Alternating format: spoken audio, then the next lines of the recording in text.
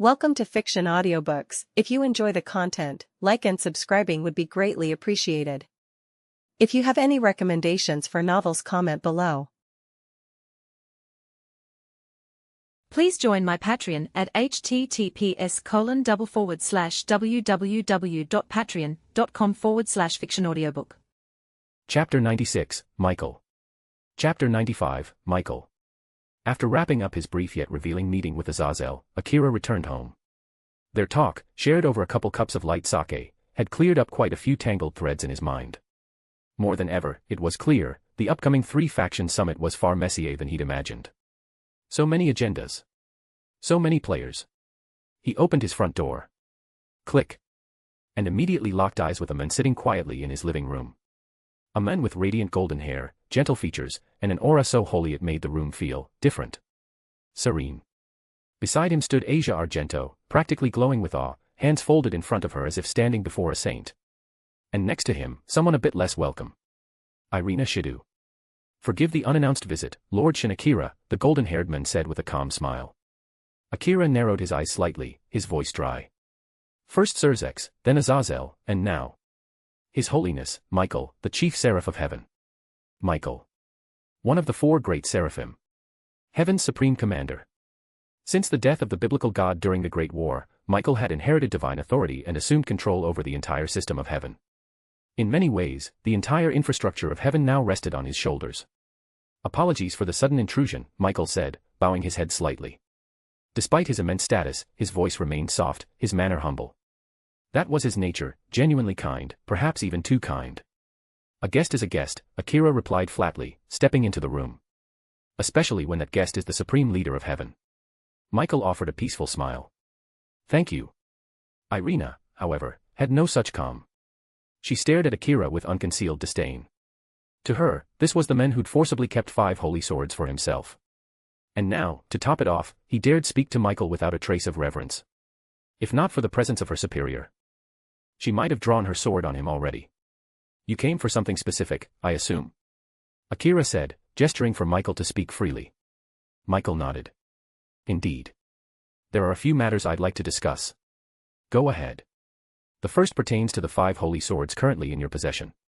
As you know, they are sacred artifacts belonging to the church. Oh. Akira tilted his head slightly. So, what's heaven offering in return? A warm light shimmered in Michael's hand. With a quiet swoosh, a gleaming white and gold blade appeared, its divine aura spilling into the room. Akira recognized it instantly. Ascalon. The dragon-slaying holy sword. A legendary weapon, especially feared by dragonkind.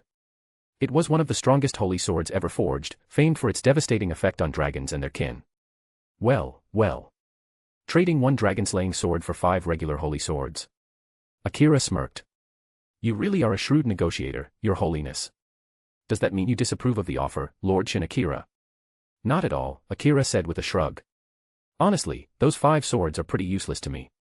But Ascalon. Now that is different. Then, do we have an agreement? Akira gave a faint nod. We do. As if responding to his will, the 5 holy swords previously floating in his living room gently descended, landing neatly before Michael. Irina's face twitched. Her anger was barely contained. These were sacred relics, treasures of the church, and here they were, treated like coins in a back-alley barter. Still, Michael remained calm. With grace and reverence, he accepted the swords, then extended Ascalon toward Akira with both hands. A solemn exchange, clean and complete. From a practical standpoint, Akira had lost nothing. Without a holy sword factor, the 5 swords were nothing more than trophies to him, dormant, sealed in power.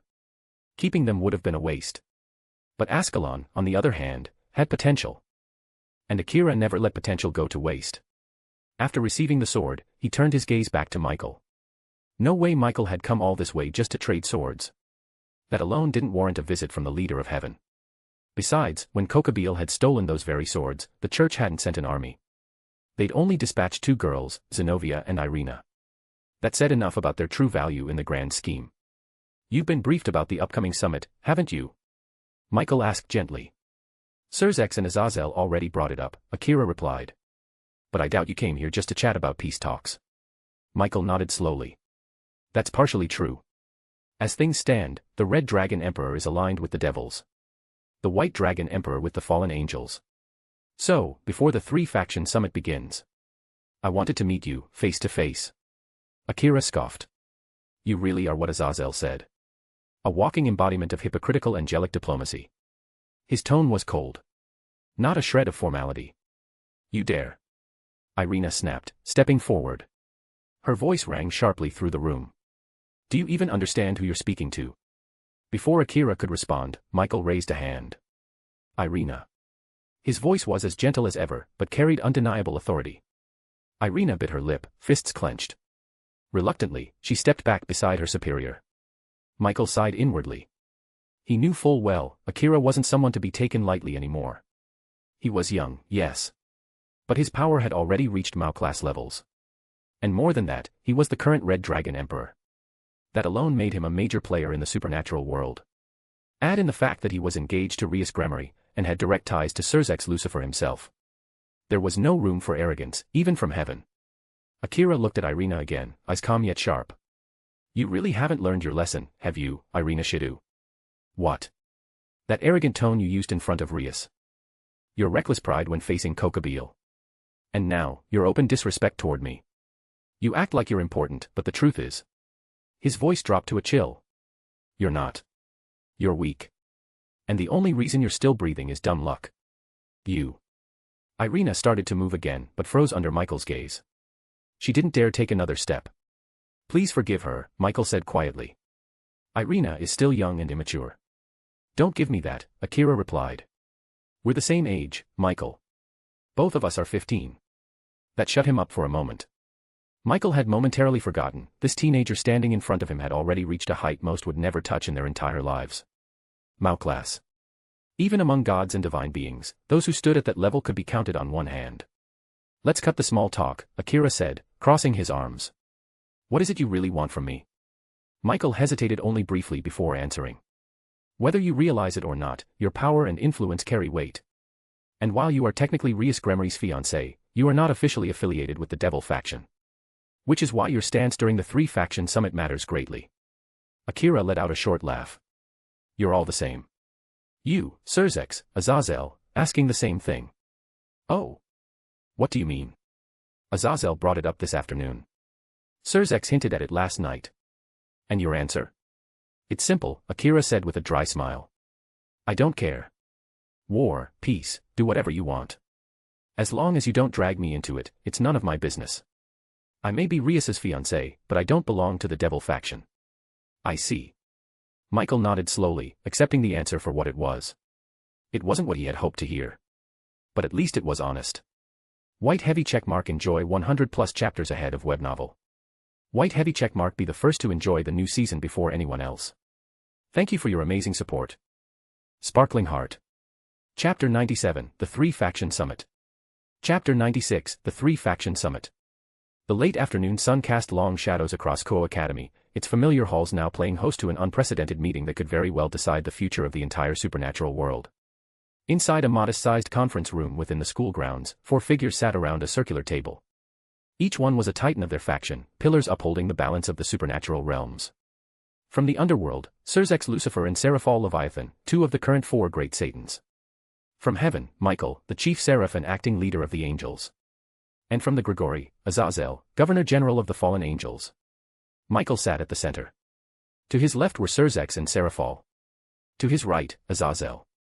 Leaning casually against the wall behind Azazel was Valley Lucifer, arms crossed, looking as uninterested as ever despite the gravity of the situation.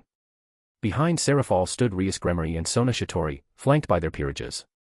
Though they weren't seated at the table, their presence marked the importance of the occasion. Akira stood alongside them, just slightly behind. Despite the cramped room, the hierarchy between everyone present was painfully clear. Surzex opened the discussion in a calm yet commanding tone. This summit was convened in response to a recent incident, Kokabeel's rampage. His crimson gaze drifted to Azazel. Governor General, I believe you have something to say. His words weren't accusatory, but there was a weight behind them. After all, the devils and angels had both suffered during the incident. While the church lost 3 holy swords, the devils had nearly lost the sisters of 2 of the 4 Satans. Azazel gave a casual shrug. Apologies for the trouble caused by Kokabeel. But let me be clear, his actions were of his own accord. They do not represent the will of the fallen angel faction. He didn't mention that he'd known of Kokobeel's plan from the beginning. That detail could stay buried. As far as he was concerned, this was Kokobeel's last contribution to peace, being the perfect scapegoat. Michael followed up in a solemn tone. This wasn't a minor incident. It involved all three factions, angels, devils, and fallen angels. It could have reignited the Great War. Among the three sides, heaven was in the most precarious position. The devils had adapted over the years. Even with the decline of purebloods, their peerage system through devil reincarnation allowed them to maintain strength. The fallen angels, while lacking such a system, could still reproduce normally. But heaven. Heaven was different. Since the death of the biblical God, Michael had been keeping the divine system running on his own. That system was weakening, especially the safeguard designed to prevent angels from falling due to human emotions. As its power waned, more angels had begun to fall, increasing the fallen angel numbers and reducing heaven's own ranks dangerously. If that's the case, Michael, Azazel said with a knowing smile, then what are you proposing? They had once stood side by side as seraphim. Azazel knew exactly how Michael thought. Michael closed his eyes for a brief moment, then said with unwavering resolve, our world can no longer withstand any more chaos. That is why. I believe it's time we welcome peace. Silence filled the room for a moment. Then, Serzex, Seraphal, and Azazel all smiled, subtle, yet genuine. Akira and Vale didn't react. They had anticipated this outcome long before the meeting began. But Rias and Sona, their eyes widened in disbelief. Peace. Between angels, devils, and fallen angels. These three factions had been locked in conflict for thousands of years. And now they were going to end it, here, in a small school in Japan. The so-called rigid one of heaven. Hearing something like that from you feels surreal, Azazel chuckled softly. I've lost too much, Michael said quietly, his gaze distant. Those we've lost can never return. All I can do now is guide humanity forward and ensure the survival of the angels. You've really changed, Michael, Azazel murmured, voice tinged with something between nostalgia and sadness. They were both born as direct creations of God. Even now, Azazel couldn't bring himself to hate the being who had created them. His reverence for God had never truly disappeared. But Michael had once been the most devout among them. And now he spoke like a man carrying centuries of burdens. Azazel understood, though. Since God's death, all responsibility had fallen to Michael alone. Each time an angel fell, Michael suffered anew. If Michael seeks peace, Serzex said, voice firm and steady, then the devil faction supports that vision wholeheartedly. The original four Satans are long gone. But the legacy of the devils must continue. What we need now isn't more war, but true peace. The world keeps turning, even without God, Azazel added lightly. Nothing is truly irreplaceable. Life moves on. I support the peace treaty too. The four leaders exchanged nods, their smiles calm, yet heavy with the weight of their decision. This was no ordinary roundtable. These were the leaders of heaven, the underworld, and the Grigori. Their words today would shape the future of the entire supernatural world. In that case, Azazel said, glancing around the room, let us formalize this peace agreement, right here, right now. Time seemed to pass without anyone noticing. Everything had gone so smoothly. But just as the meeting seemed ready to conclude, all four leaders turned simultaneously toward two figures standing nearby, Akira and Vale. What about the heavenly dragons? Michael asked, voice calm but clear. What are your thoughts, Sekuyutai and Hakuryuku? Akira and Vale exchanged a look. Then Vale spoke first, smirking.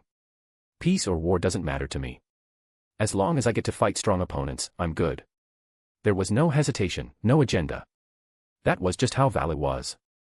Then came Akira's turn. I'm fine with peace, he said simply. It makes life easier. Less pointless conflict. It wasn't entirely how he felt, but as Rias's fiancé, and with Serzex right there, he knew when to offer support. Especially for someone who might one day be his brother-in-law. In that case, Michael said, rising slightly from his seat, let it be recorded. Angels, devils, and fallen angels, these three factions have reached a consensus. And with the heavenly DRA. He never finished. A violent tremor shook the room. The entire building quaked as something massive rumbled from underground. Dust drifted from the ceiling. The table vibrated. Everyone instantly turned toward the source of the disruption. This summit of peace wasn't over just yet. White heavy checkmark enjoy 100+ chapters ahead of web novel. White heavy checkmark be the first to enjoy the new season before anyone else. Thank you for your amazing support. Sparkling Heart. Chapter 98, Kuoh's Brigade's Assault. Chapter 97, Kuoh's Brigade's Assault. The ground trembled. A pulse of time-manipulating energy rippled out from the heart of Kuoh Academy, spreading like an invisible wave across the campus. And in an instant, time stopped. Everything, every breeze, every sound, every living being not strong enough to resist, was frozen mid-motion. The world turned gray, drained of color, motion, and life. A stagnant silence swallowed the area. Within the meeting room, Rias Gremory, Sona Shitori, and their respective peerages stood locked in place, completely immobilized by the temporal field. Time had stopped, and it wasn't natural. But not everyone was affected.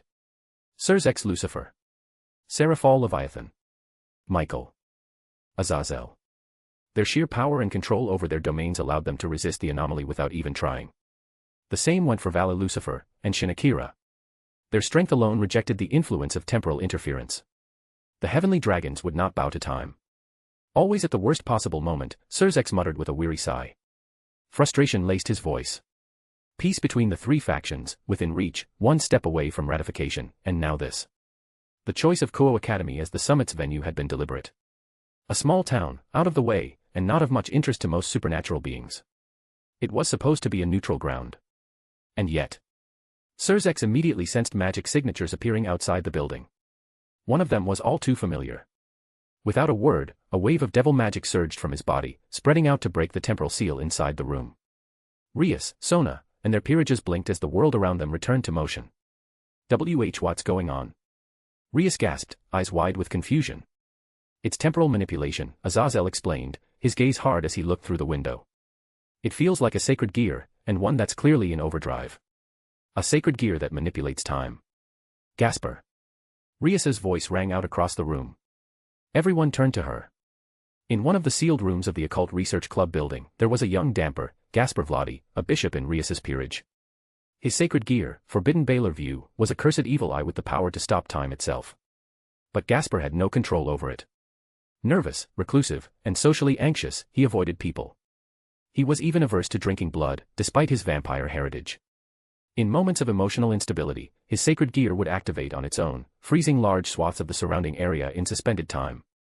Due to the immense risk it posed, and Gasper's inability to control it, Rias and Sirs X had decided to seal him in a special room within the old school building. So when time stopped just now, Rias's instincts pointed directly to him.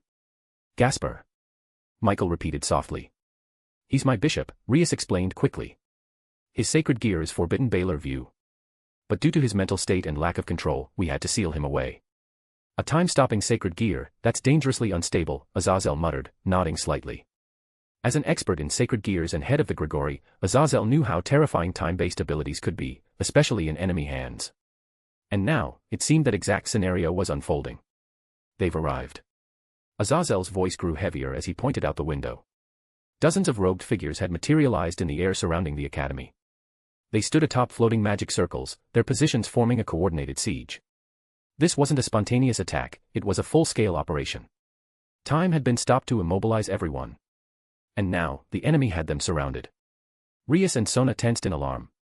But the others, Sirs X, Seraphal, Michael, Azazel, Vale, and Akira, remained calm.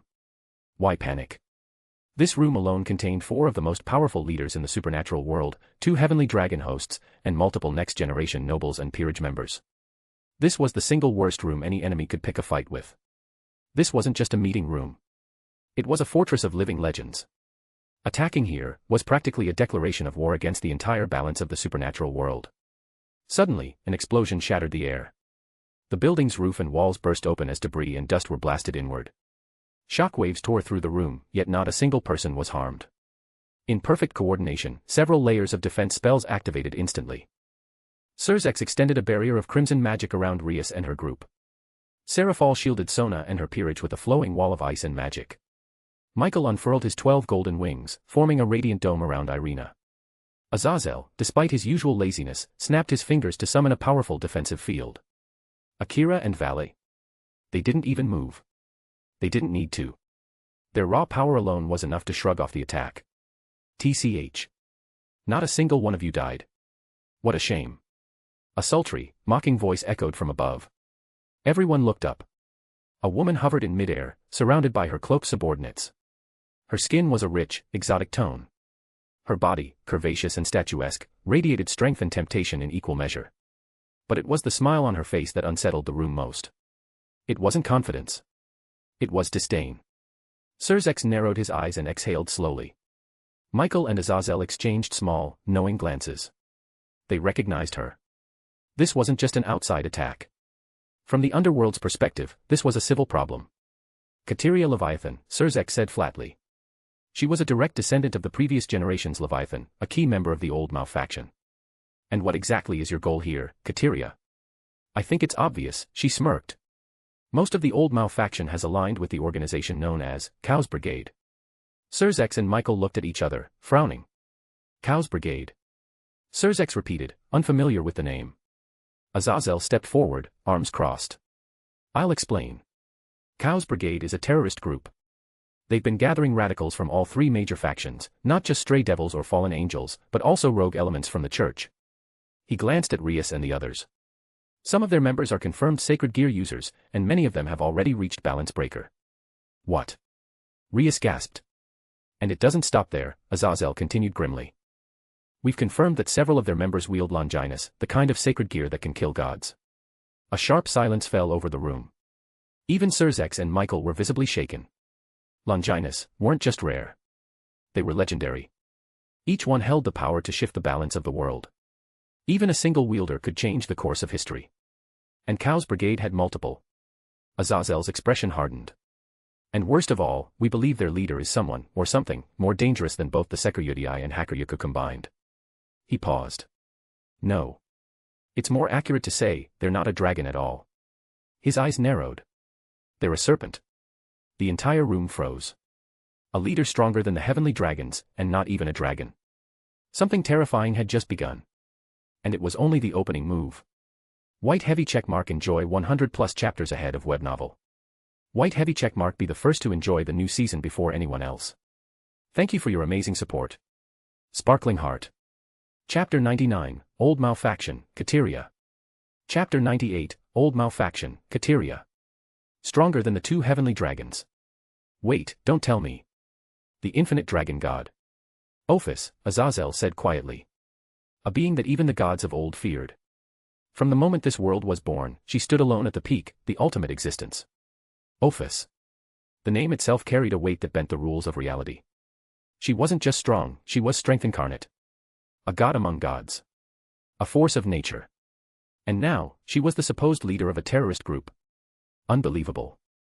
No matter what organization it was, if Ophis was involved, that group would automatically be elevated to a threat above all others. Even the God of the Bible had never dared to provoke her recklessly. What's wrong? Scared. Kateria's voice rang with twisted delight as she watched Surzex's serious expression. Now that you know who leads us, you finally realize how small you really are, don't you? She laughed, sharp, mocking, and self-satisfied. So the war between the old and new devil factions is about to start again, Azazel said flatly, one brow raised. Figures. The devils can't go a single generation without some kind of civil war. Surzex didn't respond to the jab. Not because he disagreed, but because he was too busy staring at Kateria, his fury rising beneath the surface. He had spent decades striving for peace, between devils, angels, and fallen angels. And they were so close. The summit was nearly complete. The Great War had taken too many lives already. Even though the war was long over, the scars it left had never truly healed. Peace meant a future. It meant hope. But now, here she was. Ruining everything.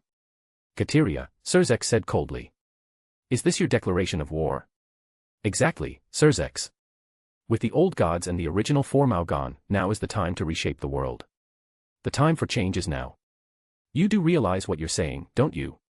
This world doesn't need peace. It needs chaos. In chaos, the glory of the old Mao shall be reborn. A new era for devils will rise. Her eyes gleamed with manic light. Her voice trembled with conviction, no, obsession. She was long past the point of reason. A fanatic chasing a long-dead dream. Surzex's crimson eyes sharpened, bloodlust subtly leaking into the air. He could no longer view her as one of their own. Not when she was trying to drag the entire race of devils back into the abyss. And then, someone interrupted. Well, that's a lot of talk from someone who's just bitter about not being chosen as a Mao. The voice was casual. Almost bored. Kateria's head snapped toward the source of the voice, her face contorting with rage. And there he stood, Shinakira. Calm, unfazed, and slightly smirking. Kateria's eyes narrowed. Of course she recognized him. The talk of the underworld. Rias Gremory's fiancé. The Red Dragon Emperor, the wielder of boosted gear, one of the 13 Longinus sacred gears. The same boy who had crushed Riser Phoenix in a raiding game and thrown the political order into chaos. The Gremory princess's fiancé. Red Dragon Emperor, huh? Ah, you know me. I'm flattered, Akira replied, flashing a lopsided grin. You've got potential. Why don't you join us? Kateria offered suddenly, her tone sultry and inviting. Once Kuoh's brigade takes control of the underworld, not just Rias, you could have any woman you desire. All of them. A silence fell. And all eyes turned to Akira. They weren't sure what he'd say. After all, if Ophis was truly behind this, Kuoh's brigade was practically invincible. Aligning with them wouldn't just guarantee survival, it could mean unrivaled power. Even Rias stared at him, tense, her fingers clenched slightly. Their engagement was political, nothing more, but even so, she couldn't help the knot forming in her chest. Yeah, no thanks, Akira said with a shrug. Excuse me. You heard me, he replied, his gaze flat. Don't waste my time with empty promises. If you're really going to conquer the underworld, do it first, then talk. I've already got the girl I want. Why would I follow someone on a suicide path? So you're rejecting my offer? No, Kateria. You just don't have anything worth offering. A quiet breath ran through the room. Even the air felt lighter. For the first time since the attack began, the tension broke. And Rias, who had been watching him with bated breath, slowly exhaled, a warm glow settling in her chest. Her opinion of him, once neutral and pragmatic, had shifted. From that moment on, something began to change inside her. Shame, Kateria hissed. She raised her hand, and in her palm, an ominous symbol appeared. A snake, coiled into the shape of infinity. The mark of Ophis. The snake of infinity, Surzex muttered, his voice low. Michael nodded beside him. There's no doubt now. Ophis is involved. Until now, there had been doubts. Ophis had always remained distant from worldly affairs, even during the Great War. But that symbol was unmistakable. It wasn't just decoration. It was a blessing. A portion of Ophis's power, bestowed upon another. As the symbol glowed, Kateria's aura erupted. Her power skyrocketed, surging past the limits of a high-class devil and bursting into Mao class. An impossible jump, made real in seconds. Just by bearing the snake of Ophis. The difference between a regular high-class devil and a Mao was like the gap between a pond and an ocean. And now, she had crossed it effortlessly. That was the might of the infinite dragon god. Hey, future brother-in-law, Akira said casually. This one's mine, yeah. Surzex didn't even blink. She's betrayed our kind. Disrupted our summit. Joined a terrorist group. There's nothing to discuss. Do what you want. Perfect. Akira rolled his shoulders, his grin returning. A new target. Estimated value, plus 3%. Ever since his sync rate had hit 80%, the only way to improve was by fighting powerful enemies, those at high-class devil level or beyond. And now, he was staring down a full-on Mao-class opponent. Talk about divine timing. In the original timeline, Kateria was supposed to be defeated by Azazel, at the cost of his arm. But not this time. Akira would claim this victory for himself. And in doing so, he prevent a tragedy, and push his own evolution forward. Let the real battle begin. White heavy checkmark enjoy 100 plus chapters ahead of web novel. White heavy checkmark be the first to enjoy the new season before anyone else. Thank you for your amazing support. Sparkling Heart. Chapter 100, Kateria's Arrogance. Chapter 99, Kateria's Arrogance. A sharp metallic shudder split the air. From every direction, golden chains emerged, chains of heaven, cutting through space like divine spears tearing through the seams of reality. Is that his second sacred gear? Seraphal narrowed her eyes. It was her first time witnessing Akira in action, and even more so, seeing the mysterious chains that radiated divine authority. But those who had truly seen their might, knew the truth. These weren't just symbols of restraint. They were weapons powerful enough to pierce even the juggernaut drive of the White Dragon Emperor with a single blow. Deadly didn't even begin to describe them. Humph, pathetic tricks, Kateria sneered. She waved her hand and conjured a layered magic circle. Dozens of dark, dense magic bullets erupted from it, slamming into the chains one by one and scattering them with thunderous force. The divine chains were flung back, trembling in the air like living things recoiling from impact. Even if her power came from Ophis's snake and had its gaps or flaws, Kateria had still reached Mao class. That alone made her a terrifying threat. Blue lightning light. Thunder dragon. A roar split the heavens. A massive dragon composed of pure blue-silver lightning descended from the clouds, howling with destructive power as it dove toward Kateria. TCH. Just lightning. Break it. Kateria's expression didn't waver. Layered magic circles expanded before her, stacking defense over defense. The thunder dragon crashed into the barrier like a meteor, shattering one layer after another. But on the final layer, its power was spent. The lightning faded, and the last barrier held firm. Not even a scratch. Kateria stood proud, untouched, looking down on Akira with scorn. 2 attacks. 2 failures. To her, the Red Dragon Emperor was nothing more than a title with no teeth. So that's the Snake of Ophis. Huh. Interesting. Akira's voice was calm. Not a trace of frustration on his face. Only quiet curiosity as his eyes focused on the infinity symbol glowing on Kateria's palm. A power that could shatter the devil ranking system itself, allowing a high-class devil to leap straight to Mao class. In the Chaos Brigade, Ophis's snake wasn't rare. Many of its members had access to that fragment of the infinite dragon's might. Yet to Ophis, these gifts were nothing more than scraps. Tiny fragments of a power so vast it defied reason. Transformation, active. Akira's body pulsed. Without a word, he activated his transformation. His physical stats surged instantly. The ground beneath his feet collapsed, fractures splintering outward like a spider web. A crater formed just from the sheer pressure of his aura. Kateria's eyes flickered with alarm.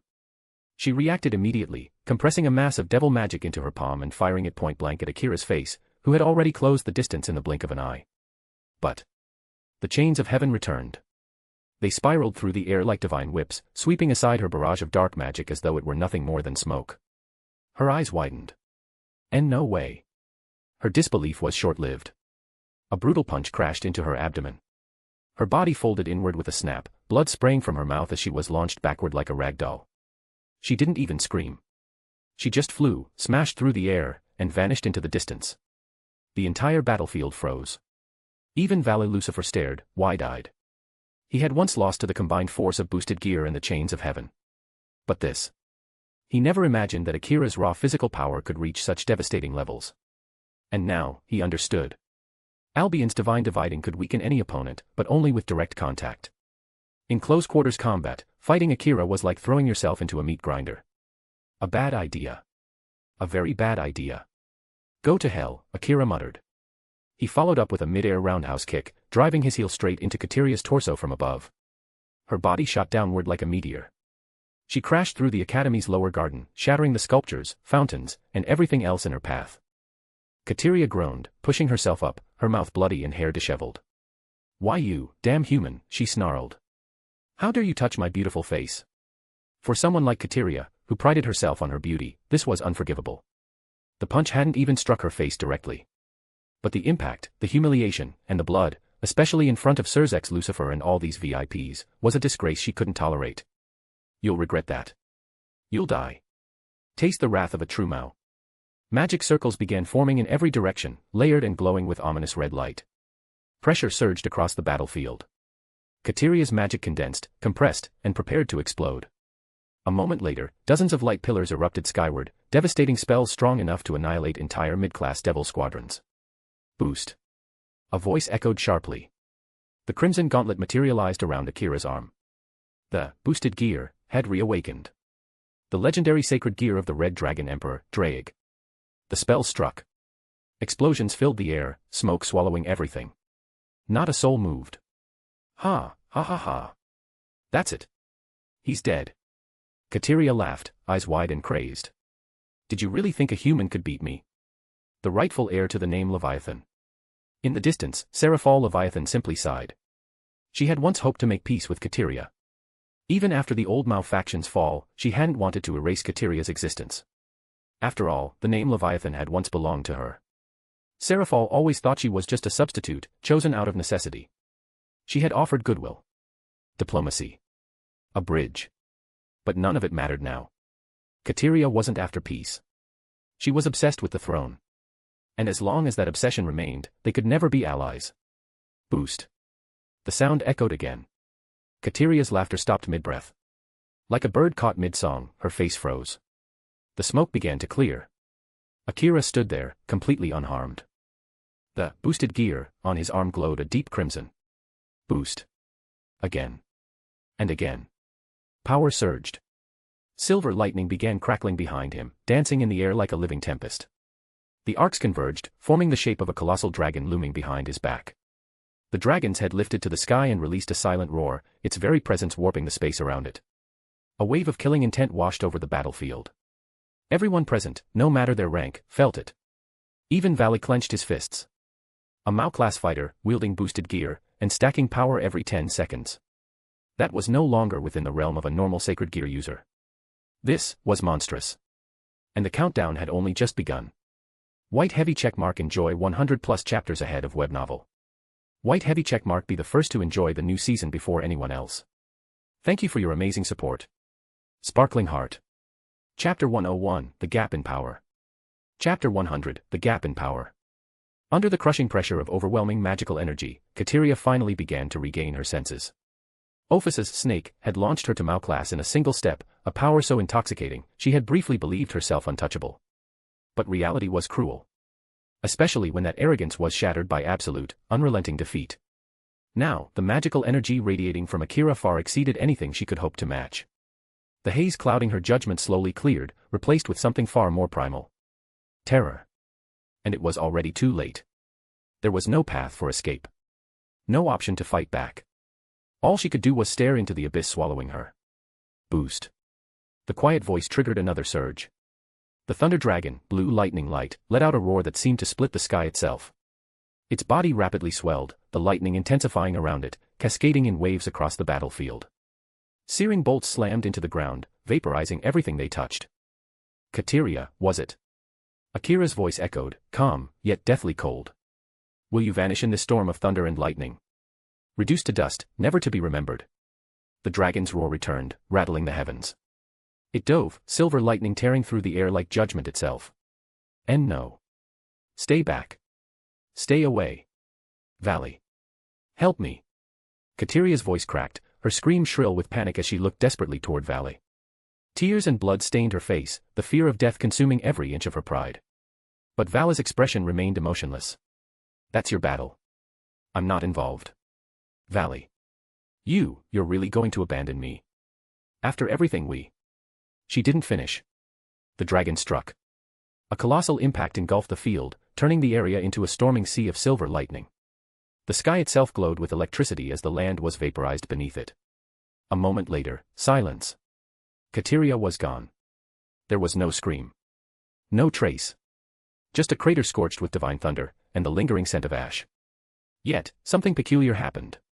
The snake that had dwelled inside Kateria didn't perish along with her. Instead of being annihilated by Akira's magic, it vanished, as if recalled. Akira narrowed his eyes. He could feel it clearly, through his affinity with lightning. That wasn't destruction, it was retrieval. Ophus had pulled it back. It made sense. The power never belonged to Kateria. It was simply a fragment of the infinite dragon's essence, reclaimed at the moment of her defeat. Ding. You have gained 3% progress toward inheriting the template.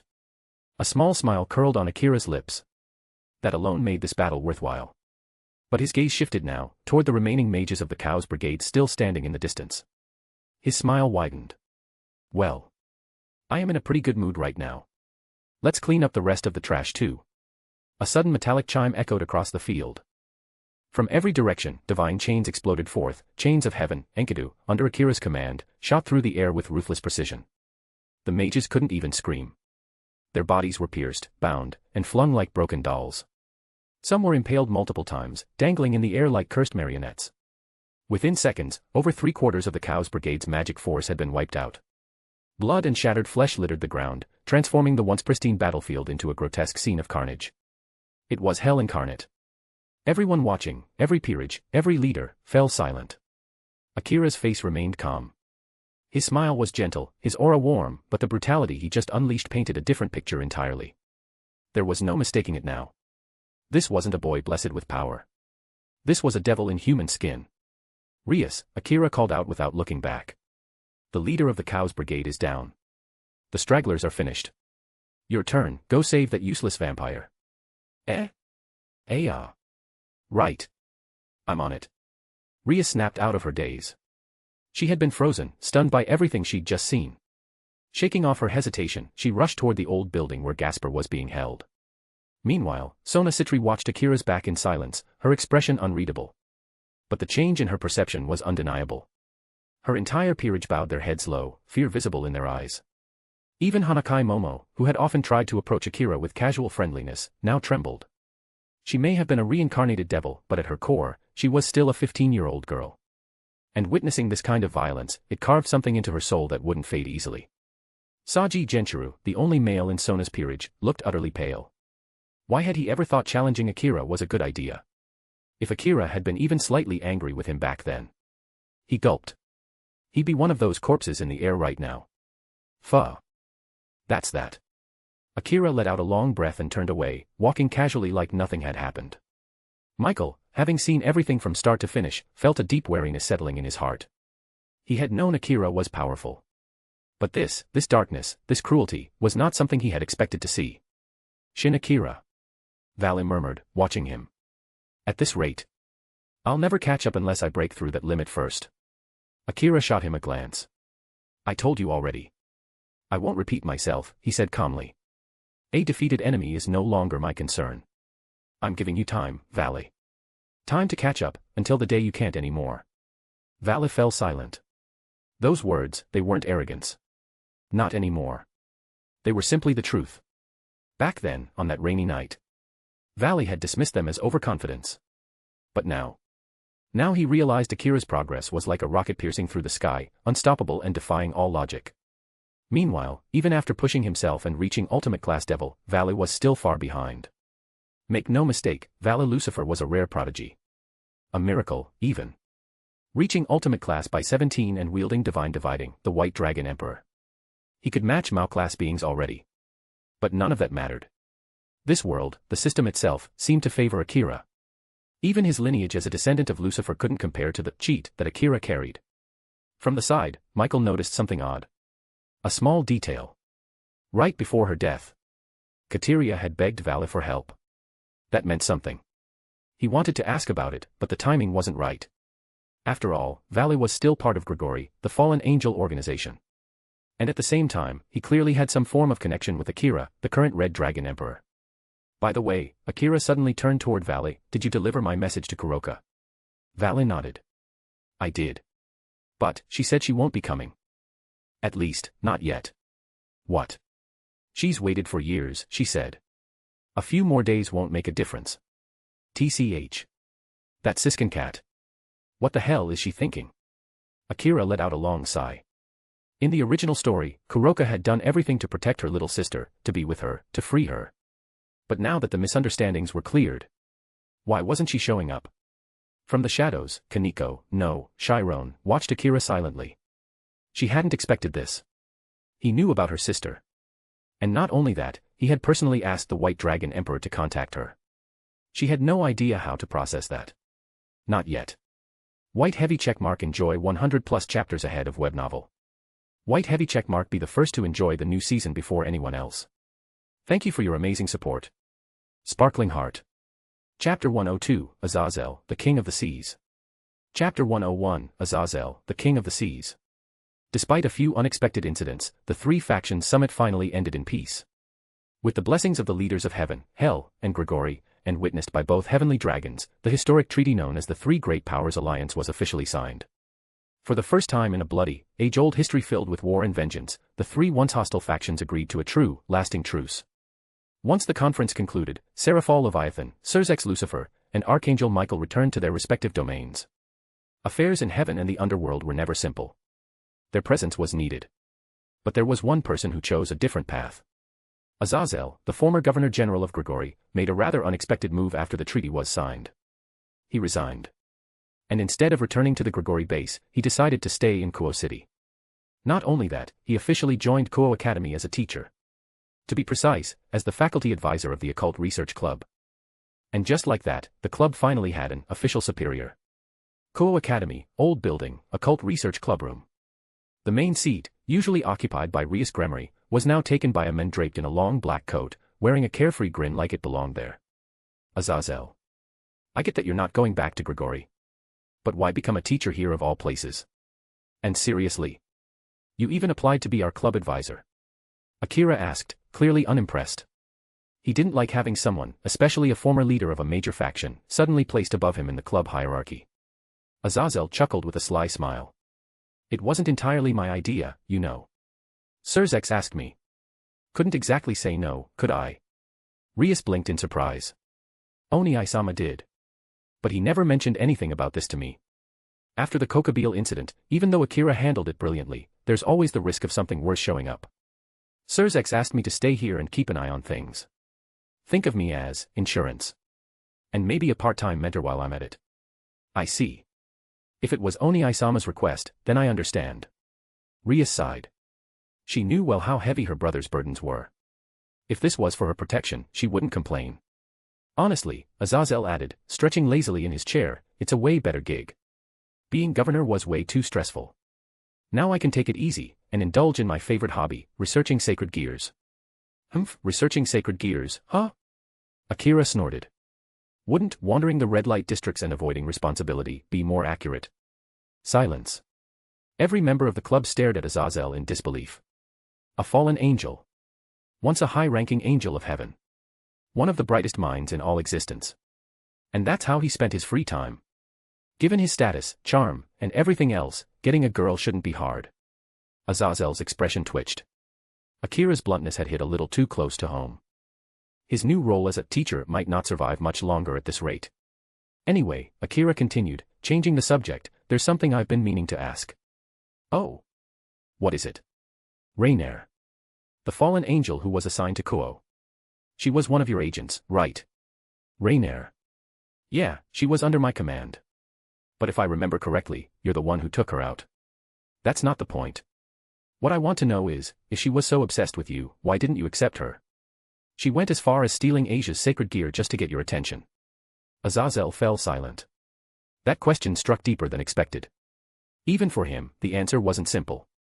Asia, who had been listening quietly nearby, stared into the distance. She remembered all too well how she had ended up with the fallen angels not because she wanted to, but because she had nowhere else to go after being cast out by the church. Rainier had approached her with kindness, only to betray her. I'm waiting, Akira pressed, his tone sharpening. Or is this just another one of your unusual preferences? It's not like that, Azazel muttered, sighing.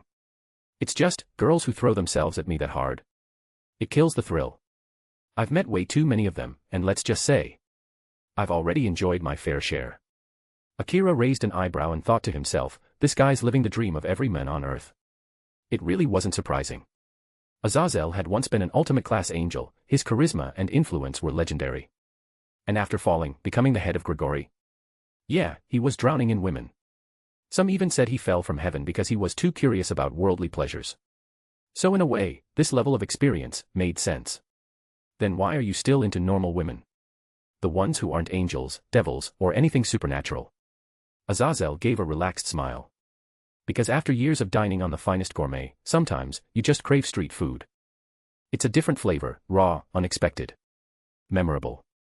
You're seriously the king of the seas. Rias muttered, rubbing her temple. She was starting to question whether letting Azazel near students had been a wise move. King of the seas, a man who docked in every romantic harbor he could find. And Azazel. He was the living embodiment of the title. Akira let out a long sigh. Equal parts impressed and envious. But Azazel wasn't done yet. By the way, Akira, he said, suddenly perking up, can I take a look at your sacred gears? Just for research purposes.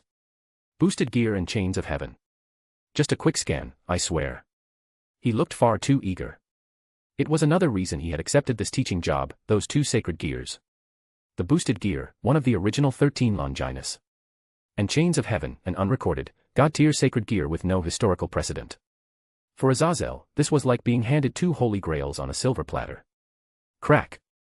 Suddenly, a golden chain whipped through the air and embedded itself in the wall, inches from Azazel's head. He blinked, turning his eyes toward it slowly. Heh. That was close. The next one, Akira said flatly, will go straight for your head. His tone was deadly serious. This wasn't a negotiation. His sacred gears weren't toys for experimentation. Not even for someone like Azazel. White heavy checkmark enjoy 100 plus chapters ahead of web novel. White heavy checkmark be the first to enjoy the new season before anyone else. Thank you for your amazing support. Sparkling Heart. Chapter 103, The Damper in a Cardboard Box. Chapter 102, The Damper in a Cardboard Box. Tension lingered in the air like a storm cloud refusing to pass. Azazel let out a silent sigh. He knew he had crossed a line, one he probably shouldn't have touched, no matter how deep his curiosity about those sacred gears ran. Scary. A small voice echoed from the corner of the clubroom. Everyone turned toward the source. A cardboard box in the corner gave a suspicious wiggle, and from a gap in the flaps, a pair of teary eyes peeked out. The heavy mood instantly deflated. Rias Gremory pinched the bridge of her nose and let out a long sigh. That voice, that ridiculous hiding spot, there was only one person it could be. Gasper. Sure enough, the one inside the box was none other than her bishop, Gasper Vladi. A shut-in damper with crippling social anxiety, a mild identity crisis, and a concerning obsession with women's clothing. Ever since he'd been rescued from the Cow's Brigade, he had practically fused with his beloved cardboard box, treating it as if it were the last sanctuary in a cruel and unforgiving world. Even dragging him out by force was futile. He'd just vanish in the blink of an eye, thanks to his sacred gear, Forbidden Baylor View, a time-based ability that made escaping almost too easy. In the end, Rias gave up and had the entire box transported to the clubroom, contents and all. Gasper, she said gently, walking closer, this isn't the battlefield anymore. No one here's going to hurt you. Won't you come out? Just for a little while. No. It's scary out there, he wailed from inside. There's the fallen angel governor, your terrifying fiancé, and even Excalibur users. I'm not coming out. Rias nearly snapped. Since when had her fiancé become part of the horror lineup? Useless damper, Kaneko muttered flatly from her spot, perched casually on Akira's lap. You are. Even Kaneko-chan's bullying me now. Loud sobbing erupted from the box. Honestly, for a vampire who'd lived a fair number of years, Gasper's wailing was pitiful enough to make even the undead cover their ears. Rias sighed again, deeply. Was every single member of her peerage some kind of emotional project? With Akira's help, she'd managed to crack open the hearts of Akino, Kaneko, and Yuto. And now, this box-loving vampire was the last hurdle. Somehow, it felt like the most annoying one. Akira, she finally asked, turning toward him, you have any ideas? Just one would do. After all, this man had already helped 3 of her closest retainers grow emotionally stronger. Maybe it was time to let him handle this one, too. Delegation was part of leadership, wasn't it? Ideas? Hey, reprogramming someone's personality isn't like fixing a bug in code. I'm not some god who can solve everything. But look at your track record. Akino, Kaneko, Yuto. You're basically a miracle worker at this point. Just one more left, right? Don't make it sound like none of this is your responsibility. They're your peerage. Well, I belong to you now. So your problems are my problems, and vice versa. Isn't that what family means? Only on paper. Doesn't matter. When did you get this shameless? Who taught you this? Hee hee. Rias flashed a smug, blushing smile. She was clearly embarrassed, but pushed through anyway. She'd read online that the best way to soften up a stubborn boyfriend was either to act cute, or offer him something irresistible. With this many people around, she'd opted for the first strategy. Akino, who had been silently observing, looked visibly entertained. This was the first time she'd seen Rias like this, and it was weirdly cute. Akira, meanwhile, could only sigh. He was weak to pretty girls being clingy. This was clearly emotional blackmail. His eyes drifted toward the box. If you want to fix a coward, there's only one way. Make him face what he fears. Force him to stare straight into the abyss until he gets used to it. The box trembled violently. Gasper had clearly heard that. Even though he'd been immobilized the night before, he hadn't been unconscious. He'd seen, through the cracks in a boarded window, what Akira had done to the Cow's Brigade. He wasn't human. He wasn't a devil. He was something far more terrifying. All right, Kaneko. Grab some supplies. We're gonna help the useless vampire conquer his fears. Roger, senpai. Kaneko hopped off Akira's lap and, out of nowhere, produced a massive bulb of garlic.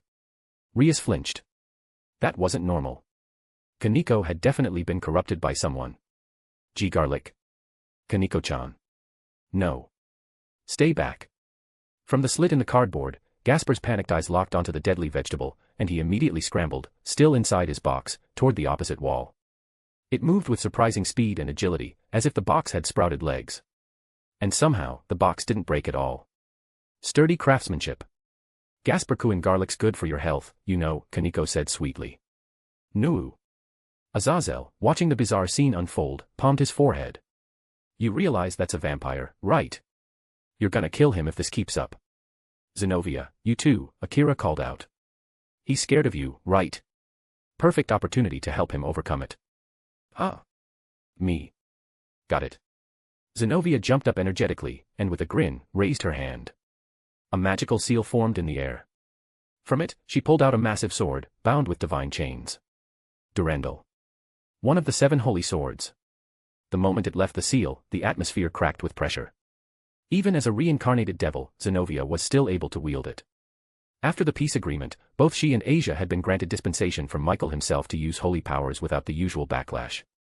And now, that very sword, the sacred weapon of destruction, was being unleashed, just to scare one cowardly damper out of a box. Yuwawa. Holy sword. I'm gonna be purified. Gasper's scream rang through the clubroom as Zenobia lunged toward him with a full overhead swing. Durandal cleaved through the air with raw, explosive might. The box exploded into wooden shrapnel. But Gasper. He was miraculously unharmed. Not a single scratch. Maybe that was the real sacred gear all along. White heavy checkmark enjoy 100+ chapters ahead of web novel. White heavy checkmark be the first to enjoy the new season before anyone else. Thank you for your amazing support. Sparkling Heart. Chapter 104, Trap Damper. Chapter 103, Trap Damper. The moment the shredded cardboard box burst apart, a figure was thrown out from the debris. Bright blonde hair spilled out in a disheveled mess. A pair of small, pointy ears twitched slightly. And the face, far prettier than most girls'. Draped in feminine clothing, with an aura so soft and delicate it could melt a saint, it was nearly impossible to believe that what had just emerged was a boy. Even Akira, despite having mentally prepared himself, found his thoughts doubting reality. This kid, is he really one of the 6 transcendents from 30 years in the original DxD timeline? Are we sure he's not already been possessed by evil god Baylor? Ow, that hurt. Gasper Vladi groaned, rubbing his backside as he sat on the floor with teary eyes, his expression no different from a shoujo anime heroine who'd just tripped in a rom-com. To Rias and the rest of the team, this was normal. No one batted an eye. Akira, on the other hand, still felt the familiar pang of second-hand shock. Even if he braced for it, seeing this kind of character live and in person was a whole other experience. But for Zenobia and Asia, who had never seen Gasper before, their instincts kicked in instantly. They were overcome with pity. Especially Zenobia, who was still gripping Durandal, the massive holy sword, in both hands. She had literally just tried to strike down what she assumed was a threatening entity, only to discover it was actually a fragile, cross-dressing damper who looked more like a magical girl side character. Rias. I gotta ask, Zenobia whispered, her voice hesitant. Do you, have some kind of special fetish? Excuse me. I mean, just look. I won't say anything about Akino or Kaneko, they're kind of inevitable variables. And Chiba's got his own tragic backstory. But this one. A cowardly shut-in damper trap who doesn't even go outside, where did you find him? Well, there were circumstances that led to me recruiting him. Rias turned her face slightly to the side, avoiding Akira's gaze. She knew full well how unique her peerage was. Akino, Kaneko, Yuto, and now Gasper. Throw in Asia Argento, a former nun exiled from the church, and Zenobia Corta, a former holy sword wielder who defected to the devils after her faith crumbled, and you had a cast that was anything but normal. Especially Zenobia. Once a stoic knight of the church, now practically a cheerful idiot with sword privileges. Gasper, garlic is good for your health. Eek. Without warning, Kaneko stepped forward and calmly shoved a clove of garlic straight into Gasper's mouth. It was an act that should have been considered attempted murder for a vampire. As Gasper writhed in horror, his red eyes began to glow faintly. The air shimmered.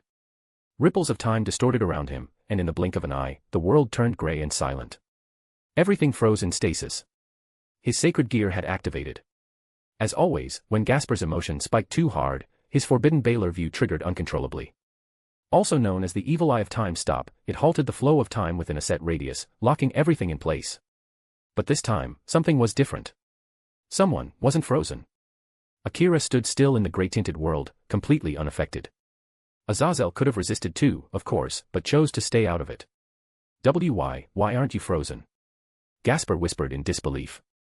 Until now, the only person capable of withstanding his time-stopping field was Rias' older brother, Surzex Lucifer himself.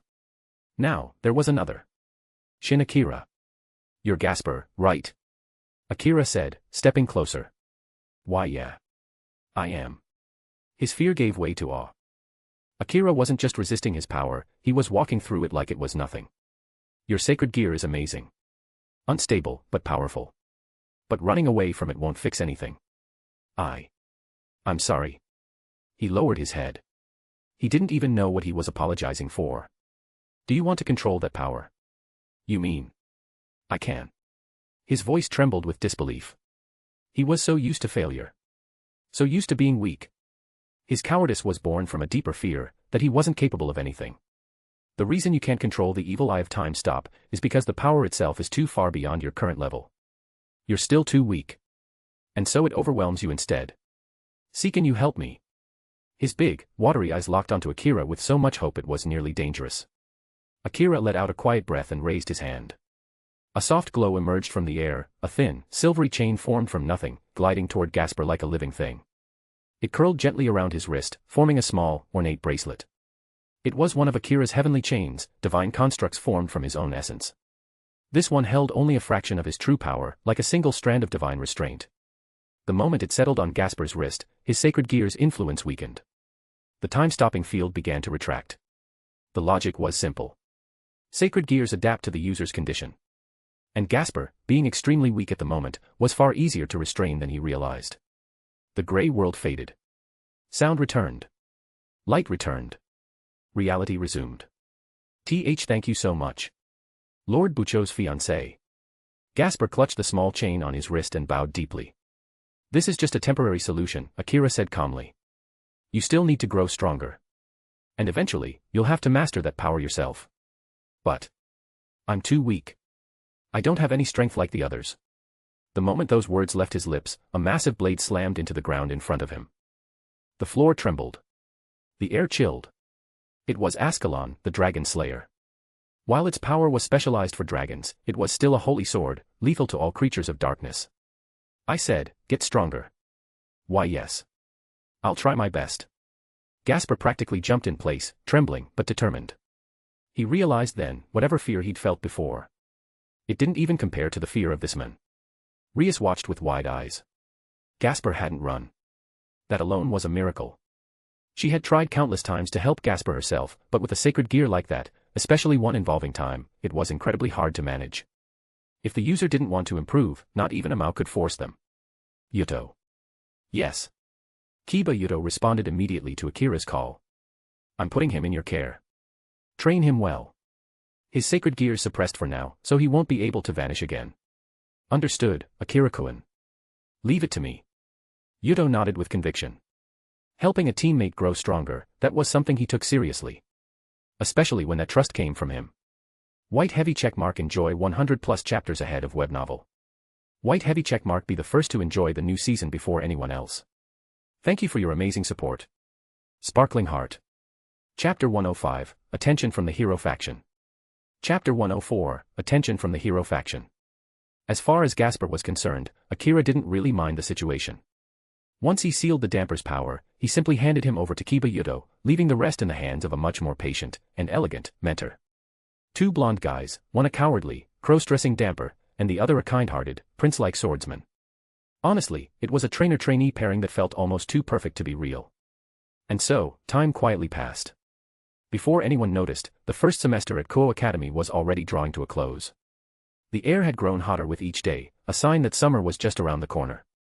Summer vacation was nearly here. Time really flies. Can't believe I've already been at Kuoh Academy for a few months now. Akira lay sprawled across the grassy school courtyard, letting the sunlight wash over him. His gaze drifted lazily up to the clear blue sky as he mulled over his thoughts. A translucent screen appeared before his eyes, only visible to him. Name, Shin Akira. Status, Kuoh Academy transfer student. Rank, 7, Mao class. Template, Enkidu, 87% sync. Noble Phantasm, Chains of Heaven. Innate talents, Consummated Shape, King of Beasts Instinct, Body Transformation. Skills, Blue Lightning Light, Aura Detection, Wisdom of the People, True Name Release. Equipment, Boosted Gear, the Red Dragon Emperor's Gauntlet. Items, Phoenix Tears ×3. A small smile tugged at Akira's lips. Compared to when he first arrived in this world, his current stats felt like night and day. Mao level power. An 87% synchronization rate with the Enkidu template. 3 innate talents. 4 activated skills. A divine class sacred gear. And 3 bottles of Phoenix Tears, granted to him by Sirzex Lucifer himself. As a seasoned ice-sky traveler, Akira was someone who valued preparedness above all else. Even though his power had reached mid to upper Mao class, he knew full well, this world was deep.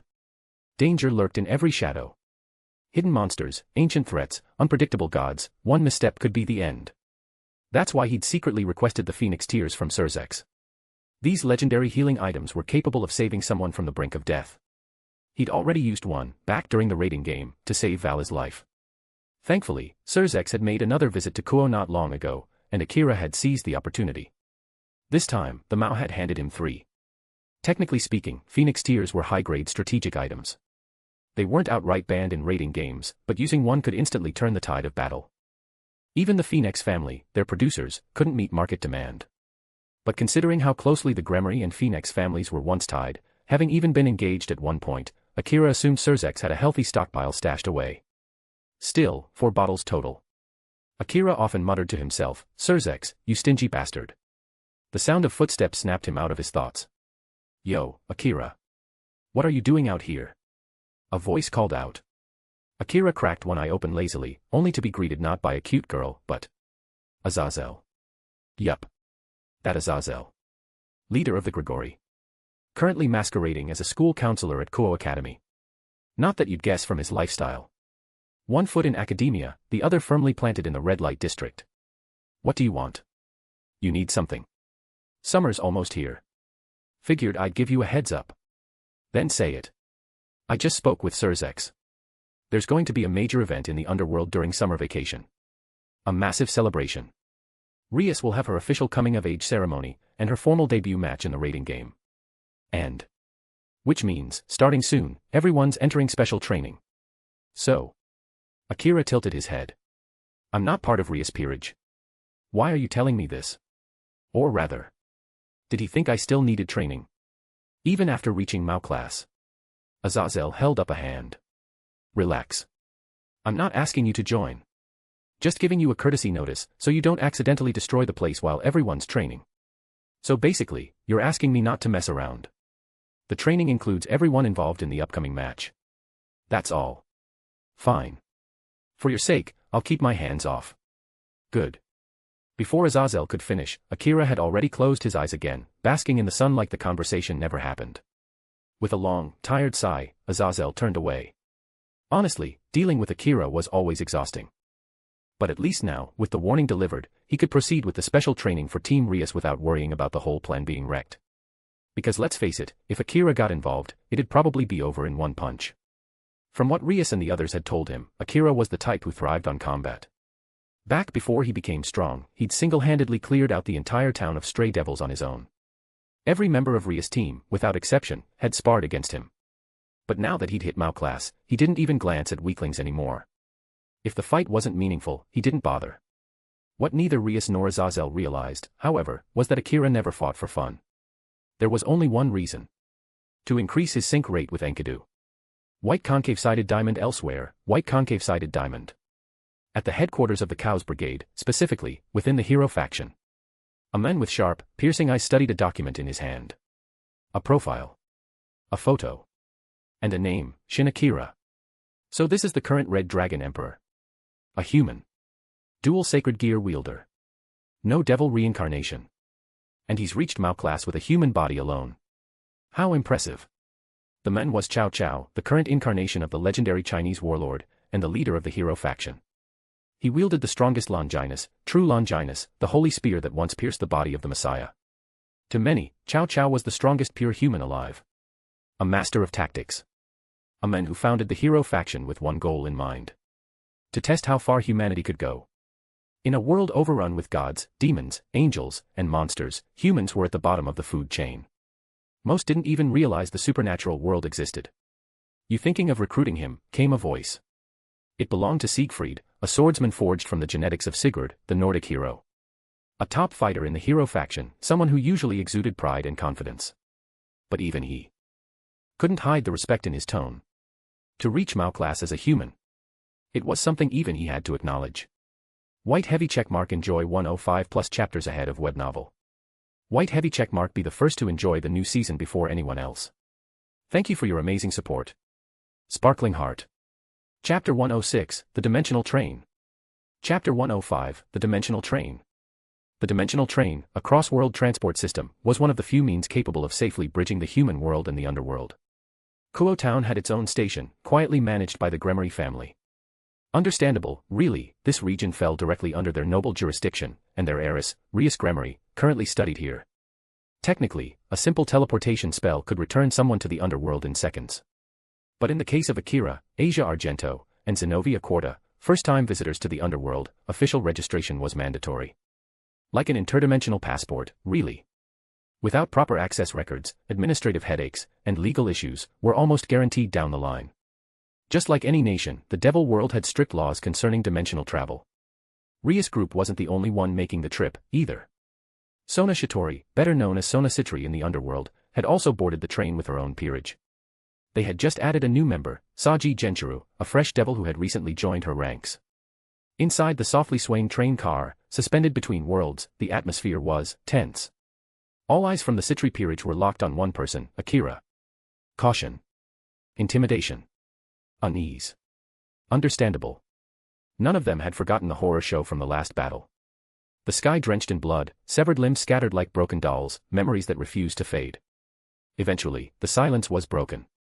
Time really does fly. Sona murmured, her voice soft. Rias glanced at her friend, and longtime rival, with curiosity. Something on your mind, Sona? A few months back, the main family sent me a file about a transfer student enrolling at Kuoh Academy. I ignored it at the time, but now I regret that. Turns out, that student was someone extraordinary. Wait, are you saying Shin Akira's arrival at Kuoh was arranged by the Citri family? Sona nodded slowly. It was a directive from the main household. All heads turned. Akira, who'd been lounging comfortably with his head resting on Akino Himajima's lap while nibbling on a slice of fruit, found himself the sudden center of attention. Especially Rias, her eyes wide with genuine surprise. You never told me you were connected to the Citri family, she said, slightly accusing. Akira shrugged. I'm not. I just used an old connection. Call it repaying a favor. A favor. According to his system-generated backstory, Akira was an orphan in this world, with no family ties to speak of. But apparently, his adoptive father had once lent a small favor to the current Citri head. A trivial thing. Still, as repayment, Akira was granted a fast-track transfer into Kuoh Academy. It was all part of the intricate backstory woven by the template inheritance system, a system that often left Akira grumbling internally, but one he had no choice but to follow. Old news, he added with a sigh. I don't know the details. I just took the benefit when it showed up. I see. Rias let the matter drop. It was clear Akira didn't want to elaborate. But Sona kept watching him. Studying him. Re-evaluating things she'd once dismissed. Even when she asked her father about the matter, the answers she'd received were vague, as if carefully hidden. Anyway, Sona said, shifting the topic, Azazel told me your coming-of-age ceremony is happening during this trip. Yes, Rias replied. Once the ceremony is complete, I'll officially be recognized as an adult devil. That also means I'll be qualified to participate in raiding games as a proper king. Akira listened in quietly, glancing around the train cabin. Kaneko Tuju, a Nikomata with expert senjutsu. Akino Himejima, half-fallen angel, crackling with holy lightning. Chiba Yudo, wielder of sword birth. Asia Argento, bearer of twilight healing. Zenobia, swordswoman of Durandal. And even Gaspar Vladi, the damper who wielded the forbidden Baylor view, now stabilized thanks to Akira's sealing technique. This peerage was no joke. Even without the world's original protagonist in the picture, Rias had assembled a team that rivaled many high-class devils. Azazel had also mentioned that following the ceremony, Rias would face her first official raiding game. So, do you know who your opponent will be? Akira asked. I've already chosen, Rias answered. Her eyes locked with Sona's. The two noble heiresses had been rivals since childhood, in both academics and ideology. For her debut, Rias wanted an opponent worthy of the title. Sona Citri was perfect. Sona, Rias said firmly, don't go easy on me. I won't. That would be insulting. Then it settled. Their gazes clashed, sharp and intense. If this were an anime, the air between them would have been set ablaze by sheer willpower. Akira, meanwhile, just sighed softly to himself. To him, this duel was nothing more than formal theater. No matter how it played out, the outcome was already decided. Rias would win. It had to be that way. Losing her debut match would tarnish the Gremory name, and in front of the entire underworld, no less. Even if Sona was technically the stronger of the two, the result had already been scripted. What actually held Akira's attention was something else. The Young Devils Gathering. That event would soon take place. And during that gathering, Loki, the trickster god from Norse mythology, would strike. That moment would be his opportunity. An evil god at Mao-class power. And Fenrir, a world-class beast ranked among the top 10 most dangerous beings in existence. To Akira, they were prizes. Opportunities. Unfortunately, growth had slowed. At this stage, syncing further with the Enkidu template was getting harder.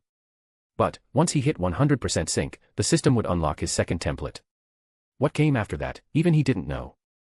But if Enkidu alone could bring him this far, then maybe, just maybe, his next template could elevate him beyond even Ophis, the infinite dragon god, or Great Red, the true dragon of dreams. In the vast multiverse, being stronger than those of DxD weren't as rare as some might think. Meanwhile, at the back of the cabin, Saji Genchuru sat in silence, watching Akira from afar. Watching him laugh with ease, surrounded by beautiful girls, every one of them clearly comfortable around him, and clearly fond of him. Saji had become a devil out of admiration. Admiration for Sona Citri. And affection. Yet even now, their relationship remained strictly professional, master and servant, nothing more. Totally unlike Akira. Not only was he engaged to Rias Gremory, but it was painfully obvious that every single female in her peerage had feelings for him. Saji had seen it with his own eyes throughout this entire trip. The gap between them was overwhelming. And so, deep in his heart, Saji made a quiet vow. Shin Akira is my natural enemy. The man I have to surpass. Even if. He still had no idea how he was going to do it. White heavy checkmark enjoy 105 plus chapters ahead of web novel. White heavy checkmark be the first to enjoy the new season before anyone else. Thank you for your amazing support. Sparkling Heart. Chapter 107, Trial by the Former Dragon King. Chapter 106, Trial by the Former Dragon King.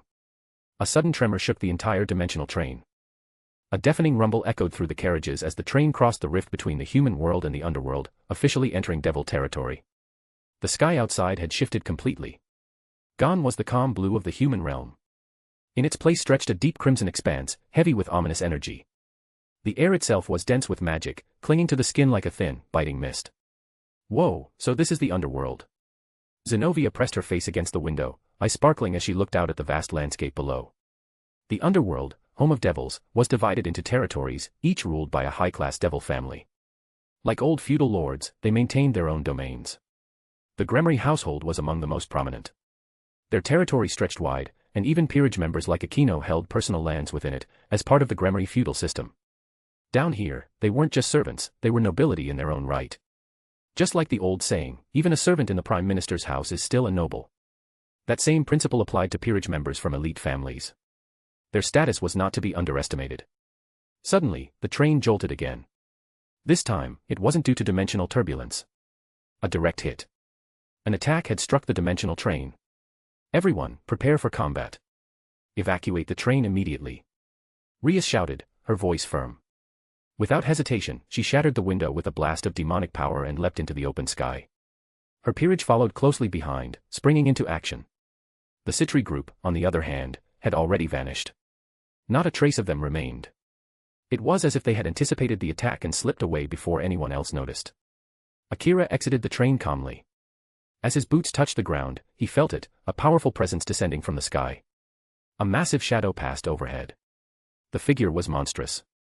Purple scales shimmered across its hulking frame. Two enormous dragon wings spread from its back, and its body radiated a magic so potent it warped the air around it. Even breathing felt like a chore. Rhea stared in disbelief. That can't be. Tannen. The former Dragon King. Once one of the original Dragon Kings, now reincarnated as a devil serving under the Mao faction. Why the hell was he attacking? Everyone spread their wings and landed, tension gripping their bodies. Tannen let out a thunderous roar, then unleashed a wave of draconic flame from his jaws, an overwhelming torrent of fire crashing down from above. Brace yourselves.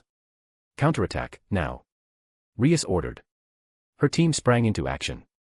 Rias unleashed the destructive magic unique to the Gremory bloodline. Akino called down holy lightning, pure, blinding, and divine, a perfect blend of fallen angel and devil heritage. Kaneko, tapping into her senjutsu, let her yokai energy flare as she drew from the spirits of nature. Asia and Zenobia moved in unison, one wielding divine healing light, the other brandishing the holy sword Durandal. Chiba followed, launching magical blades formed from sword birth. But even with their combined firepower, the result was clear. Their attacks barely dented Tannen's flame. The blast swallowed their magic and kept burning. The earth beneath their feet scorched into molten ash. This was the power of a Dragon King. Even if he was no longer one in title, his strength still rivaled a Mao. No one among them could match it. From a distance, Akira watched the battle unfold, his expression calm. He tilted his head slightly. So this is your idea of a test? Tannen. A being of Mao-level strength. If Akira managed to subdue him, the template inheritance system would grant a 3% synchronization boost. Bingo. Took a lot of effort to get him here, you know. I even dropped Surzek's name, said a familiar voice. Azazel appeared casually from behind a smoldering rock pile, wearing his trademark smug grin. Of course. This was all one of Azazel's schemes. After all, Ria's official debut in the raiding game was coming soon. As the younger sister of Surzek's Lucifer, she couldn't afford to underwhelm. A poor performance would stain the Gremory name. But reputation came with pressure, and expectations could be heavy chains. Tannen roared again, sweeping another inferno across the battlefield. The flames swallowed most of the training ground, leaving nothing but blackened wasteland in their wake. Rias and Aquino attacked from both flanks, combining destruction magic and divine lightning. But even their coordinated strike barely left scorch marks on Tannen's scales. So this is the strength of a Dragon King, Rias whispered under her breath. No matter how much they had trained, the gap between them and that kind of power was staggering. Kaneko entered her senjutsu state, white ears and a fluffy tail forming as she darted forward with blinding speed. Still, her strikes bounced harmlessly off the dragon's armored body. Chiba and Zenobia rushed in together, demonic sword and Durandal flashing in tandem. They aimed for Tannen's legs, and failed to make a scratch. Then came the next breath. A colossal wave of energy tore through their formation, throwing them like ragdolls across the battlefield. If only Akira was here. Rias groaned, struggling to get up. In the back of her mind, one thought echoed. He always shows up in these moments. Shin Akira. Time and time again, he had been the one to turn the tide. Unconsciously, everyone had begun to rely on his presence. All right, that's enough, said Azazel from above. He floated beside Tannen, Akira standing calmly at his side. Is the test complete? The dragon asked. Azazel gave a small nod. Yeah.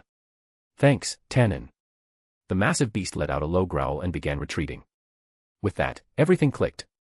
This had been prearranged. When Rias saw Akira standing next to Azazel, everything made sense. Rias, Azazel called down, you look like you want to say something. She nodded slowly. We're not strong enough. Azazel's expression turned serious. Exactly, he said, folding his arms. Even with Tannen holding back, you couldn't land a single real hit. If this were an actual battle, all of you would have died within minutes. Yeah. Each member of her peerage lowered their heads. The truth stung, but it was impossible to deny. The real world didn't care whether you were ready. The coming-of-age ceremony is approaching, Azazel continued, his voice harder now. Which is why your brother, Surzek's Lucifer himself, asked me and Tannen to help train you.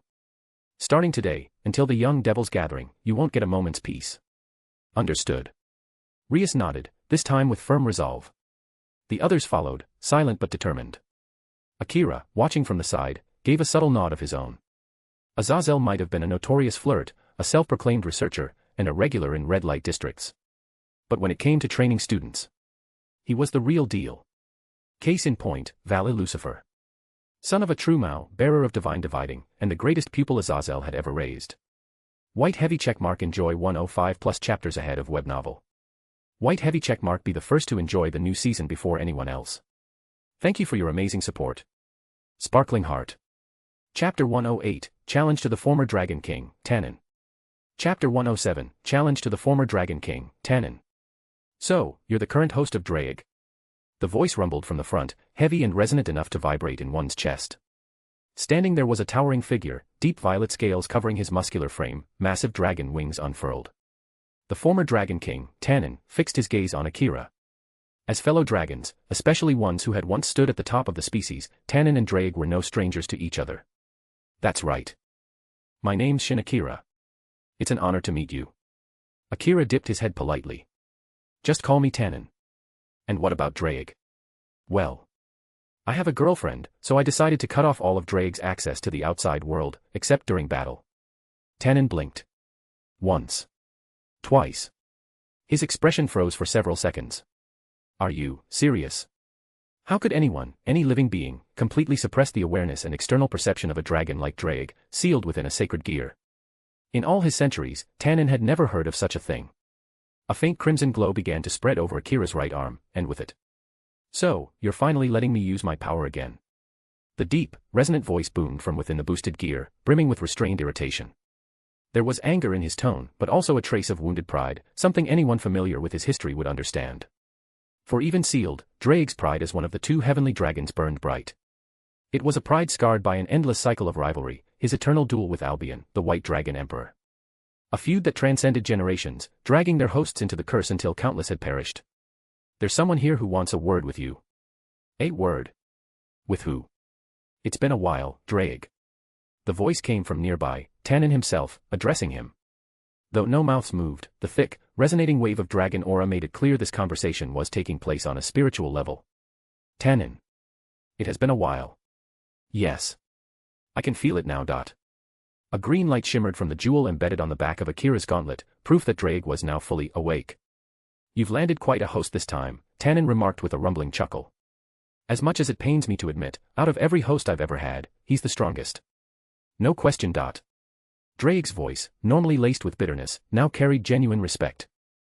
Though frustrated at being restrained, a dragon would never refuse to acknowledge true strength. After all, this was a 15-year-old human who had already reached Mao-class power.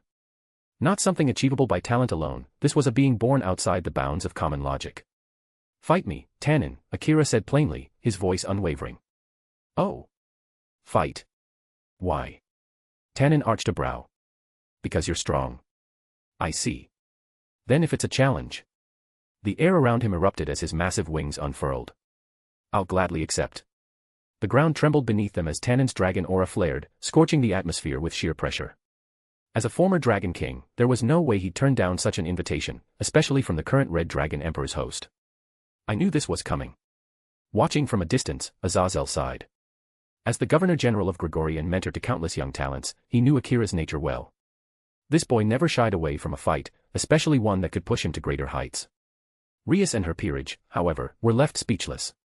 Only moments ago, they had failed to so much as scratch Tannen despite attacking together. And now Akira was facing him alone.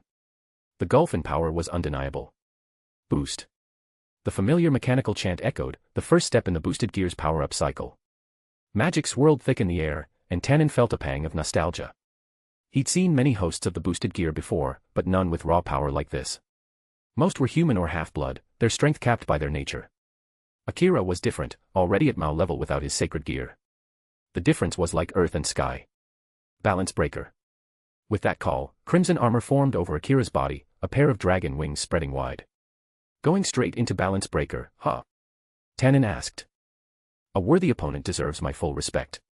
I'm not a Dragon King anymore. But your strength's even greater than before, isn't it? Tannen chuckled. You really are interesting, not just Drake's host, but someone who could stand among legends. Then his dragon aura surged, pure and unrestrained. This wasn't a casual spar anymore. This was the kind of fight where one mistake could mean death. From the sidelines, Rias and the others could barely breathe under the weight of the pressure being unleashed. This wasn't just training. It was a clash between apex predators. The ground quaked as their fists collided, the impact unleashing a shockwave that tore through the air and sent dust and energy rippling outward. Tannen, watch yourself. This kid's a monster. He's got a second sacred gear. Tannen's brow furrowed. You serious, Drake? And he's your partner? It's just a spar. No harm in making things a little interesting. Ha. Are you sure you're the Drake I know? Tannen laughed, but his guard never dropped. He knew 1 second of carelessness could end badly. Meanwhile, Akira raised a hand almost casually. He had no intention of using Chains of Heaven, Enkidu's noble phantasm, this time. Against a dragon, he had something far more suitable. There's a certain sword, perfect for this. A faint smile curved his lips. In an instant, a gleaming blade appeared in his grip. Ascalon, the holy sword of dragon slaying. A weapon forged with 2 killer attributes, holy power to strike down devils, and the slayer's bane for dragons. Tannen's expression stiffened immediately.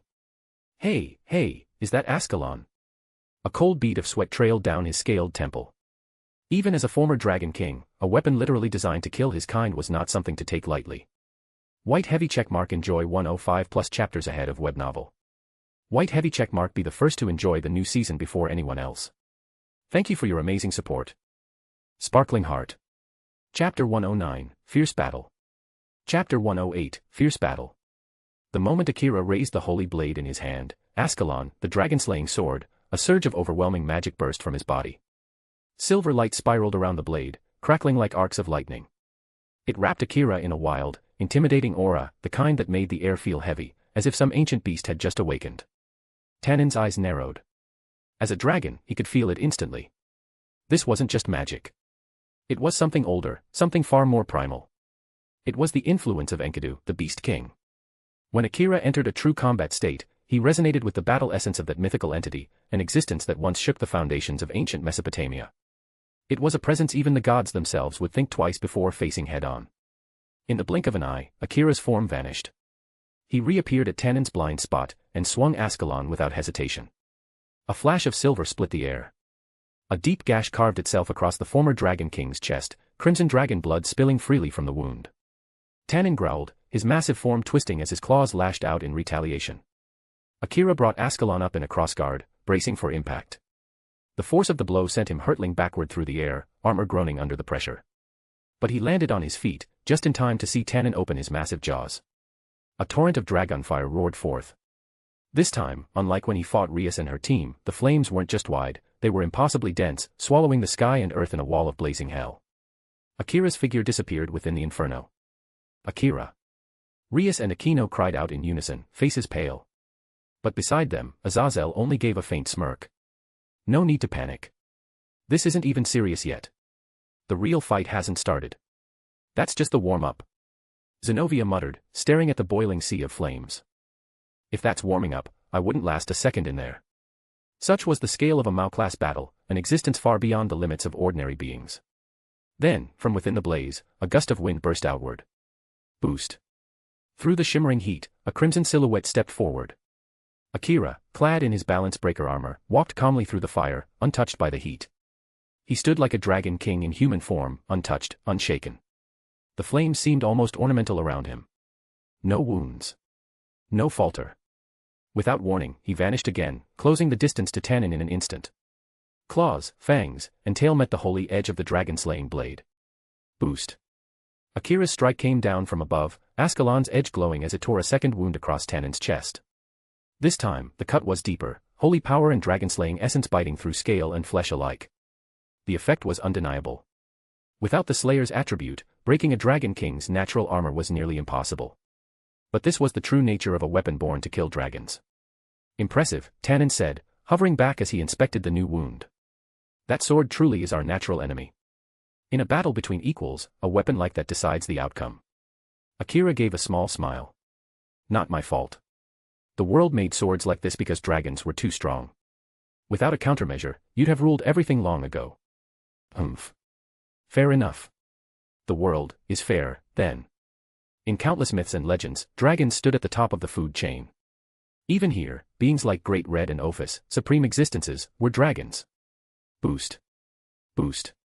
The boosted gears chant echoed again and again, each call multiplying Akira's strength and magic. But Akira knew. He was already pressing against his limits. Any further, and his body would begin to break. Muscles, bones, even his organs would fail under the strain. How about we end this with one last strike? Akira suggested, voice steady. Agreed, Tannen replied without hesitation. Akira raised Ascalon high. Silver lightning gathered around him, swirling into a vortex that made the very air tremble. Tannen lifted his head, his magic flaring to its peak, blending with the demonic power that flowed in his veins as a reincarnated devil. Zantetsu Raijin, Heavenly Thunder Slash. Infernal Breath. The silver slash tore through the sky, illuminating the crimson skies of the underworld. From the other side, a deep red dragon's breath surged forth, infused with both devil magic and draconic essence, a technique only possible for a dragon that had transcended into devilhood. The two attacks collided midair. The impact wasn't just an explosion, it was a magical catastrophe. Two opposing forces clashed violently, their rejection of each other birthing a storm of pure destruction. A shockwave ripped the air apart, sweeping the battlefield in a cyclone of annihilation. Azazel moved instantly, raising a barrier to shield Rias and the others. If that blast hit them directly, none would walk away alive.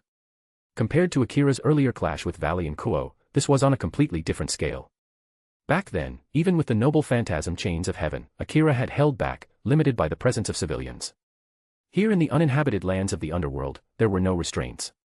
No holding back. No hesitation. When the chaos faded and the magical haze dispersed, the battlefield lay in ruin. A massive crater sprawled across the center, and from it, a deep scar split the earth far into the distance. The scar, that was Akira's slash. The crater, the result of their destructive clash. Two figures emerged from the haze. Tannen stood tall, his body battered and bleeding, breath heavy, but his gaze was still sharp. His body was wounded, but his spirit was unbroken. Across the crater, Akira stood with his armor intact, no visible injuries, and his energy stable. Then Tannen threw back his head and laughed, deep and loud. Ha ha ha. I've lost this one. Well done, Shin Akira.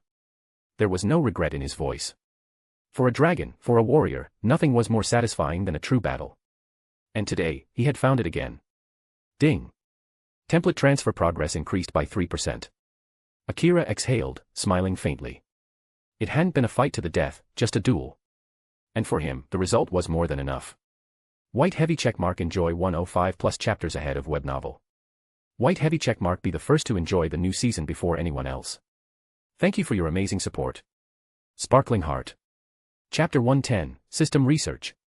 Chapter 109, System Research. The Gremory Estate, one of the most prestigious devil noble households in the entire underworld. Even more so now, with the head of the current four great Satans, Surzex Lucifer, being the eldest son of the family. Though he had to give up the family name to inherit the title Lucifer, blood ties aren't so easily severed. In essence, the Gremorys were now, without question, a mal-blooded core household. After arriving in the underworld, Akira finally found himself able to enjoy some peace for the first time in what felt like ages. That was partly because Rias and her peerage members were busy preparing for the upcoming adulthood ceremony. As her servants, they were all desperately working to sharpen their abilities. Akira, on the other hand, was spending his days in the Gremory manor with the leisurely grace of a true aristocrat. Lord and Lady Gremory, Rias and Surzek's parents, were away on important business. That left the sprawling, sunlit mansion quiet, save for one lone occupant. In the perfectly manicured back garden, Akira lounged on a reclining chair, sipping a chilled drink. A small plate of underworld delicacies sat on the table beside him, while two maids stood nearby, ready to attend to his needs at a moment's notice. It was the picture of noble luxury, straight out of a classic romance novel.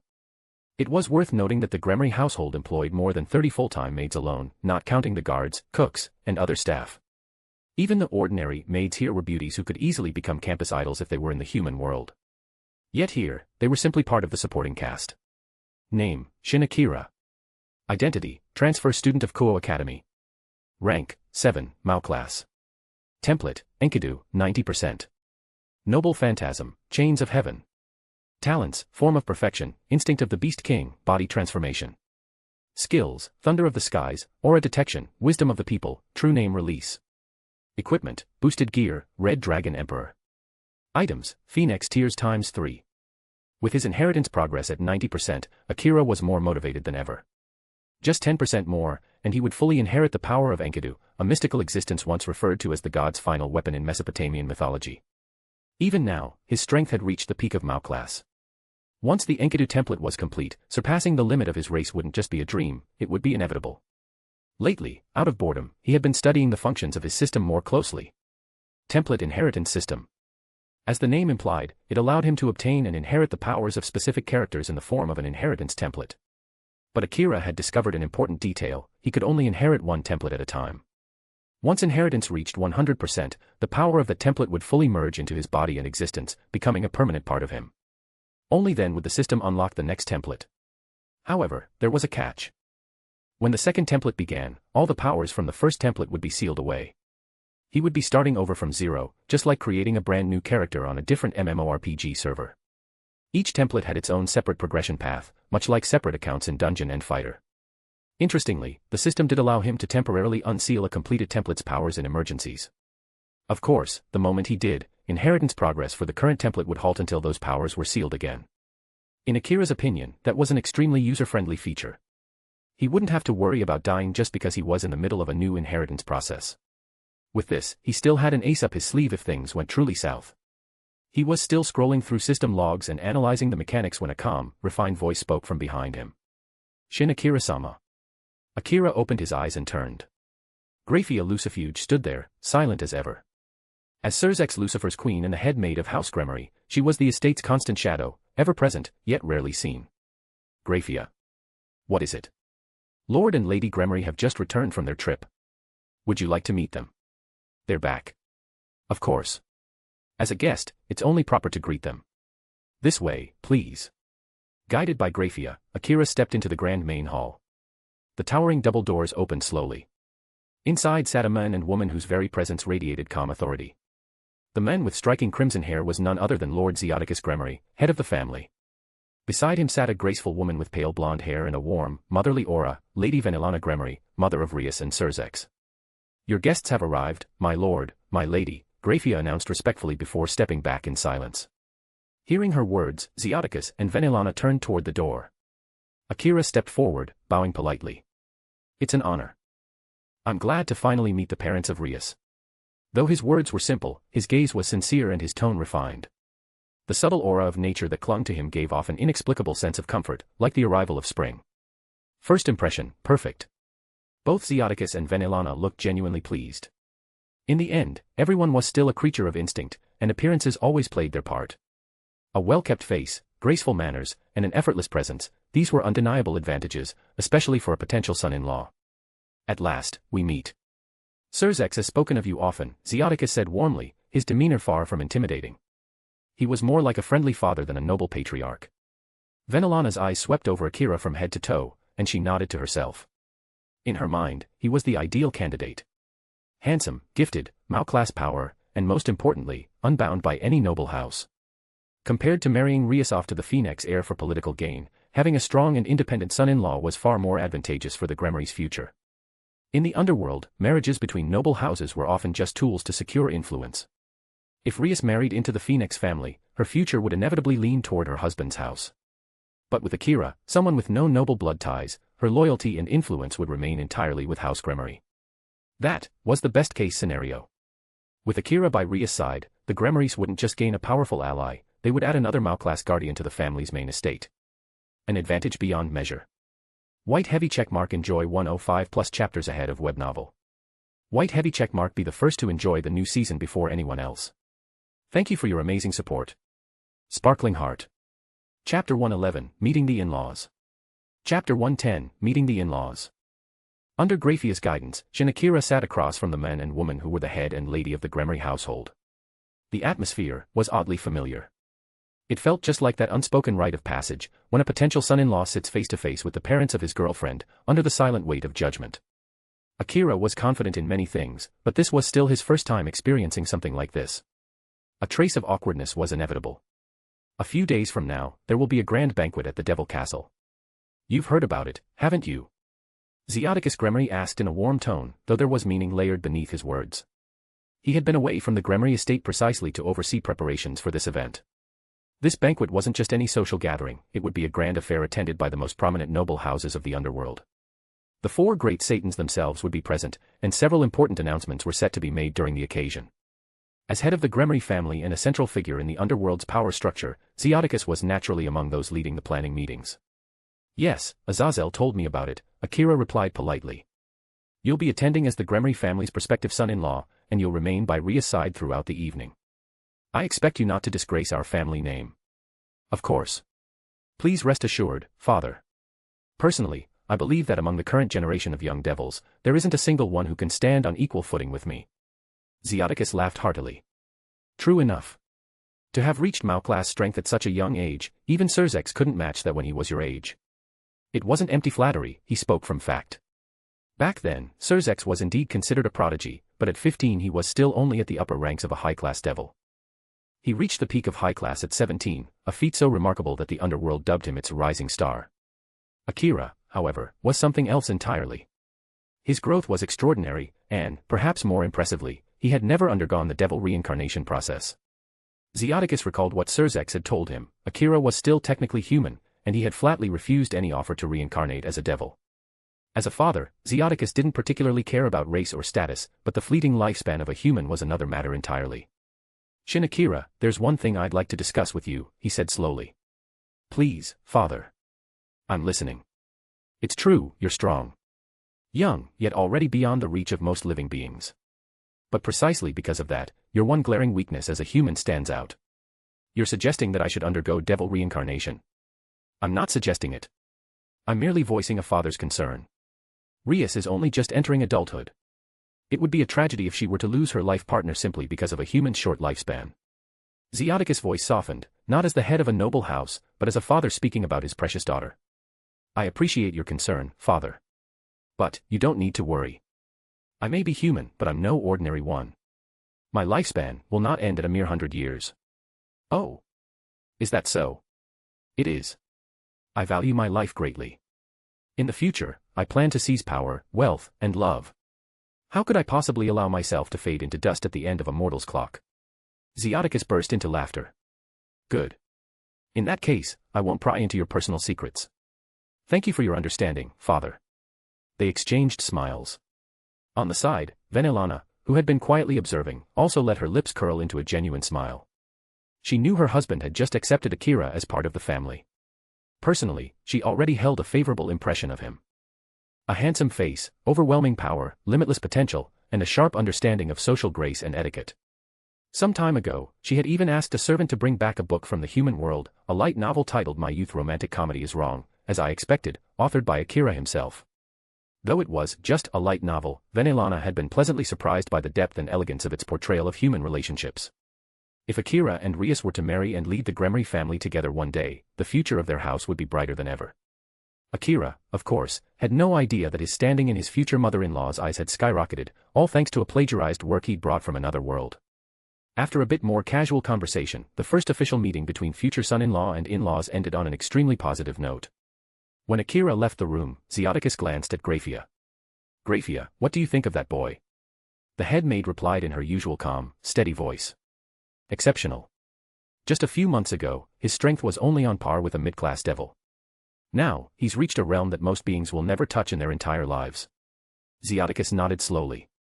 Yes, which is exactly why I'm curious. Just how did he do it? His voice carried a faint shadow.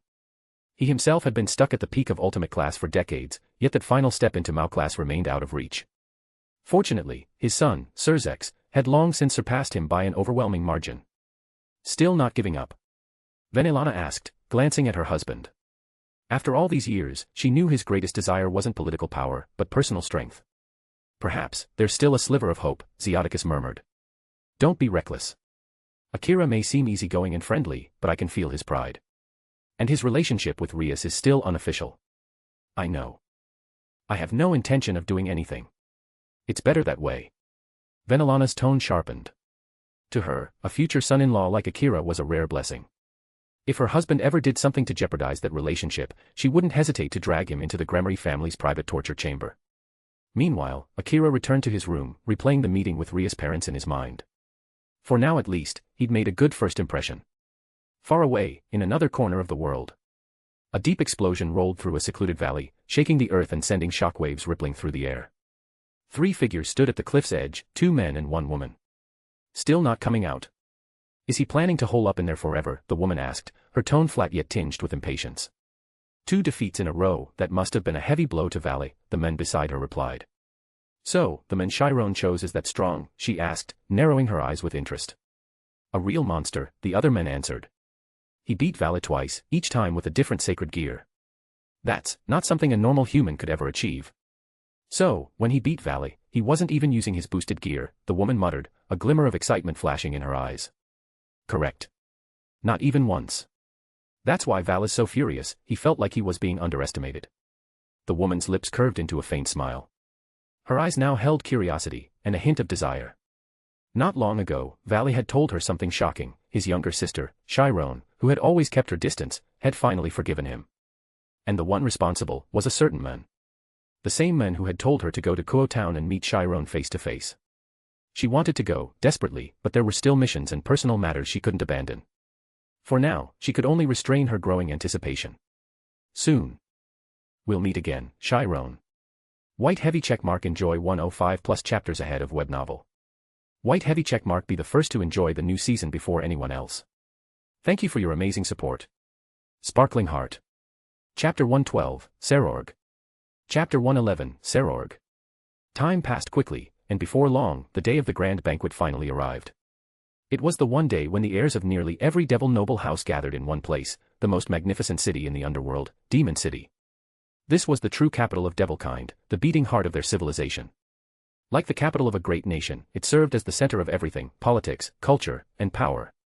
And tonight, it would be the stage for an extravagant gathering, a meeting ground for the younger generation of devil nobility, and a rare opportunity for the Formao and other top-ranking figures of the underworld to meet face to face. Amidst this grand atmosphere, Rias Gremory stood out even more than usual. Dressed in a breathtaking evening gown, she perfectly embodied her title, the princess of the Gremory clan. She wasn't the only one. Every guest at the banquet was dressed to the nines, including Akira himself. No one would dare underestimate the importance of this event. Just before stepping into the main hall, Rias came to a stop and turned to Akira with a very serious expression. "Akira, you remember what I told you, don't you?" On the other hand, Akira's expression stiffened. From the Gremory estate all the way here, this was already the third time he'd heard the same warning. He felt like he was going to explode. "I remember. I won't act out, and I'll try to keep my temper in check," he replied, his voice carrying a hint of exhaustion. "This is important," Rias pressed, her tone stern. "Everyone here is a descendant of high-ranking devil families. If you make too many enemies, it will become a real problem." Yeah, I get it." Akira gave a tired nod, silently regretting his decision to come with her in the first place. "I'll say it one more time," Rias continued, her blue eyes narrowing slightly. "No matter what happens, you must stay calm. No violence, no matter what someone says to you." She emphasized the point yet again. Originally, Surzex and Azazel had invited Akira to attend with them. In a way, he was already being treated as part of the Gremory family, and with a power level comparable to a Mao, he was more than qualified to join their company. But Akira refused. He'd rather spend his time with the girls than accompany two grown men. Now, however, he was starting to regret that decision. Rias had spent the entire trip drilling her behavioral rules into his head, draining his energy before they'd even arrived. "Rias." Before he could finish, a voice called out from a nearby corridor. Rias turned, her eyes widening slightly in recognition. "Serorg. It's been a while." "It has indeed," the man replied as he approached. He was a tall, broad-shouldered man with black hair, radiating the aura of a ferocious beast. Even Akira couldn't ignore the raw presence he carried. This was Serorg Bale, the current heir of the Bale clan. Technically speaking, he and Rias were related. Rias' mother, Venilana, was born a daughter of the Bale clan before marrying into the Gremory family. Ironically, the power of destruction, the Bale clan's signature inherited ability, had not been passed down to the clan's rightful heir. The power had always been rare, appearing in only a handful of individuals across generations, and even fewer had mastered it to its peak. In fact, Venilana's children, Surzex and Rias, had both inherited the ability, despite her having married out of the clan. Surzex had even built his rise to Mao on the foundation of that power. But Serorg, the man standing before them now, was an exception. Born without the power of destruction, he was branded a disgrace to the family and exiled to the Bale clan's remote territories with his mother. When his mother later fell into a coma, Serorg returned to challenge his younger half-brother in a duel, defeating him and reclaiming his rightful position as the clan's heir. A devil without the power of destruction, yet able to stand at the top of the Bale clan. It wasn't due to politics or connections. It was pure, overwhelming strength. The devil world valued one thing above all else: absolute power. Lineage and inherited demonic power meant nothing. The strong deserved to stand at the top, no exceptions. "So you're the one engaged to Rias, the mysterious Red Dragon Emperor, huh?" "You know me." Akira blinked in surprise.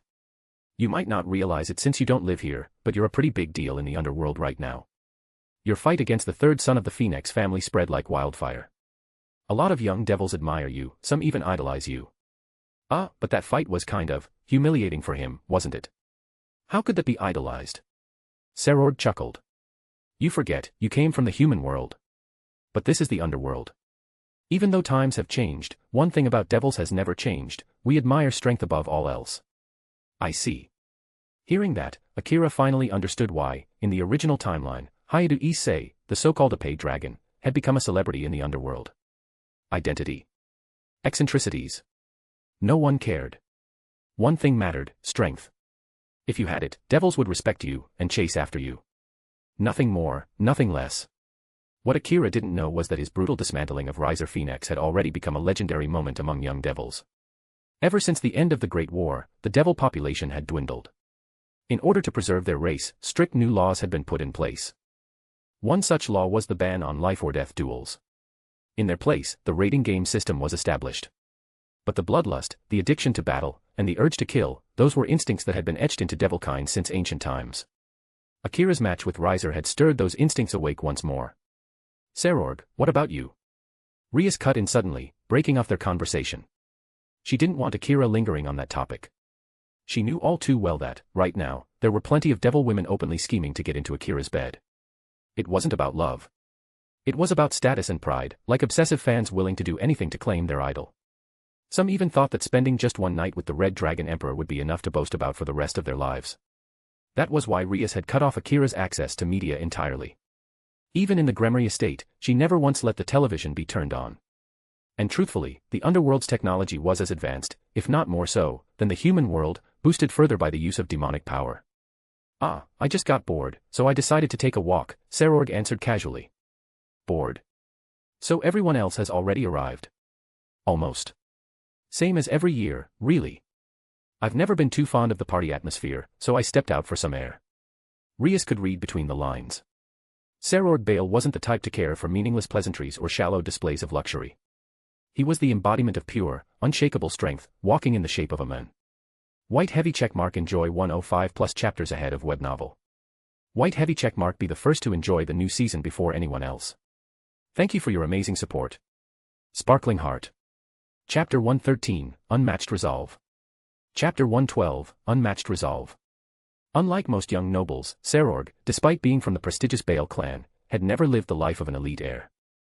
Born without the power of destruction, the clan's defining ability, he had been shunned and cast aside from a young age.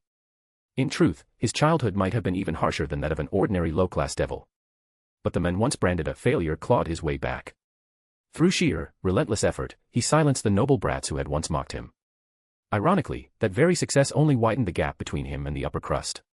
Like any society, the underworld had its cliques and exclusive circles, and to them, Serorg was an outsider who didn't belong. Proud as he was, Serorg had never tried to force his way into those groups. Over time, he simply became solitary. People like Rias Gremory, who still maintained a friendly relationship with him, were few and far between. Akira, however, couldn't help but have a good impression of the man. If this guy had protagonist aura, he'd be the main character of this story, Akira thought to himself. A child abandoned for lacking talent, rising through hard work alone, toppling so-called geniuses who boasted of their bloodline, and taking everything back with his own hands, it was the textbook underdog tale. Unfortunately, in this world, Serorg wasn't the protagonist. Without warning, a loud crash echoed from further down the corridor. Akira and the others turned toward the sound. The wall at the end had caved in, rubble scattering across the floor. From the dust emerged two devils, a man and a woman, radiating open hostility. Clearly, things had already gotten violent. "Zelder, if you insist on fighting here, I won't hold back. Even if you die, I doubt the elders will blame me." The devil woman's eyes were sharp and her tone icy. Her opponent, a street thug-looking male devil, stood with a mocking grin, his aura dripping with malice. Her anger, however, didn't seem to bother him in the slightest. "Heh. Talking big for a stuck-up whore." The man's words were venomous, laced with vulgarity. "I even went out of my way to invite you to a private room for some fun, but the young lady of the Agar's clan has a fortress for a chastity belt. Still a virgin, huh? How boring. Maybe I should help you with your opening ceremony," he added with a lewd sneer. The insult was enough to make everyone present frown, especially Rias and her peerage. The Agar's woman's expression twisted in disgust and rage. "TCH. So this is what passes for a noble devil." Akira clicked his tongue. "I walk in and the first thing I see is a two-bit thug. Lovely." He glanced at Rias. "And you told me to keep calm. Are you sure these are nobles and not trash off the street?" "This is an exception," Rias said through gritted teeth, glaring at him. She knew perfectly well it was a jab at her. Ever since they'd left, she'd been drilling him on proper behavior, and now he was deliberately mocking her. Still, she couldn't deny it, modern devil society was far tamer than in the past. The peace that followed the war had changed things. Under the rigid aristocratic system, many heirs were little more than pampered second-generation nobles. Take Riser Phoenix, Rias' former fiancé. While spoiled, he at least had respectable strength and enough sense to keep up appearances in public. Suddenly. "Hey, you. Yeah, you, the thug," Zelder snapped, his glare landing squarely on Akira. He was clearly irritated. Of course, he recognized the crimson-haired princess of the Gremory clan. As the sister of one of the four Mao, her status was nearly untouchable in the underworld. And now she was engaged to a human. Many young nobles found that hard to swallow, Zelda among them. Not to mention, the beautiful girls standing beside Akira were clearly Rias' peerage members. In Zelda's twisted mind, marrying Rias would be the same as claiming them all for himself. His thoughts were steeped in jealousy. You talking to me? Akira raised an eyebrow. Idiot. Who else do you think I'm yelling at? Interesting. Akira's lips curved into a lazy smirk. He hadn't done anything, and yet trouble had come walking right up to him. But before he could respond, Serorg stepped forward. Zelda. What do you think you're doing? His voice was calm, but the weight behind it shifted the air. Oh. Look who it is, the useless Baal heir. Beat it, this has nothing to do with you, Zelda scoffed. As a pureblood devil from a high-ranking clan, he valued bloodline purity above all else. To him, the fact that Serorg lacked the power of destruction made him worthless. I'll give you one chance, Serorg said evenly. Shut your mouth and return to the banquet hall. Do that, and I'll pretend this never happened. Huh? You trying to threaten me? Who the hell do you think why? He never finished the sentence. In the blink of an eye, Serorg's massive frame blurred forward. His left fist drove into Zelda's gut with surgical precision, powerful enough to shatter the wall behind him without crushing his organs. The impact sent Zelda flying backward, embedding him into the stone with a deep crater. His eyes went wide for a split second, then rolled back as he lost consciousness. One strike. No killing intent, no crippling injury, just enough force to completely incapacitate and humiliate. It was flawless control, the kind only a master of pure strength could display. Serorg. You. Ria stepped forward, caught off guard by the sheer decisiveness of his action. Moments later, a group of devils emerged from the banquet hall, Zelda's peerage. Zelda-sama, one of them gasped, panic flashing across his face as he rushed to his master's side. He could already imagine the storm that would hit them when they returned. Their positions could very well be in jeopardy. Take him out of here, Serorg ordered coldly. What did you say? The men started to protest, but the moment his eyes met Serorg's unyielding gaze, the words died in his throat. Unlike Zelda, he was just an ordinary reincarnated devil, a servant. And standing before him was the official heir of the Baal clan. If Serorg wanted him gone, no one would lift a finger in his defense. Besides, Zelda had just insulted the daughter of the Agar's clan and, in the same breath, provoked Rias Gremory. The number of important figures he'd offended today was staggering. With his face pale, the servant quickly hoisted Zelda over his shoulder and hurried away. This was no longer a safe place to linger. 1 second too long could mean disaster. White heavy checkmark enjoy 110+ chapters ahead of web novel. White heavy checkmark be the first to enjoy the new season before anyone else. Thank you for your amazing support. Sparkling Heart. Chapter 114, Diodora comes to him. Chapter 113, Diodora comes to him. The commotion in the hallway died down without dragging on any further. For Akira, the whole thing had been rather dull. If Serorg hadn't stepped in, he might have dealt with that filthy devil himself, his way. On the other hand, Rias could finally breathe a sigh of relief. If Akira had been the one to make a move, things would have gotten far messier. An open brawl in a place like this would only stain the Gremory name and invite political backlash. Thank you, Serorg, Rias said sincerely. It's nothing. Besides, even without me, your friend here seems perfectly capable of handling it himself. That's exactly why I'm thanking you. What do you mean? Serorg tilted his head, clearly puzzled by her answer. Akira isn't the type to hold back just because of someone's status. If he'd stepped in, there wouldn't have been any mercy. The outcome would have been far worse. I see. Serorg nodded in understanding. Yet deep down, his interest in Akira only grew. There was something about Akira's attitude that felt familiar. It reminded him of himself back in the days before he bore the weight of being the Baal heir. Back then, he'd fought recklessly, never caring about the opponent's title or pedigree. But those days were gone. Now, every move he made reflected on the Baal name. Even in that hallway incident, he'd held back, making sure not to inflict lasting damage. Control wasn't just about strength, it was about responsibility. With that brief exchange over, the group finally entered the banquet hall. Almost every noble descendant of the 72 pillars was already present. This annual gathering was more than just a celebration, it was a stage for social evaluation and subtle power plays. And this year carried even more weight with the Mao themselves in attendance. Good evening, Rias. From across the hall, a refined voice called out. A girl with long violet hair approached gracefully. It was Sona Shitori in the human world, or rather, Sona Citri. Her peerage followed behind, dressed in elegant evening attire, exuding the poise of a high-ranking household. Good evening, Sona. I didn't expect you to arrive early. Just a little earlier than you, that's all. Your coming-of-age ceremony is soon, isn't it? How's the preparation?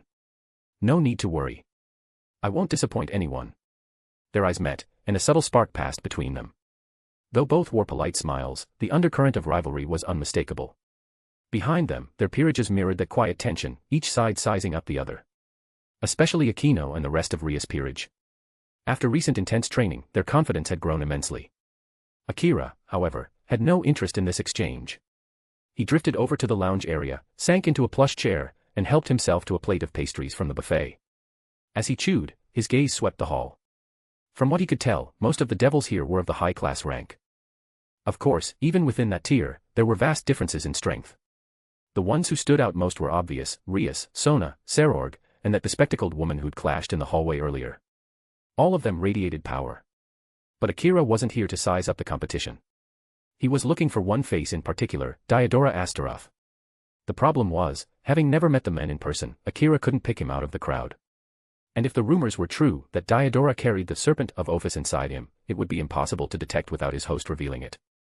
The power of the infinite dragon god existed on a plane beyond mortal comprehension. Even the Mao themselves had interacted with Diodora without realizing anything was amiss. Looking for someone? A calm baritone voice spoke beside him. Sarorg had taken the seat next to Akira, perhaps out of a shared sense of isolation. Outsiders, in their own way. Yeah. Do you know which one is Diodora? Diodora? You mean Diodora Astaroth, the Astaroth heir. If I recall, he's also distantly related to Beelzebub-sama. Why? Do you have business with him? Not business. I'm just planning to kill him. Sarorg stared at him, at a rare loss for words. This wasn't just some random devil. He was a pureblood heir, and a relative of one of the current Mao. If Akira meant what he said, it was basically a declaration of war against Beelzebub himself. Don't joke around. This is the underworld. Even as Ria's fiancé, acting recklessly will have serious consequences. Relax. I'll handle the fallout. Just point him out for me. I really shouldn't have asked. Sarorg rubbed his forehead, already regretting sitting here. Knowing about a plan like this was enough to implicate him. He'd only come over to avoid the crowd. At that moment, Rias approached with her group, apparently done with her verbal sparring match with Sona. Yo, Rias. Done already? Yes. You two seem to be getting along. More or less. Rias simply smiled, not thinking much of their interaction. If anything, a friendly relationship between Akira and Sarorg could only be beneficial. After all, though from different clans, Sarorg was still her cousin. Her mother, Venelana Gremory, was born a Baal. She'd always admired Sarorg's determination in carving his own path to the title of heir, especially in a clan where succession was a brutal competition. The Baal family wasn't like the Gremory, who had only one successor. In Baal, the heir's seat was a throne fought over tooth and nail. Oh, what a coincidence. Sarorg's sudden remark drew Akira's attention. Following his gaze, Akira saw a young man walking toward them from across the room. Slender build, a face twisted into an insincere smile, and even from a distance, a stench of falseness clung to him. Sarorg let out a quiet sigh. That was Diodora Astaroth, the official heir of the Astaroth family. Finally, Akira's target had appeared, and without realizing it, was heading straight for him. Akira's eyes sharpened. Just looking at that face stirred bitter memories and a surge of rage he could barely contain. Diodora was the architect of Asia Argento's tragedy. All her suffering, all the shattering of her hopes, rooted in the twisted ambition of this man. And now, the culprit was right here, wearing that sickeningly fake smile. It's been a while, Asia, Diodora said with syrupy sweetness, as if greeting a long-lost lover. Asia frowned slightly. Have we met before? In the heart of the underworld's political center, a pure-hearted girl reborn as a devil now stood face-to-face with a stranger. A meeting that seemed inconsequential, yet held the seeds of a far greater conflict. White heavy checkmark enjoy 110+ chapters ahead of web novel. White heavy checkmark be the first to enjoy the new season before anyone else. Thank you for your amazing support. Sparkling Heart. Chapter 115, So What If I Step on Your Face? Chapter 114, So What If I Step on Your Face? The sudden change in atmosphere made Rias Gremory glance over in confusion. Asia Argento was part of her peerage now, but the girl had once been a nun of the church. So how could she possibly know Diodora Astaroth, the next head of the Astaroth clan? Don't you remember me? Diodora's tone was calm, his lips curling into a composed smile. Back then, you were the one who saved me, my dear nun. As he spoke, he loosened the top of his formal robes, revealing a deep, ugly scar across his chest. Asia's pupils shrank. She remembered him.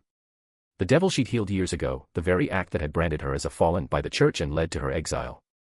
Even though the truth was cruel, Asia had never held hatred toward Diadora. Her gentle heart didn't work that way. She had always blamed herself, believing her faith had been too weak.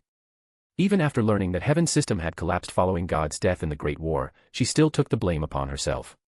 So, it was you. I'm glad. You finally remember me, Asia. Before he could finish, a fist smashed into his face. The blow sent Diadora flying across the hall, crashing hard into the far wall. It was Akira's punch. Akira-san. Asia looked at him in shock, almost unable to process what she'd just seen. The commotion quickly drew eyes from around the room, though it didn't plunge the banquet into chaos. Among young devils, brawls like this weren't rare. Heated words turning into physical blows, even if it meant breaking walls, wasn't unheard of at such gatherings. Oi, Shin Akira. What are you doing? Rias's voice carried a serious edge. Diadora Astaroth was a future head of one of the 72 pillars. His status was equal to Rias's own, and attacking him here wasn't something to take lightly. Nearby, Sona Citri, who had witnessed everything, rose from her seat and began walking over. And who exactly are you supposed to be? Diadora's voice was low and dangerous, his glare sharp enough to cut. Of course, he knew who Akira was. The man who had stolen what was rightfully his. He had planned everything, faking an injury so Asia would heal him, manipulating her until she was branded as fallen and cast out by the church. His intention had been to swoop in as her savior, break her spirit, and turn the pure-hearted nun into nothing more than his possession. Razor Phoenix had moved first, but Diadora hadn't cared much. That was, until he came to Kuoh and learned Razor had been utterly crushed, and Asia was already in Akira's hands. Because of Rias and Sona's presence in Kuoh, he hadn't dared to act openly. But his grudge against Akira had burned ever since. And now, with Asia standing right here, every twisted obsession resurfaced. Who am I? Akira's tone was ice-cold as he walked toward him. Just a passerby. Diadora clenched his teeth. As a member of the Cow's Brigade, he knew exactly who Akira really was, not only the Red Dragon Emperor, but a human who had reached the level of a Mao. A man who wielded not only a Longinus-class sacred gear, but also a divine construct in the form of mysterious chains with an unknown origin. Akira's power was beyond comprehension. Even Kateria Leviathan, descendant of the previous Leviathan and host to Ophus's serpent, had fallen to his hands. I'm merely an old friend of Asia's. But I don't understand why you suddenly attacked me, Lord Shin Akira. My reason. Akira stopped a few steps away. Because Asia is mine. And anyone who tries to touch what's mine, I'll destroy. Asia isn't a thing. I won't let you call her that. If Rias is my fiancé, then everything she owns is mine. Asia is part of her peerage, so that makes her mine as well. That statement sent ripples through the room. Most of the devil women present looked disgusted. As women, they loathed the idea of being treated as possessions. But many pureblood nobles nodded in approval. In the world of the 72 pillars, a reincarnated devil was the absolute property of their king. And since Akira was Rias Gremory's official fiancé, Asia was indeed under him in the peerage hierarchy. You bastard. Diadora growled. Before he could move, Akira's foot sank into his gut, folding him over and sending him stumbling back. No need for words, Akira said flatly. If you want what's mine, I'll end you. Even those who sympathized with Diadora didn't dare step in. By both moral and structural law, Akira's actions were legitimate. Are you trying to start a war between the Astaroth and Gremory family? Diadora spat between gasps. Akira only smirked. That's funny. You're just a candidate, not the head yet. When you actually become the head, come back and say that to me. Another brutal kick slammed into his stomach. Diadora gagged, bile rising in his throat, the searing pain rattling his insides. The sheer dominance of the scene lit a strange fire in the eyes of the young devils watching. In the underworld, strength was everything. When Akira had humiliated Razor Phoenix, his name had spread like wildfire. Now, seeing him step on Diadora Astaroth, an influential noble heir, cemented his image as a monster. Akira pressed his foot down on Diadora's face, grinding him into the floor. It was total humiliation. Not just to the men, but to the entire pride of the Astaroth family. Their name had been trampled before the eyes of every guest. So, show me. How strong is the great heir of the Astaroth family? Don't tell me you're just a useless weakling. That'd be boring. I'll kill you. I'll kill you. Diadora's voice cracked, his breathing ragged, eyes burning with hatred. He wanted nothing more than to tear Akira apart with his bare hands. But deep down, reason still whispered. If he truly lost control and unleashed Ophus's serpent here, while the Mao were upstairs in this very building, it would be the end. And he knew, he wouldn't walk away alive. White heavy checkmark enjoy 110 plus chapters ahead of web novel. White heavy checkmark be the first to enjoy the new season before anyone else. Thank you for your amazing support. Sparkling Heart. Chapter 116, I'll kill him. For the sake of the Norse. Chapter 115, I'll kill him. For the sake of the Norse. Akira smiled faintly as he looked down at Diodora Astaroth, pinned beneath his foot, seething with rage and hatred, yet utterly powerless to strike back. That helpless, frustrated expression was honestly satisfying. The face of someone who wanted to tear him apart, but couldn't, it was the kind of sight that made him feel truly alive. Akira, that's enough, Rias's voice came from the side, gentle yet firm. Don't push this too far. While many of the young devils around them were content to just stand and watch, Rias couldn't afford to be too calm. Diodora was the heir to the Astaroth clan, one of the 72 pillars. He also shared blood with the current Mao Beelzebub, who held an important position in the underworld. If this confrontation escalated any further, things could turn much uglier. Devil nobility placed enormous value on pride and honor. An open grudge in a formal gathering like this would shame more than just the individuals involved. And yet, without a change in his expression, Akira lifted his foot and delivered another swift kick, this time striking Diodora square in the lower abdomen. The Astaroth heir's body lifted off the floor before crashing into a banquet table. Cakes, wine, and finger foods scattered across the floor. Diodora rolled among the mess, his appearance now completely humiliating. I'll kill you, human. His crimson eyes blazed with fury as he began gathering demonic power. However questionable the origins of his position might be, his strength as a devil was nothing to scoff at. Though not quite on the same prodigious level as Rias, he was still among the more gifted of the high-class devils. Even without calling on the serpent of Ophus hidden within him, he could easily stand among the upper echelon. Kill him, Diodora. I'm with you. Yeah. Teach that human who's in charge in the underworld. Make him regret ever coming here. Pathetic, Diodora. Even after all that, you're letting him humiliate you like this. The shouts came from all directions, some in Diodora's favor, some mocking him, and others simply eager for more chaos. That was the true nature of young devil aristocrats. So long as they weren't the ones directly involved, they'd never miss the chance to enjoy the spectacle. Right now, Akira and Diodora were the eye of the storm. For many of the devils here, a human winning the heart of Rias Gremory was an insult in itself. This was their chance to verbally tear him down. On the other hand, Diodora wasn't exactly popular either. His ties to the old Mao faction and his difficulty fitting into the current ruling circle had earned him plenty of enemies. Then, an overwhelming pressure swept across the hall. The noise and magical energy instantly vanished. Every devil who had been shouting or cheering suddenly froze, their bodies weighed down by an unbearable aura. Guests were forced to kneel or collapse on the spot. Only a handful could remain standing, Sarorg Bale among them, though even he trembled, sweat running down his face. This aura felt divine. Be silent, all of you. Trash. The voice cut through the air, cold and dripping with superiority. It was the voice of someone looking down from on high, a god mocking mere mortals. The magic accompanying it was so intense it nearly pierced the ceiling. In a special room overlooking the main hall, the VIP guests had a clear view of the scene. Hey, this aura. That must be the Red Dragon Emperor, yes, murmured an old man with a long white beard and a fur-lined robe, gazing out the window. Yes, Odin-sama, replied a young man with crimson hair and a faint smile. His name is Shin Akira. The current wielder of the boosted gear, and my younger sister's fiancé. It was Mao Surzek's Lucifer, one of the four great Mao of the underworld. No wonder. Not only conquering an era, but your sister managed to tie down a monster like that to the devil's side. Odin let out a long sigh. You devils always move faster than anyone else. You flatter us, Odin-sama. CIH. Odin clicked his tongue, glancing at Surzek with a mix of irritation and envy. His gaze shifted to one of his bodyguards, a young woman in silver armor, standing with composed dignity. Rosweiss. A Valkyrie, born into a warrior family from the Norse countryside. Her grandmother, Grendel, was a renowned Valkyrie mage, and both her parents had served the gods. Raised in such an environment, Rosweiss had grown into a gifted warrior. Though she never inherited her family's signature summoning magic, she excelled in the Valkyrie's combat sorcery. In an age where Valkyries were dwindling, she was chosen to be Odin's personal guard. She was dependable. But far too rigid.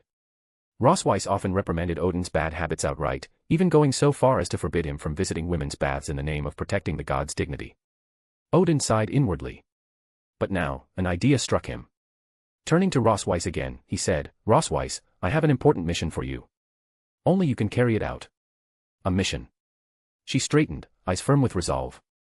What is it, Odin-sama? This concerns the future of the Norse.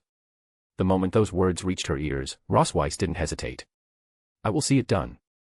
For her, the well-being of the Norse realm came before all else. She had been raised to serve, ready to give her life for her homeland.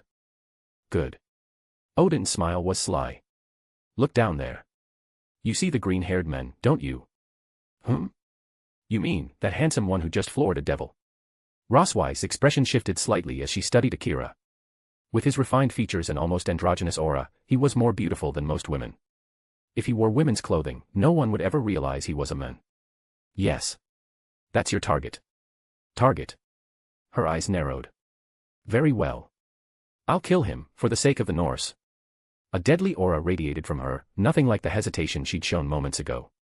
In the room, Surzex could only press a hand to his temple, his face flat. Seriously.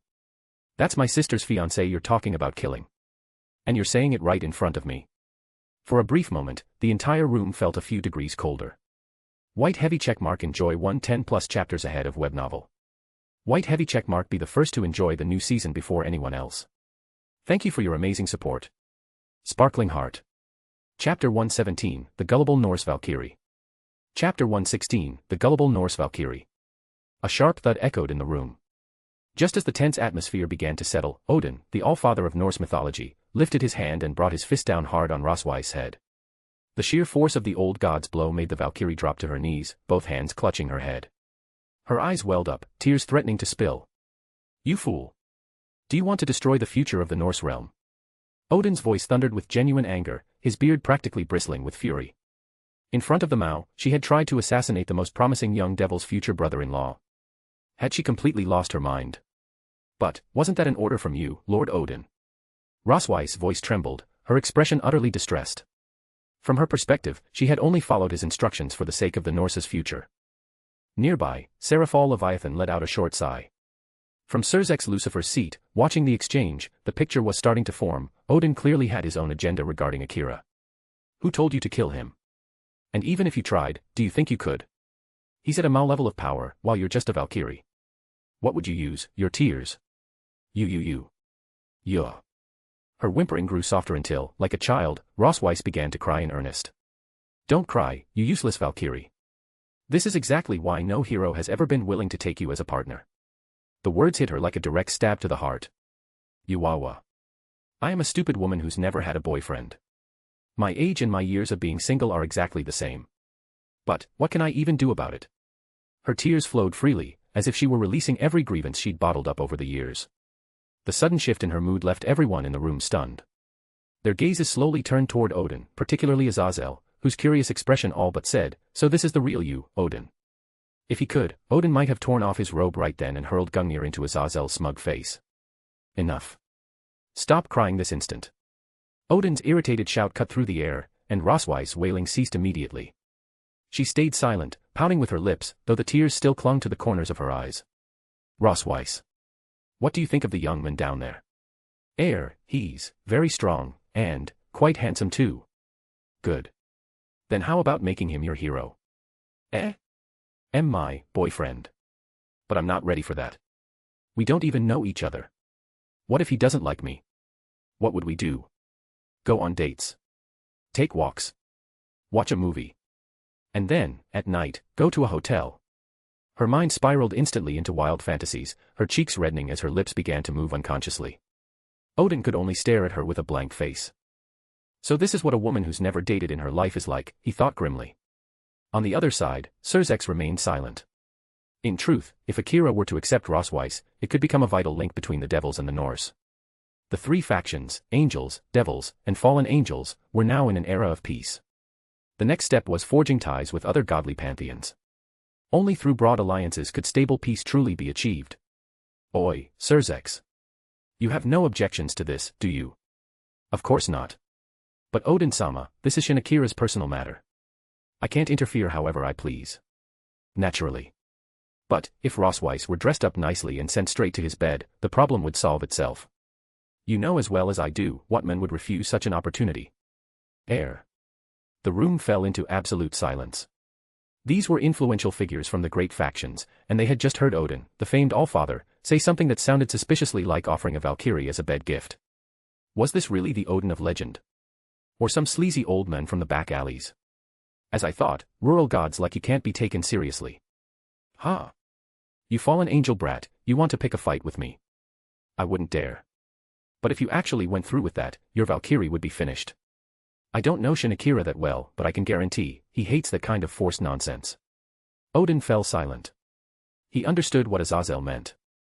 Forcing a woman into a man's bed was anything but elegant, and would more likely harm relations than strengthen them. Then what do you suggest I do? Simple. He's the fiancé of Surzex's little sister, Rias Gremory, right? As far as I know, Rias hasn't filled out her entire peerage. You could use that route. You mean, make Rossweiss a member of Rias's peerage? Exactly. Women who serve as a devil's peerage member are often seen as part of the wedding entourage, like a personal handmaiden. That makes sense. Odin nodded slowly, mulling over the idea. Surzex gave Azazel a small nod, which was met with the latter's faint, knowing smile. Without a doubt, Azazel was siding with Rias here. A Valkyrie of Rossweiss caliber, Odin's own bodyguard, was no ordinary recruit. Adding her to Rias's peerage would dramatically bolster the young devil's combat strength, especially with her coming-of-age ceremony approaching. And ultimately, it would be a major asset for her upcoming debut in the raiding games. For all his playful demeanor, Azazel always took the right steps when it came to guiding and supporting Rias. All right, let's do that. Rossweiss, you have any objections? Eh? Oh, objections to what? Still lost in her romantic daydreams, Rossweiss clearly hadn't followed a single part of the important conversation. You silly girl. From now on, you'll be the Norse realm's ambassador to the devil faction, and you'll join Rias Gremory's peerage. Eh? I'm joining as a piece. Becoming a reincarnated devil. That's right. Since Shin Akira is Rias's fiancé, that technically makes you his second wife. Second wife, Ehai. And just like that, she slipped back into fantasy mode. But this time, Odin didn't give her the chance to wander too far. You've heard the decision, yes. Why yes, I understand, Odin-sama. But, if I go, what about you? I'll contact Asgard and have them send a replacement. Don't worry, I can manage on my own. If that's the case, then, all right. Rossweiss accepted the decision without much resistance.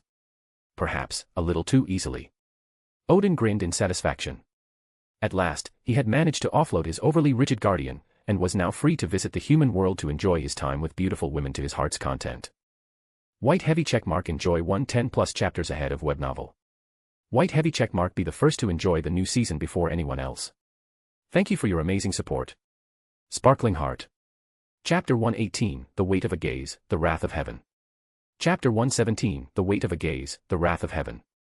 Unbeknownst to him, far away in Asgard, the Norse gods had already begun planning to dispatch a Valkyrie to his location. But Akira knew nothing of that.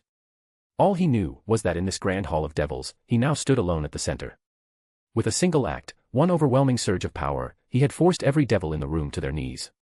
These were beings who, outside of this moment, wielded immense power, commanded respect, and ruled over domains in the underworld.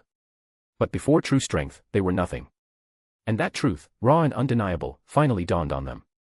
Shin Akira was the man who had crushed the heir of House Phoenix in front of thousands, stripping away not only his power but his pride. And he had done it without hesitation, without fear, and in full view of the supernatural world. As Akira's gaze swept across the crowd, no one dared meet his eyes. Not out of reverence, but fear, pure, primal fear. In this world, the weak had no right to challenge the strong. That was the law, the unspoken rule etched into the very foundation of the supernatural realm. Then, footsteps echoed. Heads turned instinctively toward the grand balcony that overlooked the hall. There, several figures emerged, each one causing the atmosphere to tighten with pressure. Surzex Lucifer, the Crimson Mao. Seraphal Leviathan, the dazzling Ice Witch. Azazel, the former Governor-General of Grigori. And even Odin, the Allfather of Norse mythology. Their very presence distorted the air, and with it, the mood in the hall turned heavy with dread. Many among the devils began shifting their gaze back to Akira, some now wearing twisted smirks. A mere human, no matter how powerful, had just acted without restraint in the presence of two Mao. He had crossed a line no one dared approach. Shin Akira. That's enough. Surzex spoke calmly, yet the authority behind his words was unmistakable. Akira gave a short nod. Sure. With that, the pressure vanished. He retracted his aura without resistance. After all, this was Surzek's Lucifer, the older brother of his fiancée and one of the few beings he found worthy of acknowledgement. The devils exhaled as though they'd been drowning. Relief swept over them like a wave. But the fear remained, etched into their bones. For that one moment, they had known what it was like to feel powerless. That moment, they would never forget. But peace never lasted long around Shin Akira. Shin Akira. A scream of rage tore through the hall. Diodora Astaroth, bloodied and disheveled, charged forward with madness burning in his eyes. Akira, behind you. Get back. Stop him. Don't you dare. Cries of warning came from all directions. No one had expected such a foolish move, an underhanded strike, right in front of Tumao. Even Rias and Aquino looked furious, Aquino's hands sparking with lightning, barely holding back the urge to strike him down herself. Others in the crowd looked on with morbid curiosity. Was this the moment when Shin Akira would finally be brought low by his own arrogance? They wished. Just as Diodora's hand reached for him, a golden magic circle bloomed above Akira's head. From it burst forth silver chains of divine brilliance, Enkidu, the chains of heaven. One chain speared through Diodora's arm, cracking bone with precision. His scream echoed. But that was just the beginning. More chains followed, stabbing through both arms, both legs, and hoisting him into the air like an offering to the gods. Arif. The agonizing wail silenced the room once again. In full view of devils, angels, and gods alike, Akira had spilled blood without hesitation. But this wasn't even his worst. The Mao present had already seen darker sides of him. This was restraint. You're pathetic, Diodora. Akira's voice was quiet as he turned around to face the men writhing in the air. But I should thank you. You've just given me a legitimate reason to finish you off. From the very beginning, Akira had sensed the bloodlust. He knew Diodora was going to strike. But he let it happen, to manufacture justification. After all, the man was already rotten to the core. A facade of nobility wrapped around corruption and deceit. Without hesitation, Akira summoned a sword from his personal dimension. A blade that gleamed with sacred light, a holy sword, sharp enough to cleave through devils. And with one clean motion, he swung. Diodora's arm flew through the air, severed. Blood painted the marble floor, seeping into the crimson carpet. One of the chains of heaven caught the dismembered arm, suspending it midair like a grotesque ornament. Aya. Diodora's body trembled, soaked in sweat and fear. Even Surzek flinched, finally furrowing his brows. Diodora may not have mattered to him personally, but he was still the heir of House Astaroth, an old-line noble family under the protection of Ajuka Beelzebub, his comrade and fellow Mao. Shin Akira, this is going too far. Surzek's voice grew colder, no longer a warning but a command. The air turned still again. Everyone present knew one thing. When a Mao speaks like that, you listen. Even if you're the fiancé of his sister, you don't get special treatment once you've stepped out of line. But Akira didn't flinch. Too far. I don't see it that way. His voice remained calm, completely devoid of fear. Still standing on the lower floor, he looked straight up at the balcony, meeting Surzek's eyes with unwavering defiance. In that single moment, the entire hall froze. Azazel's eyes widened. Odin narrowed his gaze. Was this man truly so arrogant? So blind to consequence? If that was the case, then even sending a Valkyrie to him might be a mistake. It could backfire horribly.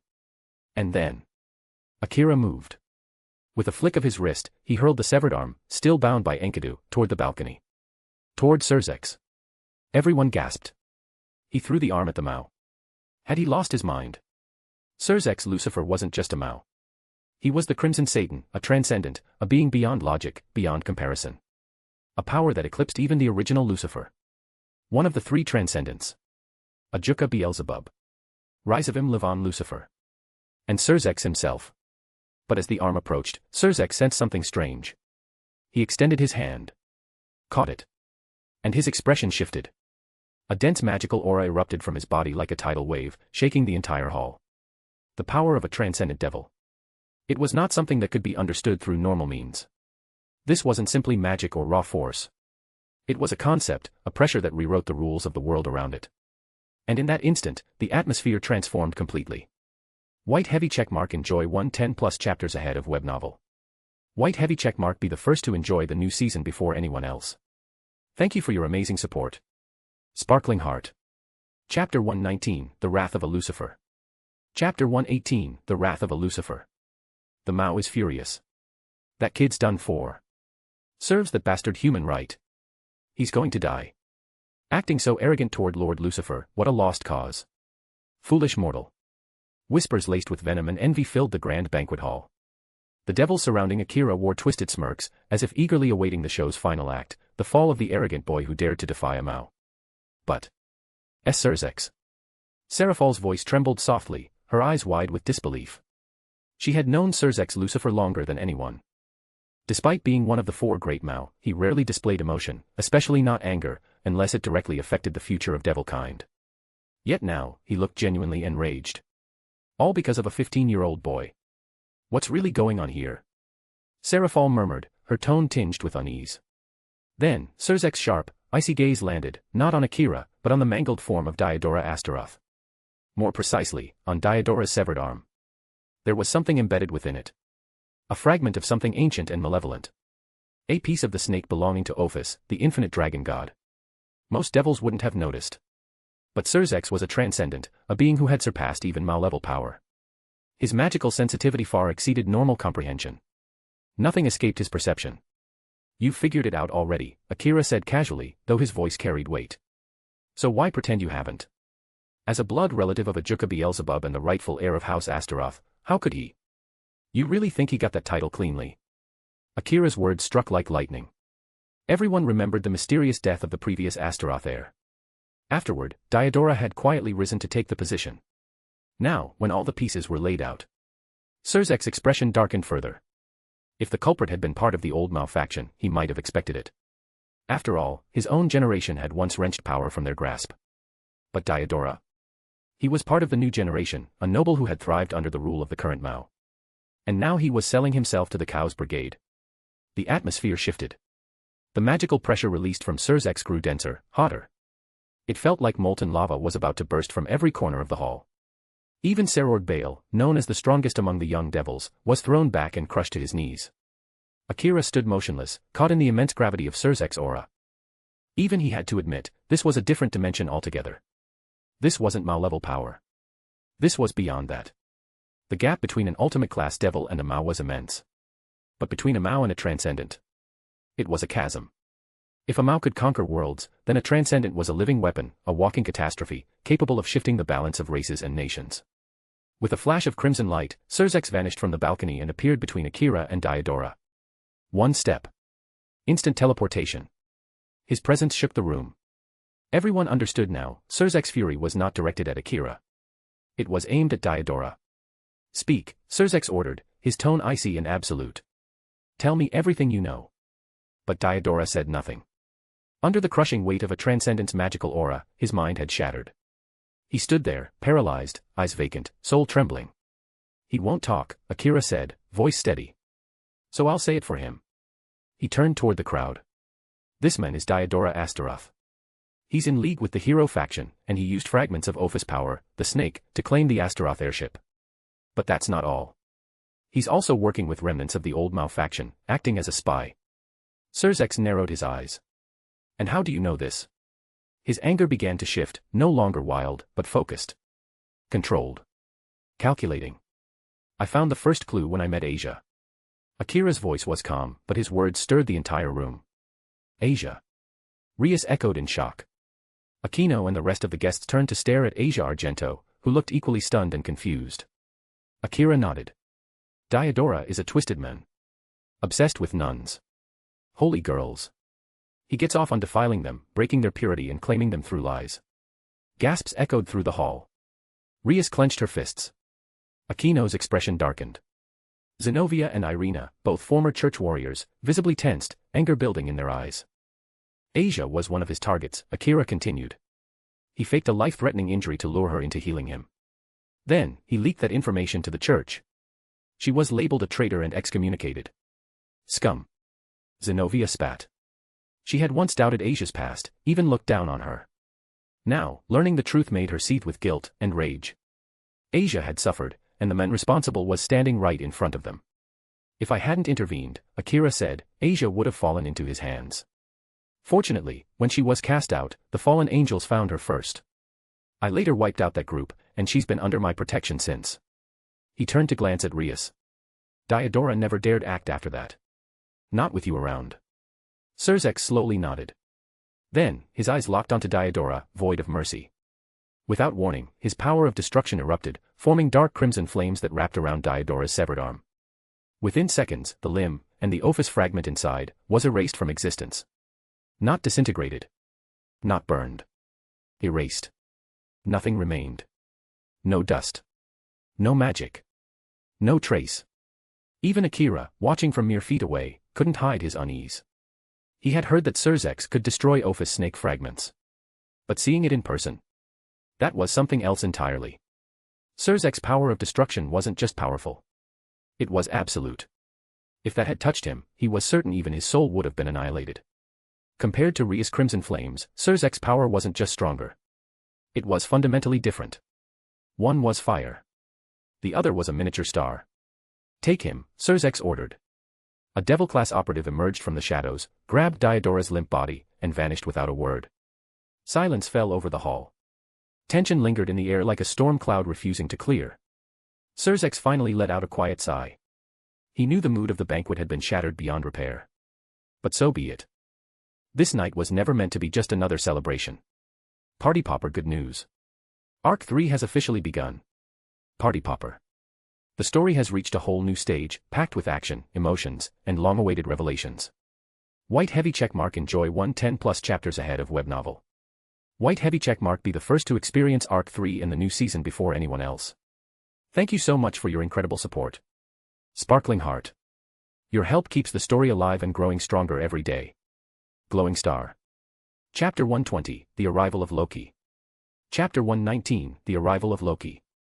The aftermath of the Diodora incident left a heavy pall over the grand banquet. What was supposed to be a celebration, a gathering meant to inspire and unite the younger generation of devils, had instead been tainted by betrayal. No one had expected it. One of their own, a noble from a respected house, had been revealed as a collaborator of the Cows Brigade. And now, no one knew how to move forward. The music had stopped. Conversations died. The entire hall seemed to hold its breath, unsure whether to continue the evening or call it off entirely. Then, without warning, the sky above them exploded. A thunderous crack split the ceiling of the banquet hall. Chunks of marble and glass came crashing down, scattering debris and dust across the room. From the shattered remnants of the dome descended a figure cloaked in robes of swirling blue and white. His long, crystal blue hair whipped around his face like shards of ice, eyes gleaming with cold, malevolent purpose. He didn't need an introduction. Loki. The trickster god of Norse mythology. The air immediately turned suffocating. A divine aura, twisted and hostile, spread through the hall like a creeping mist. He wasn't alone. By his side loomed a presence even more terrifying. A beast of legend, one spoken of in the darkest corners of myth. Towering, monstrous, its fur bristling like jagged steel, its breath chilling the very air it exhaled. Fenrir. The God-Eater Wolf. A living calamity said to rival even the heavenly dragons at full power. A beast born to end gods. Loki. Odin stepped forward from among the gathering of gods, his voice grave, but not yet raised. Return now. Walk away from this, and I will overlook your transgression. Despite his composed tone, there was no mistaking the flicker of unease in his one good eye. He knew what was at stake. Loki was dangerous, but Fenrir was the real threat. That wolf, should it go berserk, would not stop until the halls of Valhalla lay in ruin. It was said that Ragnarok would begin with Fenrir breaking free, and the one who kept that leash barely intact was the very man standing before them. Killing Loki wasn't a solution. Because if Loki died, no one could control Fenrir. The end of the Norse pantheon would begin with a single bite. You've stooped so low, Odin, Loki sneered, spreading his arms with exaggerated drama. The great Allfather, bowing to the gods of other pantheons. You've become a disgrace to our name. His voice echoed like thunder, and for a moment it felt like the entire castle trembled. Fine then. Let me restore honor to the Norse gods. Let me fulfill the prophecy myself. A cruel smile twisted his lips, eyes burning with manic devotion. He raised one hand high, and with it, a massive magic circle materialized in the center of the hall. Intricate, glowing with ancient runes of deep blue, it pulsed with unmistakable power. With a deafening rumble, the ground split open. And from that circle, Fenrir emerged. A monstrous, jet-black wolf with eyes like twin moons. Its back was adorned with two sharply curved horns, and every breath it took seemed to shake the foundations of the building. The room went dead silent. Fenrir. Odin whispered, his gaze darkening as the nightmare he had long feared stood before him. There was no mistaking it. This was not some copy or artificial construct. This was the Fenrir, the beast destined to bring an end to the gods. You brought him here. Loki. You really chose that path, Odin growled, his voice cracking with restrained fury. Loki's laughter rang out like a hymn of destruction. This is where Ragnarok begins. Divine magic began to flood the room, cold, dark, and full of venomous intent. The air grew heavier with every breath, thick with the scent of prophecy and doom. On the sidelines, Surzek's Lucifer stood with a clenched jaw, his crimson eyes scanning the situation calmly, but with a deep undercurrent of irritation. Yet again, chaos. First Diodora. Then the Cow's Brigade. Now this. It felt like every mythological system was falling apart all at once. And worst of all, this wasn't happening on a battlefield or neutral ground. This was happening in Lilith, the capital of the underworld. Right in the heart of devil territory. And all around them were the very devils they were trying to protect, the next generation, the youth meant to inherit their world. If a battle broke out here. Surzek's eyes narrowed. The consequences would be catastrophic. Damn it. He could already calculate the outcome. If Fenrir went berserk in this hall, more than half of the devils present would die, before they even knew what hit them. This wasn't just some rampaging beast. Fenrir was designed to kill gods. Its fangs, known as the Fang of the End, could pierce even divine armor. No amount of sacred defense or high-tier magic would protect them. Even the strongest spells would barely leave a scratch. And this was exactly why Loki still walked free. Because while everyone wanted him dead, no one wanted to deal with Fenrir afterward. Odin. Surzek called out. You know we can't let this escalate. I know. Odin growled, his voice finally losing its restraint. But if he doesn't stand down now, I'll be forced to act. But everyone knew. Odin couldn't afford a war here. Not in the devil's capital. If destruction happened here, the other pantheons would point fingers, and blame would fall squarely on him, the supposed leader of the Norse gods. Enough talking, Odin. Loki shouted, his arms wide as divine magic spiraled around him. This is the beginning of the end. Ragnarok starts tonight. And with those words, Fenrir released a chilling, soul-piercing howl that made even veteran devils freeze in terror. Akira, standing quietly among the crowd, tilted his head slightly as he watched the monster emerge. A faint smile touched his lips. That's odd, he muttered. He could feel it. Fenrir's presence was limited. Restricted. For a creature meant to rival the heavenly dragons, its aura felt too contained. At best, it was comparable to a Mao-class being. Not the monster it was supposed to be. He suppressing it. It made sense. Loki, despite being a god, was still only around Mao level. There was no way he could fully control a being like Fenrir unless he intentionally sealed its power.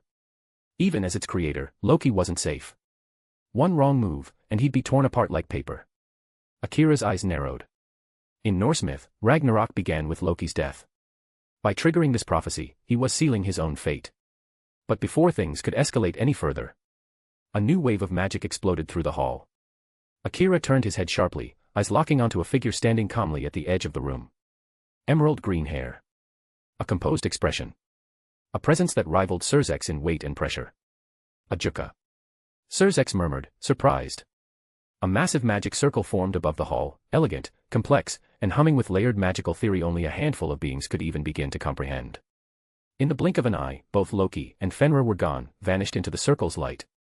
The seal didn't fade afterward. It remained suspended in the air, glowing softly, proof that the spell was still active. Nice work, Ajuka, Surzek said with a faint sigh of relief. Ajuka Beelzebub stepped forward, brushing non-existent dust off his coat. I assume I wasn't too late. No. You arrived just in time. Right after the Diodora incident, Surzek had secretly called for backup, just in case. He hadn't expected Loki to attack so soon. But once again, Ajuka had come through. Where Surzek embodied raw power and destructive force, Ajuka was the other side of the coin. A tactician. A researcher. A sorcerer of incomprehensible brilliance. Instead of brute force, he used precision. Rather than risk a catastrophic battle, he'd simply teleported the threat elsewhere, isolating Loki and Fenrir in a secure location, sealed within a containment barrier only he could maintain. It was the best outcome they could have hoped for. At least for now, disaster had been averted. Party Popper good news. Arc 3 has officially begun. Party Popper. The story has reached a whole new stage, packed with action, emotions, and long-awaited revelations. White heavy checkmark enjoy 110+ chapters ahead of web novel. White heavy checkmark be the first to experience Arc 3 in the new season before anyone else. Thank you so much for your incredible support. Sparkling heart. Your help keeps the story alive and growing stronger every day. Glowing star. Chapter 121, Before the Battle Against Loki. Chapter 120, Before the Battle Against Loki. Surzex, that seal won't hold Loki and Fenrir for long. You're right. The moment it breaks, we'll have to suppress them immediately. Surzex Lucifer and Ajuka Beelzebub's eyes naturally turned to a single figure in the room, Shin Akira. Despite his young age, he stood on equal footing with Mao-class beings. Not only that, he was the wielder of the boosted gear, one of the 13 Longina sacred gears, known as the Dragon Emperor's Gauntlet. He also bore the mythical chains of heaven, a divine construct from a forgotten age, one feared as a weapon against gods themselves. A warrior holding 2 supreme artifacts. A man with the potential to rival legends. He was, without a doubt, the ideal candidate for the mission. All right. Leave it to me. Ajuka, send me in. Ajuka smiled faintly. We appreciate it, Shin Akira. No need for formalities. Honestly, I'm curious. I've always wanted to see just how powerful the so-called god-devouring wolf really is. Surzex let out a wry chuckle. He recalled Graphia's report on Akira. One note stood out clearly, a battle maniac at heart. A true warrior who lived and breathed for combat. I've already contacted Valhalla. Mjolnir will be delivered shortly, said Odin, stepping forward. There was a slight trace of guilt in the old god's voice. His original purpose for visiting the underworld had been to strengthen ties between pantheons. He hadn't expected Loki to choose this moment to rebel. Mjolnir, huh? Akira raised an eyebrow. Well, by the time it gets here, the fight might already be over. You sound confident. But, do you understand, boy? Fenrir isn't bound by logic. He's the very root of Ragnarok, the beast fated to devour the gods. A creature far stronger than Loki himself, right? But for now, his power is still suppressed.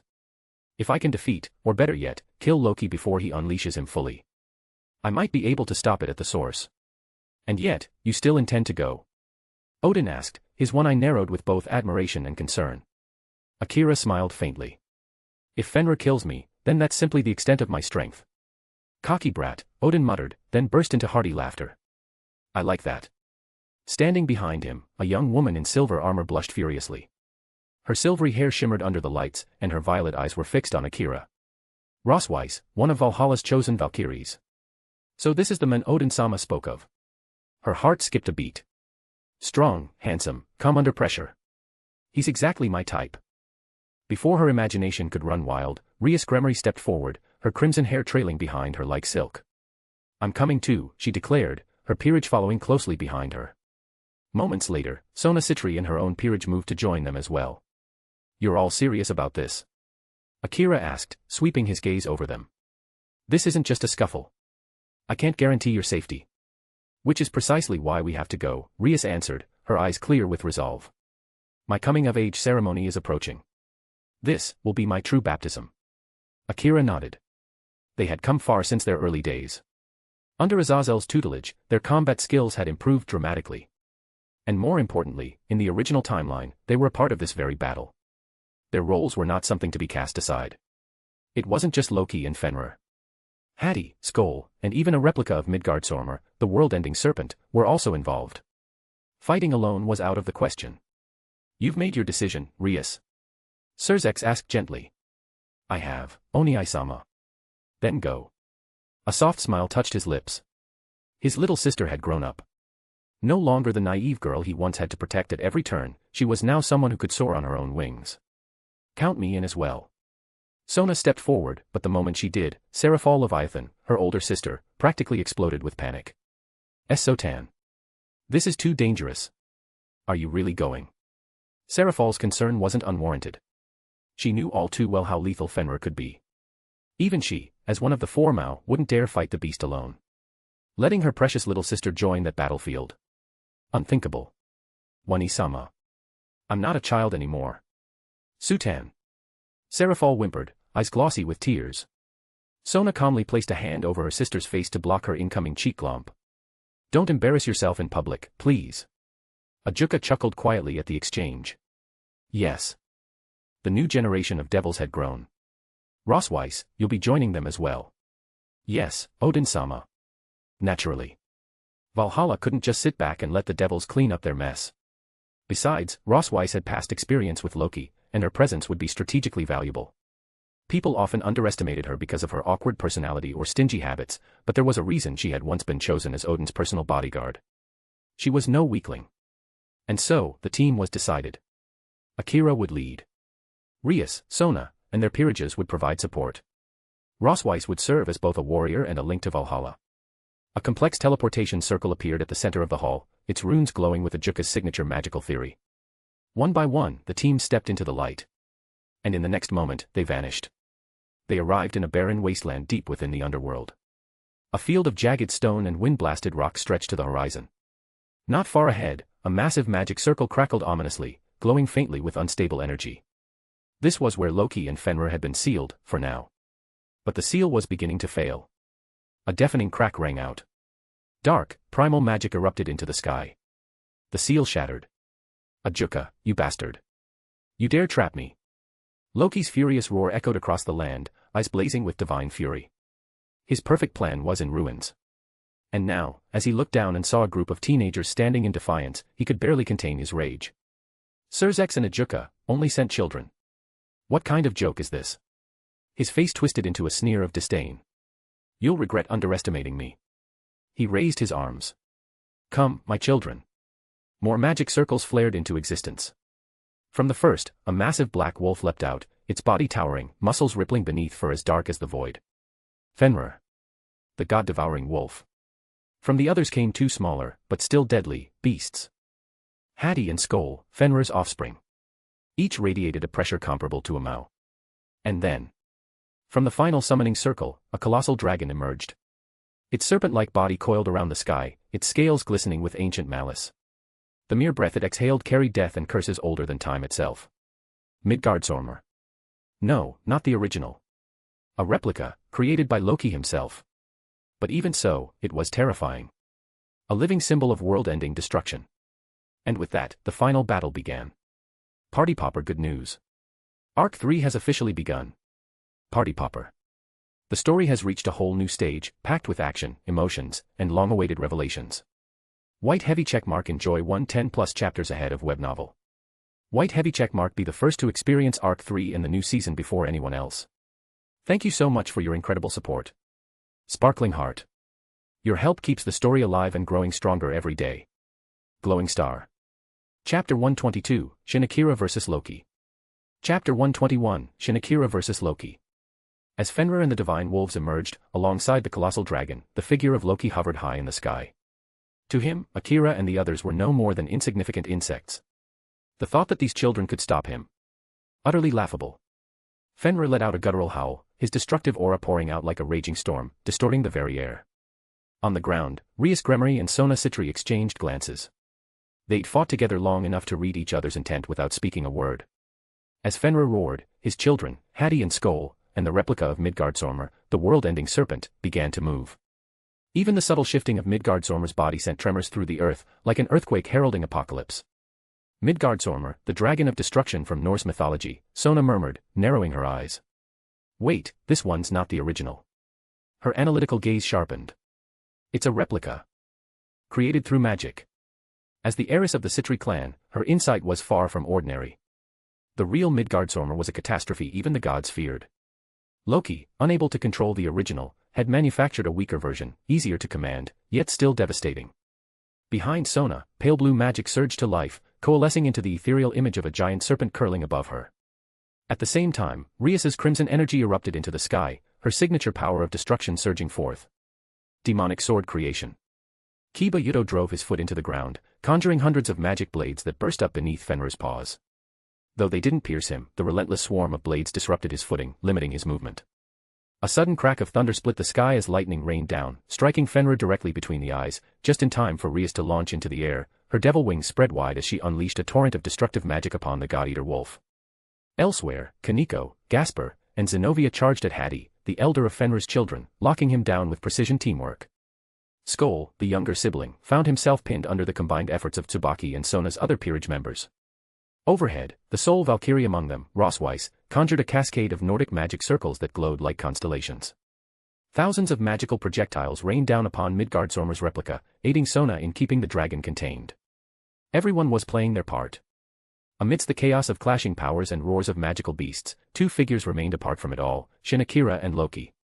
Akira slowly rose into the sky, eyes fixed on the Norse god above. A human. What, are you bored of living already? Loki mocked, his tone brimming with divine scorn. To him, the notion of a mere mortal challenging a god was not just offensive, it was pitiful. Loki. The so-called god of evil from Norse mythology, Akira said calmly. You and I, we're never going to get along. Not going to get along. Loki scoffed. Obviously. I am a divine being, supreme and eternal. You're dust beneath my boots. How could we possibly relate? That arrogance. Yeah. That's exactly what I expected from a god. As Akira stared up at the smirking deity, a memory surfaced, one not his, but deeply etched into his soul. In the records of Mesopotamian legend, the arrogant gods who ruled from on high were the greatest enemies of Gilgamesh, king of Uruk. Because of Ishtar, Enkidu, his closest friend, was taken. Punished by the gods and fated to die. Akira wasn't Enkidu. But he bore something deeper, a conceptual inheritance. And because of that, he felt an instinctive disgust for deities like Loki. Behind him, golden rings shimmered into existence. Chains of heaven, divine restraints born from myth. Weapons forged not to destroy gods, but to bind them. With a whip-like snap, the sacred chains shot forward, splitting through the air toward Loki. Humph, sacred gear trash. Loki sneered. In his eyes, sacred gears were nothing more than mortal toys, blasphemous attempts at divinity. He raised a hand. In an instant, dark blue Nordic magic circles bloomed in the air, stacking in layers like a spiraling tower. From within them, arcs of divine lightning erupted, lashing out at the incoming chains and blasting them apart before they reached him. As expected. This was the man who created Fenrir, a creature ranked among the top 10 threats in the world. Though only at Mao class in terms of raw power, Loki was a master of magic, an architect of destruction. Where Ajuka Beelzebub was a genius researcher, Loki was a scheming alchemist and a master tactician. But Akira didn't falter. A wave of silvery lightning burst from his body, his own divine thunder, slamming into Loki's magic head-on. You're wide open, human. In a blink, Loki vanished, then reappeared at Akira's flank. A dense ball of magic formed in the god's palm. Boom.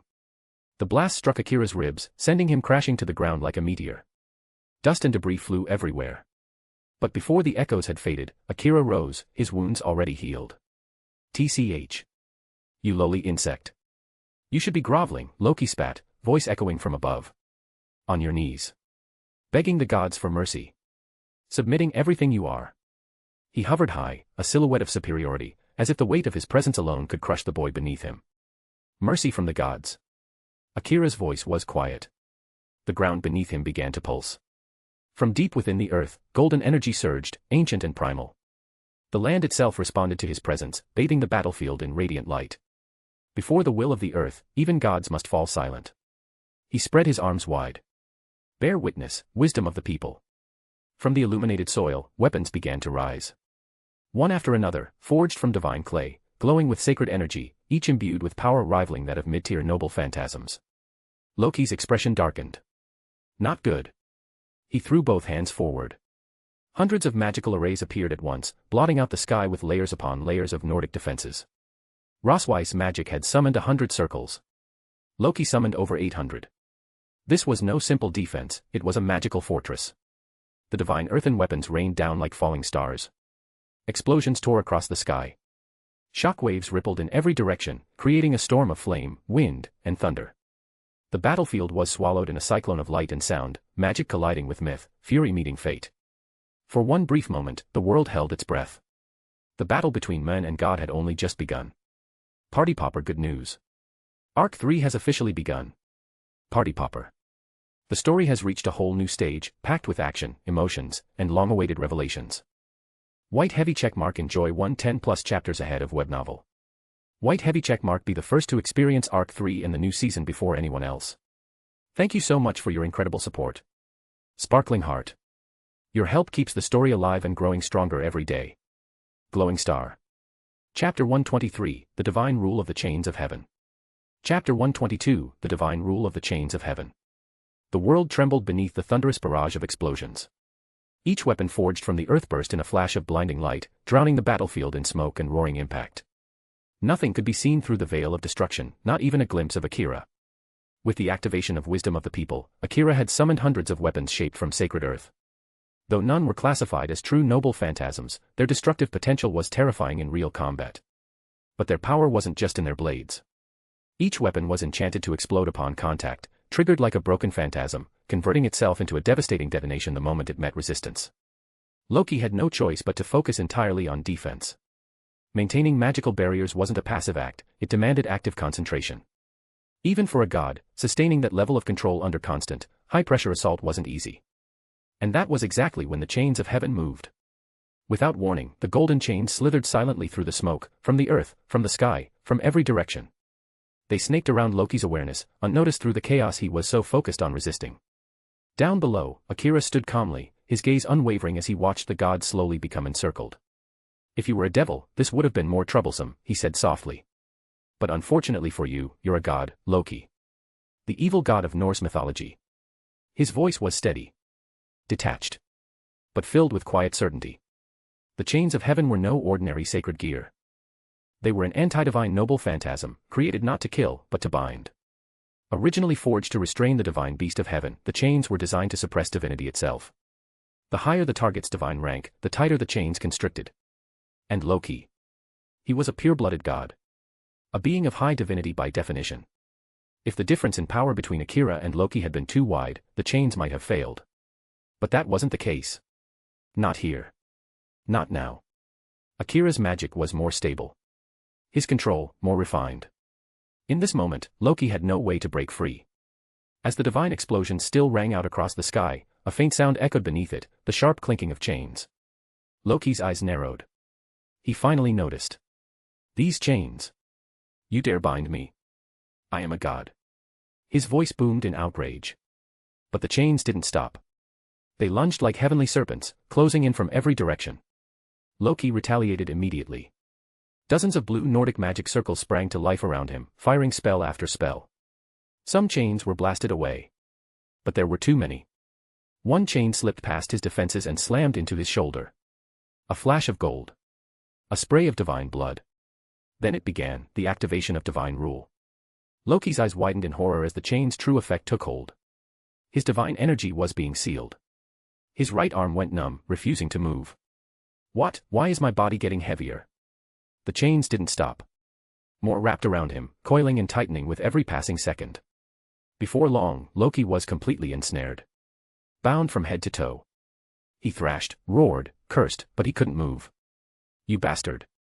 What did you do to me? How can mere chains hold me like this?" Akira stepped forward, his pace slow and deliberate as he approached from the earth below. "These are no ordinary chains." He looked up, eyes calm and unshaken. "They're called the chains of heaven. In ancient Mesopotamian myth, they were used by King Gilgamesh to bind the bull of heaven, a beast sent by the gods that nearly destroyed Uruk with 7 years of famine." Loki froze. Then he scoffed. "Mesopotamia? Don't be ridiculous. That pantheon is extinct. Their belief system is long dead. There's no way any of their relics could still exist." In the world of high school DxD, many mythologies still lingered, but others, like Mesopotamia's, had vanished into the void of time. Even so. "Whether you believe it or not," Akira said, "doesn't change the reality you're facing now. TCH. As if the power of some dead faith could affect a true god like me. Then how do you explain this?" Akira raised a hand slightly. The golden glow of the chains pulsed in rhythm with Loki's struggling breath. "You're bound by the very power you claim is meaningless. So tell me, Loki, the evil god, how does that feel?" Loki grit his teeth. He wasn't just angry anymore. He was scared. "You can bind me, but you won't kill me. You can't. Neither Odin, nor Surzex, nor Ajuka has ever dared to kill me. And you won't either." His voice shook, not from pride, but desperation. Because Loki had always held a final card. A threat no one dared challenge. Fenrir. The God-Eater Wolf was Loki's masterpiece. His trump card. His monster. Bound by powerful magical restraints, but bound only by Loki. If Loki died, those restraints would vanish. And Fenrir would be unleashed. A being whose fangs could slay gods. A creature feared even by the 2 heavenly dragons. If released, it would devour the world in its wrath. That was the secret behind Loki's survival. Even after so many crimes, no one touched him. Because if he died, everything else would die with him. "You can't kill me," Loki hissed. "If you do, Fenrir will be freed. The world will burn. But Akira didn't stop walking. His expression didn't change. I'm not the type of person who gets scared by shadows of the future. He raised his hand. And for beings like you, death is the only mercy I won't give. The chains tightened. With a swift pull, they snapped around Loki's head. And crushed it. A sharp crack echoed across the sky as divine blood exploded outward. Bone fragments scattered. The light in Loki's eyes disappeared. Blood spattered across Akira's cheek, but he didn't blink. He didn't look away. He didn't regret it. In the original timeline, Hayato Issei had spared Loki. The result? Loki escaped. He created fake versions of the boosted gear. He manipulated Rias. He triggered a future crisis where Asia Argento fell into a cursed coma, and entire dimensions had to be reset to fix the damage. That was the cost of mercy given to the wrong person. Akira would not make that mistake. Not again. Not ever. Party Popper good news. Arc 3 has officially begun. Party Popper. The story has reached a whole new stage, packed with action, emotions, and long-awaited revelations. White heavy checkmark enjoy 110+ chapters ahead of web novel. White heavy checkmark be the first to experience Arc 3 and the new season before anyone else. Thank you so much for your incredible support. Sparkling heart. Your help keeps the story alive and growing stronger every day. Glowing star. Chapter 124, Juggernaut Drive. Chapter 123, Juggernaut Drive. Ding. Template inheritance progress, plus 3%. The mechanical voice echoed within Akira's mind, triggered by the death of Loki. But he wasn't paying attention to it anymore. His eyes had already turned downward, toward the earth, where chaos was about to erupt once more. The moment Loki died, the magical bindings that had restrained Fenrir shattered. And then, a massive wolf raised its head and let out a soul-piercing howl that echoed through the sky. A monstrous wave of magic and spiritual pressure burst forth, primal and unrelenting, like something ripped from the ancient world had just awoken. What? Why is Fenrir's power suddenly skyrocketing like this? Rias Gremory struggled to steady herself midair, blood trailing from her lip. Her eyes widened in disbelief as she stared at Fenrir's transformed form. She wasn't alone. All around the battlefield, the others quickly realized what had changed. Fenrir was no longer something they could handle. The seal, it's broken. Could it be? Rosweiss turned her gaze upward. There, suspended in the sky and still wrapped in golden chains, was the lifeless, headless corpse of Loki. The truth struck instantly. The Norse god of evil was dead. Slain by a human. Rosweiss clenched her jaw. What was once unthinkable had now become reality. Rias Gremory. Watch out. Fenrir has returned to his original form. What? Before she could react, a frigid sensation ran down her spine. Fenrir vanished from view. And in the next instant, razor-sharp claws and fangs tore through her body. Rias. Bucho. No. Cries of panic and heartbreak echoed across the field. Rias's body dangled in Fenrir's jaws, two massive wounds torn into her abdomen, fresh blood spilling endlessly from her midsection. Everyone who saw it felt a surge of rage. A thirst for vengeance. And then, Akira arrived. With a single crushing blow, he sent Fenrir flying backward and caught Rias's falling body in his arms. His eyes blazed with fury, an aura like molten magma radiating off him. Rias. Akino rushed forward, tears in her eyes as she wrapped her arms around her friend. Blood poured from the open gashes on Rias's stomach. Without hesitation, Akira pulled out a crystal vial containing a bright red liquid. Use this. Phoenix tears. Heal her. I'll deal with that mutt. Akino nodded and gently let a few drops fall into Rias's wounds. A radiant light enveloped her body as divine healing surged through her flesh. Wounds sealed. Bones knitted. Her breath returned. Rias. Thank you, Akino. I'll be okay now. Rias offered a weak smile. But her eyes never left Akira's back as he walked steadily toward Fenrir. She was anxious. The fight ahead was no ordinary battle. Fenrir, unsealed and berserk, was a force of pure destruction. All she could do now was trust him. Boost. A heavy, echoing voice rang out, the sound of the boosted gear activating. The blood-red gauntlet appeared on Akira's right arm, pulsating with life. Fenrir, huh? You're seriously planning to face that thing alone? The deep voice of Drake, the Red Dragon Emperor, spoke from within the sacred gear. With the seal lifted, Drake had fully awakened. And as he gazed upon the beast before them, his tone shifted to something close to awe. That creature is Fenrir. One who stood equal to me when I was alive. Born to slay gods, but shackled from the moment of his birth, how ironic. Sounds familiar, doesn't it? You two were turned into a weapon, passed from one human to another. Akira narrowed his eyes. Magic energy surged around him. Drake. Prepare the Juggernaut Drive. That mutt dies today. What did you say? The Juggernaut Drive. Are you insane? 3 sharp bursts of protest came from the dragon, his voice a mix of alarm and fury. They hadn't even trained for this. Their partnership was still unstable. Synchronization barely existed between them. To attempt Juggernaut Drive now was madness. It's just a technique, Akira replied coldly. I'll manage. You arrogant brat. Fine. Do as you wish. But if you die, I'll say a prayer for you in the afterlife. How generous. Balance breaker. With steady steps, Akira began to transform. Crimson armor engulfed his body. Draconic wings unfolded behind his back, and his power spiked violently as the boosted gear roared to life. Boost. Fenrir stared at him in silence. The beast wasn't mindless. With its high-level intelligence, it knew this human was the one who killed Loki. And now, he was an imminent threat. Then, the incantation surfaced in Akira's mind. As Drake's host, he now had full access to the forbidden mode, an ancient desire awoke, and the system responded.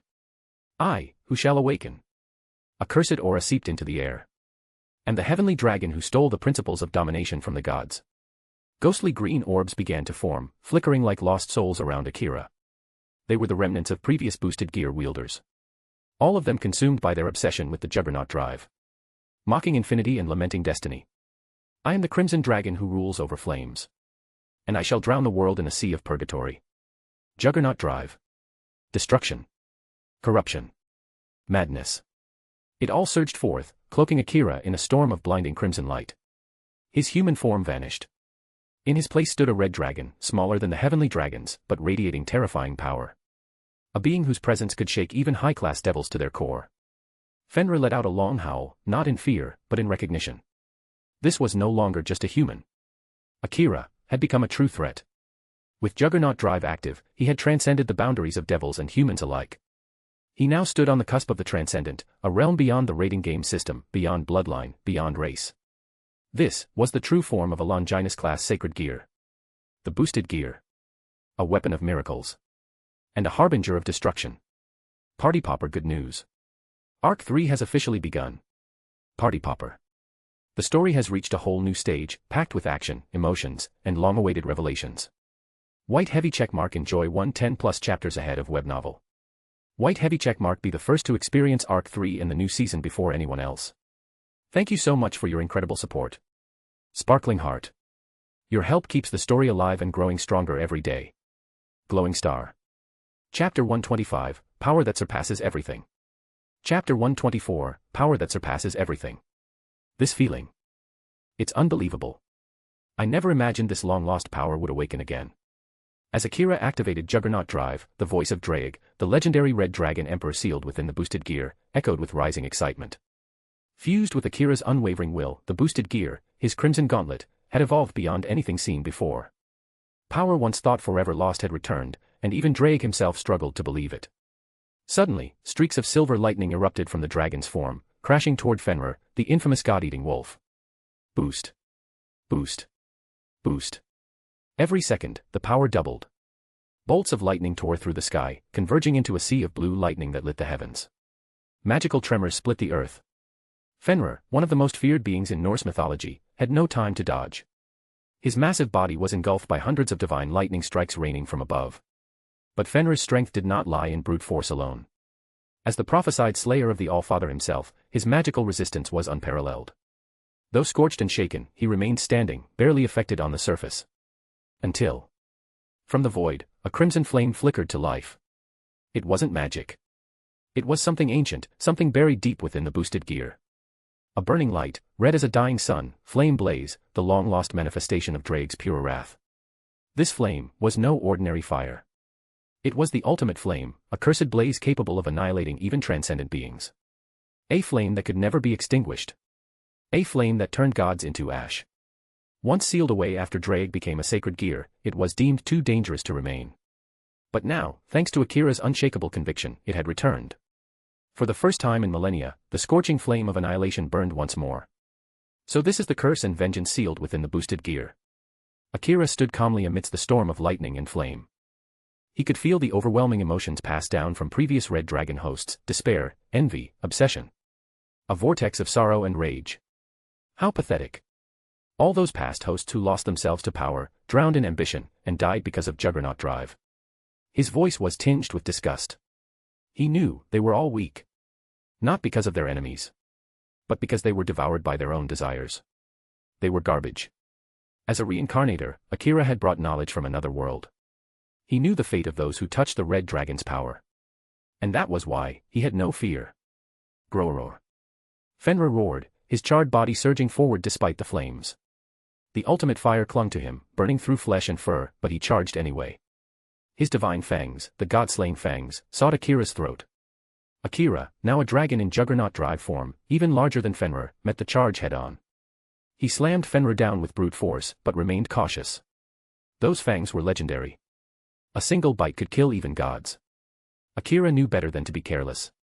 Especially now, with only 2 bottles of Phoenix Tears left. He'd already used one on Rias. Suddenly, the earth rumbled. The ground beneath Akira's silver-scaled feet trembled as magical energy surged from the land itself. Nature answered his call. The planet responded to the dragon. From deep beneath the battlefield, golden light burst upward. Feel the wrath of the earth, and accept its judgment, wisdom of the people. A massive dragon claw slammed down on Fenrir's skull, driving him into the ground and carving out a massive crater. But that wasn't the end. The earth began to shape itself: swords, spears, axes, hammers, massive weapons forged from pure elemental earth, powered by the dragon's essence. Each weapon towered dozens of meters tall. And then, the flame blaze wrapped around them, turning them into blazing weapons of divine punishment. They shimmered in crimson light. Zing. Zing. Zing. Without warning, the weapons launched, all at once. They rained down from every direction, crashing into Fenrir's body. Each one shattered through his divine resistance. Black blood exploded across the battlefield as his body was impaled again and again. Cracked. Finally, Fenrir's defenses gave in. And once pierced, the rest followed. Within minutes, his body became a bloody pincushion, skewered from every angle like a monstrous hedgehog. But then, a low magical chime echoed in the distance. Akira was preparing his final move. In the center of his draconic chest, an emerald jewel glowed bright, gathering an immense storm of power. Fenrir, though on the brink of death, suddenly showed emotion. Fear. Not instinct. Real fear. Even as a creature from myth, Fenrir's instincts were sharper than any mortal's. He knew this attack would end him. Grah. With one last cry, Fenrir lunged through fire and lightning, aiming straight for Akira's throat. Desperate. Determined. Trying to stop the fatal blow before it was unleashed. A deep hum reverberated in the air. Akira simply smiled. This was it. Boost. Boost. Boost. Ignition. A catastrophic burst of power erupted from his chest. Silver light, heavenly lightning, and annihilation flame collided into a single point. And exploded. A shockwave tore across the land. A mushroom-shaped blast soared into the sky. Blue lightning shattered the clouds. The ultimate fire scorched the ground. The impact reduced mountains to rubble.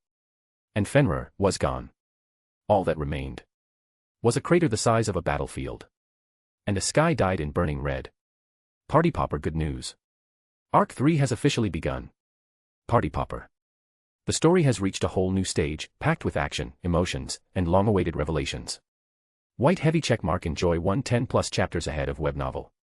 White heavy checkmark be the first to experience Arc 3 in the new season before anyone else.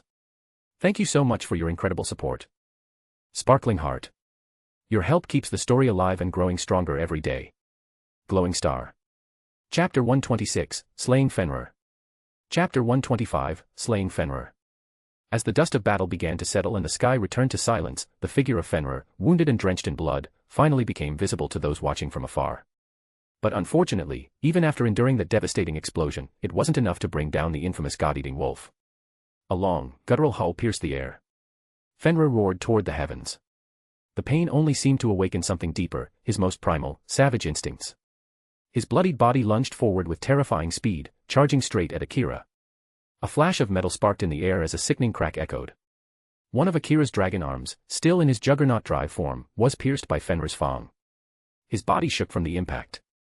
Fenrir's fangs weren't just sharp teeth. They were mythical weapons, said to inflict wounds that couldn't be healed by any ordinary means. Only Phoenix Tears, the sacred elixir of the House of Phoenix, could undo the damage.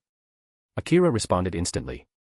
With his left arm, he struck Fenrir hard, sending the massive wolf crashing upward into the air. But the damage was done.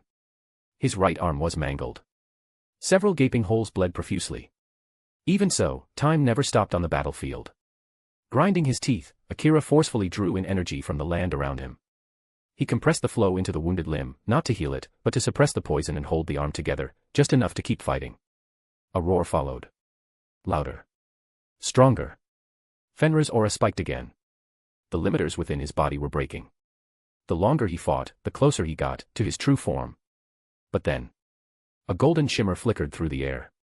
From all directions, dozens, no, hundreds, of chains of heaven descended.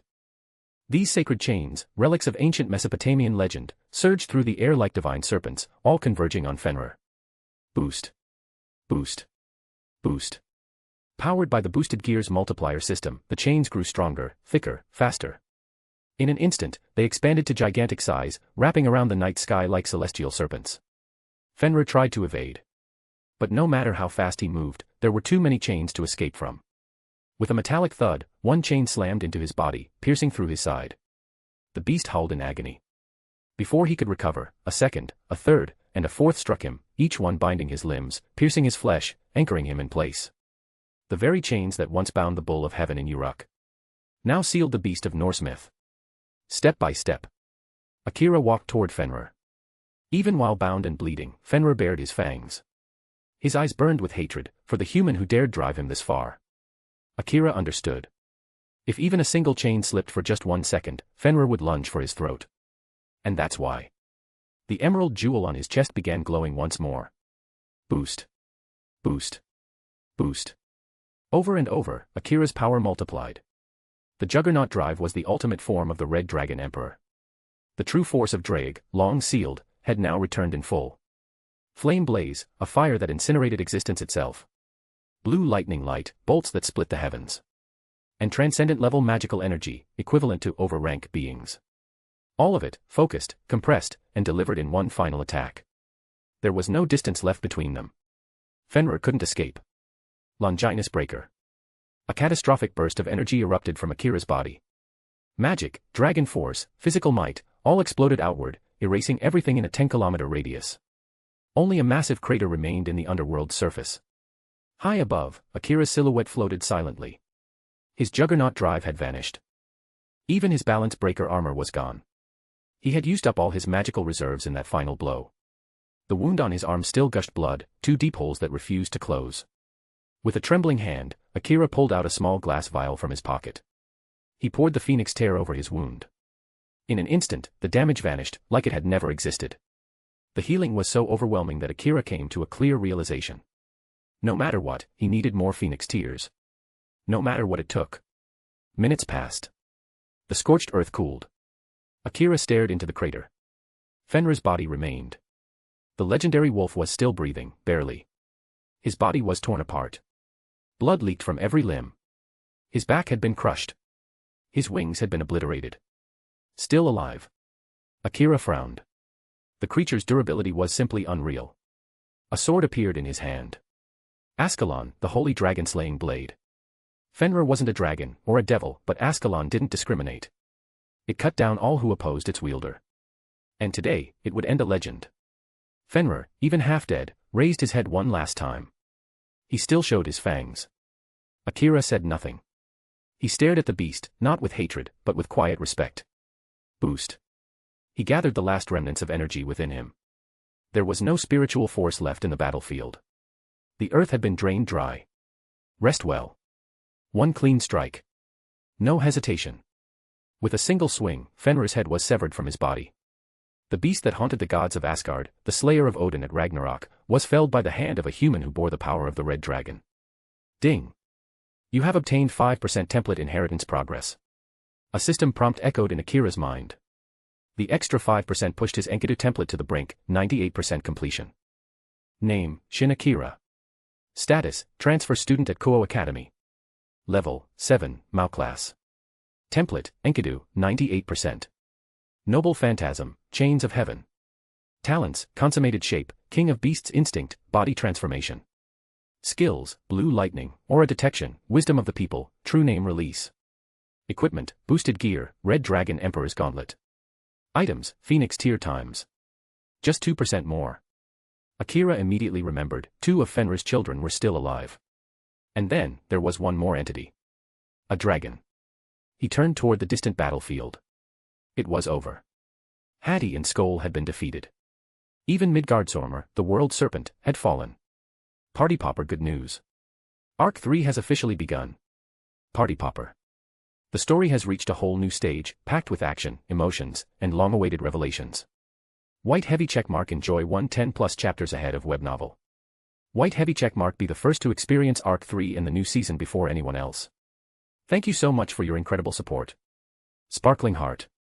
Your help keeps the story alive and growing stronger every day. Glowing Star. Chapter 127, The Norse folks are surprisingly generous, huh? Chapter 126, The Norse folks are surprisingly generous, huh? After storing Fenrir's head inside his personal subspace, Akira finally turned back to regroup with Rias and the others. In the distance, the corpse of Midgardsormr, the legendary world serpent, lay motionless on scorched earth. But since it was only a duplicated projection and not the true Midgardsormr, its defeat wasn't all that surprising. What truly caught Akira's eye were the 2 wolf cubs, Hati and Skoll, direct descendants of Fenrir, each bearing the god-slaying fangs. The young wolves had already been subdued and securely sealed. Akira. You're not hurt, right? Shouted Akino and Rias in unison. Both women rushed over, their hands gently brushing over his body with worried expressions. Their movements were tender, familiar in a way that came naturally for Akino, given the almost married dynamic she had with him. But with Rias, things were still somewhere between tension and uncertainty. Which made her gesture feel a little more daring than usual. I'm fine. The fight's over, Akira said calmly. By the way, these 2 wolf pups, what are you planning to do with them? They're originally from Norse territory, it's only right we return them, Rias replied, although her voice carried a hint of hesitation. Return them? Why? Akira shrugged nonchalantly. We fought them. We won. Why give them back? You haven't even filled out your evil peace set, have you? Reincarnate one. Let Sona take the other. Is that really okay? Uncertainty flashed in Rias's eyes. These were Fenrir's children, raised under the Norse pantheon. Keeping them felt a little like stealing someone else's property. What's not okay about it? I took down Fenrir for them. The least they could do is compensate us. This was their problem, we solved it. Even part-timers get paid, you know. In that case, don't overthink it. Just do it, Akira cut her off casually, brushing away her doubts like they were dust in the wind. While Rias was still hesitating, Sona Shitori, also known as Sona Citri, made her move without delay. Saying nothing, she stepped toward Skoll, pulled out an evil piece from her reserves, a rook, and initiated the devil reincarnation ritual. A surge of energy poured into the massive wolf's body. The process was swift. In mere seconds, the piece fused with Skoll completely. From that moment on, Fenrir's son officially became a rook under Sona Citri's peerage. Rias blinked in surprise but quickly collected herself. If Sona could do it, then there was no reason for her to hold back. Rias approached Hati, pulling out her pawn pieces from storage. 1 piece. 2. 3. 4. It took 4 full pawn pieces to complete the reincarnation. But eventually, Hati became a pawn under Rias Gremory. Not far off, Saji Genshiro, Sona's ever-loyal subordinate, watched in disbelief. He himself had needed 4 pawn pieces to be reincarnated. And now a wolf got the same amount. That just felt unfair. Sona let out a small, awkward smile. To be fair, she'd originally planned to use pawn 2. But with 5 of her pawns already used up, and knowing there was no way Fenrir's son was worth only 3, she chose to go with rook instead. Rias, on the other hand, looked genuinely pleased.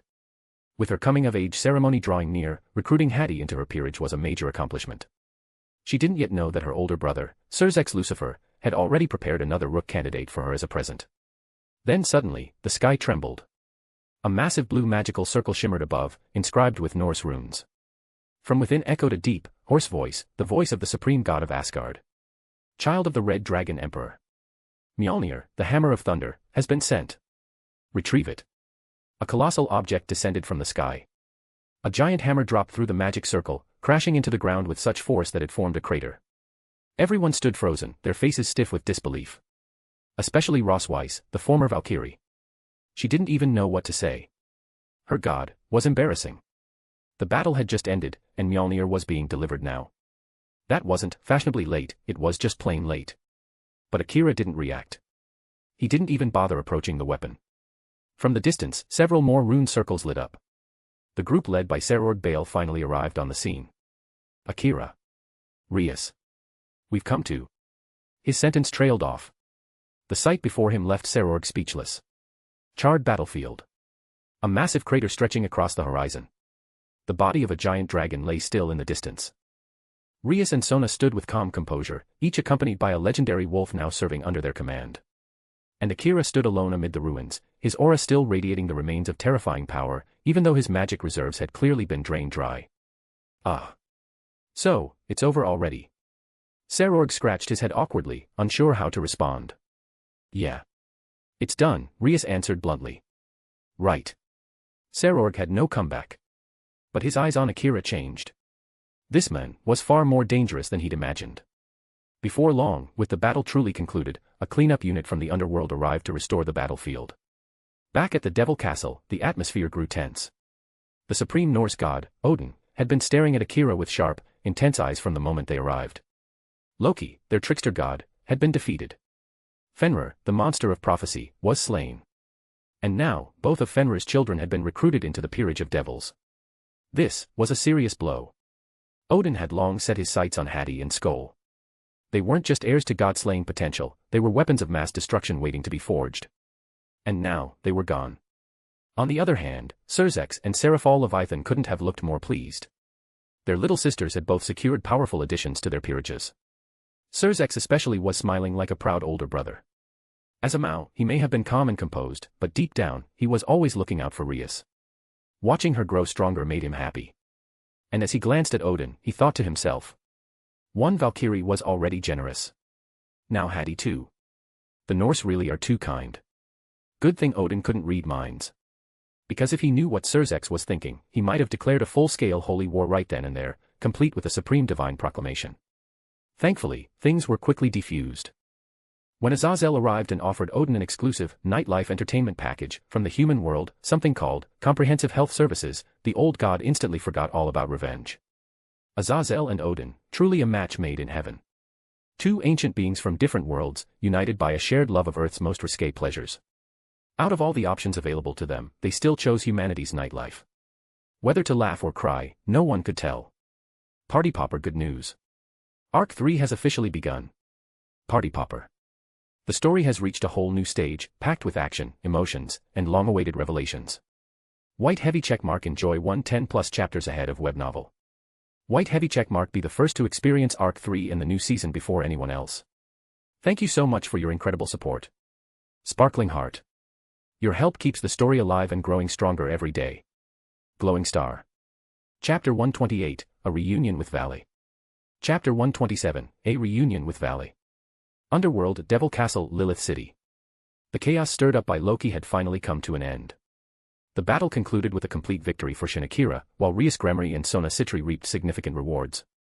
Especially Rias, within a single stroke, she had managed to recruit two incredible individuals, Hati, the offspring of Fenrir, and Rosweiss, a Valkyrie from Norse mythology. They immediately filled the vacant pawn and rook positions in her evil piece set. As it stood, Rias's peerage now included 1 queen, 2 rooks, 1 knight, 2 bishops, and 1 pawn. That left 1 knight and 4 pawns still open. Meanwhile, Akira's name was echoing all throughout the underworld. The heir to Enkidu's power, the mythical being of Mesopotamian legend, and the wielder of the legendary noble phantasm, Chains of Heaven. He was also the host of the Longinus-class sacred gear, boosted gear, known far and wide as the Red Dragon Emperor. Now, every title and tale about him was being magnified by nobles and the underworld media alike. Akira was well aware, this was the handiwork of Surzex, Ajuka, and Seraphol Leviathan. As the future son-in-law of the Gremory family, Akira's growing fame automatically translated into political capital for them. Naturally, they would make sure his reputation soared sky-high. Surzex did it for his little sister, Rias. Ajuka Beelzebub, out of gratitude for Akira exposing Diodora Astaroth's treachery. And Seraphol. Well, her little sister Sona had managed to recruit one of Fenrir's offspring thanks to Akira's help. With 3 Mao actively promoting his name, Akira's rise in status was unstoppable. At the same time, Rias's coming-of-age ceremony had concluded perfectly. Her debut raiding game, a joint battle alongside Sona's team, became a legendary spectacle forever etched in underworld history. The match officially ended in a draw, a political compromise agreed upon by both the Gremory and Citri families. It was the most beneficial outcome for all involved. Everything seemed to be heading in a positive direction. But for Akira himself, things were a bit frustrating. His template inheritance had reached 98%, just 2% away from completion. But thanks to the non-stop string of incidents, he hadn't had a single chance to wrap it up. And now that everything had settled down, he was out of suitable targets to continue the process. That's when a familiar voice called out to him. "Hey, you still have Fenrir's head, right?" Azazel, the former Governor-General of Grigori, casually strolled into view. "Yeah, I kept it," Akira replied without hesitation. The most dangerous part of Fenrir was its fangs. So after slaying the beast, Akira had sealed the head away in his personal storage, leaving the body behind on the battlefield. "In that case, mind letting me have a few of those god-slaying fangs?" 10 should do. 10. Akira turned toward him with a flat expression. "You want 10 of Fenrir's fangs?" "Of course. That's top-tier material. With my tech, I could make some seriously busted artificial sacred gears." Akira gave a small nod. "I believe you." But his tone carried no approval, only pure sarcasm. Azazel instantly caught the mockery. Sure, his reputation as a sacred gear researcher was unmatched, but he also had a long record of wild experiments that often ended in failure. "What's that supposed to mean? You don't trust me?" "I said I believe you," Akira replied, expression deadpan. Azazel sighed. He wanted to argue but couldn't find the words. "Come on, just gimme 10.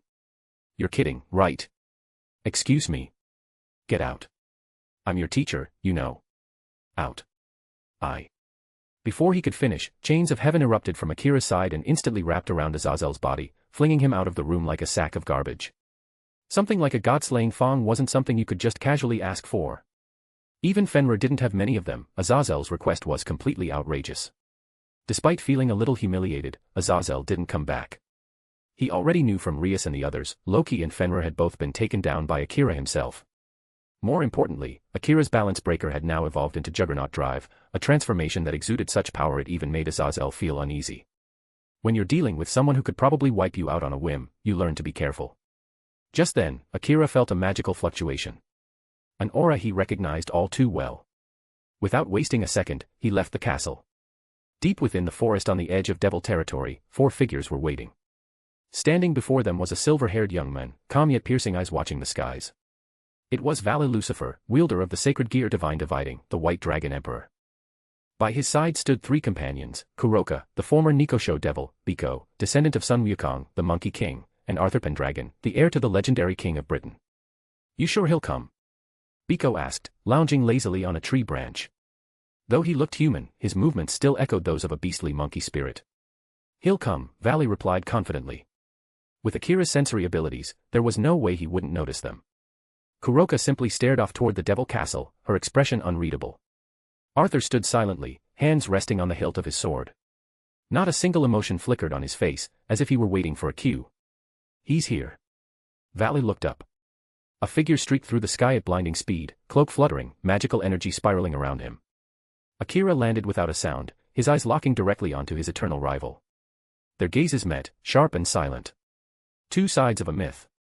Red and white. Power and equilibrium. "You've gotten stronger," Valley said plainly. "With Juggernaut Drive, even Fenrir was no match for you. You really came to the underworld, huh, Valley? I was originally after Fenrir, but you got to him first. So that plan's scrapped. You wanted to tame a beast that arrogant. Loki managed to. He created it. Of course he had a method. I had one too." Akira gave a short nod. No point arguing now that Fenrir was gone. "So, what's your reason for seeking me out?" "It's not me who wants to see you," Valley replied, his gaze shifting.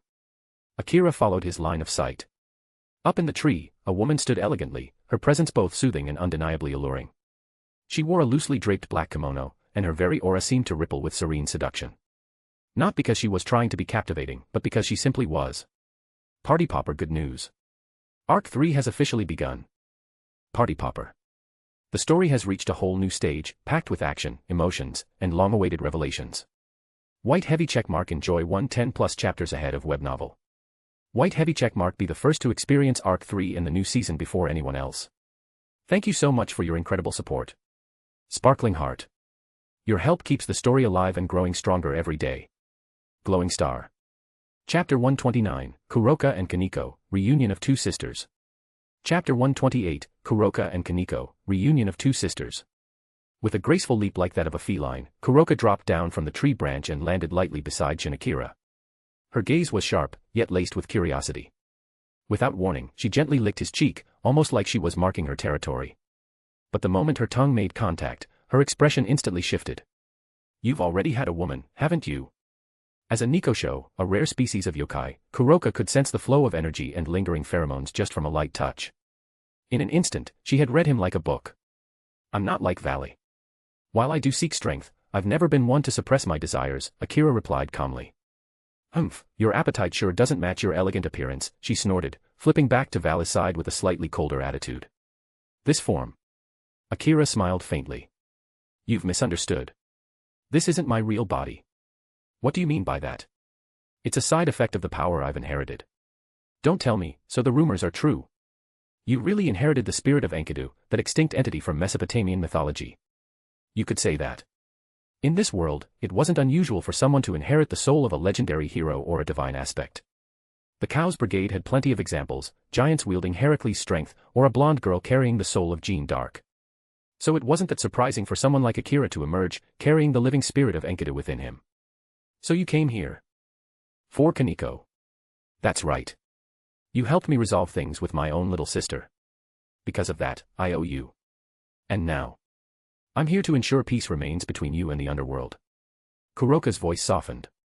In the past, she might have tried to abduct her sister by force. But that time had passed. Since the reunion orchestrated by Akira, Chiron, better known as Kaneko, had forgiven her. The rift between the sisters had finally healed. And that wasn't something to repay with conflict. Kuroka had no intention of bringing chaos into the underworld. She knew well that storming into Gremory territory or Devil Castle would only bring trouble, especially since she was still considered a fugitive by underworld authorities. So, she turned to Valley and asked him to summon Akira in secret. So you came just to say thanks? Partly. But more than that. I want to see Chiron. I've put it off long enough. You might be disappointed. Why? She's been taken by Rias for special training. Training? In the last fight, her control over Senjutsu was still a bit rough. So Rias brought her to refine her skills. I should be the one training her. No one understands Senjutsu better than me. All right. I'll contact Rias now. Akira pulled out his underworld exclusive phone and sent a short message. While he tapped away, Biko just stared at Kuroka, completely speechless. Whenever it came to her little sister, the usually sharp and cunning Kuroka turned into an easily flustered mess. But he understood. That kind of softness was natural, for an older sister. So. Akira said, shifting his gaze toward Valley, who had been watching him silently. Do you want to fight again? Not today. I don't stand a chance right now. Especially now that you've mastered Juggernaut Drive. At the moment. I'm no match for you. That doesn't sound like the Valley I know. Backing down so easily. This isn't surrender. Just awareness. But once I break through to Mao class, I'll be back to challenge you. So you've leveled up again. Mid-ultimate class.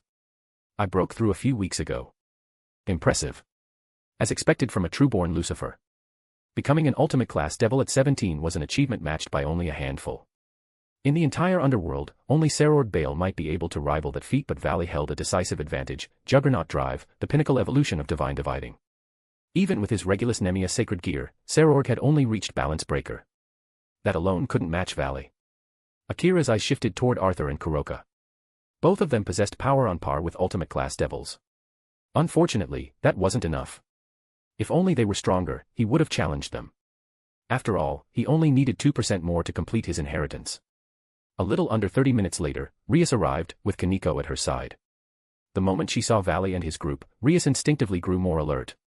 She knew who they were, the Lucifer bloodline, members of the Cow's Brigade, potential enemies of the underworld. But at the same time, Kaneko's eyes welled up with emotion.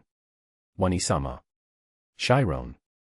The two long-separated sisters finally stood face to face. You've grown up so much, Chiron. Kuroka smiled gently, her gaze fixed on her little sister, now blossoming into a beautiful young girl. And Wani-sama, you've, also. Kaneko glanced up and down at her older sister, particularly at her well-developed figure. Her voice trailed off, her cheeks turning red. Kuroka caught her sister's look and glanced at Akira. Then back at Kaneko. She understood immediately. Her sister's stare had been embarrassingly honest. I'm sure you'll grow even more charming than me one day, Chiron. We're sisters, after all. There's no way you'd lose to your big sister, Naya. Oh, Oni-sama. Kaneko's face turned crimson like a ripe apple. Kaneko-chan, you don't have to worry, Akira added with a soft smile. You're already wonderful just the way you are. His words weren't empty praise, they were spoken straight from the heart. He was constantly surrounded by mature, alluring women. Precisely because of that, Kaneko's innocence and petite charm were so rare and precious. Especially if Akino and Asia eventually matured into equally curvy bombshells, then a pairing like Kuroka and Kaneko, older sister seductive, little sister sweet, would be an irresistible contrast. Akira-senpai. Why you pervert? Kaneko lowered her head, blushing furiously. No way. Chiron's still a kid. It's way too early for that. Kuroka immediately pulled her sister behind her and stepped forward like a protective cat ready to pounce. Her eyes narrowed with sharp wariness as she stared down Akira. She knew her little sister's yokai blood could awaken early, and if anything happened before she was ready, it'd be a serious problem. Don't you dare try anything funny with my little sister, got it? Her voice was cold, but it was the voice of a sister fiercely guarding something precious. Akira simply let out a quiet laugh, and didn't deny it. Party Popper, good news. Arc 3 has officially begun. Party Popper. The story has reached a whole new stage, packed with action, emotions, and long-awaited revelations. White heavy checkmark, enjoy 110+ chapters ahead of web novel. White heavy checkmark, be the first to experience Arc 3 in the new season before anyone else. Thank you so much for your incredible support. Sparkling heart. Your help keeps the story alive and growing stronger every day.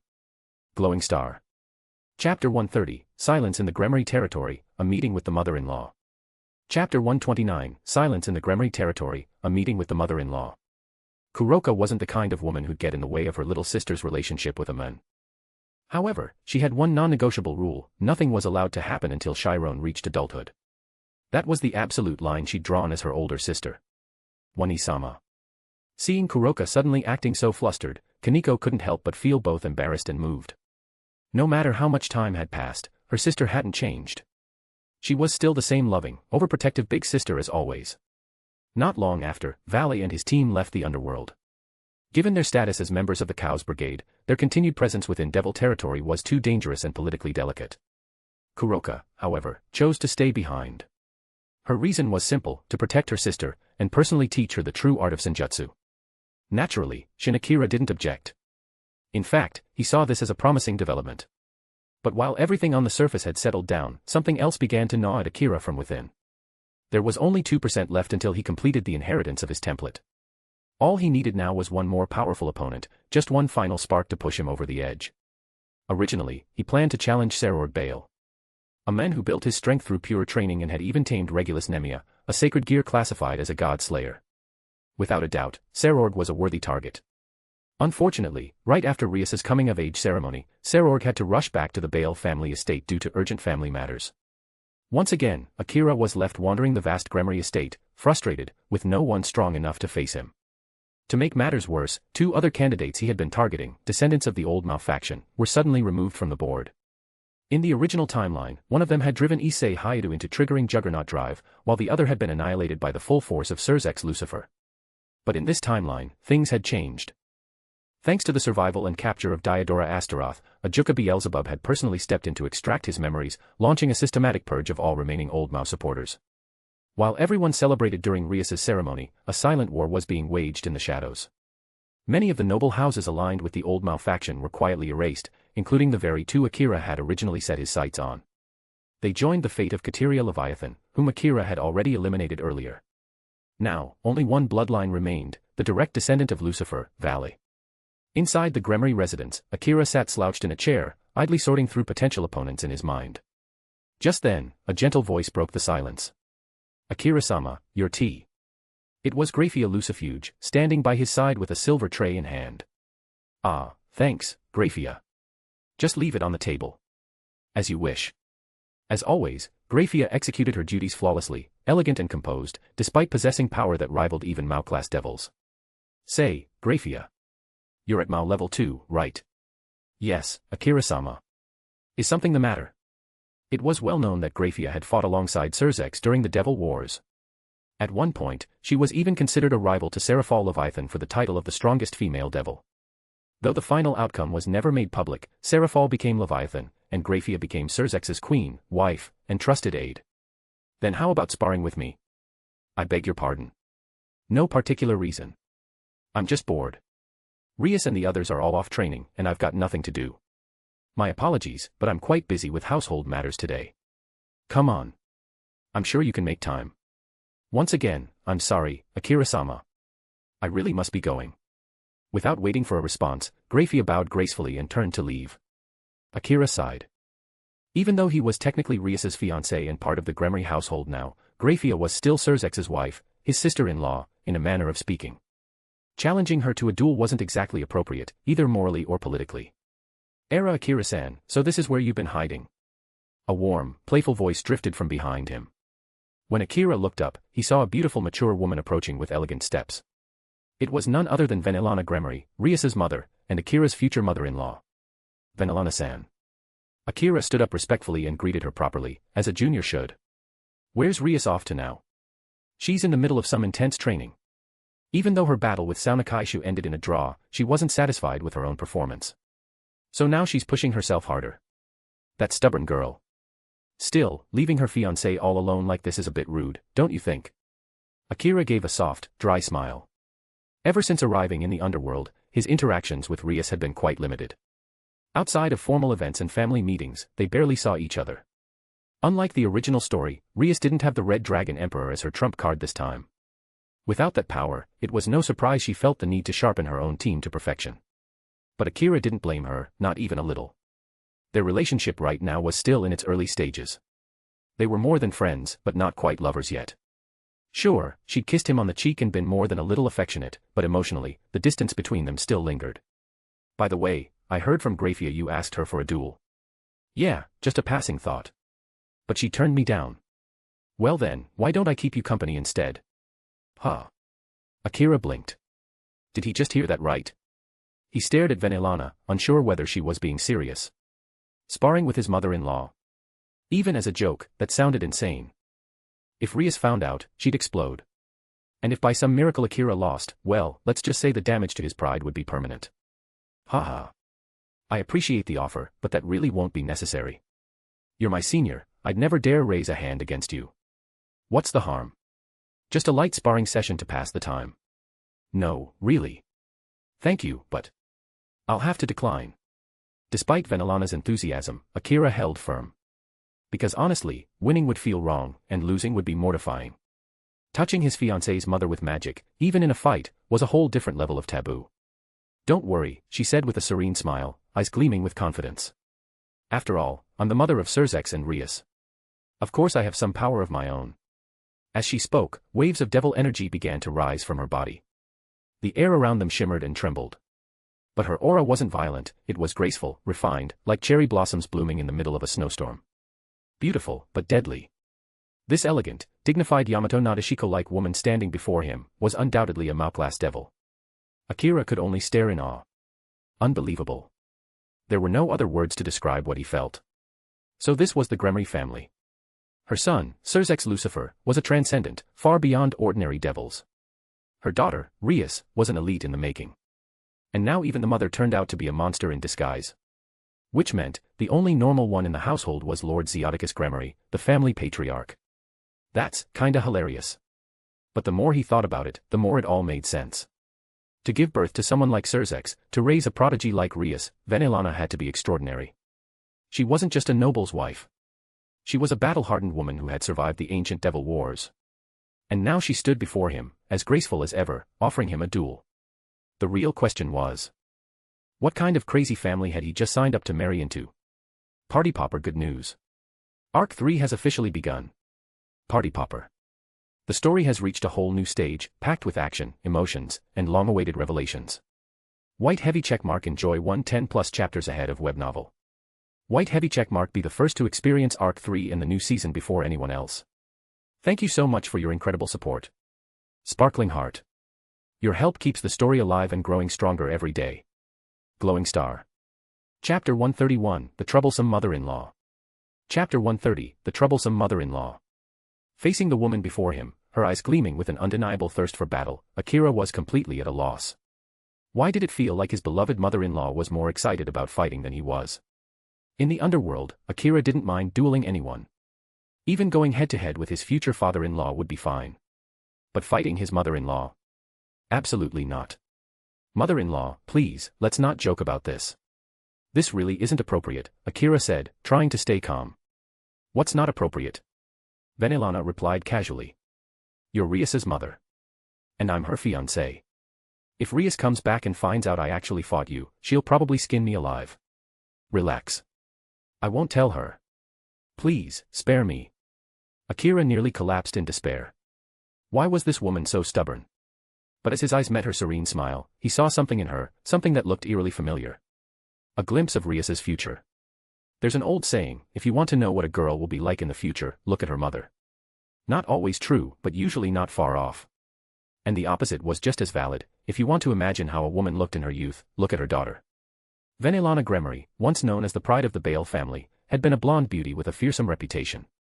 They didn't call her the extermination lady for her looks. That title was earned on the battlefield, in blood. Unlike the current peaceful era, her youth had been forged in the fires of faction wars and family feuds. It was in that chaos that she carved her name into devil history. If anything, the young Vanillana was like a more disciplined, more dangerous version of Rias. The only real difference was that Vanillana had bowed to her family's will, even accepting an arranged marriage with Theodicus Gremory, a man with little renown. Meanwhile, Rias had fought back against fate, searching for love and freedom on her own terms. So, if you don't say anything, and I don't say anything, who's going to know? Vanillana asked sweetly. Mother-in-law, I beg you, please don't put me through this. What did she mean no one will know? This was the underworld, where Mao-class magic surges were immediately flagged by the defense systems. Even a ripple of power would trigger an investigation. To be honest, Akira was starting to think Vanillana was like a final form Rias, but even more unpredictable. We'll fight in a separate dimension. That should solve everything. That's not solving anything. Akira's continued resistance finally sparked a bit of irritation in Vanillana. After all, she wasn't known for being patient. If she had been, she never would have earned the nickname Extermination Lady. The woman standing before him wasn't just a gentle mother or noble hostess, she was a warrior. And a proud one at that. Shin Akira, she said, her tone sharpening. I'll ask one more time. Are you coming, or not? I am coming. Akira replied, voice low and defeated. He was completely cornered. Facing down his future mother-in-law's glare, what sane man would dare disappoint her? Especially when his relationship with Rias was still teetering in a more than friends but not quite lovers stage. One wrong move, and everything could fall apart. Humph. With a small snort and a graceful gesture, a warm light enveloped them both, and the world around them vanished. When Akira opened his eyes again, he found himself inside a vast coliseum-like structure, an isolated space made purely for combat. There were no audience seats, no decorations. Just a clean, empty battlefield surrounded by a void of endless silence. Vanillana stood on the opposite end, her Mao-class aura slowly rising like steam. This was clearly her private dimension, a personalized space she'd created over the years. And seeing her now, in this form, the elegant housewife image completely melted away, revealing a side even Rias probably didn't know. Shin Akira, Vanillana said, her voice calm and dignified. You're strong. You've defeated the evil god Loki, even Fenrir. I know I can't win against you. Eh? Then, are you conceding? Concede. Not at all. She smirked. We'll be fighting with pure magic and physical skill. No sacred gears, no artifacts, no external techniques. What about spell casting? Before he could finish asking, a crimson beam of power of destruction shot toward him, slicing the air with a sharp hiss. Akira instantly responded, summoning his blue lightning light to intercept the incoming blast. A deafening shockwave echoed through the arena as the two powers collided, stirring up a whirlwind of dust and heat. As the smoke cleared, Vanillana had already disappeared from sight. Suddenly, Akira felt a surge of pressure from his right side. A punch. Fast and clean. He barely managed to tilt his head, narrowly dodging the attack. Impressive reflexes, Vanillana praised, a touch of pride in her voice. Well. I do my best. But deep down, Akira had no intention of letting this duel drag on. He couldn't bring himself to hurt this woman, not even slightly. To him, Vanillana was someone to be respected, honored, and protected, not challenged. So the fight quickly turned into a one-sided match. Vanillana attacked. Akira dodged, blocked, and defended, never once striking back. Thanks to his mastery of aura detection, he could predict her every movement before she made it. And while Vanillana was undeniably powerful, firmly in the early Mao class, Akira was hovering just beneath that ceiling, only 2% away from breaking through. For the next 30 minutes, Vanillana poured her heart into the fight. But eventually, she too realized the truth. Akira had never truly fought back. Not once. Ha. She sighed deeply, brushing back her long hair as her aura slowly receded. That's enough. You win. With those words, the duel officially ended. Akira exhaled, finally feeling a sense of relief wash over him. But then. Ding. Plus 3% inheritance synchronization achieved. Akira froze. Seriously? Of all things, it was this sparring session, with his mother-in-law, that finally pushed his inheritance over the edge. The final piece of his template had just clicked into place. He didn't know whether to laugh or cry. Party Popper good news. Arc 3 has officially begun. Party Popper. The story has reached a whole new stage, packed with action, emotions, and long-awaited revelations. White heavy checkmark enjoy 110 plus chapters ahead of web novel. White heavy checkmark be the first to experience Arc 3 in the new season before anyone else. Thank you so much for your incredible support. Sparkling Heart. Your help keeps the story alive and growing stronger every day.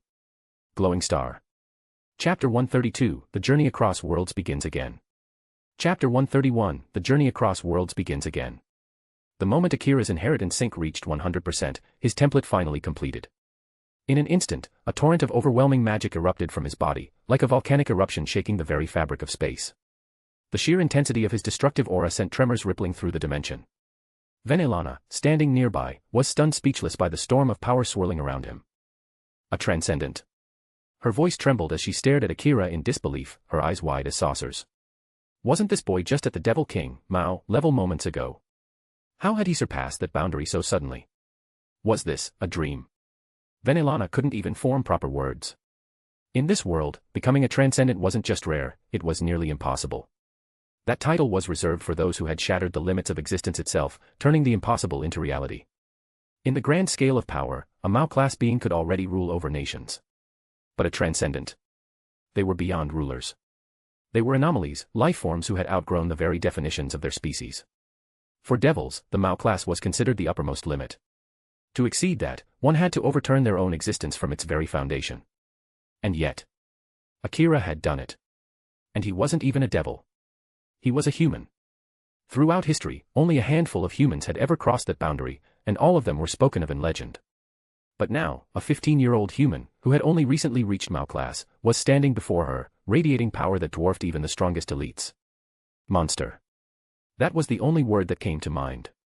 Caught in the eye of his own magical storm, even Akira could hardly believe what he was feeling. Was this the true power of Enkidu? Forged by the gods, the chains of heaven had always been a divine weapon created in perfection. Unlike other beings who had to train and grow, Enkidu was born in a completed form, his original strength was already his peak. And now, having fully inherited that template, Akira possessed it all. Suddenly, the overflowing magic around him began tearing apart the dimensional arena Vanillana had created, forcing them both to return to the real world, specifically, the backyard of the Gremory estate. The detonation of magical energy that marked his breakthrough from Mao to Transcendent enveloped the entire Gremory mansion. Elsewhere in the mansion. What in the world? Graphia, who had been handling some household affairs, froze as the oppressive force washed over her. All the maids and guards throughout the estate collapsed to their knees, unable to stand against the suffocating pressure. Back in the garden, Akira took a slow breath and began reeling in his aura, stabilizing the swirling chaos around him. Silence returned, but Vanillana remained frozen in place, still processing what had just happened. Her future son-in-law had just evolved into something beyond logic. But it wasn't over yet. As the power within Akira's body settled into a new equilibrium, his physical form began to change. His long emerald hair began to shrink, shifting to a short, neatly layered black. His vibrant green eyes darkened into a deep, intense black. The soft, almost feminine beauty of his face sharpened into more distinctly masculine features, stronger jawline, more confident gaze. His slender frame now looked more athletic, toned, and proportioned. The gentle, ethereal presence from before had been replaced by the aura of a true warrior. This transformation marked the final adjustment, the complete fusion of Enkidu's template into his being. Akira had now fully returned to his true form. Ding. Congratulations, host. You have acquired the skill, Limit Break. Limit Break, ultimate skill. Burns the user's existence to temporarily surpass all known limits. Side effect, 99% power reduction for 10 full days. A top-tier skill born from 100% inheritance sync, Limit Break was a double-edged sword. While insanely powerful, the consequences were just as extreme, leaving the user almost powerless for 10 days afterward. Still, Akira couldn't help but remember one of the most iconic moments from Absolute Demonic Beast Front, Babylonia, when Enkidu bound Gugulana, the Bull of Heaven, using a true name release. Was this skill inspired by that event? He didn't know. But having a trump card like this for emergencies was undoubtedly a huge advantage. Ding! Congratulations, host. First template inheritance has been completed successfully. Would you like to activate the second template now? Akira blinked. Wait, that's it. Already. He had assumed there would be some ridiculous challenge or condition before he could move on to the next template. But the system just offered it. If I activate the second template, will my current power be reset? He asked cautiously, recalling earlier system prompts. Ding. Correct. Upon activating the second template, all powers will be sealed. However, the host can unseal them at any time. Note, progress on the second template will be halted while the seal is lifted. So, I can choose when to access my old powers, but they won't contribute to the next template's inheritance. Correct. Akira fell silent for a moment. Will activating the second template move me to another world? Ding. Yes. Each world supports only one template. To begin the next inheritance, you must enter a new trial world. So, in order to start the next template, I'll have to leave this world behind. Correct. That gave Akira pause. He'd come a long way here, built his strength, his identity, and his bonds. He had formed connections with the Gremory family, earned their trust, and stood at the pinnacle of Mao-class power. And now, he'd have to leave it all behind. It wasn't the strength or reputation he was worried about. It was the people. He had a girlfriend. A fiancée. And a few other girls who, if he were being honest, he was this close to winning over. Could he really leave them behind? Yet, the second template was not something he could ignore either. A new path. A new power. System. If I travel to the next world, will I be able to return here?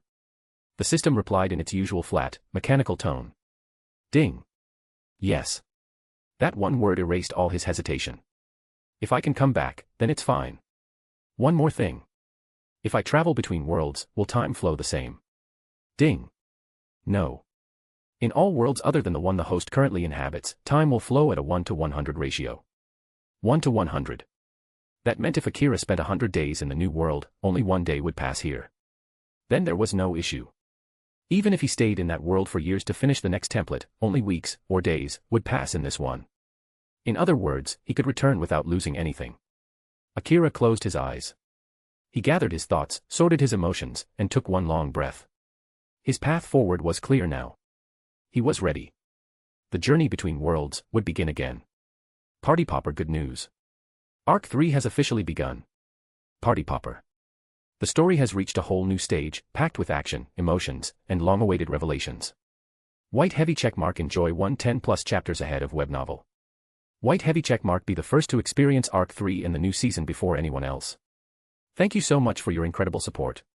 Sparkling Heart. Your help keeps the story alive and growing stronger every day. Glowing Star. Chapter 133, A Bathing Goddess and a World-Hopping Wanderer. Chapter 1, A Bathing Goddess and a World-Hopping Wanderer. The Labyrinth City, Orario, a grand metropolis built atop humanity's greatest wonder, the dungeon.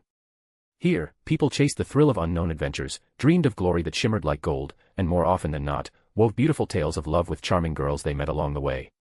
In this place where ambition and fantasy stirred like wildfire, races of all kinds lived in harmony. Under the banners of the gods, they formed familias, guild-like communities bound by divine contracts. They adventured, traded, entertained, and sometimes, clashed. At the center of the city stood an enormous spire that pierced the heavens, Babel Tower. More than just a symbol of Orario, it was also the only gateway to the dungeon below. Its base served as the entrance to that perilous labyrinth, while its lower and middle floors brimmed with shops run by adventurers and small familias. Only the wealthy and powerful could afford a place in the upper middle floors, and beyond that, the very top levels were sacred ground, the exclusive domain of gods and goddesses. And among those divine figures was one of the most respected, Hephaestus. The head of the renowned Hephaestus familia, she was the forge goddess, and the finest blacksmith in all of Orario. Almost every high-tier weapon wielded by adventurers bore the mark of her workshop. Though not the strongest familia in terms of combat, their wealth and prestige were unrivaled.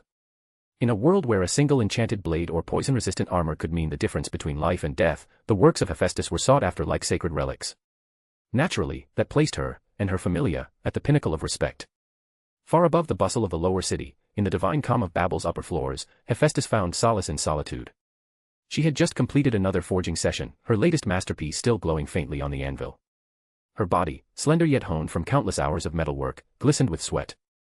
Muscles tense from labor, she stepped into her private bath to wash away the fatigue.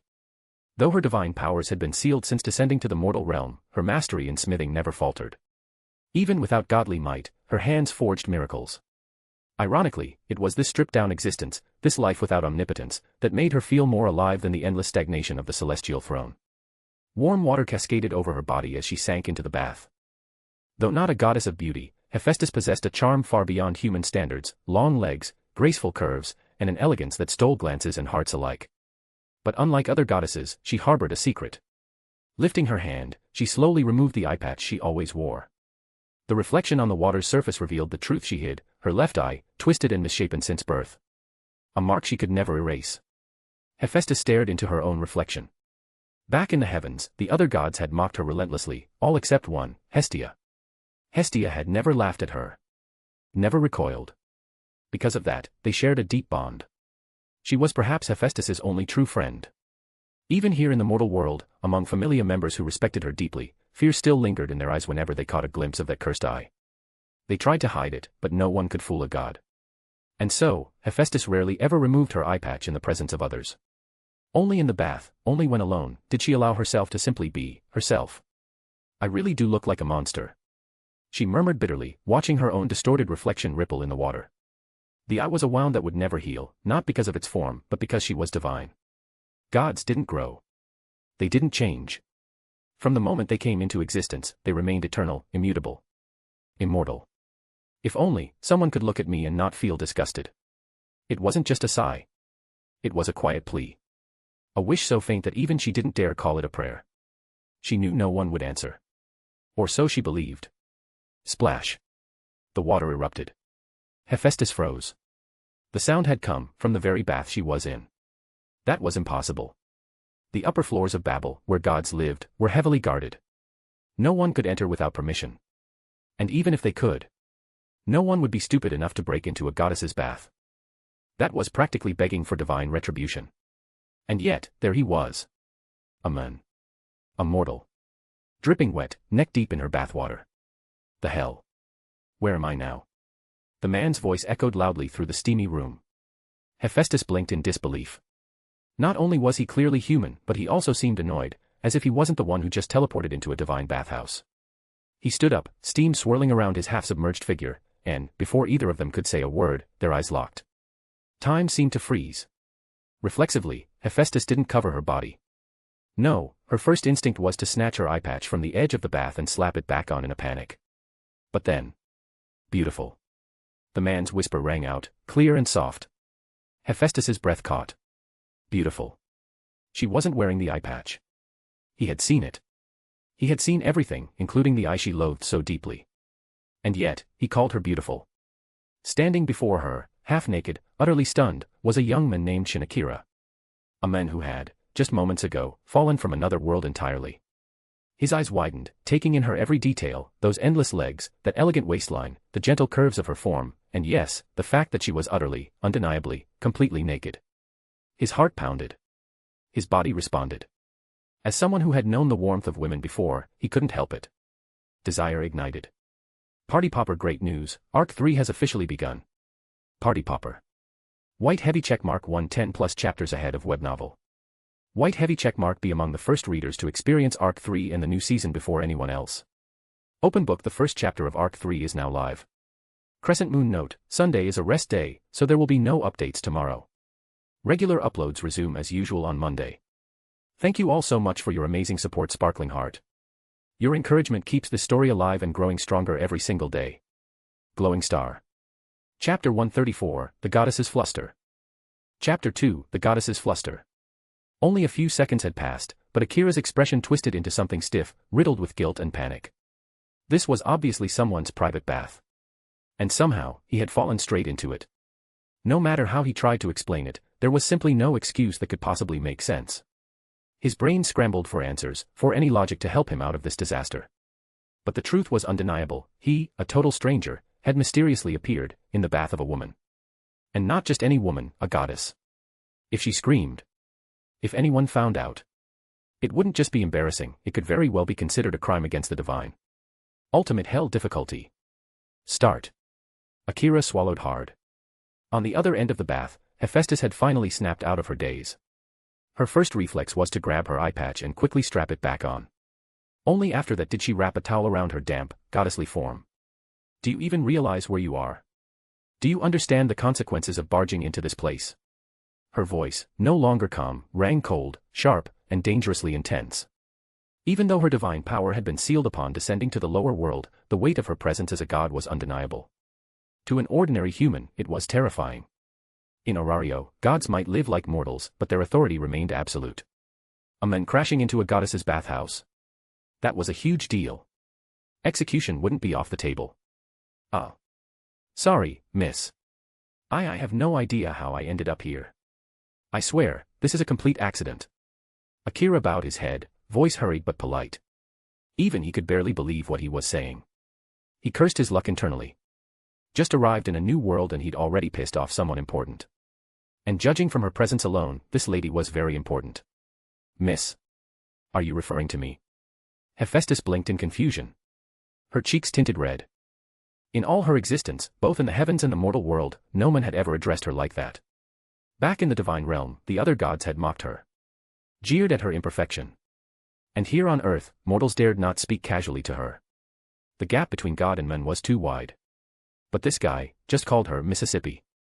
Gently. Casually. Without even a hint of fear or disgust. Did I say something wrong? Seeing the goddess suddenly flustered, Akira paused. Wait, was she really that starved for affection? All it took was being called Miss for her face to go that red. Do you think I'm pretty?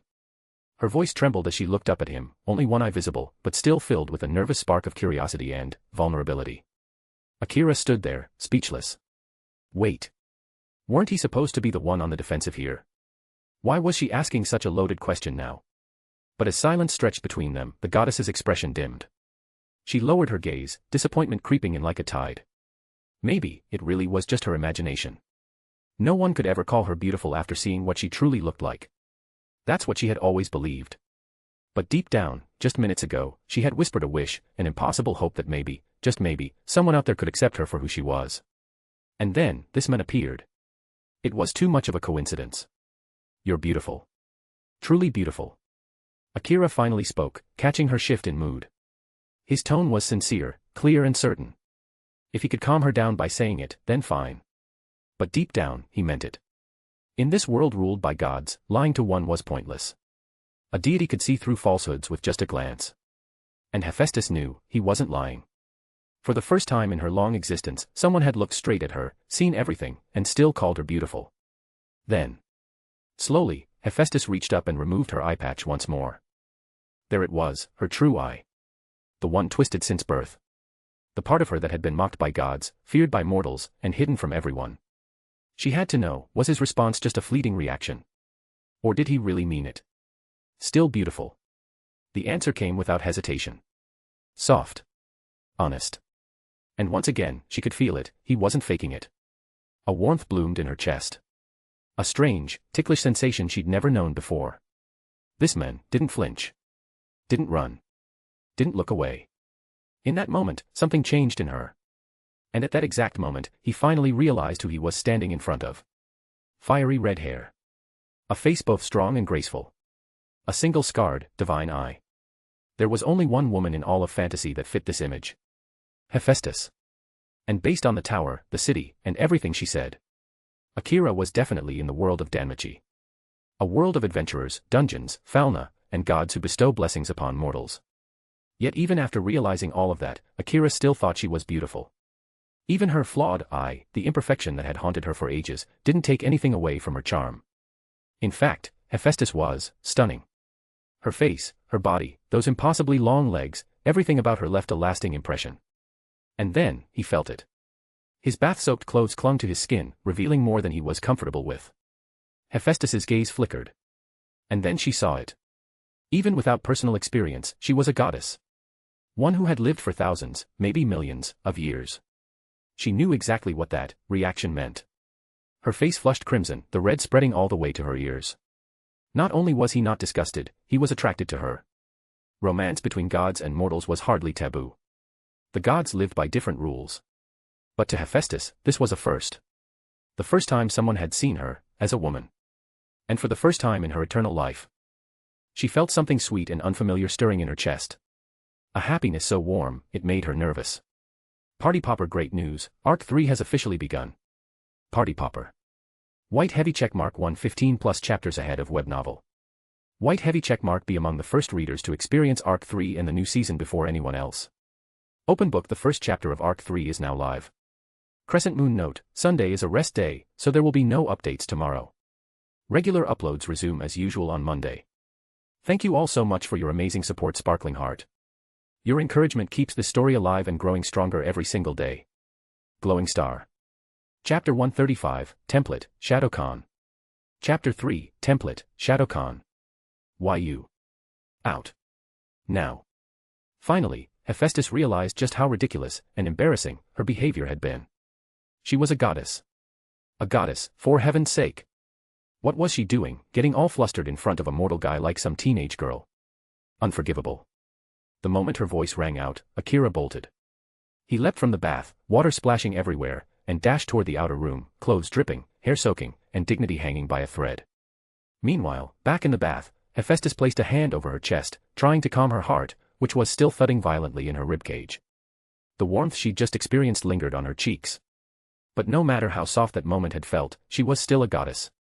She needed to regain her composure, now. She ended her bath early, grabbed a fresh towel to dry off, and wrapped herself in a crimson robe before stepping out. On the other side of the room, Akira, still drenched, took a deep breath and pulled up the system window inside his mind. Status. Name, Shin Akira. Identity, interdimensional traveler. Level, 0, power sealed. Template inheritance, not selected. Complete template, Enkidu, 100%. Talent, none. Skill, none. Equipment, boosted gear, sealed. Item, Phoenix tier times. His entire power set was currently sealed, rendering him no stronger than an average human. Though similar to the gods of Orario who descended with sealed divinity, Akira could technically unlock his powers at will. But what shocked him was this. Even the boosted gear, his Longinus-class sacred gear, was sealed. Seriously. That gear was a legendary weapon in his original world. Having it sealed too felt like a slap in the face. The only thing that had slipped past the restriction was a single Phoenix tear, a rare resurrection item that could save him from death once. He sighed, muttering internally, I should have brought more. This world's gonna be brutal. And then. Ding. Prototype world detected. Would you like to begin template inheritance selection? Let's do it. This was the reason he'd come here. Securing a strong legacy, a foundation for survival and growth, that was his top priority. If he could obtain a powerful inheritance, gaining influence in this world, and even approaching someone like Hephaestus, wouldn't be impossible. Ding. Congratulations. You have obtained template, King of the Shadow Khan. Akira froze.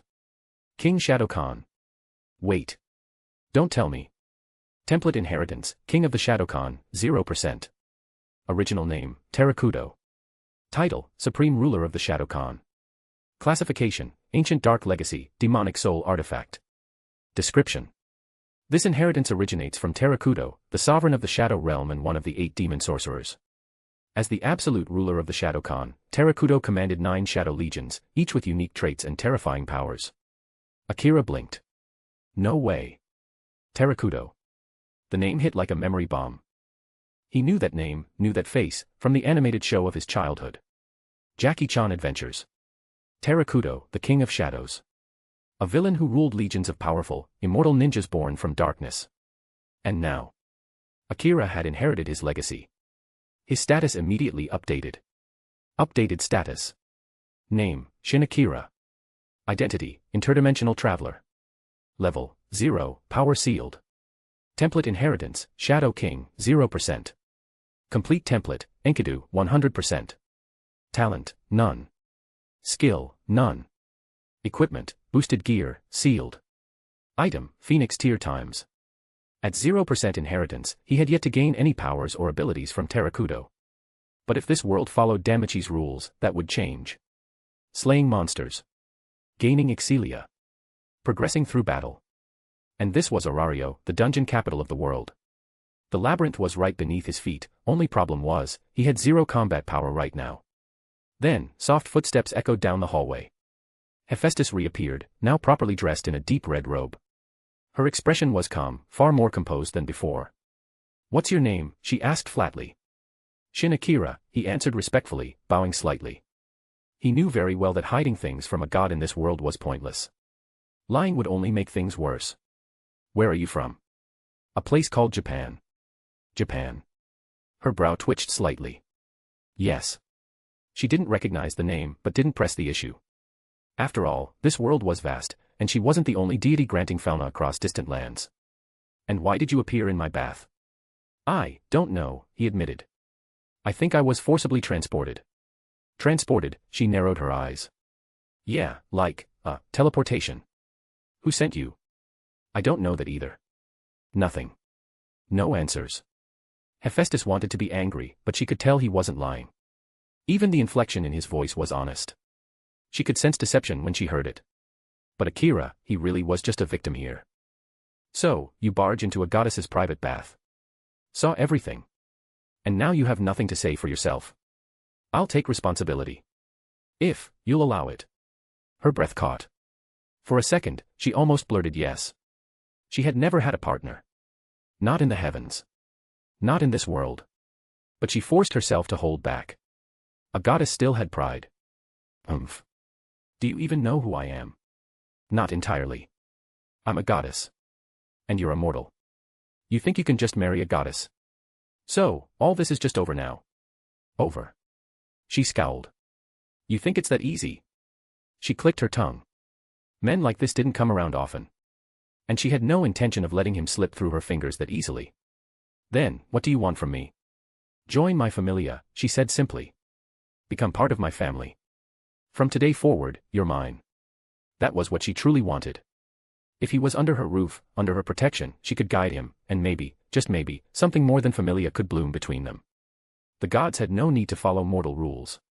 They lived by their own whims. Family. Yes. That means, my child. So if I'm your child, can we do things like, you know?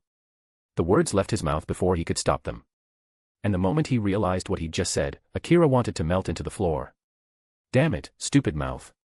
Party Popper, great news, Arc 3 has officially begun. Party Popper. White heavy checkmark 110 plus chapters ahead of web novel. White heavy checkmark be among the first readers to experience Arc 3 and the new season before anyone else. Open book, the first chapter of Arc 3 is now live. Crescent moon note, Sunday is a rest day, so there will be no updates tomorrow. Regular uploads resume as usual on Monday. Thank you all so much for your amazing support, Sparkling Heart. Your encouragement keeps the story alive and growing stronger every single day. Glowing Star. Chapter 136, Receiving the Fauna. Chapter 4, Receiving the Fauna. The moment Akira said those words, Hephaestus froze. Her mind instantly spiraled into dangerous territory, her thoughts, not entirely wholesome. She vividly recalled the reaction the men had shown earlier. That memory, coupled with his bold line just now, only painted her thoughts in redder shades. "That depends on how you behave," she murmured, averting her gaze. Akira, who had been mentally bracing himself for divine fury, or maybe even a celestial smite, found himself stunned. No wrath. No curses. Just a shy voice. It didn't make sense. This was a goddess who had lived for thousands, maybe even millions, of years. And yet, right now, she was acting like a flustered schoolgirl. Toward him, of all people. But then Akira remembered something. Hephaestus wasn't like the other gods. Her true face, the one behind that ever-present eye patch, had long been the reason many deities and mortals avoided her. The source of countless emotional wounds, silent rejections, and deep insecurity. In the original story, the only one who truly touched her heart was Welf Kratzo, who looked her straight in the eye, without fear or revulsion. But Akira, he didn't just look at her face. He had seen everything. And still, he called her beautiful. Whether it was out of kindness or sheer male instinct, it had definitely left a mark. Though if we're being honest, his beautiful probably came more from the fact that she was, well, naked. A man's brain wasn't complicated. Still, fate had a funny way of playing with moments like these. By the way, you're the goddess of which familia? Akira asked, smoothly shifting the topic. I'm the goddess of the forge. Etch this into your mind, Hephaestus. I understand, goddess Hephaestus, he replied politely. She gave a small nod. It had been a long time since someone addressed her so kindly, without fear, without pity, without condescension. Sure, this guy might be a bit too flirty, and maybe way too honest with his eyes. But it was nice. Surprisingly nice. Take off your shirt. Huh? Right now. Here. Akira blinked. Was this goddess really that forward? I meant your top. I'm going to give you my fauna. From today onward, you'll be my child, a member of the Hephaestus familia. Ah. That. Disappointed, but obedient, Akira began peeling off his soaked clothes, still damp from the accidental bath. Even with all his powers sealed, the body he inherited from the Enkidu template remained in prime condition. Well-toned, sculpted like a statue of a god, his physique looked more like divine art than muscle. Hephaestus, who rarely had close contact with men, found herself momentarily stunned. Her face flushed crimson, but her eyes didn't turn away. Please go ahead, Goddess Hephaestus, Akira said with a respectful bow. Just call me Hephaestus-sama. That'll do. As you wish. Hephaestus-sama. The way he completely submitted himself, like a loyal servant, only made her thoughts stray even further. But she shook them off, exhaling slowly to regain control. All right. No need to face me. Turn around. The fauna is engraved on your back. Akira obediently turned away, back exposed. He already knew the process, but playing dumb wasn't a crime, right? Hephaestus let out a breath and walked over. From one of the drawers at her workbench, she pulled out a small box. Inside was a special needle, her tool of choice whenever updating the status boards of her children. This one, though, had never been used. With a sharp prick, she pricked her finger. A drop of divine blood, brilliant red and glowing faintly, dripped down onto Akira's back. Using that sacred medium, she began drawing ancient symbols, marking his skin with the crest of her divinity. And just as the ritual began. Ding! You have gained plus 10% template progress. Huh. Akira's eyes widened. 10%. That much, just from receiving a fauna. In his previous world, even a mere 0.1% was a huge deal in the beginning. This was absurd. Was this a miracle or a system bug? Ding. Congratulations. You have acquired skill, Shadow Summon. Congratulations. You have acquired skill, Shadow Gate. Congratulations. You have unlocked unit, Shadow Ninja Core. Shadow Summon, summon warriors born from soul shadows, resurrecting soldiers of the Shadow Realm. Shadow Gate, opens a rift to the Shadow Realm, connecting dimensions through pure darkness. Shadow Ninja Core, basic combat unit of the Shadow Realm. Fast, agile, close combat specialists armed with ninja gear. Balanced and multipurpose. He could feel it, deep inside. The powers were there now. The power to summon Shadowkhan from the dark dimension. It wasn't unlimited, though. Unlike the animated version, the system had placed a cap. Maximum, 8 units. Kind of a letdown, but honestly, way better than 0. Meanwhile, the fauna engraving had finished. What is this? Hephaestus's shocked voice pierced the silence. Akira glanced back. It finally clicked. That 10% progress increase, it had to be linked to the fauna ritual itself. Was it possible that template progression depended on leveling up the fauna? If so, this could be a serious challenge. In Orario, leveling up wasn't fast. Many adventurers spent their whole lives just reaching level 1 or 2. Even geniuses took years to reach level 3, 4, or 5. Level 6. Only a handful had made it. Level 7. Only one person in the entire city had ever reached that peak, Otter of the Freya Familia. And level 8 or 9.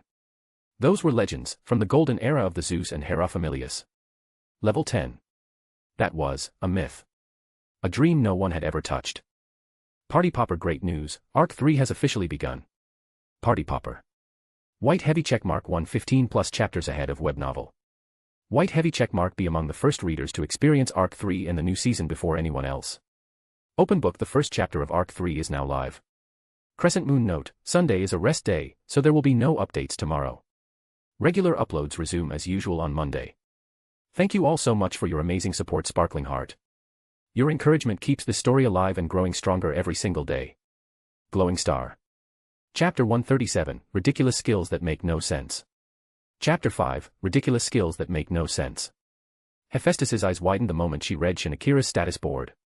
Was this really a beginner's status? The first word that came to her mind was, absurd. Shinakira. Level. Strength, I. Vitality, I. Dexterity, I. Agility, I. Magic, I. Magic slots, none. Skills. King of all Shadowkan. Sovereign of shadows. Spiritual amplification. Can summon Shadowkan warriors. Greed. Insatiable hunger for all things. Drastically boosts growth rate. Greatly increases Excelia gained from monsters. 2 skills. Hephaestus had updated the fauna of countless adventurers over the years, but this was something else entirely. A new adventurer, someone who had literally just received their fauna, already had 2 skills. That was insane. The first one, King of all Shadowkan, was at least understandable. It was clearly linked to his inheritance template. A summoner-type ability, most likely inherited from the entity he called Terrakudo. But the second skill, Greed, was something far more dangerous. Accelerated growth. Boosted Excelia from monsters. That was practically a cheat skill. Hephaestus knew all too well how broken that was. As one of the top goddesses in Orario, she had a deep understanding of how adventurers normally grew. They gained Excelia, experience, by fighting monsters in the dungeon, gradually strengthening their abilities and potential. But the higher the level, the harder it became to grow. With a skill like this, Akira was essentially holding the roadmap to a fast track toward the top. And the name, Greed. One of the 7 deadly sins. Skills were born from the innermost desires of the soul. Which meant this man was insatiably greedy. Is something wrong, Hephaestus-sama? No. You can read it yourself. Hephaestus took a breath and composed herself. She handed over the freshly printed status sheet to him. Akira accepted the paper and examined it carefully. The first skill, King of all Shadowkan, didn't surprise him at all. That had to be from the Terrakudo inheritance, the core of his new powers. He expected it. But the second one? Greed, huh? So even my desires got turned into a skill. He couldn't help but laugh at himself. Still, it was useful. Faster growth, more Excelia, it was the perfect combo for climbing ranks in Orario. I didn't expect it. You really are a greedy man, Hephaestus said dryly, though there was a strange glint in her eyes. Skills reflected the soul. And Akira's soul was unapologetically ambitious. But that was precisely what made him interesting. Desires. Sins. Cravings. Such things colored the lives of gods. And Hephaestus was no exception. Now, she wanted to see just how far his greed would take him. Well, what choice do I have? Akira replied with a half-smirk. I came here to steal Hephaestus-sama's heart. If I'm not greedy enough, how else can I pull it off? You realize that's borderline blasphemy, right? Her voice was flat. But the faint upward curl at the corner of her lips betrayed her amusement. In Orario, relationships between gods and mortals weren't unheard of. Many deities formed bonds with their children, sometimes out of affection, sometimes just for fun. But there was a massive difference between playing and loving.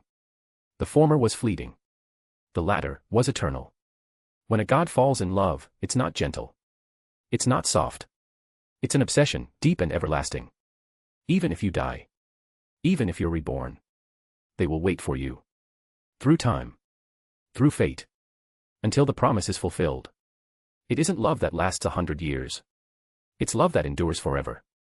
If we're talking disrespect, I've already crossed that line a while ago, Akira replied casually. My greed knows no limit, including my desire to claim Hephaestus-sama for myself.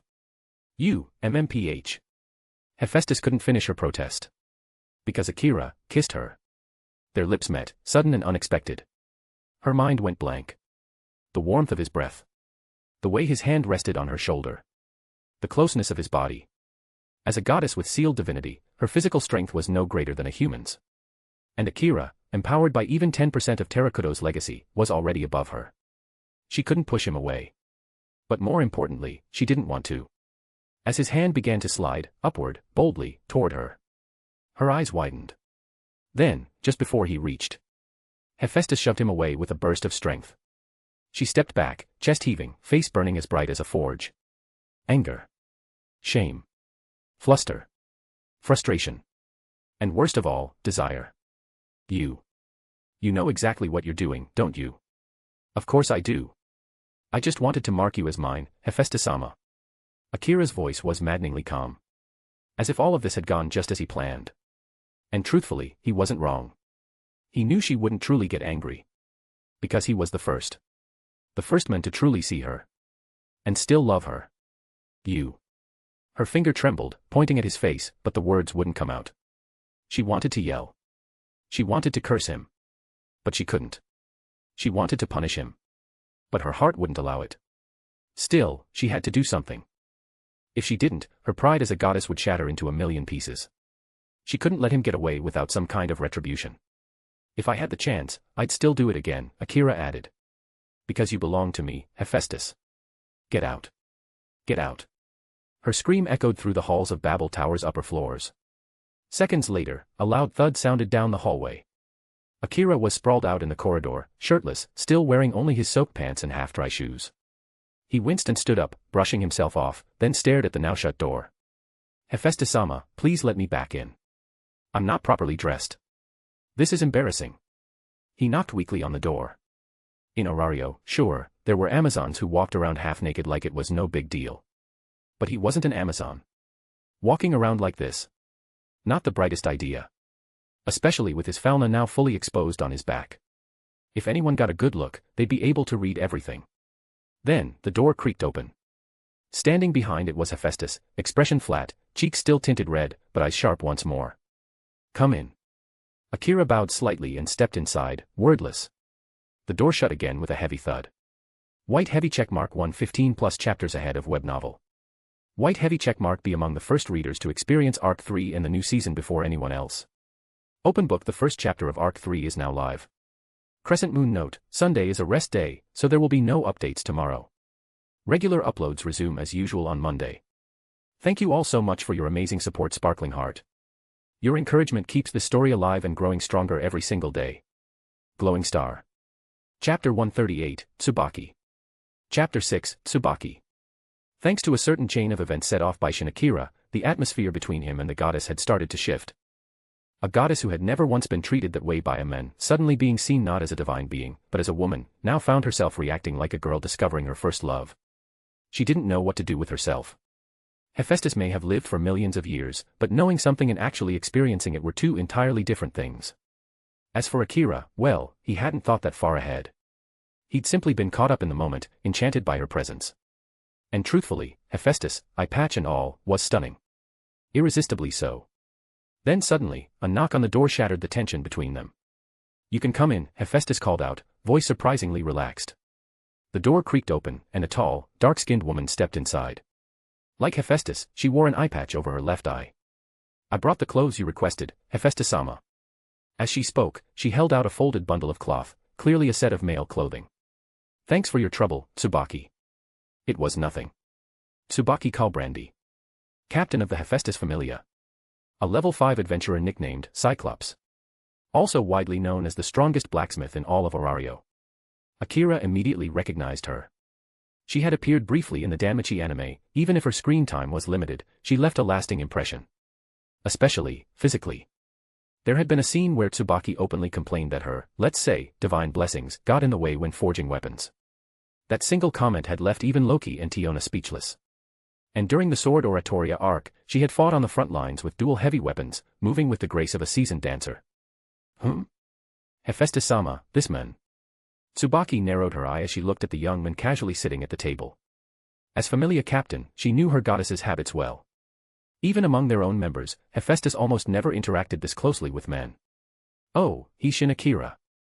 Our new recruit, Hephaestus replied casually. But anyone could sense the subtle shift in her tone. This wasn't normal. Hephaestus, one of the most revered goddesses in Orario, had never brought a new member up to the top floors of Babel Tower. This was her private sanctuary, only gods and a handful of trusted mortals were ever allowed here. Even Tsubaki herself, despite being captain, was rarely summoned to this place. And now, a half-naked man, freshly falna-ed, casually sat there like he owned the room. No one in their right mind would believe nothing happened. Nice to meet you, I'm Shin Akira. Pleasure. I'm Tsubaki. They exchanged greetings. Inside, Tsubaki's curiosity flared. The Hephaestus Familia was a blacksmith-specialized guild, not one focused on dungeon exploration. Every member was a skilled artisan who devoted their lives to forging weapons and tools. That's why death rates in their familia were extremely low compared to others.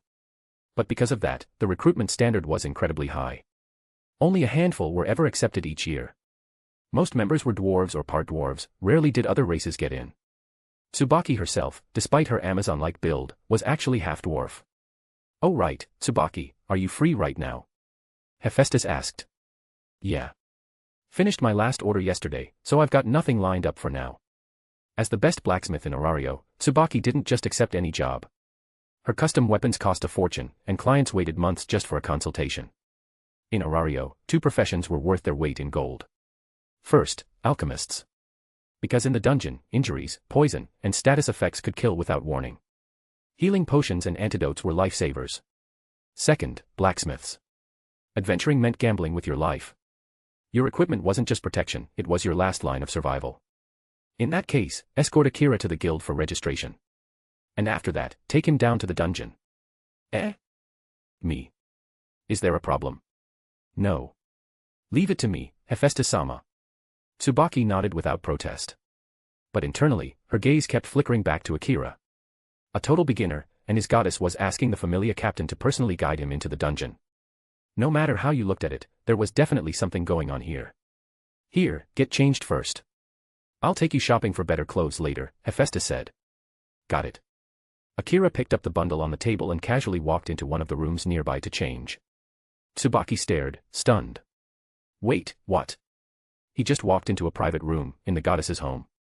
Wasn't that her personal quarters? Reflexively, she turned toward Hephaestus. The goddess's cheeks flushed slightly as she realized where Akira had gone, but she said nothing. She just led him. That alone said everything. Tsubaki now understood. The flower that had never bloomed, had finally sprouted. And honestly, she was happy about it. Even gods were women at heart. And every woman needed someone to walk beside her. Moments later, Akira returned in the new outfit. Since Hephaestus hadn't known his exact size, the clothes were a little baggy. But better loose than tight, oversized clothes could be worn. Tight ones? Not so much. Luckily, most outfits in Orario were designed for movement and flexibility, so it wasn't a big deal. When Akira stepped back into the room, both pairs of eyes, one divine, one warrior, locked onto him. He was stunning. Ever since merging fully with the Enkidu template, his physique had reached a kind of mythical balance. Even after the transformation reverted him to his original features, his appearance had only become more striking.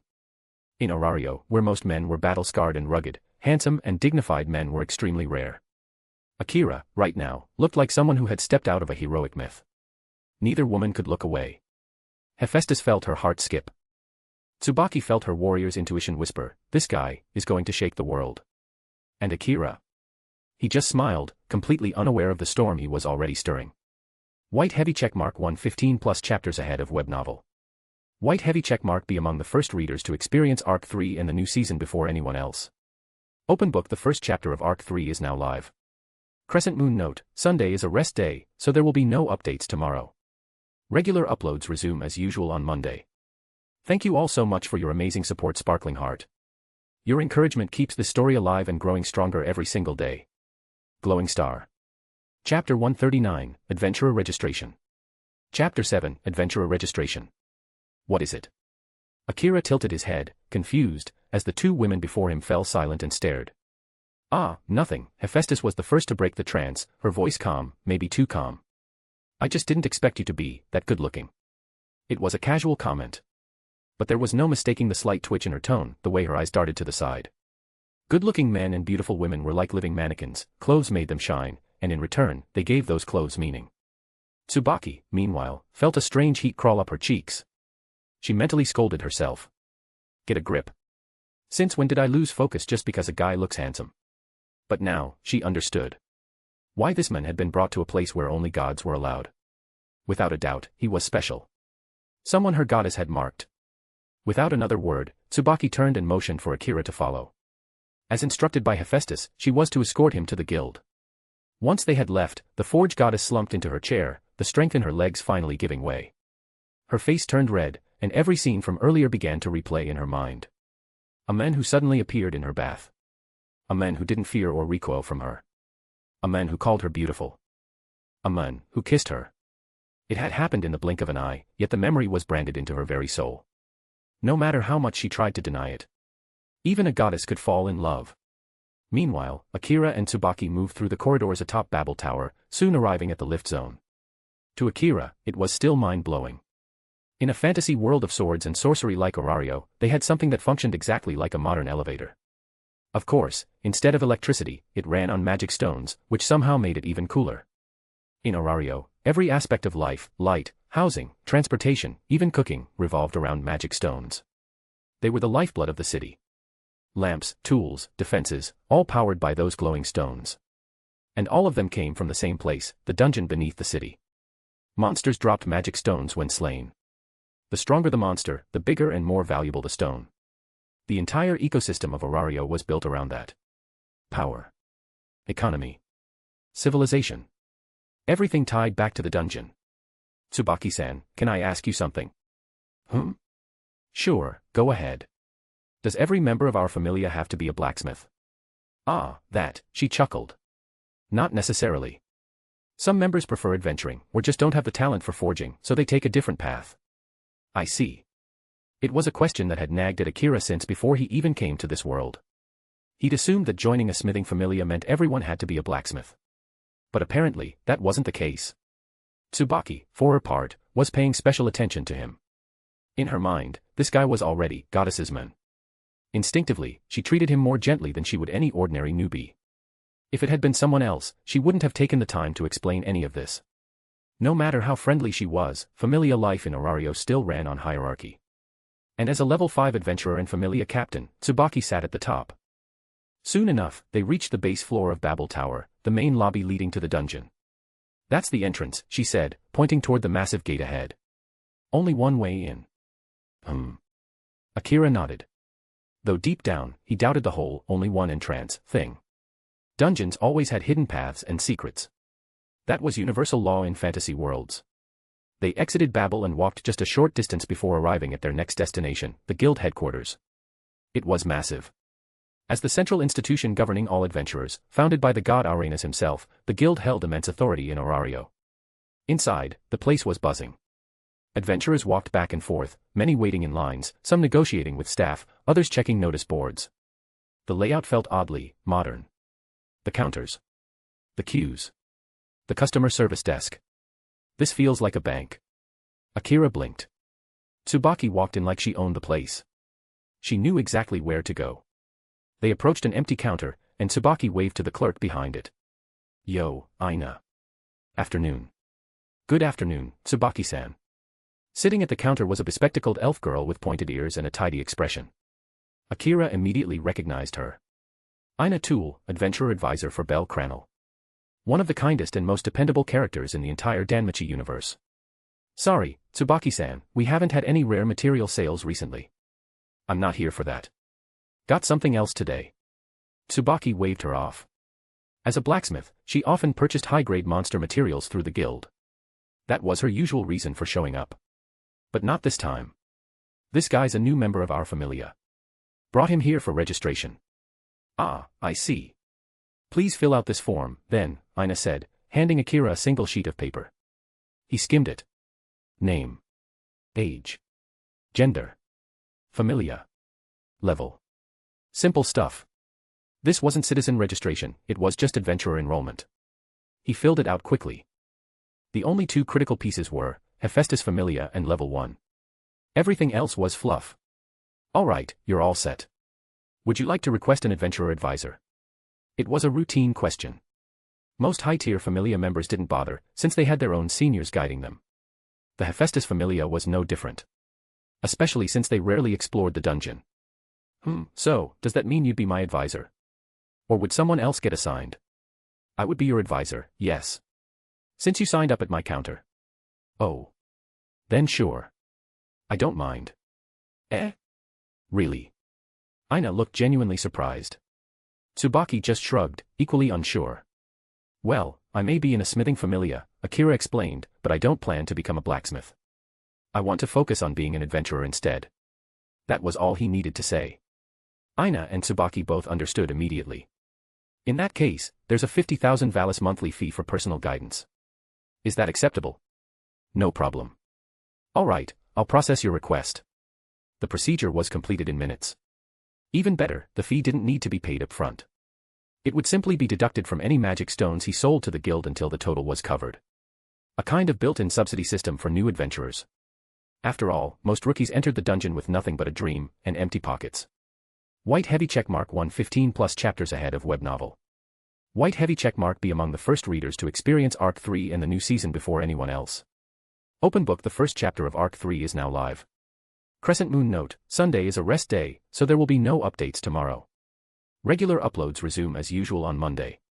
Thank you all so much for your amazing support, Sparkling Heart. Your encouragement keeps the story alive and growing stronger every single day. Glowing Star. Chapter 140, just take it, choose whatever you like. Chapter 8, just take it, choose whatever you like. Within just a few short minutes, the entire registration process was complete. As of now, Shin Akira was officially recorded as an adventurer in the guild's central registry. Akira-san, Ina said, adjusting her glasses slightly as she leaned forward. As your assigned advisor, allow me to give you your very first piece of guidance: an adventurer should never go adventuring. A contradictory statement, no doubt. But her gaze held a weight that made it impossible to dismiss as a joke. Ina Tool had seen it all. As a guild employee, she was no stranger to missing persons reports and death notices. It was a part of her daily life. And so, every single adventurer who passed through her care, no matter their background, always heard the same advice. But very few ever listened. Because the truth was, no matter how many rookies registered, the numbers never grew. For each new face that showed up, one more vanished into the dungeon, never to return. Thanks for the warning, Akira replied with a smile. I'll keep it in mind. May fortune always be on your side, Akira-san. Appreciate it. Akira couldn't help but feel a certain fondness for the young elf woman. She had a warm and sincere air about her, someone who genuinely cared. Tsubaki, meanwhile, just gave a small grin but didn't say anything. She knew Ina well enough. But this time, they'd be entering the dungeon together. And Tsubaki was a level 5 adventurer. With someone like her around, nothing too dangerous was likely to happen, right? As they stepped out of the guild building, Akira could feel his heart racing slightly. So this is it. I'm really going into the dungeon. All right, you're officially registered now, Tsubaki said, stretching. Next stop, my forge. Eh? Aren't we going to the dungeon? Oi, you bonehead. You don't even have a weapon. Planning to die out there? Ah. Akira paused, suddenly realizing how ridiculous that sounded. He was in Orario now. Dungeon Central. Even though he'd inherited around 10% of the raw power from Terakudo, the king of all Shadowcon, and carried over the battle instincts of Enkidu, it didn't mean he could stroll into the dungeon unarmed.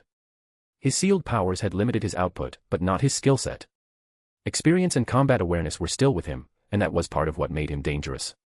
Still, a weapon wouldn't hurt.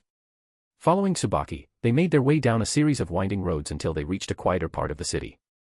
The buildings around here stood independently, shaped like traditional Japanese homes, each with an inner courtyard and wooden gates. When Tsubaki shoved open the door, a wave of raw iron scent hit Akira's nose, along with the sight of mountains of mysterious ores and minerals piled high around the forge. They walked past the workspace and into the backyard, where an old warehouse loomed in silence. With a loud creak, Tsubaki forced the doors open, only to send clouds of dust swirling into the air. Gah. Cough, cough. It's like a sandstorm in here. Ah. Tsubaki-san, how long has it been since you last opened this place? This warehouse is where I store all my old prototypes. The ones that didn't meet my standards. So feel free, take whatever you want. Akira glanced around, stunned. The place was packed with weapons of every kind. Swords, halberds, scythes, warhammers, all casually stacked like junk. These are her rejects. But considering Tsubaki was the head smith of Hephaestus Familia, even her lowest tier weapons were leagues above what most people could ever hope to forge. They probably weren't rare or legendary by market standards, but they definitely weren't cheap. I can really pick anything. Gulp. Akira looked at her, clearly skeptical. Yes. Pick whatever you want. Take as many as you like. They're just collecting dust in here anyway. This is amazing. So this was how Hephaestus Familia operated. No wonder so many people admired them. Akira eagerly stepped into the warehouse, picking up weapons one after another. Long swords, curved blades, heavy sabers, spears, he tested each one for grip and balance. If it felt right, he tossed it into a growing pile. Tsubaki stood by, dumbfounded. Wait, is he seriously taking this many? She didn't really mind, of course. All of them were failed or rejected weapons. She wouldn't even bat an eye if he emptied the whole warehouse. But the types he was choosing. Could he even use all of these? 30 minutes later, Akira stood before a collection of 24 weapons. Tsubaki stared at the pile with her mouth slightly open. And then, a soft ripple spread beneath Akira's feet. Shadows expanded outward, sliding like liquid across the ground and swallowing every last weapon into their depths. Vun. The weapons vanished, one by one, into the darkness. Tsubaki's eyes widened in shock. What? What the heck was that? That's one of my abilities, Akira said calmly. I can store weapons inside shadows and summon them whenever I need them. That's a skill. She was completely dumbfounded. A rookie. Someone who just received his Falna. Already had a rare ability like that. No wonder Hephaestus herself had taken such a personal interest in him. This guy wasn't just strong, he was gifted. You're not bringing a shield or armor? She noticed he was still in light casual wear, completely unprotected. In the dungeon, solid equipment often made the difference between life and death. Armor could be the final line against a fatal blow. I'm not really a fan of armor, Akira shrugged. It restricts my movement. Well, your call, she muttered. Just don't come crying to me if you get shredded out there. Got it. No point arguing. He understood the risks. All right then. Weapons secured. Time to hit the dungeon. Yes. Finally. Seeing how fired up he was, Tsubaki let out a soft laugh. She used to be the same. Eyes filled with wonder, heart pounding with excitement. Her first steps into the dungeon were burned into her memory. Hard to believe how many years had passed since then. They left the forge, walked through the city streets, and soon arrived once again at Babel Tower. They moved through the familiar hallway that led to the dungeon's entrance. Beyond the massive gate, a spiral staircase descended into darkness. Around them, several adventurers were returning from their own expeditions. Some looked battered and bloodied. Others beamed with joy, proudly holding bags of loot. A few more had empty, hollow eyes, carrying nothing but exhaustion and trauma. It was true that the dungeon offered fortune and fame to those who braved its depths. But it never guaranteed survival. Some made it big. Some came back empty-handed. Some never came back at all. And a rare few climbed all the way to the top. This wasn't just another anime fantasy world. This was reality. Orario, the city dubbed the place of fateful encounters, was, in truth, a man-eating labyrinth disguised as a dream. And nearly every adventurer had already learned that the hard way. White heavy checkmark 115 plus chapters ahead of web novel. White heavy checkmark be among the first readers to experience Arc 3 in the new season before anyone else. Open book the first chapter of Arc 3 is now live. Crescent moon note, Sunday is a rest day, so there will be no updates tomorrow.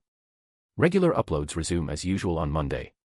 Thank you all so much for your amazing support, Sparkling Heart. Your encouragement keeps this story alive and growing stronger every single day. Glowing Star. Chapter 141, Entering the Dungeon. Chapter 9, Entering the Dungeon. After descending the spiraling staircase built deep within Babel, Akira and Tsubaki arrived at a passageway that looked almost like a natural cave. The walls were lined with embedded magic lamps, casting a steady, soft glow across the stone surface. This marked the outermost boundary of the dungeon. Any step beyond this point would be a true descent into the depths of the world below. Tap, tap, tap. In the still silence of the corridor, the sound of their footsteps echoed softly, filling the air with a quiet tension. Soon after, they stepped into a vast stone cavern. The sudden openness created an overwhelming sense of space. Jagged stalactites hung from above like fangs, forming a crown of stone over the area. Suddenly, from between the cracks in the rocky floor, something began to stir. Tiny creatures emerged, green-skinned, wearing crude leather rags and wielding sticks as weapons. Goblins. Low-level monsters. Common enemies in both games and the dungeon's first floor. This is your trial, Tsubaki said calmly, stepping back a few paces. Unless you're in serious danger, I won't interfere. Heh. Time to hunt. Akira cracked a grin, his blood already beginning to heat up. The inheritance of Enkidu's instincts stirred within him. Battle always brought excitement. It wasn't just a fight. It was liberation. Raff. The goblins shrieked, waving their sticks wildly as they charged. But Akira didn't even flinch. He didn't draw a weapon. Instead, he stepped forward empty-handed. Tsubaki's brow twitched. Sure, the first floor's monsters were weak, but not that weak. Even a rookie who had just received their Falna shouldn't fight them barehanded, not without any stat growth. It was a common misunderstanding among new adventurers, thinking they became strong the moment they received a Falna. But that was a deadly illusion. The blessing of the gods didn't give strength. It only unlocked the potential to become strong. Strength. Endurance. Technique. Agility. Magic. These 5 basic stats only increase through real effort and experience. You want strength? Then fight. You want endurance? Then take hits. You want agility? Move your body. You want to use magic? Burn through your mana, again and again. There were no shortcuts. Many rookies rushed into the dungeon the moment they got their fauna, only to die within days. But a sudden, thunderous impact broke Tsubaki's train of thought. Akira had launched his fist forward, slamming a goblin straight into the stone wall with enough force to shatter its ribs. The creature burst into black smoke on contact, leaving behind a single small magic stone. The others didn't fare much better. 1 punch. 1 kill. 7 goblins. Gone in seconds. All without a single weapon. What should have been a new adventurer's harsh first lesson was nothing more than a warm-up exercise for Akira. He crouched down and picked up one of the leftover stones. It was barely the size of a peanut. So this is a magic stone, huh? Tsubaki crossed her arms and replied flatly, technically, that's just a fragment. The monsters on this floor are too weak. Their magic stones are small, barely any energy in them. I see. Most adventurers didn't even bother collecting these. They were practically worthless. Veterans would head straight to the lower floors, where stronger monsters dropped far more valuable stones. Just then, the shadow beneath Akira's feet began to stir. A dark ripple spread outward, swirling ominously. 2 figures emerged, draped in black cloaks, faces hidden beneath veils of cloth. Their crimson eyes glowed through the darkness. Shadowkan foot soldiers. Tsubaki instinctively tensed, ready to move. In the dungeon, humanoid monsters often meant danger. But before she could act, the 2 Shadowkan bowed respectfully, then silently gathered the scattered magic stones and presented them to Akira. 7 tiny stones. Each one placed gently in his hand. And then, just as silently, they melted back into his shadow and vanished. Wait. What was that just now? Oh, those are my summons. Shadowkan soldiers, Akira explained casually. I can call them from the shadows. Pretty convenient, huh? Tsubaki was speechless. Storing weapons in shadows. Summoning shadow ninja. This wasn't just some newbie adventurer. This was a walking anomaly. Having cleared the first floor without so much as breaking a sweat, Akira calmly headed for the next set of stairs. Tsubaki watched his back as he disappeared into the darkness below. For a moment, she had a strange feeling, something she hadn't felt in years. Maybe, just maybe, this kid will become the foundation of Hephaestus Familia's next generation. If Akira could grow strong enough, he might become what Otter was to Freya Familia. Not that she was comparing the two, of course. Otter was a monster in his own right. But the potential in Akira was real, and it was already blooming. Floor 2. Floor 3. Floor 4. He cut through them all barehanded, no hesitation, no weapons, no support. Tsubaki couldn't help but question it. Is he even human? Not a berserker. Not a beastman. He had just received his fauna. It hadn't even been updated once. And yet, his raw physical strength was already beyond what most adventurers could dream of. Somehow, this monster of a man had ended up in her care. Then came Floor 5. Here, the atmosphere shifted. The enemies were no longer just weaklings. A pack of lizardmen, reptilian humanoids wielding massive battle axes, stood tall and tense. Their yellow eyes narrowed at the 2 intruders. Oi, don't tell me. You're still gonna fight with your fists? Tsubaki asked, narrowing her eyes. This is Floor 5. If you're that uncomfortable, fine. I'll use a weapon. Akira smirked. The shadow at his feet stretched outward. And from within it, a katana slowly rose, its blade polished to a mirror sheen, gleaming with lethal elegance. It wasn't a beginner's weapon. It wasn't even a standard-issue model. This was a weapon easily ranked at grade 3 or higher, something even seasoned adventurers would envy. Tap, tap, tap. The lizardmen advanced, their axes raised high. Their targets, Akira's neck and skull. They weren't playing around. These weren't wooden sticks anymore. This was a true fight. And finally, Akira had drawn his blade. White heavy checkmark 115 plus chapters ahead of web novel. White heavy checkmark be among the first readers to experience Arc 3 and the new season before anyone else. Open book. The first chapter of Arc 3 is now live. Crescent moon note, Sunday is a rest day, so there will be no updates tomorrow. Regular uploads resume as usual on Monday. Thank you all so much for your amazing support, Sparkling Heart. Your encouragement keeps this story alive and growing stronger every single day.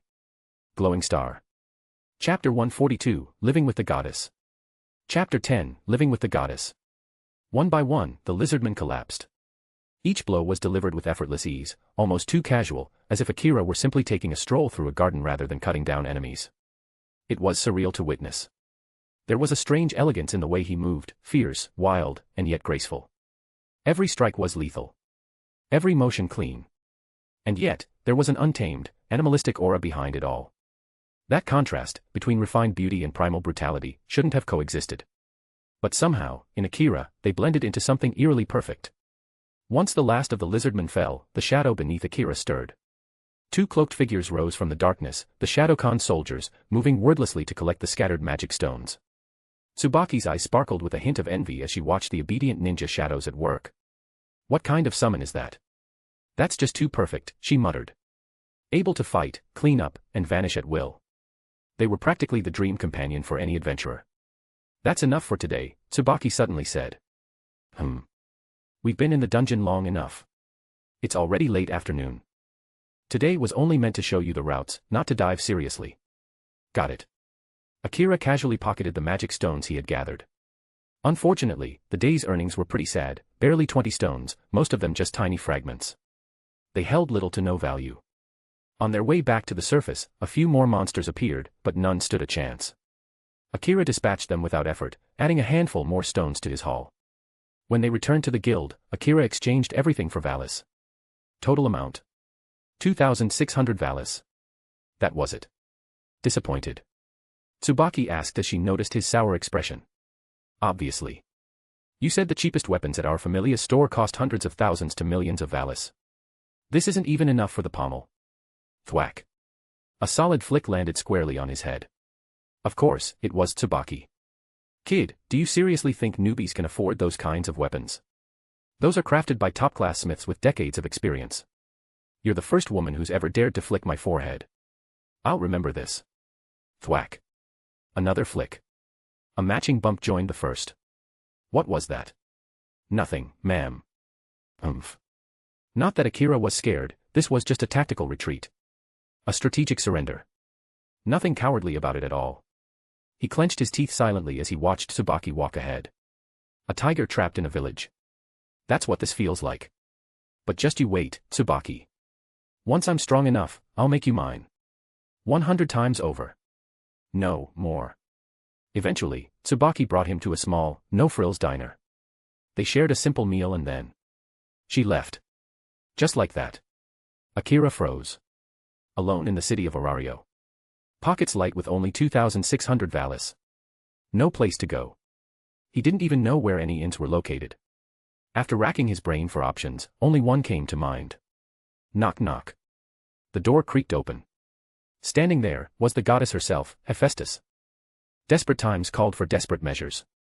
And since they'd already kissed, living together shouldn't be that weird, right? Why are you here? She asked, clearly caught off guard. This was the upper floor of Babel, mortals weren't even allowed up here. I've got nowhere else to go, Akira admitted. So I figured I'd just stay with you. His voice was calm but laced with a trace of sheepishness.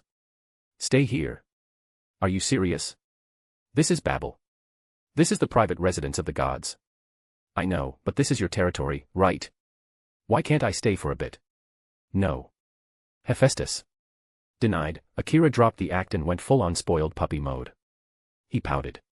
His handsome face scrunched up like a child begging for candy, and that was a critical hit.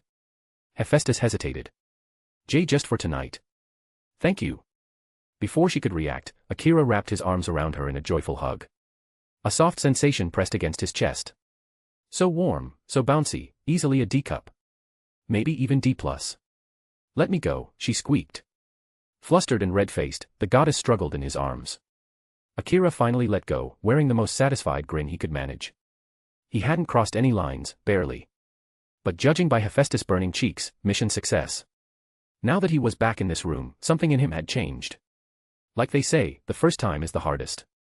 But once that line's crossed, the second, third, and fourth come naturally. This blacksmith goddess? Sooner or later, she'd be his.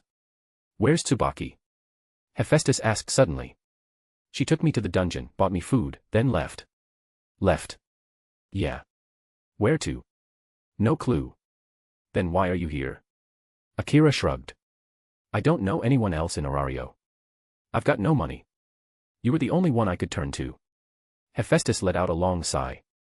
Her expression tightened. I told Tsubaki to look after him properly, and she didn't even arrange a place for him to stay. Still, Tsubaki wasn't entirely to blame. From her perspective, Akira could reach the upper floor of Babel, which meant he and Hephaestus were already close. She had simply assumed Akira would be staying here anyway. A misunderstanding born from trying too hard to read her goddess's intentions. Fine. Here. 10,000 valis. Use it to rent a room. Nope. Without even a second of hesitation, Akira rejected the offer. Rent a room. Why would he do that, when he could stay here and eat food made by a goddess? No chance. Not in a million years. Hephaestus sighed again, though this time, there was a subtle smile behind it. Even as a goddess, she could feel human emotion. And she knew. Akira didn't come here out of desperation. He came because he wanted to be with her. The blacksmith goddess, who had always hidden her face and avoided mirrors, felt beautiful for the first time in her life. Someone actually likes me. Well, suit yourself, she muttered, barely hiding the warmth in her voice. She had officially given up. Or perhaps, she never truly meant to resist in the first place. And so, the chaotic cohabitation between a reckless human and a stubborn goddess had officially begun. White heavy checkmark 115 plus chapters ahead of web novel. White heavy checkmark be among the first readers to experience Arc 3 and the new season before anyone else. Open book. The first chapter of Arc 3 is now live. Crescent Moon note, Sunday is a rest day, so there will be no updates tomorrow. Regular uploads resume as usual on Monday. Thank you all so much for your amazing support, Sparkling Heart. Your encouragement keeps the story alive and growing stronger every single day. Glowing Star. Chapter 143, Hestia. Chapter 11, Hestia. SHFF. Inside the main room of the house, Akira pulled off his shirt without a word. Hey. Why are you suddenly taking off your clothes? Hephaestus's face flushed red the moment she turned and saw him stripping. Seriously. The second he steps into her home, he just starts undressing. What kind of place does he think this is? Lady Hephaestus, can you update my fauna? I figured, since we're not doing anything right now anyway. Update your fauna. The words made her freeze for a moment, then her expression dimmed a little. So that's what this is about. Do you even know that fauna updates are usually done every 2 weeks? You need to submit a request, and there's a strict limit on how often. Heir. I didn't know that. Hephaestus nearly choked on her own scolding. Right, of course, he'd just joined today.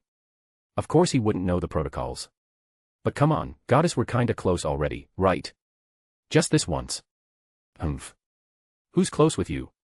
But, fine. Just this time. Don't get used to it. Got it. Akira grinned, clearly not taking her scolding seriously. The needle from his initial fauna blessing was still lying on the table. Hephaestus picked it up, pricked her fingertip, and let a drop of divine blood fall onto Akira's back. The divine blood reacted instantly. It shimmered, then activated the fauna system embedded on his skin. All of the experience Akira had gained that day was recorded, calculated, and converted into growth stats by the power of the gods. Shin Akira. Level. Strength, I0I. Endurance, I0I. Dexterity, I0I. Agility, I0I. Magic, I0I. Magic. Skills. King of all Shadowcon. Sovereign of all Shadowcon. Enhanced spiritual energy. Grants ability to summon Shadowcon troops. Greed. Insatiable desire for all things. Accelerated growth rate. Extra experience gained from slaying monsters. Hephaestus blinked in disbelief as the status display formed on his back. Every stat, all 5 of them, had jumped by 99 points. That was 495 points in a single day. Completely absurd. Sure, it was common for adventurers to see a major boost after their first fauna blessing, but this was unheard of. Even the famed sword princess from the Loki Familia, currently Orario's most talked about rookie, didn't grow this fast. It had taken her an entire year to reach level 2. Akira had been in Orario for less than a day. The difference was terrifying. Hephaestus's eyes drifted to one of his newly awakened skills. Greed. Insatiable desire for all things. Accelerated growth rate.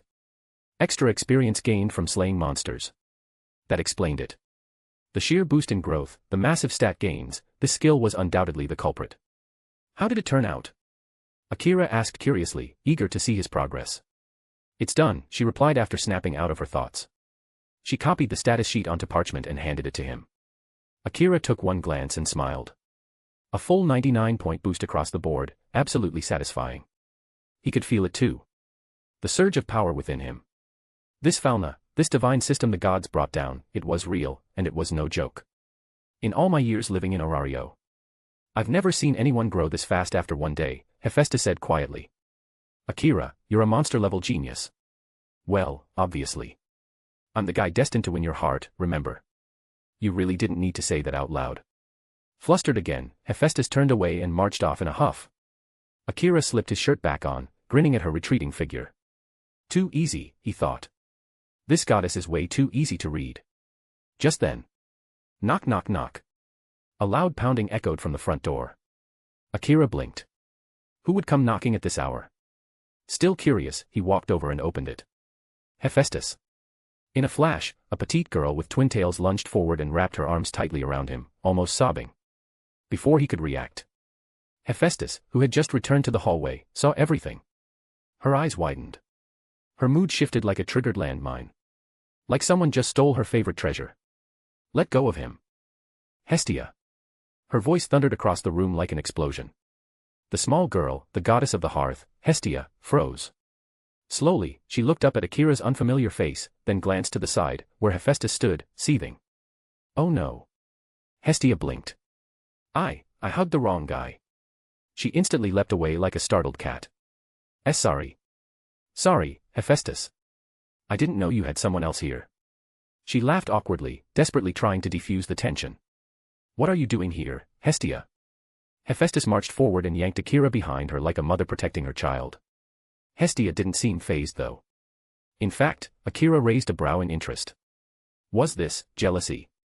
Good. That was a very good sign. I don't have anywhere else to go, Hestia said, her voice suddenly soft. So. I was wondering if I could stay here with you for a little while. Hephaestus instinctively turned toward Akira. The situation was eerily similar. Akira had shown up earlier with the exact same reason. No place to go. No one to rely on. She sighed deeply. Hestia had just descended from the upper world. She was new to Orario, utterly clueless, even more so than a fresh mortal. And the only god she was close to was Hephaestus. Other deities like Takamikazuchi or Mayak. They were barely scraping by themselves. So really, the only place Hestia could turn to was here. If Akira hadn't been around, Hephaestus wouldn't have even hesitated. But now, things were complicated.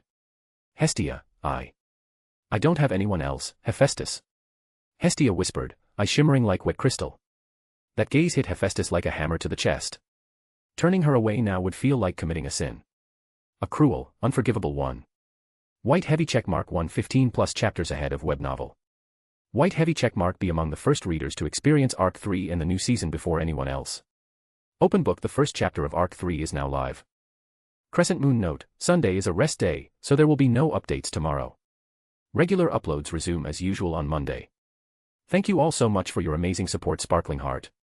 Your encouragement keeps this story alive and growing stronger every single day. Glowing Star. Chapter 144, Living Under One Roof. Chapter 12, Living Under One Roof. Hephaestus cast a sideways glance at Akira, standing quietly beside her. Her brows furrowed in hesitation. Between Akira and Hestia, there was no question.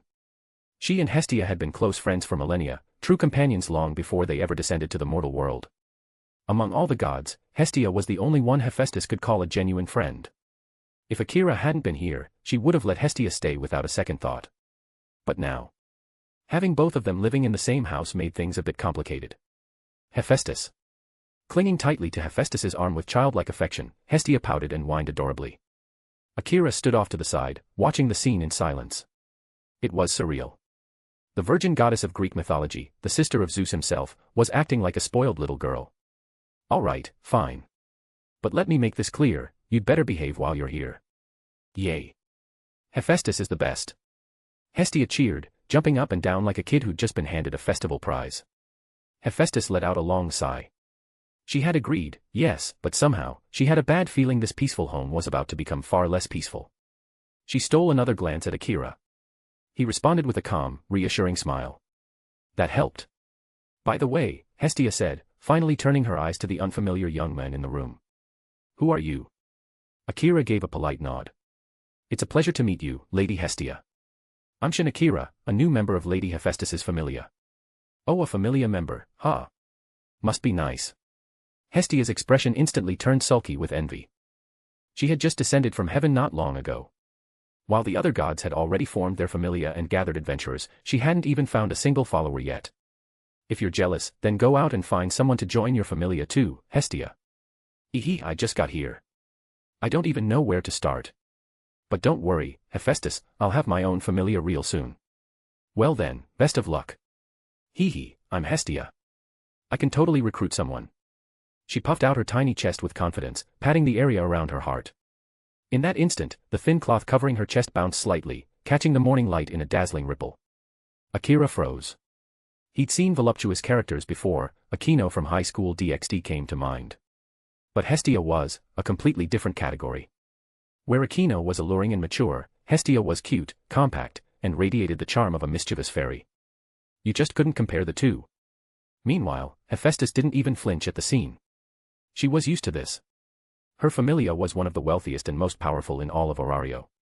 A dozen Hestias wouldn't shake that foundation. What she didn't know was that this one little goddess would end up crashing at her place for months without ever leaving.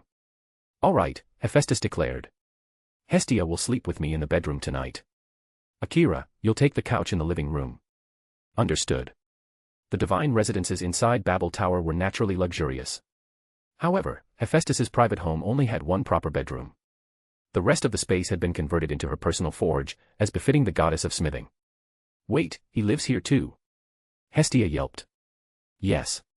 Why? But he's... She nearly blurted it out, he's a guy. As one of the three virgin goddesses, Hestia had never been comfortable sharing a home with a man. It wasn't disgust, just awkward discomfort. I understand completely, Lady Hestia, Akira said, bowing respectfully. As a familia member, I'll behave properly. All right, then. If you say so. Her gentle personality and the fact that this was Hephaestus's house kept her from arguing further. Still, deep inside, she felt a faint sense of unease. Akira could only smile inwardly. This protagonist aura really is unbeatable. Getting special treatment from a goddess was already crazy. But having a virgin goddess pay attention to you. Now that was talent. The night passed without incident. Even though he slept on the sofa, Akira genuinely enjoyed the peace and comfort. After all, this was the Babel Tower, the most extravagant structure in all of Orario. Even its couches were high-grade. The next morning, sunlight streamed through the window, warming his face. He slowly opened his eyes, still unfamiliar with the room's layout. But deep down, he felt nothing but gratitude, and a bit of awe. He'd transmigrated again. This time, into a Western fantasy world. Orario. And now, he was living with two goddesses. Could life get any better? Click. Just as he finished getting dressed, the bedroom door creaked open. Out walked Hephaestus, still half asleep. Good morning, goddess. Morning. She responded with a tired mumble. Seemed like she hadn't slept too well. What's your plan today? She asked. I'd like to head into the dungeon again. Yesterday I made about 2,000 valis. I want to test how much I can earn in a full day. All right. But be careful. The dungeon isn't something to take lightly. Don't push yourself. Thank you for your concern, Lady Hephaestus. If things get dangerous, don't hesitate to use our familia's name. The name Hephaestus Familia carries a lot of weight in Orario. Understood. Those words filled his chest with warmth. To use a god's name as a shield, in Orario, that was an invaluable advantage. Weapons and armor were everything to adventurers. And Hephaestus Familia, makers of the famed magic swords, was the top supplier in the city. Just one of their swords could sell for a fortune. After washing up, Akira stepped out and made his way down Babel Tower. The morning market was already bustling. He used up all the money he earned yesterday to buy 3 hearty breakfast sets and carried them back home. You went out just to buy breakfast. It was my first paycheck. Naturally, I wanted to spend it on my goddess. Humph. Hephaestus looked away, cheeks tinged red. Akira wasn't exactly a professional flirt. But coming from the modern world, he did know a thing or two about winning a woman's heart. Even if he wasn't smooth, he was good enough. And so, in that slightly awkward yet cozy atmosphere, the two of them shared a peaceful breakfast together. Slurp, slurp. Hephaestus, did you eat yet? I'm starving. A sleepy voice echoed from the hallway as Hestia stumbled out of the bedroom, rubbing her eyes. Her clothes were a mess, barely clinging to her petite frame. She clearly hadn't bothered to fix her outfit after waking. Akira nearly dropped his food. A divine morning gift, served fresh and unsolicited. He silently gave thanks to whatever higher power was watching over him. And then. What are you staring at? Hestia asked flatly. White heavy checkmark 115 plus chapters ahead of web novel. White heavy checkmark be among the first readers to experience Arc 3 and the new season before anyone else. Open book, the first chapter of Arc 3 is now live. Crescent moon note, Sunday is a rest day, so there will be no updates tomorrow. Regular uploads resume as usual on Monday. Thank you all so much for your amazing support, Sparkling Heart. Your encouragement keeps the story alive and growing stronger every single day. Glowing Star. Chapter 145, Back into the Dungeon. Chapter 13, Back into the Dungeon. What exactly were you staring at? Hephaestus's voice slid in from the side, low and calm, but somehow terrifying. Akira stiffened. Chills ran down his spine like ice water. Turning his head slowly, he saw her expression had shifted. Her one exposed eye now radiated a dark, foreboding energy, and behind her, a shadowy aura almost seemed to billow out into the room like creeping smoke. Gulp. I wasn't looking at anything. Akira replied with the most innocent voice he could muster. Oh. So nothing caught your eye just now? And not at all. Honestly. In fact, to me, you're the most beautiful one here, Hephaestus. He forced a nervous smile. But that only made things worse. Hephaestus's eyebrow twitched. If nothing was beautiful, then why had his eyes sparkled like a little kid in a candy store? Akira felt the tension rise like a noose tightening around his neck. He realized he'd just made a huge mistake. Too late to take it back now. I should head to the dungeon now. See you later. Without waiting for a response, he turned tail and bolted out the door. Hephaestus blinked in surprise. Then chuckled softly. Her lips curled into a smile she didn't try to hide. Just then, Hestia wandered over to the table, humming to herself as she grabbed the third breakfast set. She sat down and began eating without a care in the world. Hestia, have some shame. Eh?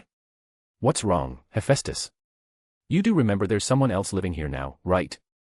And you came out of the bedroom looking like that. What do you mean, like that? Hestia glanced down. And froze. Her eyes widened.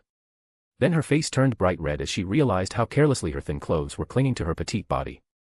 Don't tell me, he saw. He'd have to be blind not to. I can never face him again. Flailing, Hestia dropped her food, covered her face with both hands, and ran full speed back into the bedroom. The door slammed shut behind her with a loud thud.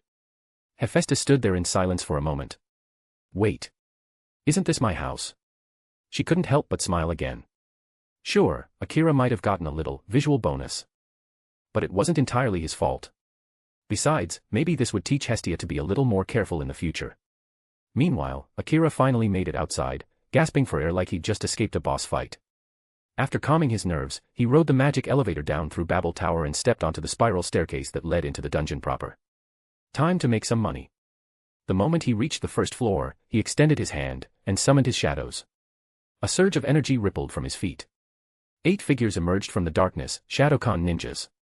In the upper floors of the dungeon, these basic units were more than enough. While they were the lowest-ranked soldiers within the Shadowcon army, they were well-balanced in offense and mobility. Each one wielded a different weapon, katanas, shuriken, staves, adapting their loadout based on the situation. As Akira stepped onto the first floor, a wave of monsters emerged from the dungeon walls. Goblins. Feral eyes gleaming with murderous instinct, they charged at him without hesitation. Their rage was instinctive, deeply embedded in the dungeon's very laws. The shadows moved instantly. 4 ninjas with katanas stood at the front, blades gleaming. Behind them, 4 more took position with shuriken in hand. Each pair formed a perfect attack cell, close range and ranged support. Silent. Efficient. Deadly. Akira didn't move. This was a test, to measure his Shadowcan's actual power level. Within seconds, the goblins were cut down one by one, unable to even touch his units. The magic stones they dropped weren't gathered by Akira. Instead, they vanished, absorbed directly into the Shadow Kingdom, a vast shadow dimension connected to his magic. Boundless and formless, it served as a perfect mobile vault. Once the floor was cleared, the shadows melted into his own, fusing with the one beneath his feet. They didn't disappear. They were simply waiting for his next command. Akira descended to the second floor. The dungeon reacted once again, churning out a fresh batch of monsters from the walls and floor. Another swarm. No problem. The battle pattern repeated, quick, efficient, and systematic. By the time he reached the 7th floor, things had finally started to get serious. The monsters here were noticeably tougher. 3 ninjas had to gang up just to take down one target quickly. And they weren't invincible. If a Shadow Khan took a fatal hit, its body would collapse, disintegrating into smoke and vanishing instantly. But it wasn't a major issue. So long as Akira stayed within his unit cap, he could summon new ones instantly, no cooldown required. Just pure shadow energy. For the first time, Akira himself stepped forward. Gripping a long spear, he joined the fight, his movements swift and precise. He danced between monsters like a storm incarnate, thrusting and sweeping with lethal grace. Each strike shattered monster cores, turning enemies into scattered crystals and dust. It was important to note, the Falna system didn't work like game EXP. You didn't gain levels just by slaying monsters. True progress only came through effort, through the experiences of fighting, dodging, getting hurt, overcoming fear. The gods watched it all. And only through their judgment could your stats evolve. Within 30 minutes, the entire 8th floor was cleared. As the remaining shadows gathered magic stones, Akira tallied his losses, at least 20 ninjas had been wiped out. It wasn't surprising. Shadow Khan ninjas were more suited for stealth and ambushes, not prolonged frontline warfare. Still, he wasn't planning to stop. After a short break, Akira descended into the 9th floor. That was when the real challenge began. A sudden wave of growls echoed from the depths. Dozens of monsters emerged, armed, bipedal beasts with dog-like faces and muscular limbs. Shaggy gray-black fur, rat-like tails, jagged blades gripped in clawed hands, they looked like some unholy mix of canine and goblin. Kobolds. Among the most annoying humanoid monsters in the upper floors. Numerous, armed, and cunning, they were a pain to deal with. The shadows struck first. Dozens of shuriken whistled through the air, some finding their mark, some deflected by the monster's crude armor. Blood sprayed, but instead of weakening them, it only drove them further into a frenzy. Monsters of the dungeon didn't fear pain. They didn't fear anything. They were pure malice in living form, driven by hatred for humanity. And they would never stop coming. White heavy checkmark 120 plus chapters ahead of web novel. White heavy checkmark be among the first readers to experience Arc 3 and the new season before anyone else. Open book. The first chapter of Arc 3 is now live. Crescent moon note, Sunday is a rest day, so there will be no updates tomorrow. Regular uploads resume as usual on Monday. Thank you all so much for your amazing support, Sparkling Heart. Your encouragement keeps the story alive and growing stronger every single day. Glowing Star. Chapter 146, Leaving the Dungeon. Chapter 14, Leaving the Dungeon. Facing the kobolds that came charging at him again, Akira merely let out a small smile. With a smooth motion, he lifted his spear and dashed forward, meeting them head-on. His Shadow Khan soldiers followed from behind, working in unison to intercept some of the monsters before they reached him. But because of their limited durability, many of the Shadow Warriors crumbled the moment they were struck. Even so, Akira remained unfazed. Every time one of his Shadow Khan fell, another immediately emerged from the darkness to take its place. Summon. Replace. Repeat. The battle pressed on relentlessly. One after another, the kobolds were cut down, sliced, pierced, or crushed under the combined assault of Akira and his ever-replenishing shadow army. Magic stones scattered all over the ground like shards of light. With a clean, piercing thrust, the tip of Akira's spear drove straight through the skull of the last kobold. The monster let out a strangled cry before its body evaporated into black mist, leaving behind a single glowing magic stone that clinked softly as it hit the floor. Phew. That's the last of them. Akira exhaled long and deep, sweat dotting his forehead as fatigue settled into his bones. His muscles ached from the effort, but a quiet satisfaction lingered in his chest. He'd come a long way. From the moment he crossed into this world, everything had changed. Even though he had inherited 10% of the power from Kuoh, the king of all Shadow Khan, it didn't make him invincible. And the Falna he received from his goddess was still in its infancy. His growth had been rapid, no doubt, but in the eyes of the guild, Akira was still very much a rookie. And today's battle, especially against the kobolds on the 9th floor, was no small feat. He had pushed his stamina to its limits, and his mana reserves were nearly depleted from all the summoning. He found a large rock nearby and slumped onto it, letting his body relax as he focused on restoring his strength and magic. Around him, the Shadow Khan continued to work like a well-oiled machine, picking up every last magic stone on the battlefield. That was one of the greatest advantages of the Shadow Army. They never got tired. They didn't complain, didn't question orders, and didn't need rest. The perfect workers. Inside the dungeon, monsters didn't spawn endlessly. After a wave was defeated, it would take time for the dungeon to regenerate and produce the next horde. Moreover, if the dungeon's structure, its floors or walls, was damaged during battle, its priority would shift to repairs before it resumed spawning monsters. Many seasoned adventurers used this to their advantage. When resting, they deliberately damaged nearby walls to buy themselves more time before the next wave. This tactic became essential in the deeper floors, where monsters were stronger, more numerous, and respawned faster. Sometimes, parties even designated a few members solely to smashing walls while others caught their breath. Akira glanced toward the staircase leading down to the 10th floor. His eyes narrowed. Not today. He had cleared floors 1 through 9 in a single push. Both his stamina and mana were nearly dry. This wasn't a game. There was no save point waiting after a boss fight, no pause button to escape danger. If he collapsed, he'd die. Simple as that. He needed enough strength to climb back to the surface and survive the inevitable respawns along the way. Crack. Suddenly, the ground beside him split open. A kobold clawed its way out of the fractured stone. Akira didn't flinch. The dungeon was regenerating. The next wave had begun. With a flick of his wrist, his spear flew through the air like lightning, impaling the creature straight through the head. It didn't even get the chance to growl. Akira hopped down from his seat and turned away, stepping toward the 8th floor entrance. This exploration was over. Just as he left, one of his Shadowcon emerged from the surrounding darkness, picked up the thrown spear and the fresh magic stone, and stored both inside the Shadow Kingdom, the infinite shadow realm that served as Akira's personal vault. Minutes later, fresh kobolds began to surface again on the 9th floor. But without a target to pursue, they merely roamed the area, waiting for the next adventurer unlucky enough to cross their path. The return trip was much faster than the descent. Since he no longer had to clear each floor, Akira slipped past most of the monsters and climbed directly toward the surface. While it had taken hours to get down, the way back only took around 30 minutes. Eventually, the glowing stone walls faded away, and the daylight of Orario came back into view. He stepped out through the Babel Tower's massive gate, blinking as the bright sun hit his face. Looking up, he checked the massive magic stone clock embedded above the dungeon entrance. 1 bell. Just past midday. Grrrrrrrr. His stomach made an angry growl. Not surprising. He hadn't eaten much that morning, and the past half-day had been spent running, fighting, and summoning non-stop. Of course he was starving. All right, first stop, the guild. Then, lunch. A big one. Shouldering his bag, Akira made his way toward the guild headquarters.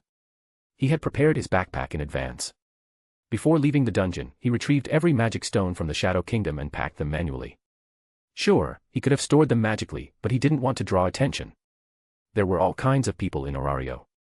If someone with bad intentions took notice of his abilities, it would be more trouble than it was worth. He wasn't scared. Just cautious. Yo. Good afternoon, Miss Aina. Ah. Shin. Akira-san. The one and only. I'm flattered you remembered me. Your name's kind of hard to forget, Aina replied with a wry smile. It stands out, you know.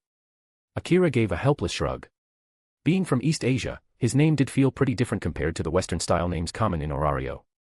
His full name, Shin Akira, always seemed to linger in people's memories. Back from the dungeon, Akira-san. Yeah. I skipped lunch, so I figured I should head back early. You look like you've had quite the workout. It wasn't just small talk. Aina could tell from his appearance. His clothes were dusty, hair a bit messy, and his entire posture screamed fatigue. Yet, despite all that, not a single scratch could be seen on his body. That impressed her. Most rookie adventurers, especially after getting their fauna, ran into the dungeon headfirst, drunk on power and dreams of glory. Many of them came back bruised and bloodied. Some didn't come back at all. Akira lowered his backpack onto the table with a solid thud. The weight was unmistakable. Aina blinked in surprise. She carefully unzipped the top, and her eyes widened. Magic stones. Dozens of them. Half the bag was filled with tiny shards and low-grade stones, but even so, the quantity alone was staggering. Akira-san, how far down did you go? 9th floor. But my stamina and mind were almost spent, so I turned back. And 9th. Aina almost shouted. Luckily, the guild was mostly empty at this hour, and her voice didn't attract much attention. White heavy checkmark 120 plus chapters ahead of web novel. White heavy checkmark be among the first readers to experience Arc 3 and the new season before anyone else. Open book. The first chapter of Arc 3 is now live. Crescent moon note, Sunday is a rest day, so there will be no updates tomorrow. Regular uploads resume as usual on Monday. Thank you all so much for your amazing support, Sparkling Heart. Your encouragement keeps this story alive and growing stronger every single day. Glowing Star. Chapter 147, Ina's Scolding. Chapter 15, Ina's Scolding. Standing right in front of Ina, Akira flinched at the sound of her raised voice. Whoa. That loud. Seriously? He thought to himself. Akira-san. I told you, an adventurer must never take reckless risks. I wasn't being reckless though. The moment my stamina dropped to half, I turned back immediately. You just registered as an adventurer yesterday. You just got your fauna. And today you already dared to go down to the 9th floor. And you're telling me that's not reckless? Do you have any idea how dangerous that is? I mean, I felt like I was strong enough. Akira-san. The dungeon is not a playground. Just because you made it back safely today doesn't mean your luck will last forever. Well, about luck. Akira gave a sheepish grin and decided not to argue. He had no intention of sounding arrogant. He simply had confidence in himself, because even if things ever went south, he still had one final trump card. When he unleashed his sealed power, he could surpass the limits of any mortal and ascend into a transcendent state, becoming a being who stood at the peak of this world. If that time ever came, not even the 3 great unexplored regions of the world would pose a challenge to him. But of course, none of that was something he could explain here and now. What followed next was a full 15-minute lecture. Akira stood there quietly, listening without interrupting. Internally, though, he was slightly overwhelmed. Still, he knew she was only looking out for him. If he got full of himself and ended up dead, it would be his own fault. Ina didn't have any obligation to worry about him. Yet she still chose to give him this warning, that alone was something he deeply appreciated. Let me say this again, Akira-san, an adventurer must never act carelessly. Got it, got it. I hear you, Ina-san, he said with a tired smile. Good. Then, lovely Miss Ina, could I ask your help with exchanging these magic stones? Fine. Just give me a moment. Ina glanced at the backpack sitting on the table and began sorting through its contents, stones of various shapes and glimmers tumbling gently as she counted them one by one. From nearby, a few guild staff began stealing glances their way, some with curious looks, others more amused. Sure, Ina was known for being kind and helpful to new adventurers, but giving a full-on lecture in front of the service desk. That was a first. Especially the pink-haired girl at the next table, her eyes were practically burning with gossip fuel, clearly holding back squeals. All right, I've counted them. Most are small-grade magic stones, with quite a few fragments mixed in. The total comes to 80,000 valis. As she spoke, Ina handed him a heavy coin pouch along with the now empty backpack. 80,000, huh? As expected, upper-floor monsters don't fetch much. Akira-san. You haven't forgotten what I just said, right? Of course not, Ina-san. Good. I just hope you won't throw your life away because of overconfidence. I've seen too many missing person notices on this desk. I don't want to see your name on one of them. Thanks for the warning, Ina-san. Akira tucked the pouch into his backpack, gave her a small wave, and turned to leave the guild building. Ina let out a long sigh, watching his back as he walked away. She'd heard that kind of response many times before, and far too often, those same people never came back. This was Orario, the greatest city in the world, the center of prosperity. And one of the most dangerous places to exist. The dungeon beneath it was a place that devoured people. Countless names had vanished into its depths, lost forever. Every adventurer lived with their life hanging by a thread. No one knew when death would come for them. There was a silent truth accepted by everyone in Orario: the dungeon is alive. And when it sensed that you were at your weakest, that's when it would bare its fangs. Meanwhile, Akira, now with 80,000 valis in hand, began casually walking through the bustling streets of Orario. No matter how many times he saw it, the sheer vibrancy of the city never failed to impress him. So this is the heart of the world, he thought. What a place. People of all races crowded the roads. Merchants shouted from stalls, selling everything from potions and gear to trinkets and exotic snacks. Then, his eyes caught a certain shop. It was a meat stall. But not just any meat stall, this one specialized in roasted lamb. Unlike the skewered styles from his world, this place offered massive cuts, whole legs, thick slabs of meat, grilled ribs. Hey there, sir.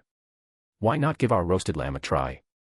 Best in Orario, the burly chef shouted enthusiastically as Akira approached. How much for a lamb leg? Akira asked casually.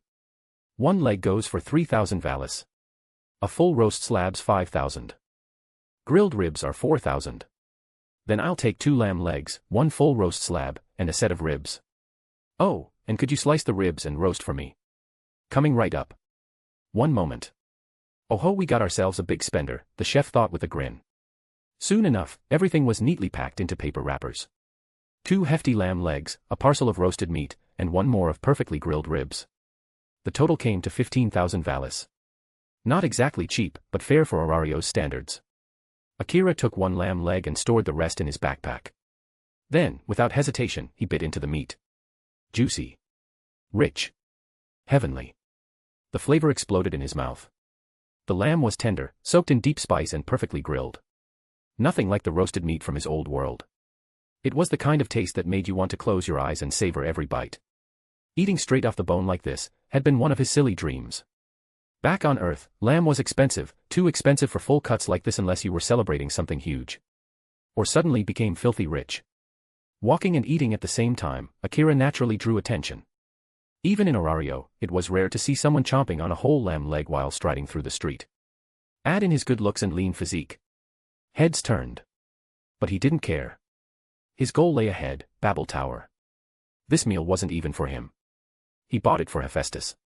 Even though lunchtime had passed, there was still a chance she hadn't eaten yet. And if she had, well, a second meal wouldn't hurt. Upon arriving at the towering structure, Akira made his way to the upper levels, where the gods resided. Knock, knock, knock. He rapped gently on a familiar wooden door. Click. Moments later, it opened. And standing there, with a mix of surprise and faint amusement in her crimson eye, was none other than the blacksmith goddess herself, Hephaestus. Ah. You're back already. She blinked at him. The sun hadn't even reached its peak yet, and yet, here he was. Back from the dungeon. White heavy checkmark 120 plus chapters ahead of web novel. White heavy checkmark be among the first readers to experience Arc 3 and the new season before anyone else.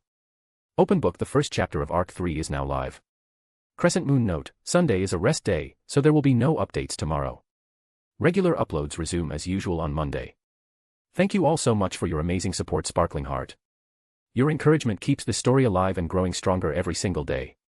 Glowing Star. Chapter 148, a shocking level up. Chapter 16, a shocking level up.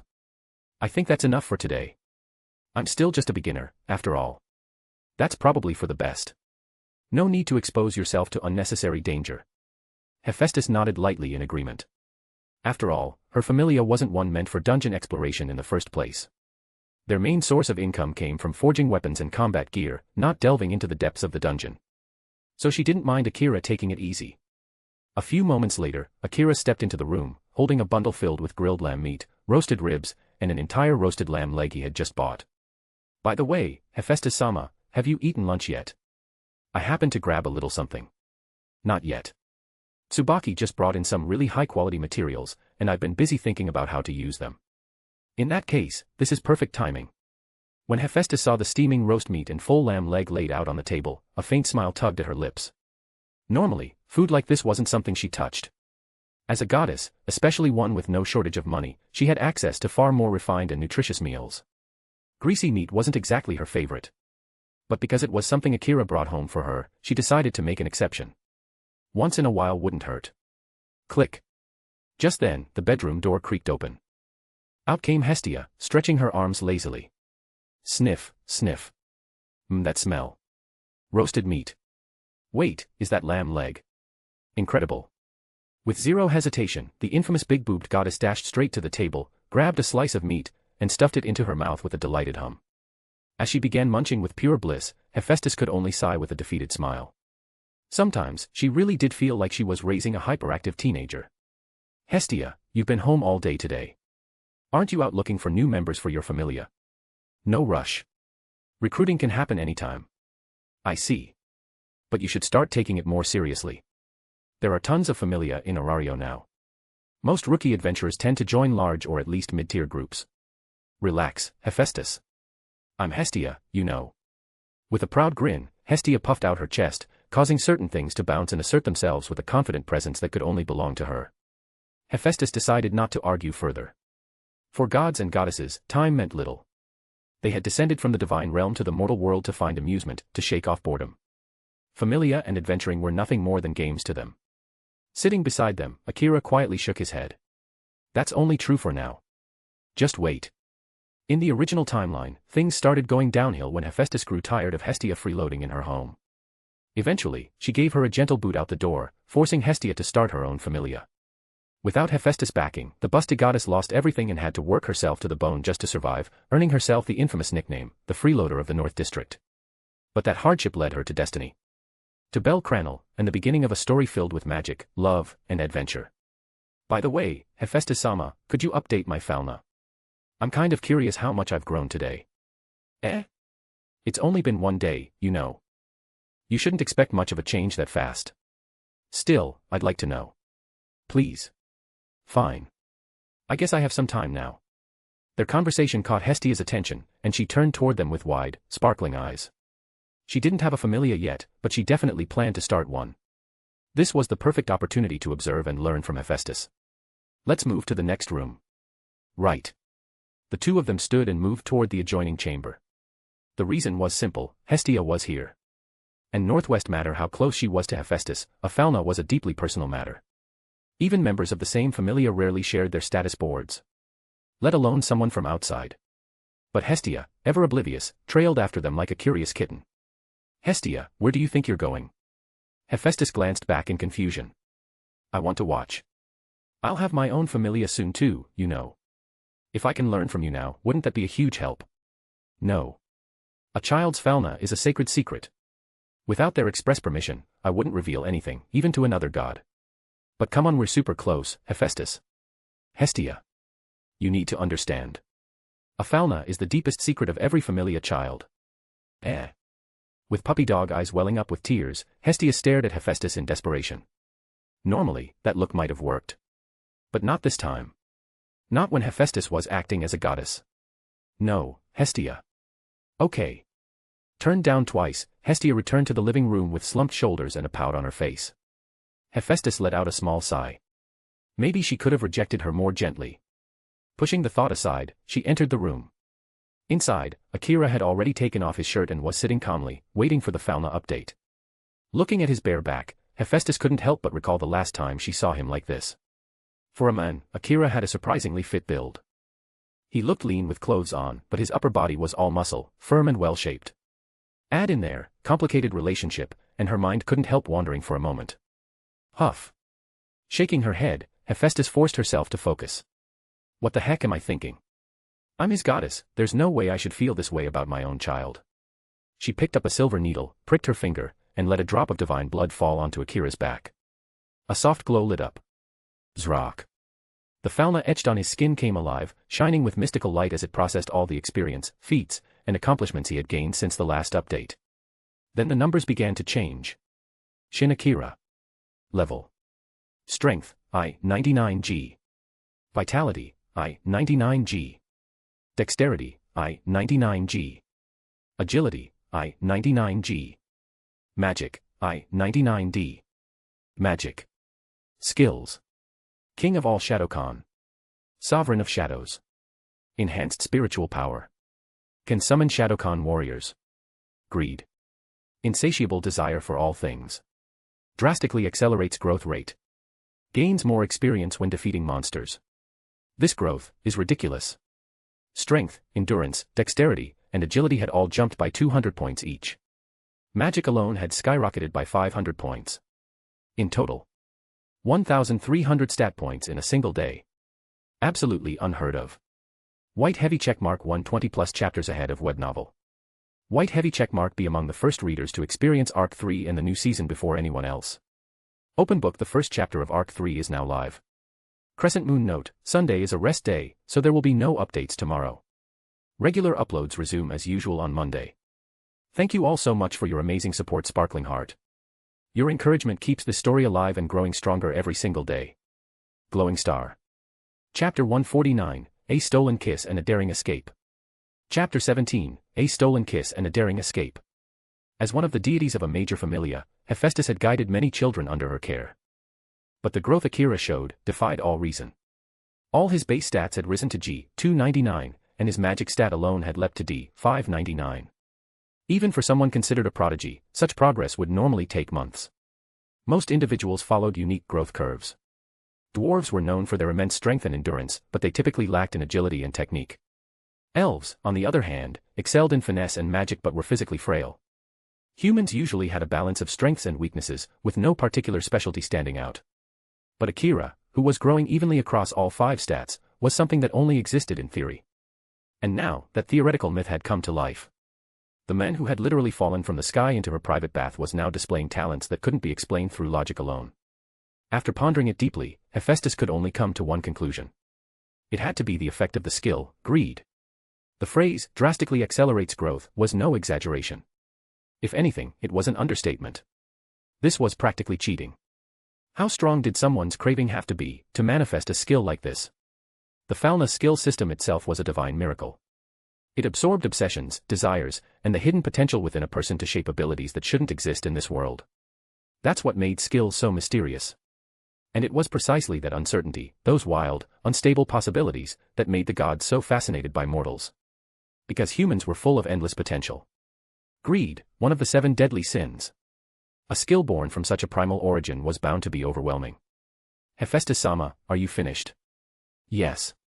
It's done. As if waking from a trance, Hephaestus engraved the updated Falna and handed it to Akira.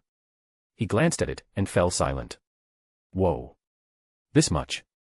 The increase he saw here far surpassed even Bel Cranel in the original story. This is insane.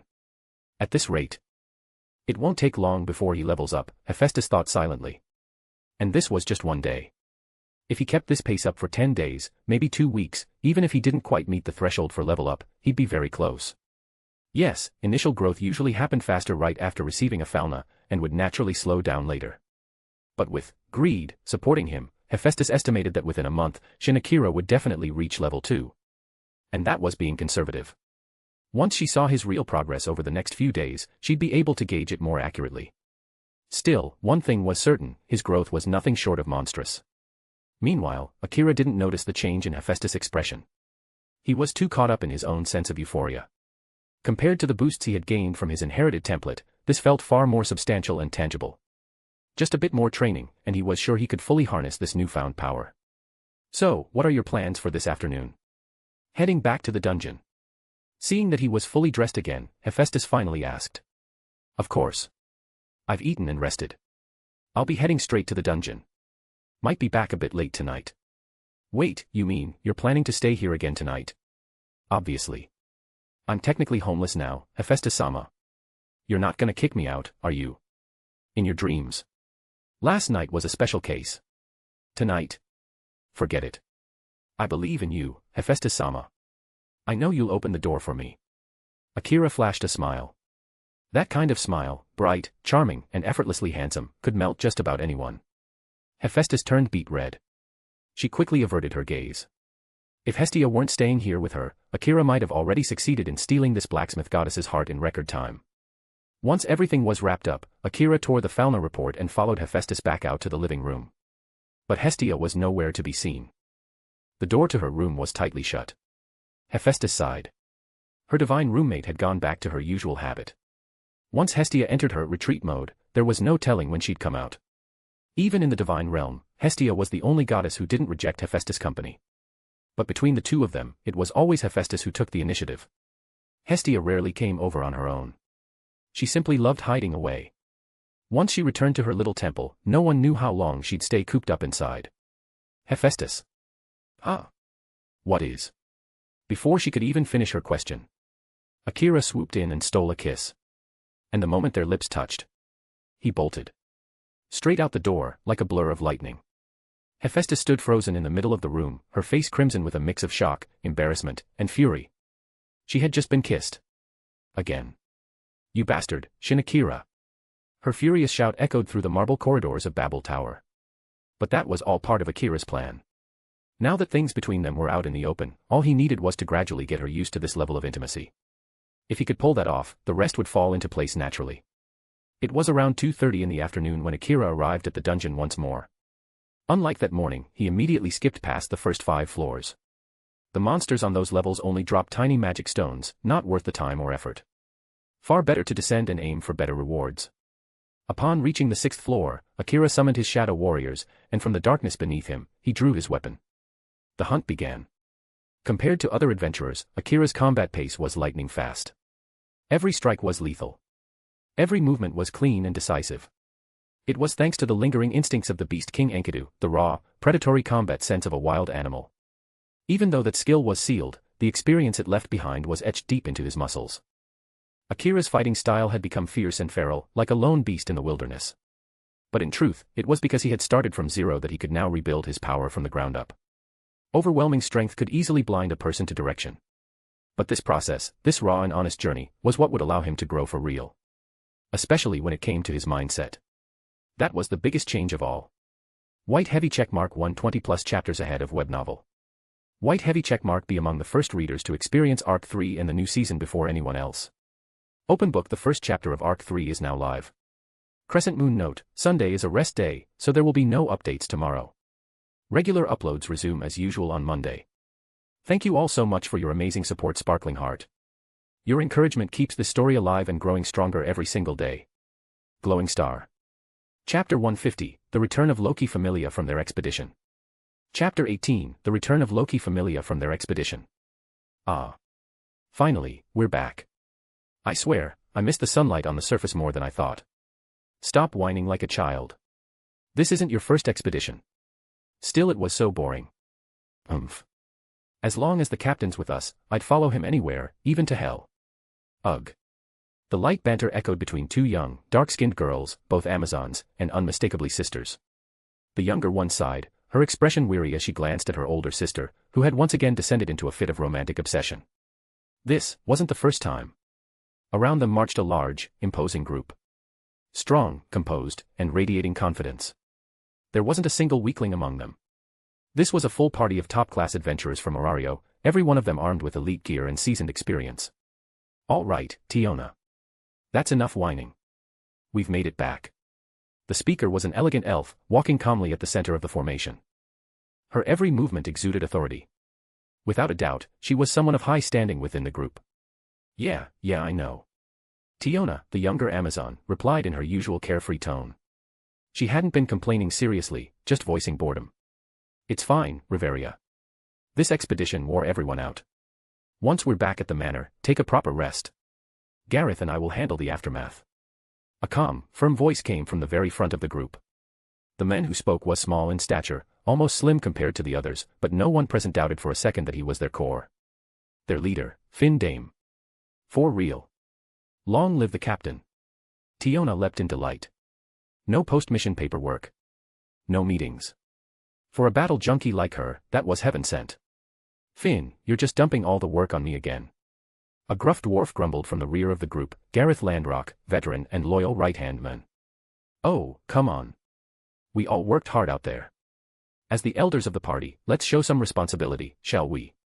TCH, trying to look like the good guy while dragging me into it, huh? Even though he grumbled, Gareth didn't actually object. Their years of adventuring together had forged an unspoken trust. Back then, they used to butt heads all the time, but now. They were comrades who'd charge into death side by side without hesitation. Then I'll leave the rest to you guys. Time to chill. Tiona grinned as she practically skipped through the corridor. Among everyone present, she was clearly the happiest. Captain. Allow me to assist you. Right on cue, Tioni, the older sister, rushed to Finn's side, eyes gleaming with devotion. She wasn't just a loyal subordinate. She was a die-hard fanatic. A full-on Captain Finn simp. No matter what he said, to her, it was absolute gospel.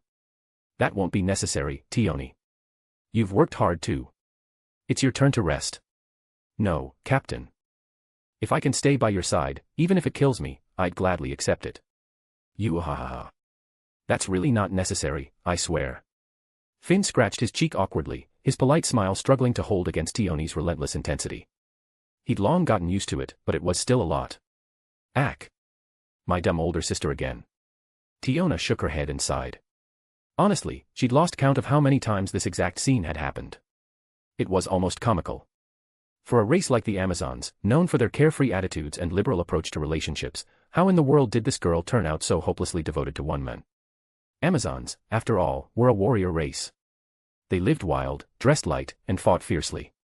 Physically, they were practically identical to humans. But all Amazon offspring were female, there were no males. To sustain their bloodline, they sought partners from other races. And thus, their culture encouraged them to hunt men. In Orario's infamous red light district, most of the women working there were Amazons, proof enough of their lifestyle and openness. But Tioni was an anomaly. A rare mutation. She devoted herself entirely to one man, Finn Dame, and no one else. Like a pure, unwavering woman swearing loyalty for life.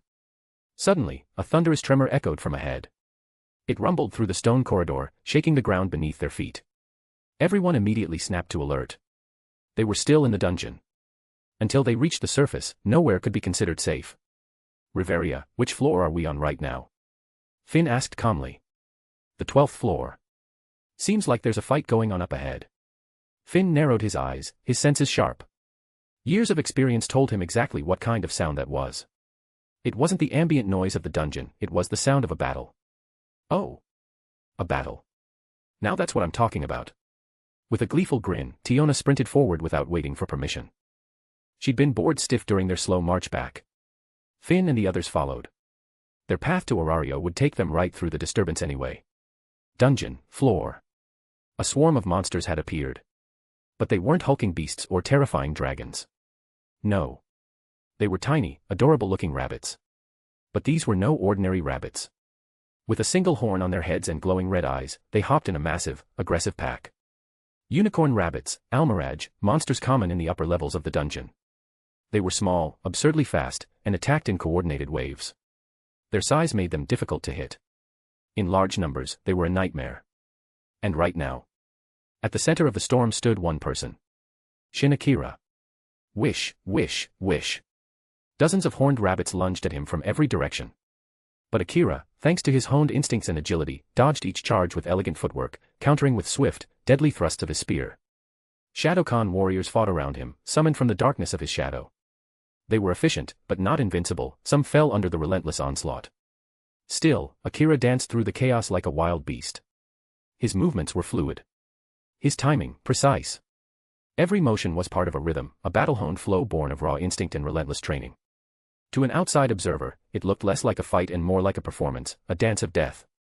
Tap, tap, tap. Footsteps echoed from the connecting hallway between floor 12 and 13. Tioni arrived first. She halted the moment she saw the scene before her, eyes widening slightly in surprise. She didn't recognize the young man battling alone in the midst of the swarm. But even so, one thing was clear. He wasn't that strong, yet. But his combat sense, his mastery of weapon control, and his fearlessness under pressure, were nearly flawless. A few moments later, Finn and the rest of the Loki familia arrived.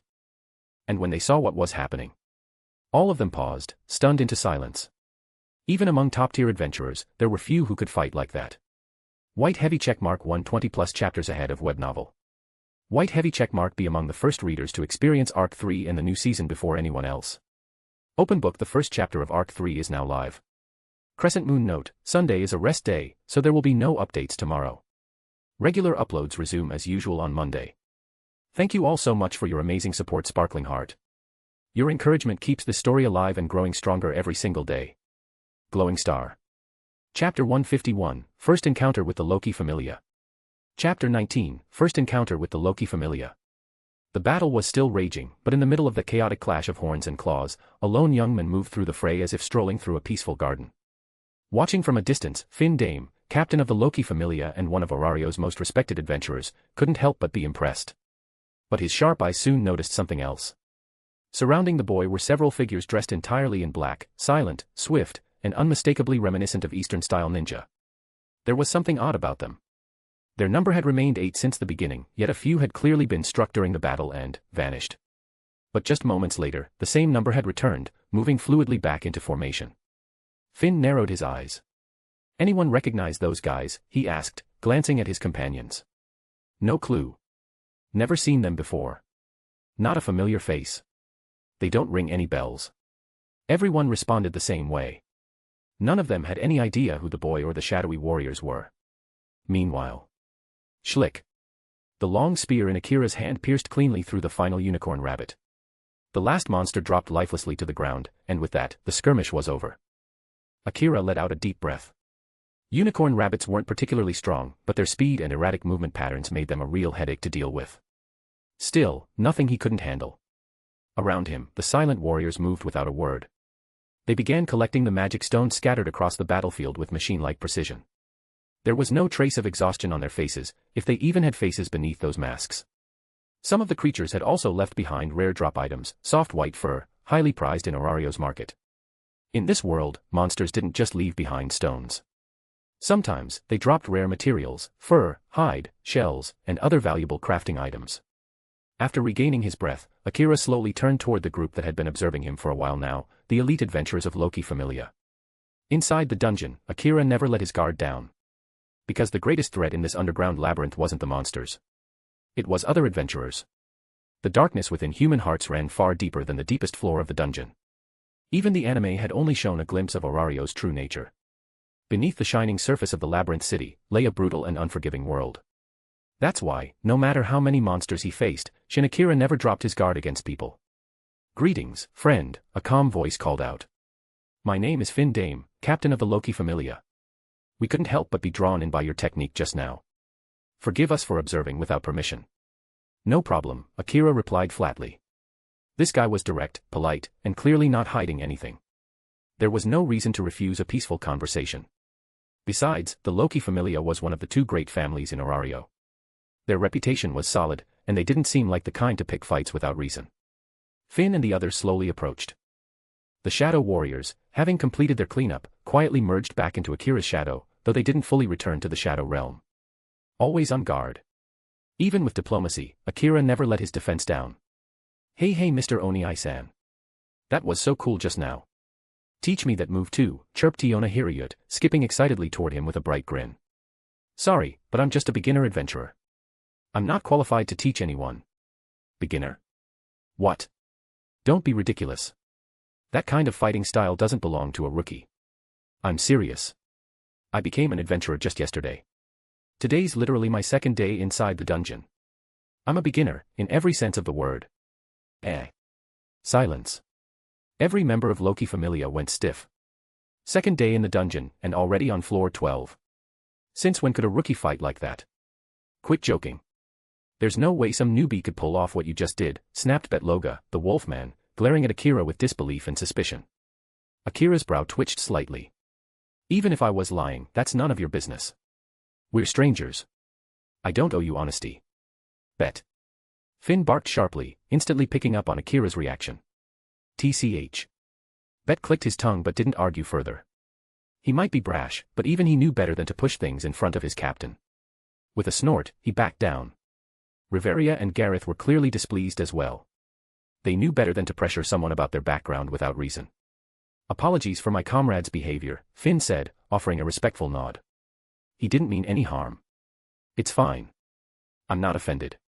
Akira replied politely. For someone of Finn's caliber, his conduct was genuinely admirable.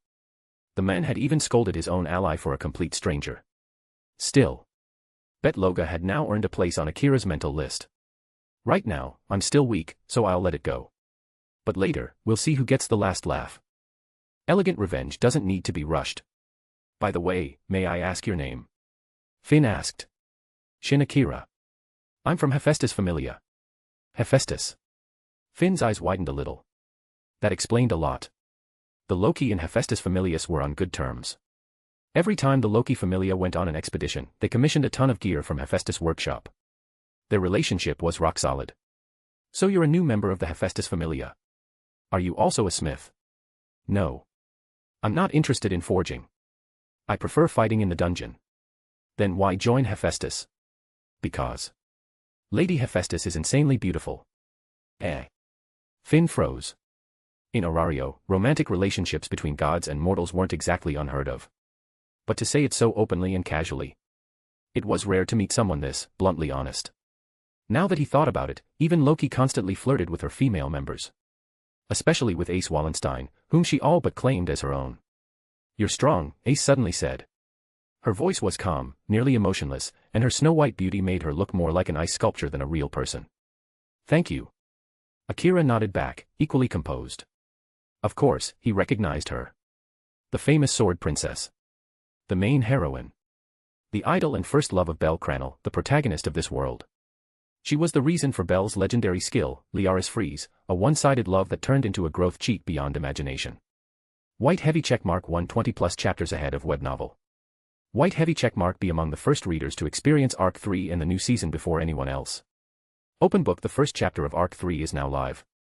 Crescent Moon note, Sunday is a rest day, so there will be no updates tomorrow. Regular uploads resume as usual on Monday. Thank you all so much for your amazing support, Sparkling Heart. Your encouragement keeps this story alive and growing stronger every single day. Glowing Star. Chapter 152, A One-Man Army. Chapter 20, A One-Man Army. A thunderous roar suddenly shattered the stillness. It came from beyond the thick veil of mist that hung in the distance, low, guttural, and filled with bloodlust. Two crimson eyes glowed from within, glaring with hatred and primal instinct. Yet none of the members of Loki Familia showed even the slightest hint of panic. On the 12th floor, the monsters that spawned were rarely a threat. Even in rare irregularities, their strength wouldn't exceed level 2. At best. And their current party? Even their weakest member was already level 3. The difference in power was vast. Unbridgeable. Moments later, a massive creature stepped out from the mist. It was towering in size, with jagged claws, sharp fangs, and two curved horns crowning its head. Its scales shimmered with faint heat. A rare monster, an infant dragon. Despite the name, infant, it was still a dragon. And in the dungeon, anything that bore the name dragon was not to be taken lightly. On this floor, it was arguably the strongest possible spawn. For level 1 adventurers, facing one was practically a death sentence. Oh, wow. An infant dragon, huh? It's been ages since I've seen one, Tiona murmured, a small smile tugging at her lips as she stared at the beast. For someone like her, monsters on this floor were far too weak to even count as warm-ups. And with how rare these dragons were, a tiny part of her felt nostalgic. Need a hand. Finn, standing beside Akira, turned toward him with a friendly smile. To any new adventurer, facing a drake would be a terrifying challenge. And after the earlier incident with Bet, Finn wanted to leave a better impression. No need, Captain Finn. I'd like to handle this one myself, Akira replied calmly. Without waiting for further discussion, Akira took a single confident step forward toward the roaring beast. Behind him, the Loki Familia watched with sharp interest. There was a quiet arrogance in his stride, but it wasn't hollow. It was the steady confidence of someone who knew what he was doing. From beneath Akira's feet, his shadow rippled outward. And from its depths, a long spear slowly emerged, rising from the dark as if summoned from another world. He grasped it in one hand, and then, charged straight in. The infant dragon roared, accepting the challenge with a surge of fury. It reared back, lifting one claw high into the air. As a creature of the draconic race, its scales were absurdly durable. Most level 1 adventurers couldn't even scratch them. Combined with its brute strength, this monster had earned its reputation as a beginner killer. A weapon, from his shadow. Tioni blinked in disbelief. That's got to be some kind of skill, Finn said, chuckling softly. Skills are mysteries we can't fully explain, like Kekkei Genkai in the shinobi world or devil fruits in the pirate world, he added with a teasing tone. But Riveria wasn't laughing. Her sharp emerald eyes focused on Akira's movements. She could feel it, something magical. Was it sorcery? Or something else entirely? Still, she remained silent. Even among Familia members, prying into one's abilities was considered rude. Especially when the person wasn't even an ally. A sudden impact echoed through the chamber. Akira's spear struck the dragon's scales. A visible dent appeared, but it didn't pierce. Too tough. No, I'm still too weak, Akira muttered through clenched teeth. Terakudo, the king of all Shadowkan, had been a martial arts master. But his true power didn't come from his fists. It came from magic, the Shadowkan themselves. Each of the 9 Shadowkan tribes was a creation of pure shadow-based sorcery. The infant dragon retaliated with a sweeping claw. Akira barely raised his spear in time to block. The blow sent a shockwave through his arms, knocking him backward across the stone floor. But he didn't falter. No hesitation. No fear. Instead, his shadow spread outward like a pool of liquid night. From within it, weapons began to rise, one after another. A long sword. A great axe. A war hammer. A bow. A halberd. A glaive. A curved blade. A mace. A heavy dagger. All of them forged, aged, and weathered. All of them deadly. Tiona narrowed her eyes. To store that many weapons, in shadows. Incredible. For her, the weapon destroyer, losing weapons in the heat of battle was normal. But Akira's ability. It was the perfect match for her kind of fighting style. Akira exhaled softly. A small smile curved his lips. Before him now stood 9 weapons, each floating just above the ground. He reached for the first spear, and hurled it like a javelin. Then, one after another, the other weapons followed, streaking through the air toward the dragon like a storm of steel. Ace, who had been silently watching from the sidelines, furrowed her brows slightly. She tried to grasp the secret behind Akira's strength. But, this attack seemed pointless. Every weapon merely clattered to the ground around the dragon, failing to even pierce its hide. She was right. None of the weapons landed a decisive hit. They simply fell, uselessly scattering around the infant dragon. But then, let the hunt begin. A sudden shift. 8 figures burst forth from Akira's shadow, all at once. Each one emerged at the precise spot where the thrown weapons had landed. The shadowy warriors picked up the weapons in unison, surrounding the drake from 8 angles. At the same time, Akira pulled a heavy machete from his shadow, and began walking toward the beast. The atmosphere changed in an instant. What had been a one-on-one duel now felt like a coordinated ambush. A hunt. The infant dragon snarled and whipped its tail at one of the shadow warriors. The impact shattered the shadow instantly, dispersing it into dark mist. The weapon it held clattered to the ground. But at the same moment, Akira and the remaining 7 Shadowkan charged in. Steel slammed against scale. Axes and blades rained down. Even a warhammer smashed into the dragon's flank. These weren't just ordinary weapons. Though hand-me-downs from Tsubaki, their craftsmanship was elite, far above what most adventurers could afford. Bit by bit, the dragon's scales cracked. Blood spilled onto the dungeon floor. The beast roared, thrashing, trying to destroy the shadows, but it was futile. Every time one Shadowkan fell, another emerged to take its place. The cycle was endless. This is a real siege. From afar, the Loki Familia members stood speechless. It wasn't uncommon to fight in teams against powerful monsters. In Orario, adventuring parties were built on roles, vanguards, supports, mages, healers. But what they were witnessing now was something entirely different. This wasn't a team. This was one person. A one-man army. Like the old saying, a single blade can open a whole new world. And here, before their very eyes, they were witnessing that very miracle, unfolding deep within the dungeon. White heavy checkmark 120+ chapters ahead of web novel. White heavy checkmark be among the first readers to experience Arc 3 and the new season before anyone else. Open book. The first chapter of Arc 3 is now live. Crescent moon note, Sunday is a rest day, so there will be no updates tomorrow. Regular uploads resume as usual on Monday. Thank you all so much for your amazing support, Sparkling Heart. Your encouragement keeps this story alive and growing stronger every single day. Glowing Star. Chapter 153, Shin Akira, the one who left Loki Familia curious. Chapter 21, Shin Akira, the one who left Loki Familia curious. Surrounded on all sides by relentless shadows, the young wyvern's resistance began to wane. With one final defiant roar, it lashed out, its massive claw slashing through one of the shadow soldiers, tearing it into shreds of darkness. But just as it struck down its target, a gleam of light sliced through the air. The wyvern froze. A clean slash, its head was severed cleanly from its body.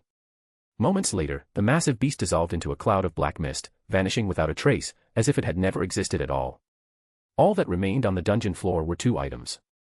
The first was a magic stone, larger than any Shin Akira had ever seen in his time exploring the dungeon. The second was a wyvern fang, a rare drop item. Wyverns themselves were already rare monsters, but to acquire one of their fangs, that was bordering on miraculous. Akira stood still, letting out a slow breath. For the first time, he truly felt the power of what it meant to have superiority in numbers. Sure, in battles between vastly different levels, numbers often didn't mean much. If the gap was too wide, it didn't matter how many stood against a stronger foe, they'd be swept away. But on an even playing field, numbers meant domination. And this time, that advantage had been absolute. Of course, weapon quality had also played a crucial role. If the shadow soldiers had only wielded their usual standard katanas, they might not have been able to break through the wyvern's scales at all. But the weapons they carried now, crafted masterpieces from the forge, were on a completely different level. In this world, combat didn't rely on magical energy or divine faith to activate weaponry. If a weapon could be swung, it could kill. Right now, I'm still just a level 1. Akira looked down at his hands. But once I reach level 2, the number of shadow warriors I can summon will increase. And if every one of them is equipped with high-grade gear. A vision began to form in his mind. An elite army of shadow soldiers, each armed to the teeth with powerful weapons. A terrifying force, one that could shake even the darkest depths of the underworld. And the best part?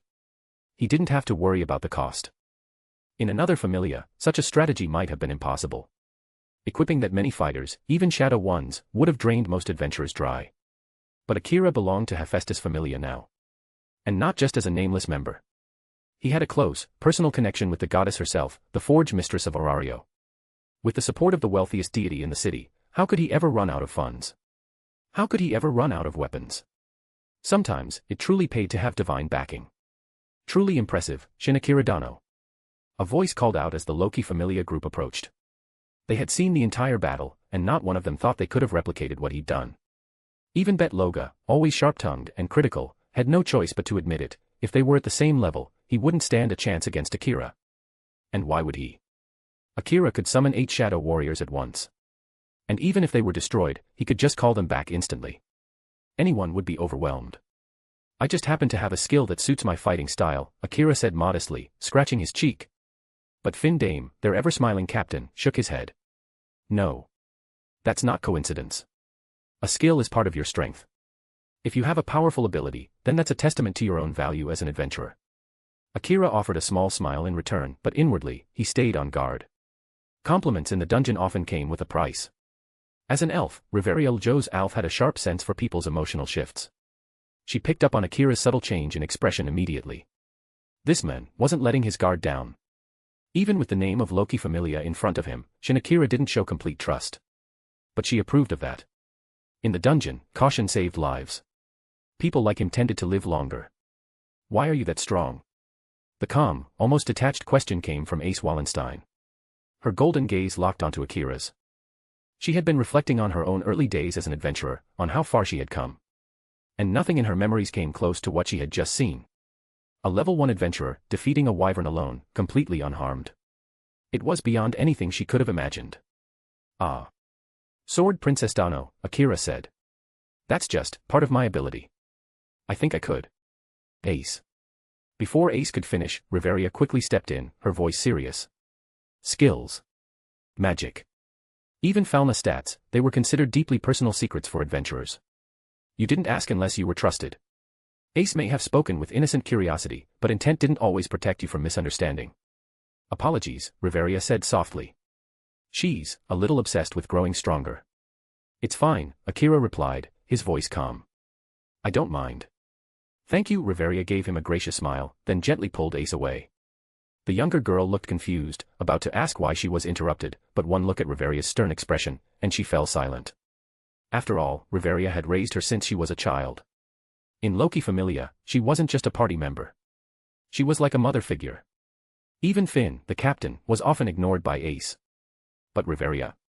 Ace always listened to her. By the way, Shin Akira, Finn said. We're heading back to Orario. Would you like to return with us? Of course. I was planning to head back as well. Great. Finn smiled. No resistance, no evasive replies. That was a good sign. This man wasn't hiding malicious intent. And more than that, his shadow-based abilities were fascinating. Storing weapons in darkness, summoning warriors like ninja, it wasn't something you saw every day. There was no doubt in Finn's mind, Shin Akira would become a major player in Orario. If they could build a good relationship now, it would only benefit them later. And besides, he was from Hephaestus Familia, Loki Familia's long-term business partner. Who knew? Maybe on a future expedition, they could call on Akira's help. And so, Shin Akira joined the return convoy of Loki Familia's expedition. But trailing silently at the back of the group was a young elf girl with pale blonde hair. Lafia Voridis, the young prodigy mage of Loki Familia. Though she was still quite young, she had already reached level 3 and was seen as Riveria's successor. Everyone trusted her. But even now, she was afraid of monsters. Her heart felt uneasy.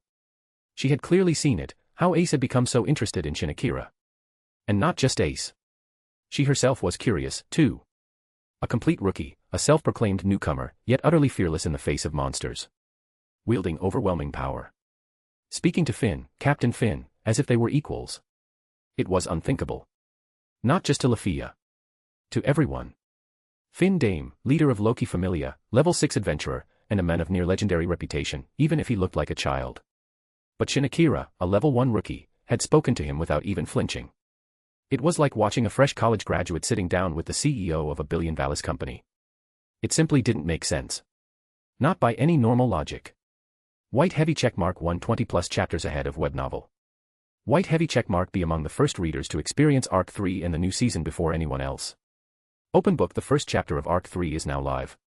Crescent Moon note, Sunday is a rest day, so there will be no updates tomorrow. Regular uploads resume as usual on Monday. Thank you all so much for your amazing support, Sparkling Heart. Your encouragement keeps the story alive and growing stronger every single day. Glowing Star. Chapter 154, Hephaestus's Worry. Chapter 22, Hephaestus's Worry. At last, they returned to the surface of Orario. The sky had already sunk into complete darkness, night blanketing the city. But instead of growing quiet, the streets of Orario only grew brighter and livelier. Lanterns and magical lights poured out from taverns and bars, filling the avenues with color. People crowded the streets, voices rising in laughter and conversation. For adventurers who had spent the day battling in the dungeon, night was their time to relax and recover. They devoured plates stacked with meat, downed mugs of ale that sloshed like waves, or sought out other amusements in the red light district.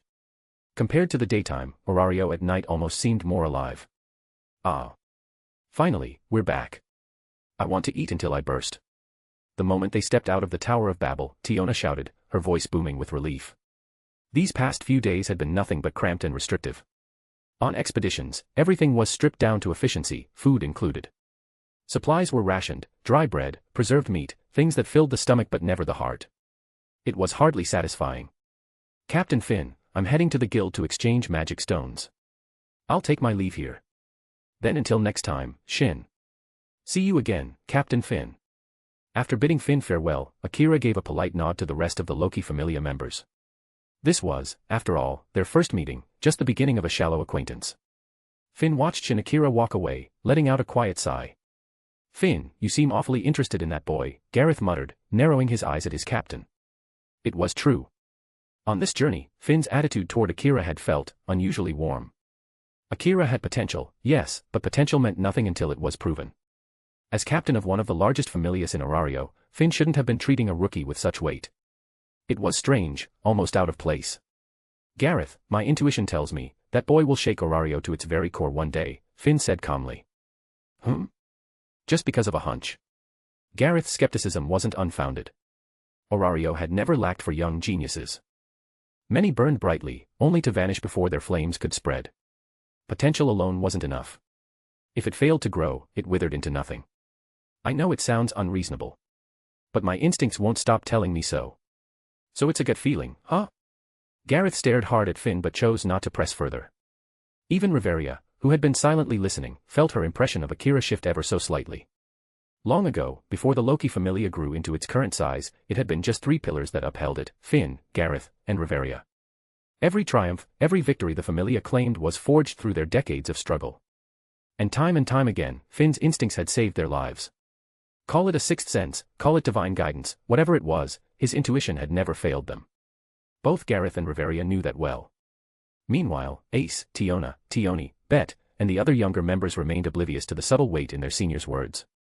After parting ways with the Loki Familia, Akira walked alone toward the guild. Though night had fallen, the guild was still open. Staff rotated through shifts to keep things running. After all, the dungeon had no concept of time. Adventurers went in and out at all hours. On the upper floors, one could still vaguely sense time's flow. But deeper, into the middle and lower levels, it was impossible. In that endless labyrinth, time simply vanished. Even now, just past dusk, the guild remained bustling. Akira chose a counter and handed over his spoils for the day. After the tally, the results came out to 130,000 valis, about 50,000 more than his last haul. Proof of the difference that came with daring to venture deeper. He glanced around but didn't spot Aina anywhere. Either she was busy elsewhere, or her shift had already ended. Not that it mattered much. After pocketing the earnings, Akira stepped back into the night. With over 100,000 valis in hand, he decided it was time to finally try one of Orario's most famous establishments, the Hostess of Fertility. He still remembered passing by with Tsubaki on the way to the forge. That lively tavern had burned itself into his memory. Under the starless sky, Akira arrived at the legendary restaurant of Orario. The moment he stepped inside, only one word came to mind: chaos. The place was packed wall to wall with adventurers. Nearly every seat was taken. The air buzzed with laughter, conversation, and the clinking of plates. Warmth and energy filled the room. Waitresses in green uniforms dashed from table to table, balancing trays of food and pitchers of ale. The lively atmosphere was unmistakable. This was the heart of Orario's adventurer community. And in the corner, by the entrance, Akira immediately recognized two figures. A woman with crimson hair and an eye patch over her right eye, dressed in a white blouse, black trousers, and tall black boots, the goddess Hephaestus. Beside her sat none other than Hestia, who had been staying at Hephaestus's home for the time being. "Hephaestus, don't you think something's happened to your kid? It's already this late, and he's still not back," Hestia said, munching on a piece of roasted meat. "Relax, Hestia. He'll be fine." Though she said so, the faint crease on Hephaestus's brow betrayed her unease. Hestia, of course, understood. Her friend was worried about her familia's child. But really, what more could she say? Her impression of Akira was decent enough.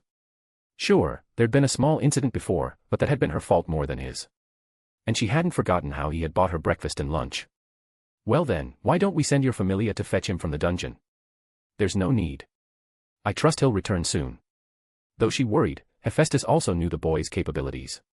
As long as he stayed within the upper floors and avoided recklessness, true danger was unlikely. Akira wasn't the type to act carelessly. She chose to believe in him. Even so, no matter how much she trusted him, the anxiety in her chest refused to fade. This feeling was different. She always cared for her familia. But tonight, as the darkness deepened and he still hadn't returned, she felt more restless than ever before. Strange. Why does it feel like this?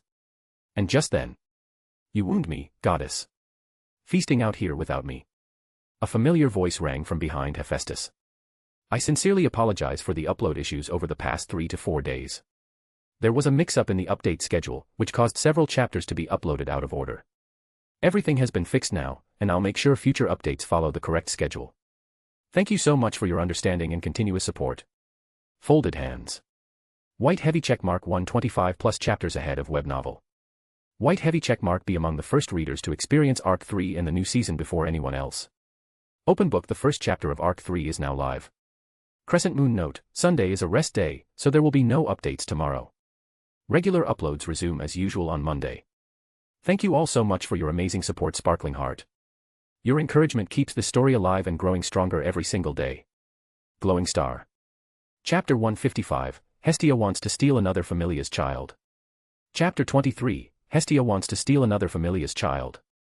The sudden voice startled both Hestia and Hephaestus out of their seats. Cough, cough. Hestia happened to be chewing at that very moment. Startled, she choked and clutched at her chest in a flustered panic. Her jerky movements drew the eyes of several nearby men, who couldn't help but glance her way. Quick, drink this, Hestia. Hephaestus shoved a glass of juice into her hands. Hestia gulped it down in one go, exhaling loudly in relief as if she had just returned from the edge of the underworld. Shin Akira. What do you think you're doing? We were just worried about you, and now you nearly scared me to death. Her shrill protest rang through the tavern. For a goddess to become the first in history to be sent back to heaven because she choked on her food, that would be a humiliation she could never live down. Shin Akira, you really went too far this time. Just look at what happened to Hestia because of you. Even Hephaestus scolded him, her tone laced with displeasure. I. Akira froze, inwardly groaning. Did I just commit some kind of crime here? From across the room, a silver-haired waitress paused at the doorway, her eyes locking onto Akira. Her gaze sharpened, gleaming with a strange intensity. Such a fascinating soul. So bright and radiant, yet steeped in darkness. Both light and shadow dwelling as one. Her sight pierced straight into the depths of his being. Akira's soul shone brighter than any ordinary human's, yet within that brilliance lurked a darkness so deep it seemed to glow on its own. It was paradoxical, unsettling, and captivating. For mortals, a radiant soul signified purity and potential. A darkened soul meant corruption and waste. But here was someone who possessed both extremes simultaneously. It was like unearthing a chunk of gleaming black metal buried in mud. Rare. Impossible. Astonishing. Meanwhile, Hestia, still puffing her cheeks with indignation, demanded retribution. Now then, admit your mistake. All right. I was wrong, Goddess Hestia. Good. Since you admit it, you should apologize properly. With a gift. Yeah. Oh, of course. Excellent. Shin Akira, right. Yes, Goddess Hestia. To suit the wound you've carved in my heart, tomorrow you'll provide me with 3 meals, breakfast, lunch, and dinner. And they all better be as good as today's. Her true motive slipped out at last. The reason she had skipped lunch earlier was simple, both she and Hephaestus were too lazy to leave the house. Even tonight, she had only come out because hunger finally forced her hand. Now, with one clever excuse, she secured her meals for tomorrow without lifting a finger. Hestia, don't overstep. Before Akira could respond, Hephaestus cut in sharply. This boy belongs to me, my familia's child. And you dare to ensnare him. As a goddess who fiercely guarded her children, she wasn't about to let it slide. What's wrong, Hephaestus? This isn't such a big deal. Humph. You've changed, Hephaestus. You betray your dearest friend just for the sake of one familia member. Hestia pouted like a sulking child, making Hephaestus feel as if she were dealing with an overgrown brat rather than a fellow goddess. Divine One, this was indeed my fault. As an apology, I'll prepare 3 meals for Goddess Hestia tomorrow, Akira offered sincerely. You think a rookie adventurer has the money for that? Even your weapon was a gift from Tsubaki. Hephaestus snapped. But I earned quite a bit today. Even after my shopping earlier, I made another profit this evening. In total, about 200,000 valis. 200,000. Hephaestus's eyes widened. That kind of sum. From a beginner? It wasn't a fortune by her standards, but for a brand new adventurer to bring back that much on his first proper dive, that was unheard of. Don't forget my abilities, goddess. I don't fight alone, Akira reminded her. At once, Hephaestus understood. Shin Akira had the power to summon Shadowkan warriors, unnatural soldiers bound to his will. That explained his explosive magic growth earlier. Hestia, however, could only gape. 200,000 valis, in one day. She, who couldn't even sustain herself in Orario, had been forced to freeload at Hephaestus's home. That sum to her was nothing short of treasure. Shin Akira, you just joined Hephaestus Familia, didn't you? That's right, just yesterday. Why, Goddess Hestia? What do you think of me? Goddess Hestia is kind, beautiful, and very cheerful. Then, would you like to join my Familia instead? Her expression turned deadly serious. Friend or not, she wouldn't hesitate to poach a child like him. Someone like Shin Akira was far too precious to let slip away. Besides, Hephaestus had plenty of children. Losing one shouldn't matter. Hestia. Before Akira could even form a reply, Hephaestus was already on her feet, her voice like a thunderclap. How dare she? After all the hospitality she'd shown, Hestia now tried to steal away her child. Especially this one, the first person who hadn't flinched from her true face. The boy who had even confessed his feelings to her. What's wrong, Hephaestus? You already have so many. And I have no one. Just let me have this one. Can't you pity me? Hestia leaned in with her usual cutesy act, the trick that so often got her what she wanted. But not this time. Don't even dream of it, Hestia. Shin Akira is mine. He belongs to me alone. Don't be stingy, Hephaestus. There will be no negotiations. The fire in Hephaestus's eyes left no room for doubt. Shin Akira held a special place in her heart. After all, what kind of ordinary adventurer would ever share a roof with her? None. Hestia bit her lip, falling silent. But in her mind, a thought began to take root. Could it be? I sincerely apologize for the upload issues over the past 3 to 4 days. There was a mix-up in the update schedule, which caused several chapters to be uploaded out of order. Everything has been fixed now, and I'll make sure future updates follow the correct schedule. Thank you so much for your understanding and continuous support. Folded hands. White heavy checkmark 125 plus chapters ahead of web novel. White heavy checkmark be among the first readers to experience Arc 3 and the new season before anyone else. Open book. The first chapter of Arc 3 is now live. Crescent moon note, Sunday is a rest day, so there will be no updates tomorrow. Regular uploads resume as usual on Monday. Thank you all so much for your amazing support, Sparkling Heart. Your encouragement keeps the story alive and growing stronger every single day. Glowing Star. Chapter 156, You'll Always Be By My Side, Right? Chapter 24, You'll Always Be By My Side, Right? Maybe it was just a joke. Or maybe it was something said on impulse. But in that moment, the unwavering look in Hephaestus's eye said everything. Even Hestia, who had known her for ages, had never seen her act like that before.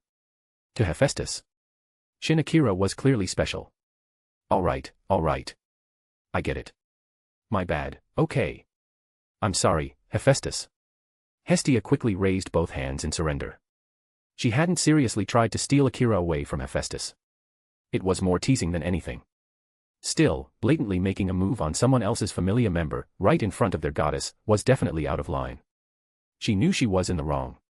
Don't bring this up again, Hephaestus said firmly. I promise, I won't mention it again. Cross my heart. Hestia nodded rapidly, her expression full of guilt. She was still crashing at Hephaestus's place, after all. It wasn't exactly the best time to cause trouble. Meanwhile, Akira simply smiled, a subtle curve at the corner of his lips. This goddess of the forge, she had begun to see him in a new light. It wasn't love. Not yet. Not quite. But even so, Shin Akira had become her first exception in thousands of years, the first mortal who had ever genuinely liked her for who she was. Hephaestus-sama, you don't have to worry. I'll never leave your side. I made a promise, remember? You. Her cheeks flushed red the instant she heard those words. Coming from a mortal, that kind of statement could easily be considered an affront, a bold, even insulting claim to possess a goddess. But to Hephaestus, in that moment, it sounded like the gentle drop of spring rain on a hidden seed. A single drop was all it took to awaken something buried deep within her. Dear goddesses, and esteemed adventurer, a soft voice chimed in. Would you like to order anything else? A silver-haired waitress approached with graceful poise. Akira turned toward her and immediately recognized the face, Seer Flova, the friendly server from Hostess of Fertility. But more than that, she was also one of Freya's incarnations, used to observe the essence of human souls through her eyes. Oh, sure. Add one more, no, make it two. Hestia grinned without hesitation. Of course, Goddess Hestia, Seer replied with a smile, then turned toward the others.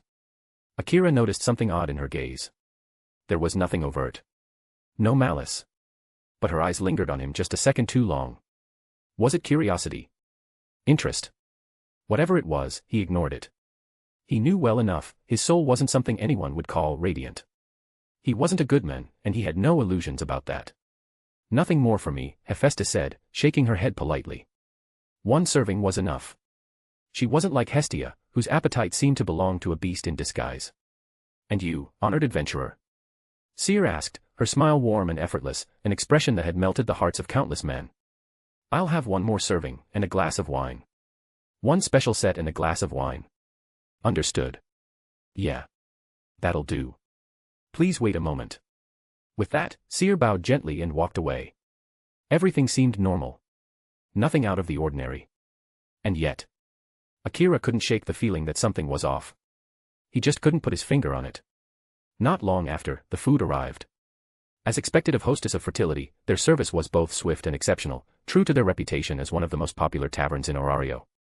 Their meal included a generous cut of grilled meat, a plate of savory curry rice, and a tall glass of liquor. The taste. Absolutely divine. Northwest wonder this place was always packed. Beautiful waitresses aside, the food alone was enough to earn a loyal crowd. By the time they finished, the three of them were stuffed, especially Hestia, who lay sprawled across the bench, cradling her swollen belly in satisfaction. 3 full meals had vanished into her petite frame. Akira honestly couldn't comprehend how such a tiny body could hold that much food. 1 set was already pretty hefty, but 3. Uff. I'm stuffed, so full. Hestia moaned contentedly, her hands resting on her round belly, a big goofy grin plastered across her face. Hephaestus let out a long sigh. Utterly shameless. She looked like a starving street urchin who hadn't eaten in days. Was this really a goddess? All right. Time to head home, Hephaestus said, rising to her feet. Don't rush me. Let me digest a bit. Hestia groaned. Then stay here. I'm leaving. Fine, I'll catch up later. Hephaestus didn't wait for another excuse. She turned and left the tavern. If Hestia were just a regular girl, it would have been dangerous to leave her lying around drunk and defenseless in public. But she was a goddess. Only a complete idiot would dare lay a hand on her. Anyone foolish enough to do so would be asking for a swift death. In Orario, the gods stood above all. Even if they lived in squalor or walked among mortals, their presence alone commanded absolute respect and fear. Akira paid the bill and followed after Hephaestus. Dining at the Hostess of Fertility wasn't cheap. With 5 full meals and several drinks, the total came to over 60,000 valis. That alone ate up nearly a quarter of Akira's earnings from that day.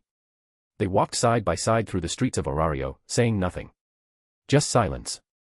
Their footsteps echoed quietly as they returned to Babel Tower, ascending to the upper levels via lift, back to Hephaestus's home. Hey, Shin Akira. You'll always be by my side, right? The moment they stepped inside, Hephaestus suddenly asked that question. It was obvious that Hestia's teasing had stuck with her. In a city like Orario, where so many goddesses were more beautiful, more graceful, and far more dazzling than her, Hephaestus had always lived believing she had nothing worth being loved for.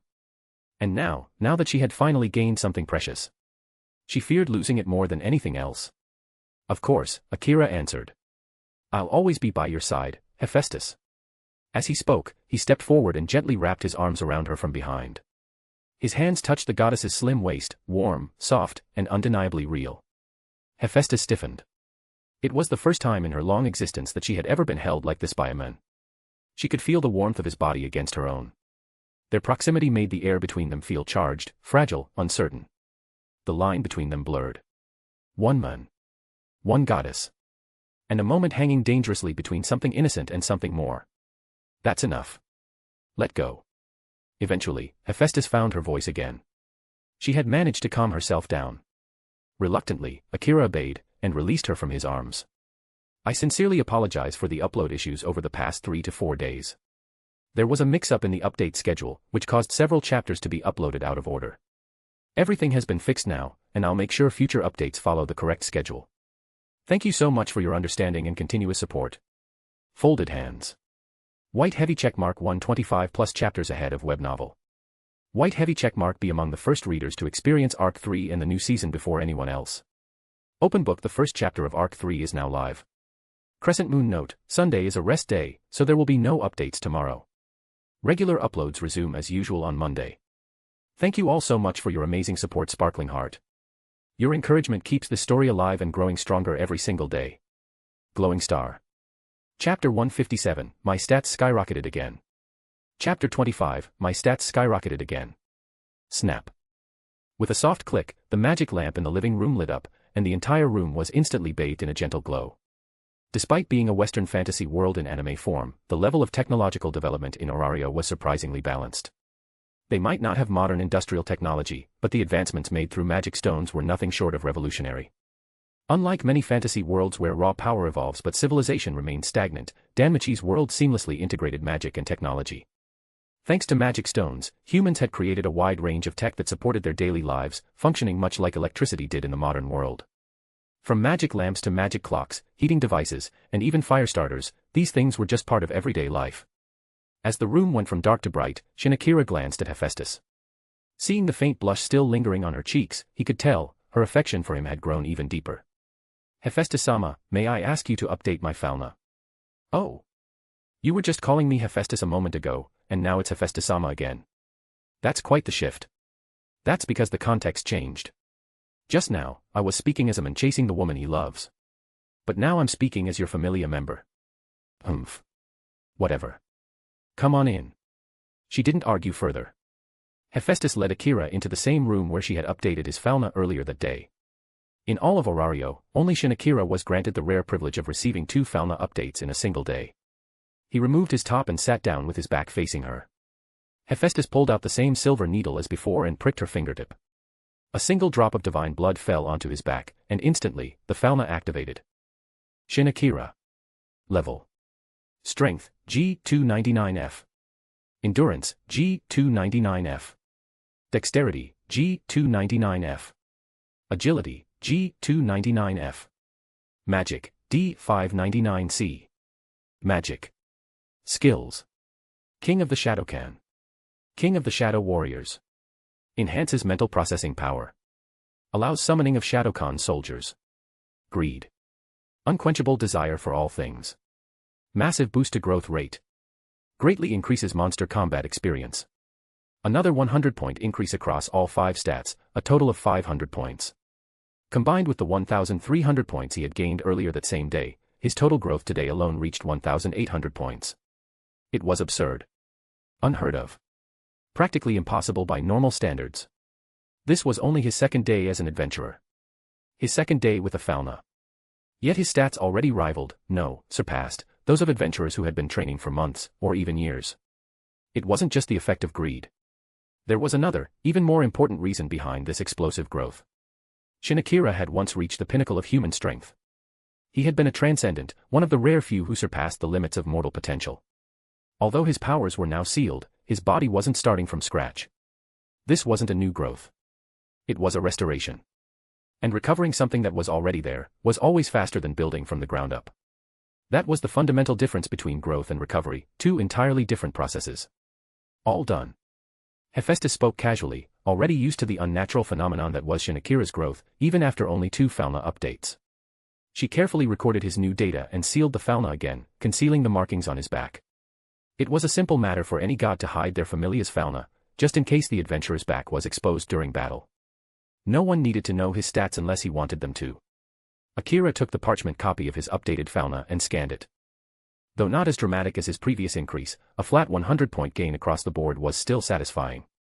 If a human's body was like a vessel, and stats were the water, then receiving fauna for the first time was like filling an empty glass, it filled quickly and easily. But as the vessel began to fill, it would get harder to pour more in. To keep going, the vessel itself had to grow, that's what development meant. And when that growth hit its natural limit at a given level, the only way forward was through a feat of heroism, a momentous achievement that allowed them to level up. That level up, in turn, would expand the vessel's capacity again. The fauna was never the power itself, it was merely the key that unlocked a person's true potential. Oh, right, Akira, Hephaestus said, that shadow warrior ability of yours, does it count as magic? She was genuinely curious. Summoning abilities were extremely rare in Orario. Let me show you. The shadow beneath Akira's feet rippled and expanded. From the shifting darkness, a figure slowly rose. Clad entirely in black, face covered with only glowing red eyes peeking out, he looked like a ninja born from darkness itself. This is a Shadowkan warrior. They emerge directly from my shadow. They don't need to eat or sleep, they obey unconditionally, and when they're defeated, they regenerate from my shadow again. They come back, immediately. Watch this. Akira turned and struck the warrior square in the chest. The body instantly dissolved into black mist. But within seconds, another identical Shadowkan emerged from his shadow, reborn as if nothing had happened. They just keep coming back. Even though she was a goddess of smithing, not war, Hephaestus could see it clearly. This was a dangerous ability.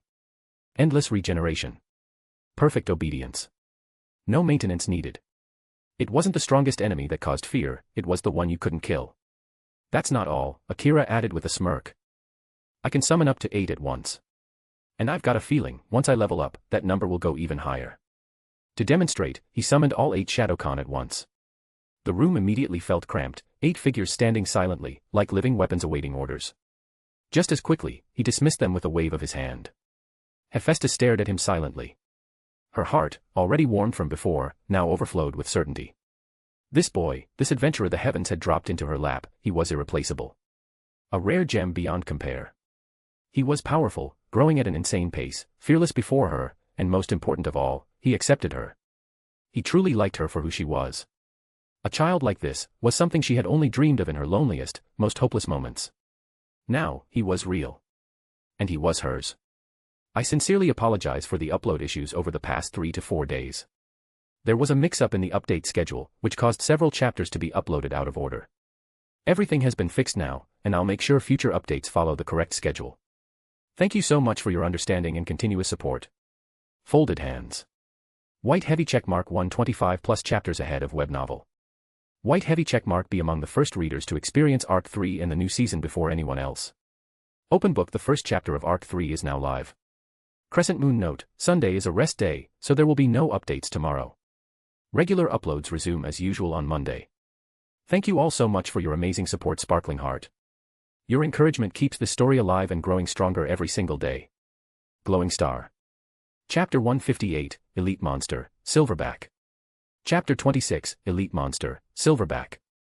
The morning sun had barely risen when Shinakira was already out and about, much earlier than usual. He returned not long after with fresh bread and cold milk in hand, today's breakfast. He waited until Goddess Hephaestus woke up, and the two of them sat down to share a quiet, peaceful meal. As for Goddess Hestia, she was still fast asleep. She'd stayed up all night binge reading her favorite light novels, one of her usual bad habits. Honestly, expecting her to wake up before noon was nothing short of impossible. I'm heading out now, Hephaestus-sama. Be careful. I will. That brief exchange between them, so natural and casual, somehow sounded like a married couple saying goodbye before the husband heads to work and the wife stays home. Thankfully, no one else was around to witness that. Once he left the upper floor of Babel Tower, Shinakira didn't go straight to the dungeon. Instead, he made a quick stop at the market to grab some basic supplies, dried jerky, hard bread, and fresh water. Today, he had no intention of returning to the surface for lunch. Climbing back and forth between dungeon layers was a waste of time and energy, especially when you had a goal to reach. Just like the day before, he breezed through the first 7 floors without stopping. Step after confident step, he descended directly to the 8th floor. A low rumble echoed through the rocky caverns. From the cracks in the stone floor, twisted creatures began to emerge. Glowing red eyes burned with madness and bloodlust. But Shin Akira remained calm. Shadows pooled beneath his feet, spreading outward. From those shadows, weapon after weapon began to rise. At the same time, figures clad in black, his loyal Shadowkan warriors, stepped forth, each gripping a different weapon. An orderly formation. Silent. But radiating overwhelming pressure. Yesterday, Akira had noticed something. Equipping his Shadowkan with weapons forged in Orario seemed to amplify their combat abilities. And with his goddess being none other than the goddess of the forge herself, acquiring gear wasn't exactly difficult. The monsters charged. The Shadowkan met them head-on.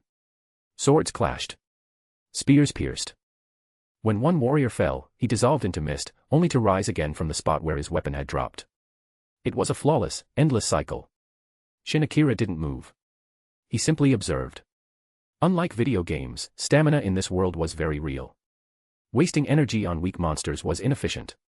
He chose to conserve his strength for the deeper floors, the ones that truly mattered. Thanks to that strategy, floors 8, 9, and 10 felt like a stroll in the park. His Shadowkan handled everything.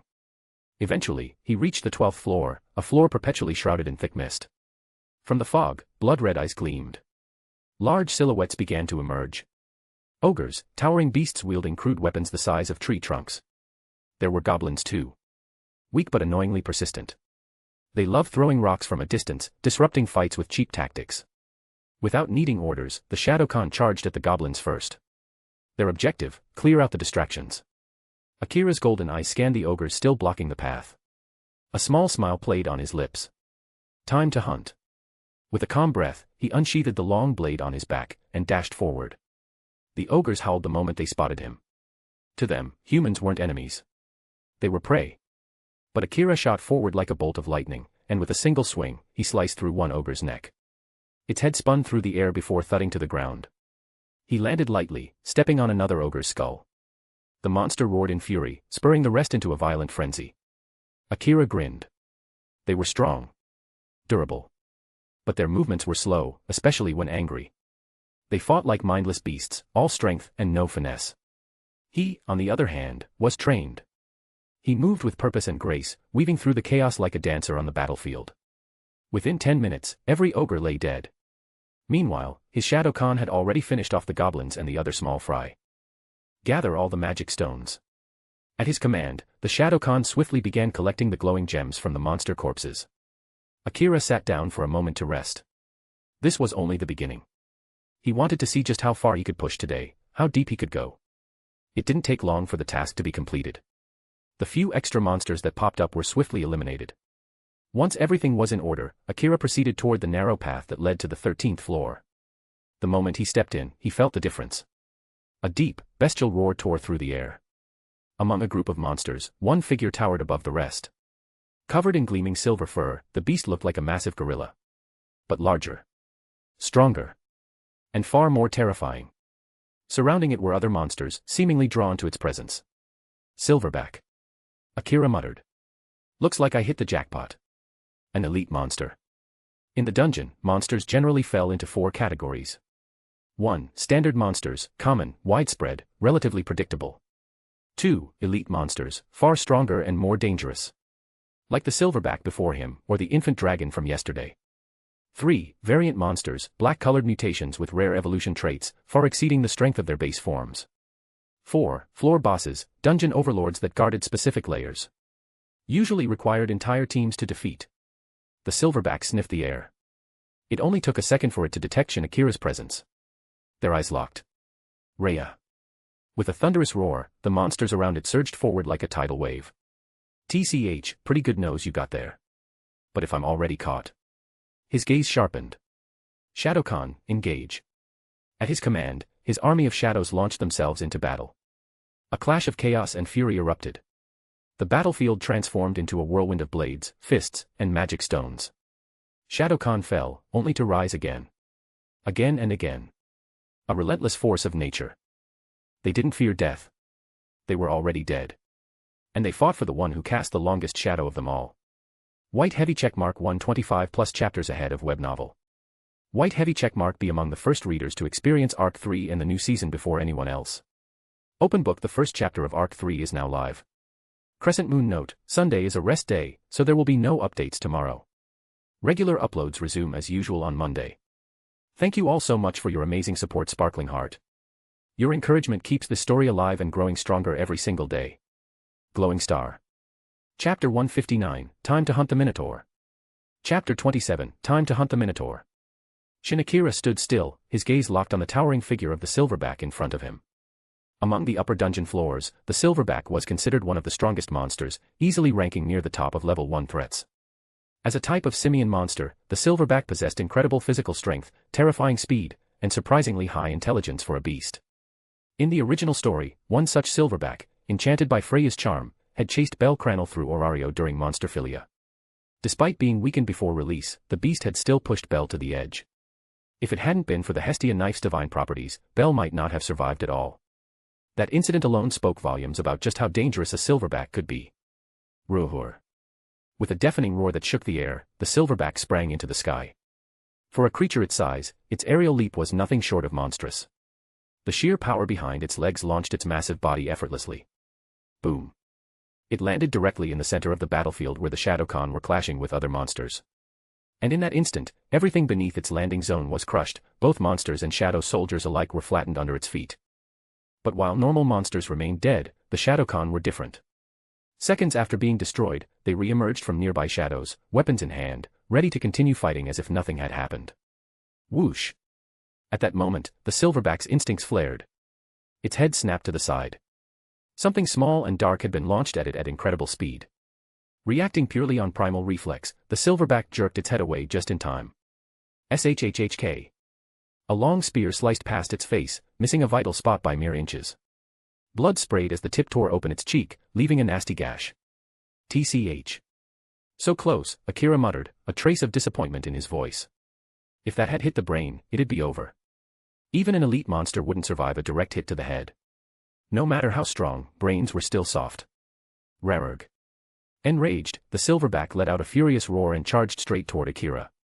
Every stomp crushed lesser monsters that failed to move aside in time. Oh! Angry already. Akira smirked.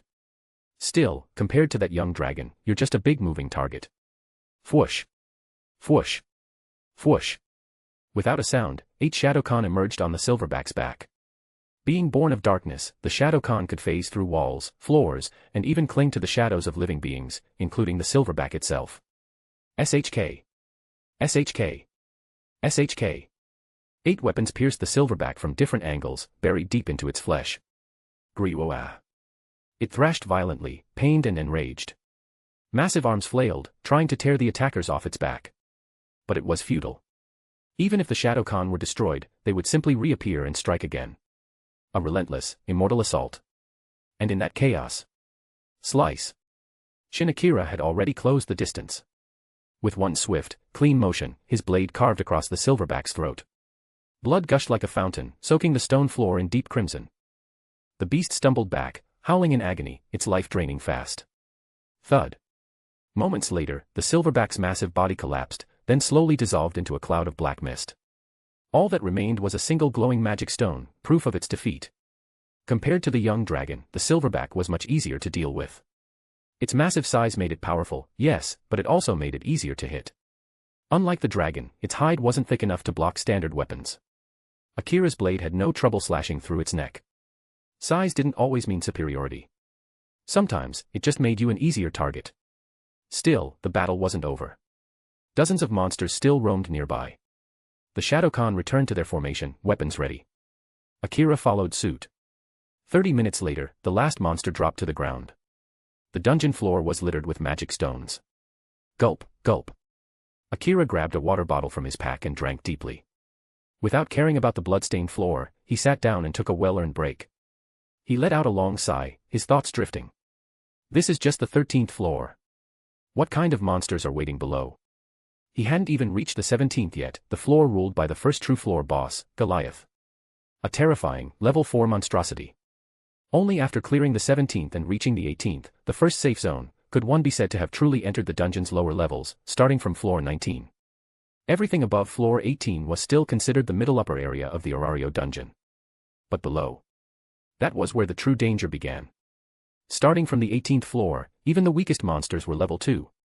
Whereas above, only the strongest monsters ever reached that level. This was the boundary. And Akira was about to cross it. After a brief rest, the Shadow Khan had finished collecting every magic stone on the floor. Akira rose to his feet and continued his descent. Floor 14. As soon as he arrived, a new wave of monsters emerged. A pack of orcs, large, brutish, with greasy skin and savage faces, appeared from the shadows. But there were only a dozen or so. Compared to floor 13, this was practically a break. With precise coordination between Akira and the Shadow Khan, the entire group was eliminated within half an hour. Any stray monsters that appeared were dealt with swiftly. Akira noted the difference immediately. That earlier silverback encounter had been something special. Not quite a monster parade. Not a variant. But definitely an unusual incident. With 8 Shadow Khan as his vanguard, Shin Akira pressed onward. Floor 15. Floor 16. He passed through them without much resistance. Even the hellhounds of floor 16 were dealt with in record time. And then, finally, floor 17. The walls shimmered with embedded crystals, casting a soft, surreal glow over everything. The entire atmosphere shifted. Unlike the claustrophobic darkness of the upper floors, this place felt like a serene, alien world. Crack. Without warning, the crystal walls fractured. From the cracks, monstrous figures emerged, each one taller and broader than a man. Minotaurs. Towering, horned beasts infamous for slaughtering adventurers. Level 2 monsters with a terrifying reputation. Moh. Their guttural bellows echoed through the air. Dozens of glowing red eyes fixated on Akira. And then, they began to move. Each step made the earth tremble. Akira chuckled. Level 2. Hey, down here, levels don't mean a damn thing. Whoosh. Whoosh. 8 Shadow Khan charged forward, splitting into pairs. Each team targeted a single minotaur to hold them off. Only one beast was left without a target. That one was Akira's. The same kind of monster that, according to the original tale, had pushed Belcranel to his limit and marked his ascension to level 2. That alone was enough to prove just how serious this fight was going to be.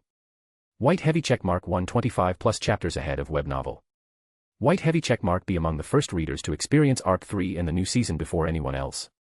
Open book the first chapter of Arc 3 is now live. Crescent Moon note, Sunday is a rest day, so there will be no updates tomorrow. Regular uploads resume as usual on Monday. Thank you all so much for your amazing support, Sparkling Heart. Your encouragement keeps this story alive and growing stronger every single day.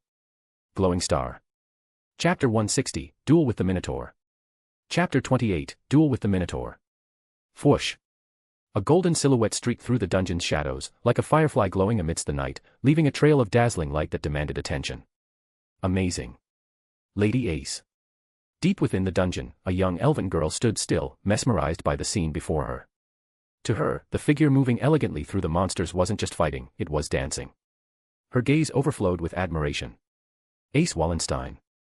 A level 5 adventurer from the Loki Familia, renowned across Orario by her title, the Sword Princess. A name that carried weight in every corner of the city. Just yesterday, the latest expedition of Loki Familia had concluded. But even after only a single night's rest, the Sword Princess had already returned to the dungeon. And once again, a devoted admirer had chosen to tag along. Well, to be precise, volunteer was probably a more fitting term. After all, in every battle, Ace fought alone. The elf girl simply followed, picking up magic stones and item drops left in her wake. Slice. With a final swing of her blade, the last monster fell, dissolving into a cloud of black mist and leaving behind a single glowing magic stone. That was incredible, Lady Ace. As the battle ended, Lafia rushed over with shining eyes and a beaming smile. Her whole expression sparkled with devotion, completely enamored by the idol she worshipped. To her, Lady Ace was everything. Not enough. I'm still not strong enough, Ace murmured.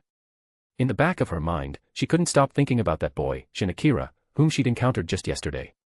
After returning to headquarters, it hadn't taken long to learn more about him. With the help of Loki Familia's connections and some quick assistance from the guild, she gathered the details she needed. Apparently, the boy named Shin Akira had only arrived in Orario 2 days ago. He had been personally escorted by Tsubaki, captain of the Hephaestus Familia, to register as an adventurer and receive a falna. That meant today was only his 3rd day since receiving the blessing of the gods. And yet, in that unbelievably short time, Shin Akira had already demonstrated power that defied logic, something almost too absurd to believe. Ace herself had spent nearly a full year training in the dungeon, supported by her familia, learning to read the rhythm of battle and gradually building her foundation. Compared to that, Shin Akira had already surpassed her. Lady Ace, you're already strong enough. You're a level 5 adventurer. Other than our captain, no one in our familia can compare to you. No. It's still not enough. I have to become stronger. I must. For Ace, strength was everything. It was the only meaning in her life. Everything else was secondary. Even Lafia, despite her constant adoration, was, at best, a fellow familia member. Ruhar. Suddenly, a fierce roar echoed in the distance, drawing both Ace and Lafia's attention. That sound, there's no mistaking it. It's a minotaur, Lady Ace. As an elf with broad magical knowledge, and the chosen successor of Reveria, Lafia wasn't just skilled in magic. She could also identify monster species with remarkable precision. Whoosh. Without saying a word, Ace dashed off toward the 17th floor. Lafia was left behind in a panic. Lady Ace. Wait for me. She tried to keep up, but the difference in speed between her and her idol was simply too great. Tap tap tap. Ace sprinted down the corridor, her footsteps echoing as she reached the crystalline zone of the 17th floor. When she arrived, she stopped in her tracks. What she saw left her speechless. The boy from yesterday, Shin Akira, was locked in solo combat with a minotaur. And in the distance, 8 figures dressed in all black were each engaged in their own one-on-one battles against 4 other minotaurs. Just yesterday, Ace had been stunned when Akira single-handedly defeated a young dragon. But now, he was up against 5 minotaurs. Thud. With a powerful kick, Shin Akira sent the minotaur flying backward. A wild smile danced on his bloodied face, burning with thrill. As someone who inherited the combat experience of Enkidu, Shin Akira's fighting style was raw, reckless, and overwhelmingly aggressive. He relished the brutality of close-quarters combat. The minotaur staggered to its feet in the distance, glaring at Shin Akira, but it didn't charge again. Unlike Akira, who was clearly fired up, the monster had begun to hesitate. Throughout the fight, it had been overwhelmed and repeatedly injured by Akira's strange weapon. Even though dungeon-born monsters were designed to hunt humans, wild instincts still warned them of danger. Fear was a universal response, and even monsters could feel it. What? We're just getting started. Come on, don't stop now. Shin Akira raised his long sword, crimson droplets dripping from its edge. His own body was smeared in blood from head to toe. Unlike most adventurers who relied solely on the power of their fauna, Shin Akira's strength went far beyond divine blessings. He was the successor to the king of the Shadowkan template, Master of Shadows. Even if his fauna were revoked, he'd still be far stronger than any level 1 adventurer. Akira didn't put much faith in the god's blessing. The system had too many flaws. If a fauna were sealed, the power it granted would vanish. That could happen for many reasons, whether through divine intervention, switching familias, or if the god who granted it was recalled to the divine realm. There was no denying the fauna was a powerful system, unlocking human potential like nothing else. But its vulnerabilities were too significant. To Shin Akira, it was simply a tool, nothing more than a supplementary boost to his true inheritance. Grah. The minotaur growled, watching as Akira calmly closed the distance. It lowered its head, aiming both massive horns forward in preparation to charge. Then it sprinted, charging with full force. Now that's what I'm talking about. Rather than flinch, Akira laughed in excitement. He raised his blade and dashed straight toward the beast. Clang. Horns collided violently with steel. The impact rang out, echoing like a hammer striking an anvil. Crack. A splitting sound followed. One of the minotaur's horns began to fracture, thin cracks snaking their way across its surface. Shatter. With a single explosive burst, the horn shattered into pieces, flying through the air like shards of glass. White heavy checkmark 125 plus chapters ahead of web novel. White heavy checkmark be among the first readers to experience Arc 3 and the new season before anyone else. Open book. The first chapter of Arc 3 is now live. Crescent Moon note, Sunday is a rest day, so there will be no updates tomorrow. Regular uploads resume as usual on Monday. Thank you all so much for your amazing support, Sparkling Heart. Your encouragement keeps the story alive and growing stronger every single day. Glowing Star. Chapter 161, The Sword Princess Obsessed with Strength. Chapter 29, The Sword Princess Obsessed with Strength. Slash. With a swift, clean motion, Shin Akira sliced off one of the minotaur's horns, then spun with precise footwork and swung his blade again. In a blink, the monster's head was severed, sailing through the air before landing with a thud on the blood-soaked floor. His body, still close to the beheaded corpse, was immediately showered in hot blood. It splattered across his face, drenched his clothes, and painted his entire figure crimson, like a demon standing victorious in the midst of a battlefield. Akira lowered his gaze, staring at the long sword in his hand with quiet gratitude. Deep down, he offered a silent thanks to Tsubaki. If this had been a normal weapon, I would have been the one crashing into a wall. It may not have reached the rank of a first-class weapon, but it was undoubtedly a solid second-class armament. Akira could feel it. It was sturdy enough to handle monsters at level 3, maybe even level 4. No ordinary minotaur could possibly break this sword. With the help of his loyal shadow warriors, he soon finished off the remaining minotaurs. By the time the last one fell, Shin Akira was soaked from head to toe in thick, dark blood. His original appearance was barely recognizable. Incredible. From afar, Ace Wallenstein stood frozen in place. Seeing Shin Akira standing tall amidst a pile of monster corpses, blood dripping from every inch of his body, from his hair to his boots, left her utterly stunned. How can someone be this strong? Lady Ace. Finally, Lafia caught up, panting heavily as she stumbled forward. She was a brilliant magic user, gifted in the arcane arts, but when it came to physical endurance, she was sorely lacking. Running non-stop from the 16th to the 17th floor had clearly taken a toll on her. Wait, isn't that the guy we saw yesterday? Lafia moved to stand beside Ace and followed her gaze, her eyes landing on Shin Akira, who was still drenched in blood. As an elf, her instincts kicked in immediately, and a faint look of discomfort crossed her face. Still, she didn't judge him. In the dungeon, blood and filth were part of the norm. Anyone who survived and killed monsters deserved respect. Even if the sight did make her skin crawl a little. Tap. Ace stepped forward. She wanted to know. She wanted to understand. Lady Ace, wait for me. Like a loyal shadow, Lafia quickly followed behind. Meanwhile, Shin Akira sat slumped against the wall, catching his breath. Grrkk. His stomach let out a low growl, and he sighed wearily. As expected. Dungeon diving is a damn energy drainer. He pulled out a strip of dried meat from his rucksack and took a bite without ceremony, then washed it down with a swig from a steel canteen. It tasted awful, but it was enough to keep him going. Excuse me. Akira turned his head to find two figures standing nearby. One was Ace. The other, Lafia. You're the Sword Princess. From Loki Familia.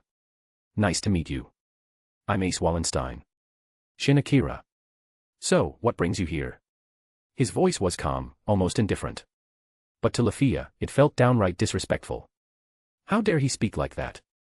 Lady Ace herself greeted him and he should die 100 times over. You're strong, Ace said simply. Thanks. You're very strong. This time, she said it with a serious expression, locking eyes with him. Akira raised a brow. Not sure what you're getting at, Sword Princess. What exactly are you trying to ask? Why are you so strong? There it was, the question she'd been holding in since yesterday. Akira let out a short chuckle. You're funny. A level 5 adventurer asking a level 1 newbie about strength. Sounds backwards. No. I know for a fact, when I was level 1, I wasn't like you. Yet here you are, already level 5. I'm still stuck at 1. Ace fell silent. Words were never her strong suit. Most of the time, she didn't even know how to respond. What the hell is your problem? Lafia finally exploded. She couldn't take it anymore. This guy had been acting smug the entire time, and now he was throwing shade at her beloved Ace. You've got quite the tone, Miss Elf. We barely know each other. We just met yesterday. And your Sword Princess here is calling me, a level 1 rookie, stronger than herself. Should I feel flattered or suspicious? You. Please forgive her. Ace suddenly cut in, bowing her head slightly. Akira blinked, a little taken aback. Seriously? This Sword Princess is, weirdly sincere. I'm sorry for bothering you. But I still want to know. Why are you so strong? Akira looked her straight in the eye, then let out a quiet sigh. If you think I'm strong, then let me ask you something in return, Sword Princess, what does strength mean to you? Being strong means being able to defeat your enemies. Then the enemies I just took down with all my strength, you could have killed with a single slash. Ah. Ace had no response. Lafia looked like she was about to explode, glaring at Akira as if she were about to pounce like a wild wolf. Sorry, Sword Princess. But you're way too obsessed with strength. It's not healthy. I have to be strong. I want to be strong. Her reply came quickly. No hesitation. Pure conviction. Akira, who knew her past, could only sigh softly. He understood all too well. She was chasing a shadow from the past, one he doubted she could ever truly catch. Lafia, meanwhile, stood frozen, suddenly feeling disconnected. She had always admired Ace. But, had she ever truly understood her? Yes, she knew Ace wanted to be strong. But, she had never known why. And now, she felt an invisible wall between them, one she hadn't noticed until today. Even now, she had only followed Ace into the dungeon. Ace never invited her. She merely didn't object. If you were hoping to learn the secret to strength from me, sorry, but there's no such thing. Oh. Ace lowered her head slightly, visibly disappointed. But instead of obsessing over power, maybe try paying more attention to the people around you. In this dungeon, most people can't survive on their own. The people around me. Like Lafia. Ace turned her head, looking at the elf beside her. Lafia met her gaze, eyes wide in surprise. She hadn't expected that. Not from someone who seemed so brash, even arrogant. But somehow, his words carried a strange weight to them. White heavy checkmark 125 plus chapters ahead of web novel. White heavy checkmark be among the first readers to experience Arc 3 in the new season before anyone else. Open book. The first chapter of Arc 3 is now live. Crescent Moon note, Sunday is a rest day, so there will be no updates tomorrow. Regular uploads resume as usual on Monday. Thank you all so much for your amazing support, Sparkling Heart. Your encouragement keeps this story alive and growing stronger every single day. Glowing Star. Chapter 162, Ace, as pure as a blank sheet. Chapter 30, Ace, as pure as a blank sheet. The 18th floor of the dungeon was a unique sanctuary, a safe zone that stood apart from the rest of the treacherous depths.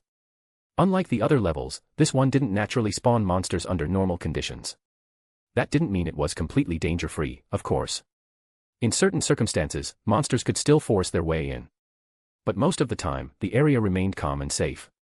That tranquility gave birth to something rare within the dungeon, a settlement. Over time, adventurers had built a makeshift town here, an emergency hub with rest areas, trading spots, and temporary markets. It served as both a haven and a midpoint for deeper expeditions. Naturally, the prices were absurd.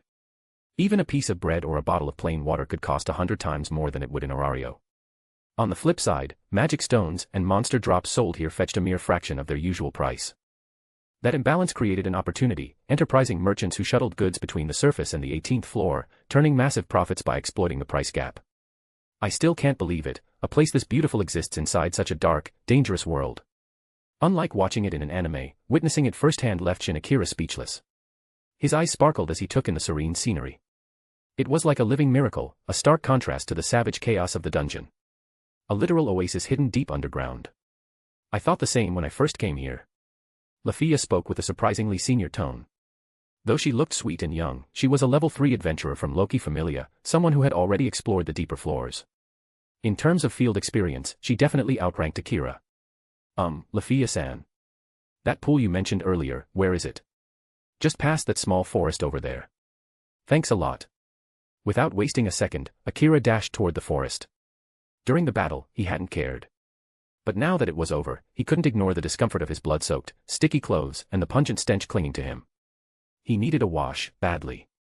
Fortunately, he'd stashed a fresh change of clothes inside his shadow realm. After his embarrassing arrival in this world, drenched and naked with no spare outfit, Akira had learned his lesson. The moment he had money, he bought several extra sets to avoid future humiliation. After pushing through the underbrush, he found it, a crystal-clear pool hidden deep in the trees. Akira didn't stand on ceremony. He stripped down and jumped in, letting the cool water wash over him and rinse away the blood.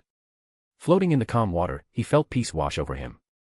It's been forever since I could swim like this, not even in the high school DxD world did I have time to relax like this. Finally. Snap. The sound of a twig breaking jolted him back to reality. From beneath the surface, 8 shadowy figures slithered up like silent guardians, ready to strike. But Akira gave no command. Let's see who it is first. Sometimes, waiting was better than drawing your sword right away. Lady Ace, no. You can't go any closer. Lafia's voice rang out in panic from behind the trees.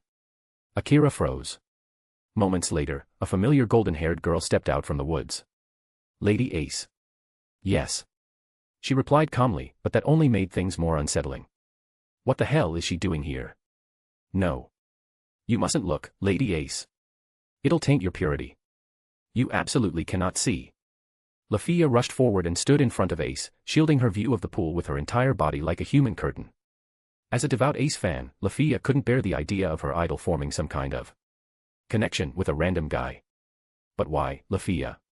Why can't I look? Because he's a man. He's bathing.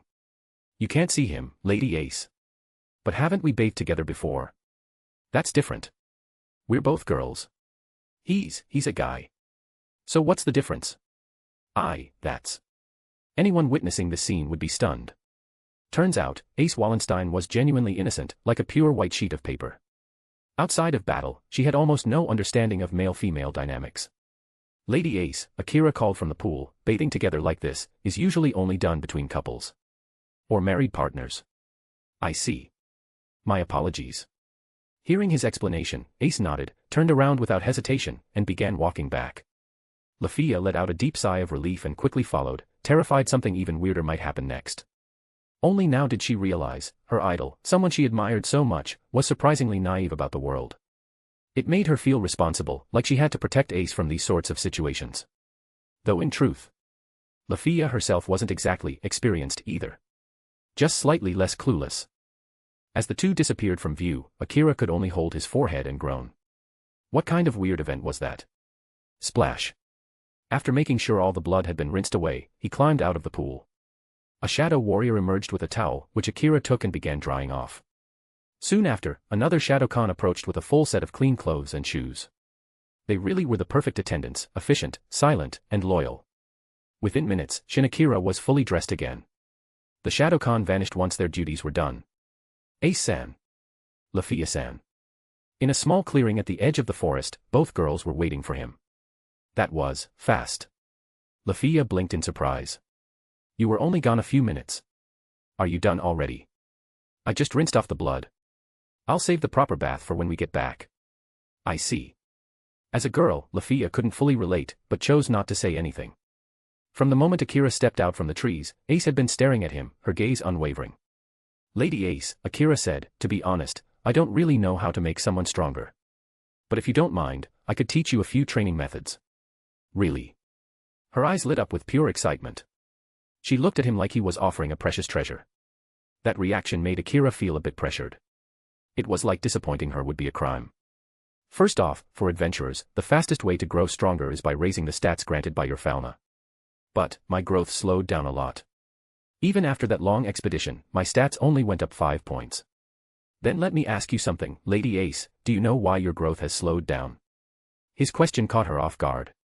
Not just her, Lafia froze too, completely unsure how to respond. White heavy checkmark 125 plus chapters ahead of web novel. White heavy checkmark be among the first readers to experience Arc 3 and the new season before anyone else. Open book the first chapter of Arc 3 is now live. Crescent Moon note, Sunday is a rest day, so there will be no updates tomorrow. Regular uploads resume as usual on Monday. Thank you all so much for your amazing support, Sparkling Heart. Your encouragement keeps this story alive and growing stronger every single day. Glowing Star. Chapter 163, Loki's Attention. Chapter 31, Loki's Attention. A fauna is like a key, it unlocks the hidden potential within a person. That simple explanation made both Ace and Lafia's eyes light up. It made perfect sense. A fauna was a divine blessing granted by the gods. It turned possibilities into reality, transforming the limits of human capability. Ace-san, do you know how parameter growth in a fauna actually works? Training. Fighting. Adventuring. That's just the method. The real source of growth is pressure, what we call experience. So you're saying I lack pressure? Exactly. To put it simply, you've gotten too strong. The monsters you fight now aren't giving your body enough of a challenge. That's why your growth has slowed to a crawl. What should I do? Ace's tone grew serious. That frustration she'd felt lately, it all stemmed from one thing, her progress had stalled. And for someone like Ace, whose sole purpose was to become stronger, that was a painful reality. There are two solutions. First, fight tougher monsters, like floor bosses in the lower levels. I see.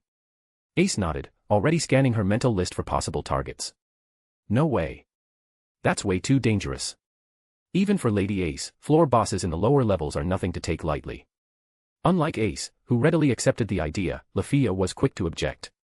Riveria had personally assigned her to watch over Ace, and that meant making sure she didn't dive recklessly into the deeper dungeon alone. Who said she has to go alone? Akira replied casually. Loki Familia is strong, right? Just bring a few people along to monitor from a distance. If things get dicey, they can jump in and help. I'm not saying she should solo a boss. Well, if that's the case, maybe it's worth considering. What's the second solution? Ace asked, cutting in before Lafia could protest further. Her gaze locked onto Akira, determined. She clearly intended to try both. The second method is increasing the difficulty yourself. Raising the difficulty. Right. You're an agility-based fighter, aren't you? Your style is about speed and precision. So give your body a new kind of challenge. For example, add extra weight when training or switch to a heavier sword. That will force your muscles and reflexes to adapt. Lafia seemed thoughtful. That idea sounded much safer and far more practical than diving into a floor boss fight. Besides, their familia probably had that kind of equipment already. And if not, they could always place a custom order with Hephaestus familia. That's all I've got. I can't help much beyond that, I'm still a beginner myself. Thank you. Whether his advice worked or not, Ace bowed her head sincerely. Akira simply waved it off. To him, it wasn't anything special. It was just common sense. But to Ace, his words carried weight, because she saw Shin Akira as someone truly powerful. So anything he said felt significant. Akira had no doubt that weight training was already a thing in Orario. It probably existed within Loki familia too. Maybe Ace had just never considered it.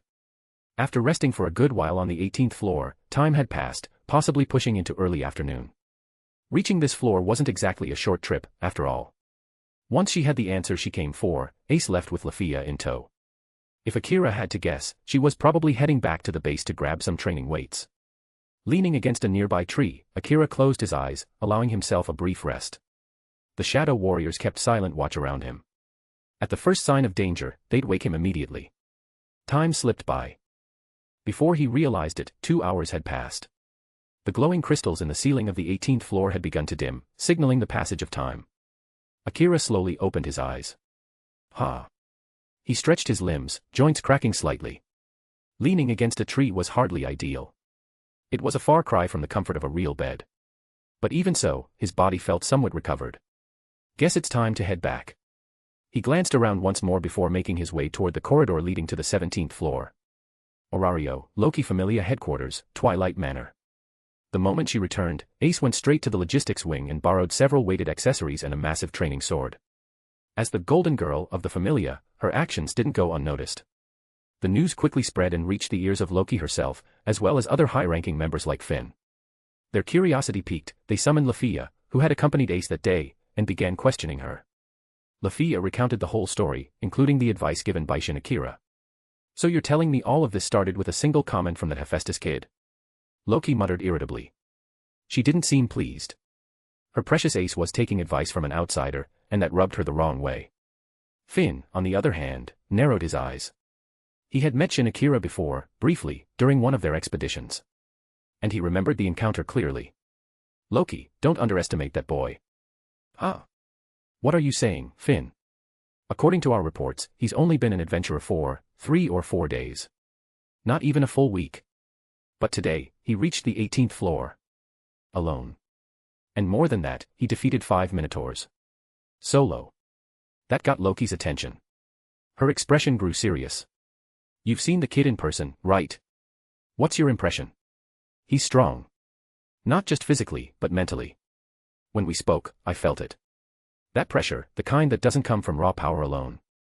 It's arrogance, yes, but backed by something real. So he's the second type, huh? Exactly. From what we've gathered, he can manipulate shadows. He stores weapons inside them and can summon ninja-like soldiers. At least 8 confirmed, but potentially more. Hephaestus really found herself a gem. Loki, if you get the chance, you should visit her. Have a proper talk. You want me to investigate, huh? Call it what you want. But our familias collaborate often enough. Strengthening that relationship will only benefit us. Fine. I'll drop by that forge of hers tomorrow. Loki nodded to herself. Among the gods, Hephaestus might not be one of the most politically powerful. But here in the mortal world, she was the queen of weapons and smithing in Orario. And now, she might also be the one holding the leash of Orario's next rising monster. White heavy checkmark 125 plus chapters ahead of web novel. White heavy checkmark be among the first readers to experience Arc 3 and the new season before anyone else. Open book. The first chapter of Arc 3 is now live. Crescent moon note, Sunday is a rest day, so there will be no updates tomorrow. Regular uploads resume as usual on Monday. Thank you all so much for your amazing support, Sparkling Heart. Your encouragement keeps this story alive and growing stronger every single day. Glowing Star. Chapter 164, Ridiculous Growth, Magic Maxed Out. Chapter 32, Ridiculous Growth, Magic Maxed Out. Tap. As the sun began to set, the sound of light footsteps echoed from the depths of the dungeon. Today felt especially satisfying. Akira emerged from the lower floors, bathed in the golden glow of the descending sun. The warm light painted his features in sharp relief, making him stand out amid the flow of adventurers returning from their dives. Good evening, Miss Aina. HM. Oh, Akira. Good evening. Yesterday, he had returned too late to catch her at the counter. But today, his timing was perfect. Thud. With a heavy sound, Akira dropped a large rucksack onto the guild counter. Aina blinked in surprise, then opened the bag. Her expression instantly changed. It was stuffed with magic stones, some large, some glowing faintly with residual energy. Most were clearly from middle-tier monsters and above, and the sheer quantity was absurd. Akira-san. Something wrong. May I ask, which floor did you reach today? Floor 18. Honestly, the dungeon is fascinating. Who would have thought there'd be a paradise hidden deep inside all that darkness? Floor 18. Unlike Akira's calm expression, Aina's face went pale in shock. It had only been a few days since he became an adventurer, and he was already on floor 18. That wasn't adventuring anymore, that was straight-up suicide. Do you have any idea how dangerous that is? You're still level 1. Your operational zone should end at floor 9. You jumped all the way to floor 18, are you trying to die? Well. I'm standing here just fine, aren't I? If you weren't, you'd be dead. Do you understand that? Watching Aina, normally composed, get this worked up over him actually made Akira feel oddly warm inside. They weren't close. Just receptionist and adventurer. She had no obligation to care this much, and yet here she was, yelling at him like a worried older sister. Miss Aina, the truth is, I'm stronger than most people think. Sure, I just registered recently, but before this, I've been fighting monsters for a long time. So my level doesn't exactly reflect my real strength. Seriously? You're not just saying that. Of course not. I'm not the reckless type. I value my life, you know. Besides, I'm from the Hephaestus familia. I've got both financial backing and strong connections. Why would I risk it if I wasn't confident? Well, I guess that makes sense. Aina sighed and nodded slowly. Her frustration started to subside. In this city, especially in Orario, there was never a shortage of outliers. History had seen plenty of eccentric geniuses. Perhaps Akira was one of them. Even if you are talented, don't forget one thing, the dungeon isn't a playground. It kills without mercy. Don't worry. I always keep Miss Aina's advice in mind. Adventurers should never act recklessly. Humph, good answer. She finally smiled and reached for the rucksack, starting to count the stones one by one. The guild lobby quieted, the only sound was the gentle clicking of magic stones being sorted. All done. The total comes to 310,000 valis. With this much, you must have gone with a party, right? Ah, of course. No way I could get all this on my own. Good. Having allies in the dungeon is essential. If something happens, they can save your life. She handed him back the now empty bag and a small pouch filled with money. 310,000 valis, it sounded huge, but the pouch wasn't bulky. High-value valis coins made it easy to carry that kind of sum. Akira weighed the pouch in his hand. Definitely heavier than yesterday's 19,000. A massive jump. And this was just the beginning. Once he leveled up to level 2, he'd be able to summon even more Shadowcon soldiers. Earning money would become even easier then. Leaving the guild, Akira headed to the market to buy some boxed meals. He hadn't forgotten his promise to Hestia, to bring her something tasty as an apology for yesterday. Knock knock knock. Akira tapped on the door of the house. A moment later, it opened, and he stepped inside. Hephaestus-sama, how about giving me a spare key? Having to knock every day is a bit of a hassle. Oh. So now you think this is your home? This is my house. You're just freeloading. Yeah. So, where's the spare key? In the drawer over there. Get it yourself. The goddess didn't seem too bothered by the request.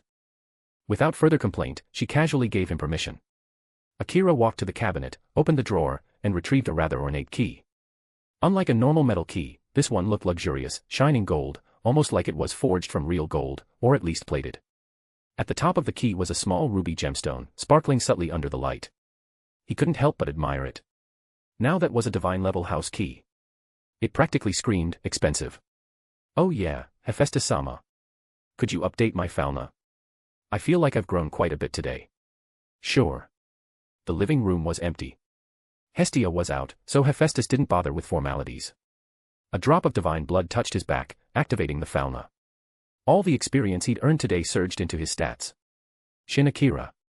LV, Strength, F399C. Endurance, F399C. Dexterity, F399C. Agility, F399C. Magic, C699S. Magic. Empty. Skills. King of the Shadowcon. King of the Shadowcon. Boosts mental strength. Can summon Shadowcon soldiers. Greed. An insatiable lust for everything. Rapid growth acceleration. Bonus experience from killing monsters. The growth was outrageous.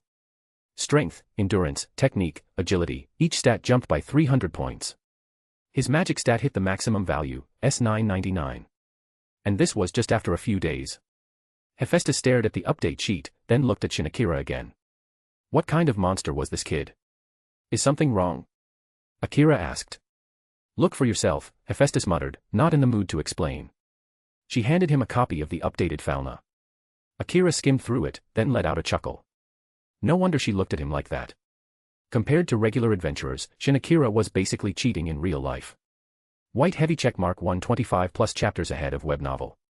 White heavy checkmark be among the first readers to experience Arc 3 and the new season before anyone else. Open book. The first chapter of Arc 3 is now live. Crescent moon note, Sunday is a rest day, so there will be no updates tomorrow. Regular uploads resume as usual on Monday. Thank you all so much for your amazing support, Sparkling Heart. Your encouragement keeps this story alive and growing stronger every single day. Glowing Star. Chapter 165, I can pay you with my body. Chapter 33, I can pay you with my body. Hephaestus stared at Shin Akira, hesitation flickering in her single visible eye. Her lips parted as if she were about to speak, but in the end, she chose silence. Noticing the subtle shift in her expression, Shin Akira tilted his head slightly, sensing something off. Hephaestus-sama, is there something on your mind? Shin Akira, be honest with me. Are you a child of the gods? Huh. The question caught him completely off guard. A demigod. Where the hell did that come from? Back in his original world, and even now after crossing over, he'd never had any ties to divine lineage. Well, there was that one time in DxD when he defeated Loki, the mischievous Norse god, but aside from that, zero divine ancestry. Your growth rate is unbelievable. Just 3 days, and you've already come this far. If I didn't know for a fact you had no fauna before this, I would have assumed you were some high-ranking adventurer in disguise. Maybe I was just born with a bit of extra talent. Still, Hephaestus-sama, no matter where I came from, I'm a member of your familia now, right? Says who? She looked away with a cold expression, but her voice held a subtle tremble. In Orario, bonds between gods and their familia could be unshakably strong or painfully fragile. Plenty of adventurers had left their gods behind, switching allegiances for better offers or personal ambition. Even the Hephaestus familia had lost a few members over the years. The truth was, many gods treated their followers like mere pawns, or worse, servants. Only a few deities, like Hephaestus and Loki, truly saw their familia as family. To most gods, mortals were nothing more than insects from the lower world. Granting them a fauna was already an act of divine generosity. If you're feeling uncertain about me, Hephaestus-sama, there's actually a very simple way to put your mind at ease. You pervert. I'm a goddess. How could you even think of something like that? As soon as Shin Akira leaned in and whispered something into her ear, her entire face went crimson. She shoved him back in a flustered panic, glaring daggers at him. Akira simply raised both hands in surrender, grinning shamelessly. Whether she accepted his offer or not didn't really matter to him. All right. Let's drop the topic. More importantly, dinner. I brought some delicious food today. Don't think you can just distract me with food. What you just said was blasphemous. Yes. I'm terribly sorry. Please forgive this foolish mortal.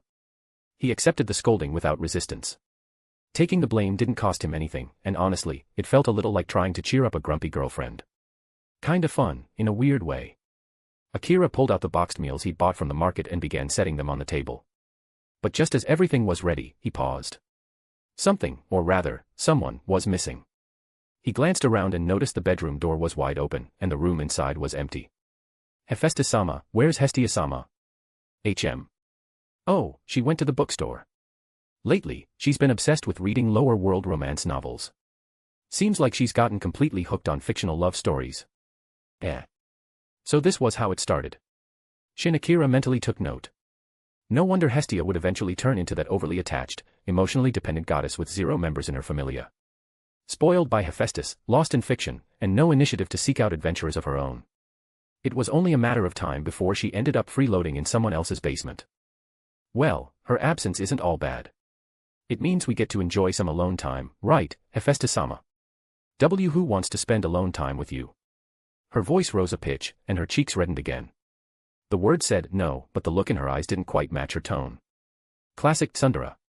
Oh, by the way, Hephaestus-sama, do you know how much a first-class weapon from our familia costs? Why do you ask? Planning to buy one?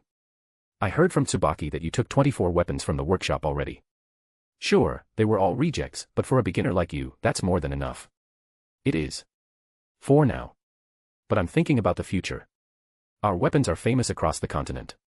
I figured I should start saving. Saving? You. Even if you made 200,000 valis in a single day, the cheapest first-class weapon starts at 8 million valis. And that's for the most basic model. The top-tier ones go for over 1 billion. Ugh. Akira froze. His expression went blank, like his soul had momentarily left his body. Was she mocking him? Or seriously underestimating him? Hephaestus-sama, please, support my lifestyle. I'm so tired of struggling alone. Without hesitation, Akira wrapped his arms around her slender waist and put on his most pitiful face. Hephaestus didn't know how to react. She stiffened instantly. But the moment she felt his hands subtly shifting toward certain areas, her instincts kicked in. So this was all a trap. Even so, she wasn't entirely angry. Embarrassed, yes, but maybe a little happy. After all, no matter how divine she was, Hephaestus was still a woman. And every woman wants to be noticed, especially by someone she might actually like. Stop that right now. If you want money, go earn it yourself. Support your lifestyle, my ass. With her face almost as red as her hair, she pushed him away forcefully. But we've gotten so close, how about a little discount, then? We are not that close. But. A discount, huh? I suppose it could be discussed. How much? As recognition of your rare talent, I'll give you 20% off. 20%. That was huge.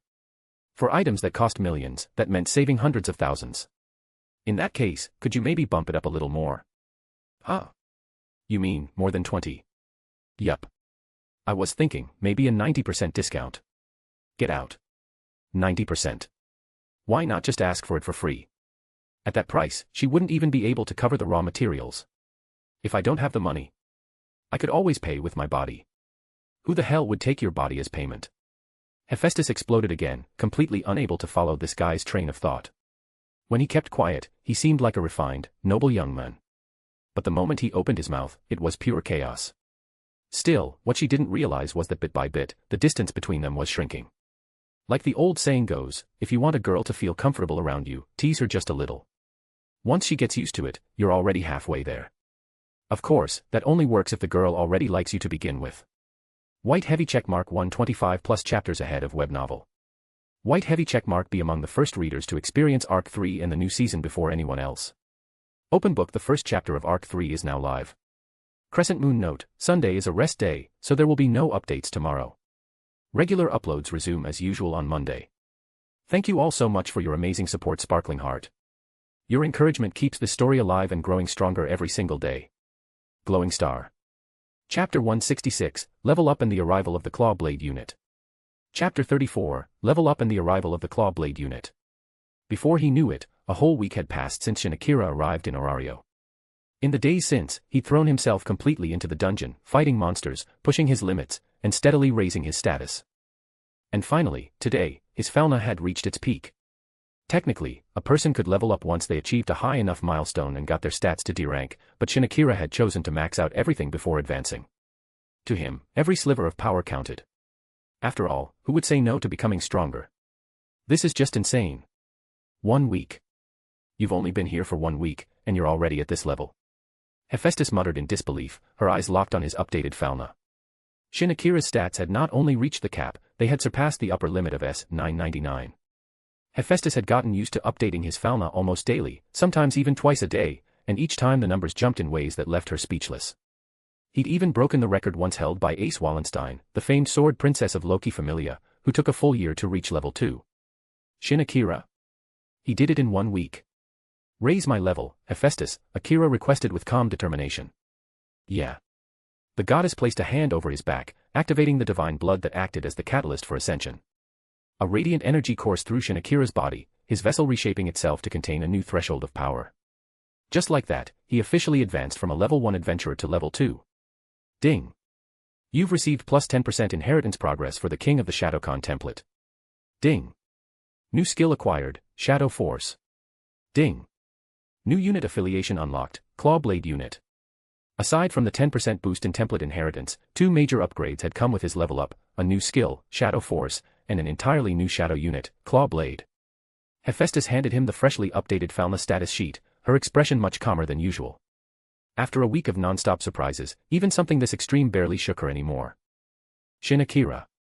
Level 1. Strength, SSS 1199I. Endurance, SSS 1199I. Dexterity, SSS 1199I. Agility, SSS 1199I. Magic, SSS 1199I. Magic spells, none. Skills. King of the Shadowcon. The Sovereign of the Shadowcon. Greatly boosts mental strength. Can summon Shadowcon warriors. Greed. An insatiable desire for all things. Sharply accelerates growth rate. Massively boosts EXP from monster hunting. Shadow Force. A new affinity born from the dark. Greatly boosts affinity for shadow. Enhances magical sensitivity. Grants manipulation of shadows. With the addition of Shadow Force, Shin Akira could finally consider developing his own shadow-based magic. After all, his spell slots were still empty, and in a battlefield like the dungeon, magic could mean the difference between life and death. But what caught his attention even more was the boost to his summoning capabilities. Reaching into the familiar sensation of his shadow dominion, Akira noticed something had changed, the number of summonable units had doubled. From 8 ghost shadows, he could now call forth 16. And that wasn't all. The new Clawblade unit he had just unlocked. It granted an additional 16 slots for summoning. That meant Shin Akira could now simultaneously command 16 ghost shadows and 16 Clawblades, a massive leap in raw battlefield presence. Without hesitation, he activated his power to summon one. From the shadows in the corner of the room, a figure began to materialize, its form rising silently out of the darkness. Unlike the ninja-like ghost shadows, this one retained only a humanoid silhouette. Its hands were shaped into vicious metal claws. Its legs ended in conical, drill-like tips. And from behind the obscuring shadows, 2 crimson eyes glowed in the shape of a menacing V. It gave off no emotion, no empathy, no hesitation. Just silent, obedient power. Akira. What is that? Hephaestus gasped, clearly shocked at the creature that emerged from nothing. A claw blade, he replied casually. They're a new unit in my shadow army. How abnormal are you, exactly? I'll take that as a compliment. He gave a carefree smile as he dismissed the summoned claw blade. It melted back into the shadows beneath his feet, like it had never existed. Now that he had reached level 2, Shin Akira felt confident he could begin exploring the lower floors of the dungeon. With 16 ghost shadows and 16 claw blades at his back, even high-risk zones wouldn't pose much of a threat. Oh, right, Hephaestus said. Now that you've leveled up, you're eligible to choose an ability development. Yeah. What are my options? For you, I'd say Mage, Hunter, Abnormal Resistance, or Healer. Any preference? Give me Mage. You're planning to start learning magic? Thinking about it, yeah. Got it. She didn't question it further. With Shadow Force under his belt, his magical affinity had skyrocketed. Not using that potential would be a waste. Once everything was finalized, Hephaestus printed out a fresh copy of his Falna and handed it over. Akira double-checked the details, everything was exactly as expected. The Claw Blade unit didn't show up in the official record, since it was technically an evolution of his prior summon ability, not a new skill. That worked to his advantage. If anyone asked, he could just say his shadow army had evolved. He flexed his wrists experimentally. With the King of the Shadowcon template now at 10% inheritance, he could feel noticeable improvements across the board: strength, agility, defense, and most importantly, spiritual power. If the system used numerical stats for mental attributes, he was certain the spike would have been astronomical. His thoughts drifted back to the original Jackie Chan Adventures series, specifically, the power of Kuoh, king of the Shadow Khan. The way he could move objects with will alone, influence the environment from afar, it was more than just shadow summoning. It was advanced telekinesis powered by spiritual mastery. With his template growing stronger, Akira felt a spark of anticipation. One day, he might wield that same power.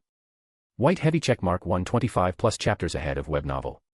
White heavy checkmark be among the first readers to experience Arc 3 in the new season before anyone else. Open book. The first chapter of Arc 3 is now live. Crescent Moon note, Sunday is a rest day, so there will be no updates tomorrow. Regular uploads resume as usual on Monday. Thank you all so much for your amazing support, Sparkling Heart. Your encouragement keeps this story alive and growing stronger every single day. Glowing Star. Chapter 167, Shadow Claws in Action, Magic Experimentation begins. Chapter 35, Shadow Claws in Action, Magic Experimentation begins. After exchanging a brief farewell with Hephaestus, Akira wasted no time and shot straight back into the dungeon. Hephaestus didn't try to stop him. She understood, his power had just taken a massive leap, and even his abilities had evolved. It made sense that he'd want to test everything out right away in a real battlefield. She only reminded him not to overdo it and to come back early. After all, Akira already had a key to the room. Even if he returned in the middle of the night while she was asleep, he wouldn't have to wake her up to get inside. Upon re-entering the dungeon, Akira immediately began summoning his shadow army. The shadow beneath his feet pulsed ominously and stretched outward. One by one, new creatures began to emerge from within the darkness, Claw Shadows, his newly acquired unit. A low, vibrating growl rumbled through the air. And right on cue, fresh monsters began crawling out from the dungeon walls. There was no hesitation. The Claw Shadows lunged forward with terrifying precision. Unlike regular shadow warriors, these new summons didn't just resemble humanoid ninjas. Their legs were sharply tapered, like massive steel drills or pointed stakes, and in combat, those weren't just for movement. They were deadly weapons in their own right. In a split second, razor-sharp claws tore into the newly spawned monsters. Blood sprayed, and the creatures collapsed into black mist before crystallizing into magic stones. From a distance, Akira observed the battlefield in silence, his arms folded, his eyes gleaming with pride and anticipation. What he was witnessing now was the prototype of the Shadow Legion he would one day unleash upon the world. For now, his army consisted of 16 plus 16, 16 Claw Shadows and 16 Shadow Warriors. But he knew that number would grow. With every level, with every new skill and power he obtained, his dominion would expand. He imagined it already. 32 plus 32 plus 32. 64 plus 64 plus 64 plus 64. 128 plus 128 plus 128 plus 128 plus 128. And beyond. One day, when his synchronization with the Kuoh template reached 100%, he possessed the power to unleash absolute darkness across this entire world. But even so, he had no intention of actually doing that. This world was ruled by gods and goddesses, beings of divine authority and unfathomable power. He wasn't foolish enough to challenge them blindly. No, he wasn't that reckless. Still, if he did reach that stage, his power would be nothing short of terrifying. A thought crossed his mind. In the Jackie Chan Adventures universe, Kuoh, king of the Shadow Khan, had 9 Oni generals, each commanding a distinct tribe of shadows. Then, could I also create 9 generals of my own? The vision forming in his mind was almost too epic to describe. Back on the field, the Claw Shadows ruthlessly tore through monsters, clearing the path with savage efficiency. Behind them, the Shadow Warriors picked up leftover items and magic stones like an automated cleanup crew. Everything moved like a perfectly calibrated machine. Strength, coordination, and rhythm blended into a strange but mesmerizing harmony. While his summoned units carried out the extermination, Akira focused on something else, magic experimentation. With his new Shadow Force skill, he could already manipulate shadows at will. But to forge actual magic spells through the Falna, he needed extensive research, trial and error. The shadows beneath him began to swell and spiral outward, forming a pitch-black circle nearly 10 meters wide. Akira stood at the center, arms spread like he was channeling the very core of darkness. From within the swirling shadows, a single tendril surged out, snapping forward like a striking whip. It slashed across a nearby boulder with astonishing speed and force. With just one strike, the massive stone was cleaved cleanly in half. He glanced at the cut, it was smooth, as if sliced by the finest blade. Akira gave a small nod of approval. The sharpness exceeded most weapons he'd seen so far. Still, the attack range was underwhelming. Only about 4 to 5 meters. Not nearly enough. He shifted his approach. This time, instead of extending the tendrils directly, he formed a thin trail of shadow across the ground, connecting himself to the target, and then launched a single focused tentacle along that path. The result? A drastic improvement. The range now extended to nearly 30 meters. He could touch anything within that radius. Excitement sparked in his chest. He kept experimenting. He even pulled inspiration from the shadow possession technique used by the Nara clan in the Naruto universe. The mechanics were different, of course, but the core concept, using shadows as control tools, was a valuable reference. At one point, he considered mimicking Letitia Dracula's dragon's shadow technique from Problem Children Are Coming from Another World, Aren't They? But that was still far out of reach. For now, it remained a fantasy. He became so engrossed in his experiments that time slipped away. All around him, monsters kept spawning, and being destroyed, and spawning again, only to be wiped out once more. The cycle continued endlessly. Akira remained rooted in the center of it all, fully immersed, oblivious to the passing hours. Explosions, collisions, the sound of claws tearing into flesh, it echoed through every corner of the dungeon floor. And then, something unexpected happened. A figure emerged from the lower levels of the dungeon, stepping onto the 5th floor. Akira had deliberately limited his testing to the upper layers, he didn't want to attract too much attention just yet. This was just supposed to be a field trial. But the moment this new arrival entered the floor, they were greeted by a swarm of humanoid shadows with glowing crimson V-shaped eyes. The claw shadows instantly detected the presence. And they didn't hesitate. Their standing order was absolute: eliminate anything that appears on this floor, be it human or monster. Anyone who set foot here became a target. Is this some kind of monster? The intruder raised a wooden sword, swinging with shocking force.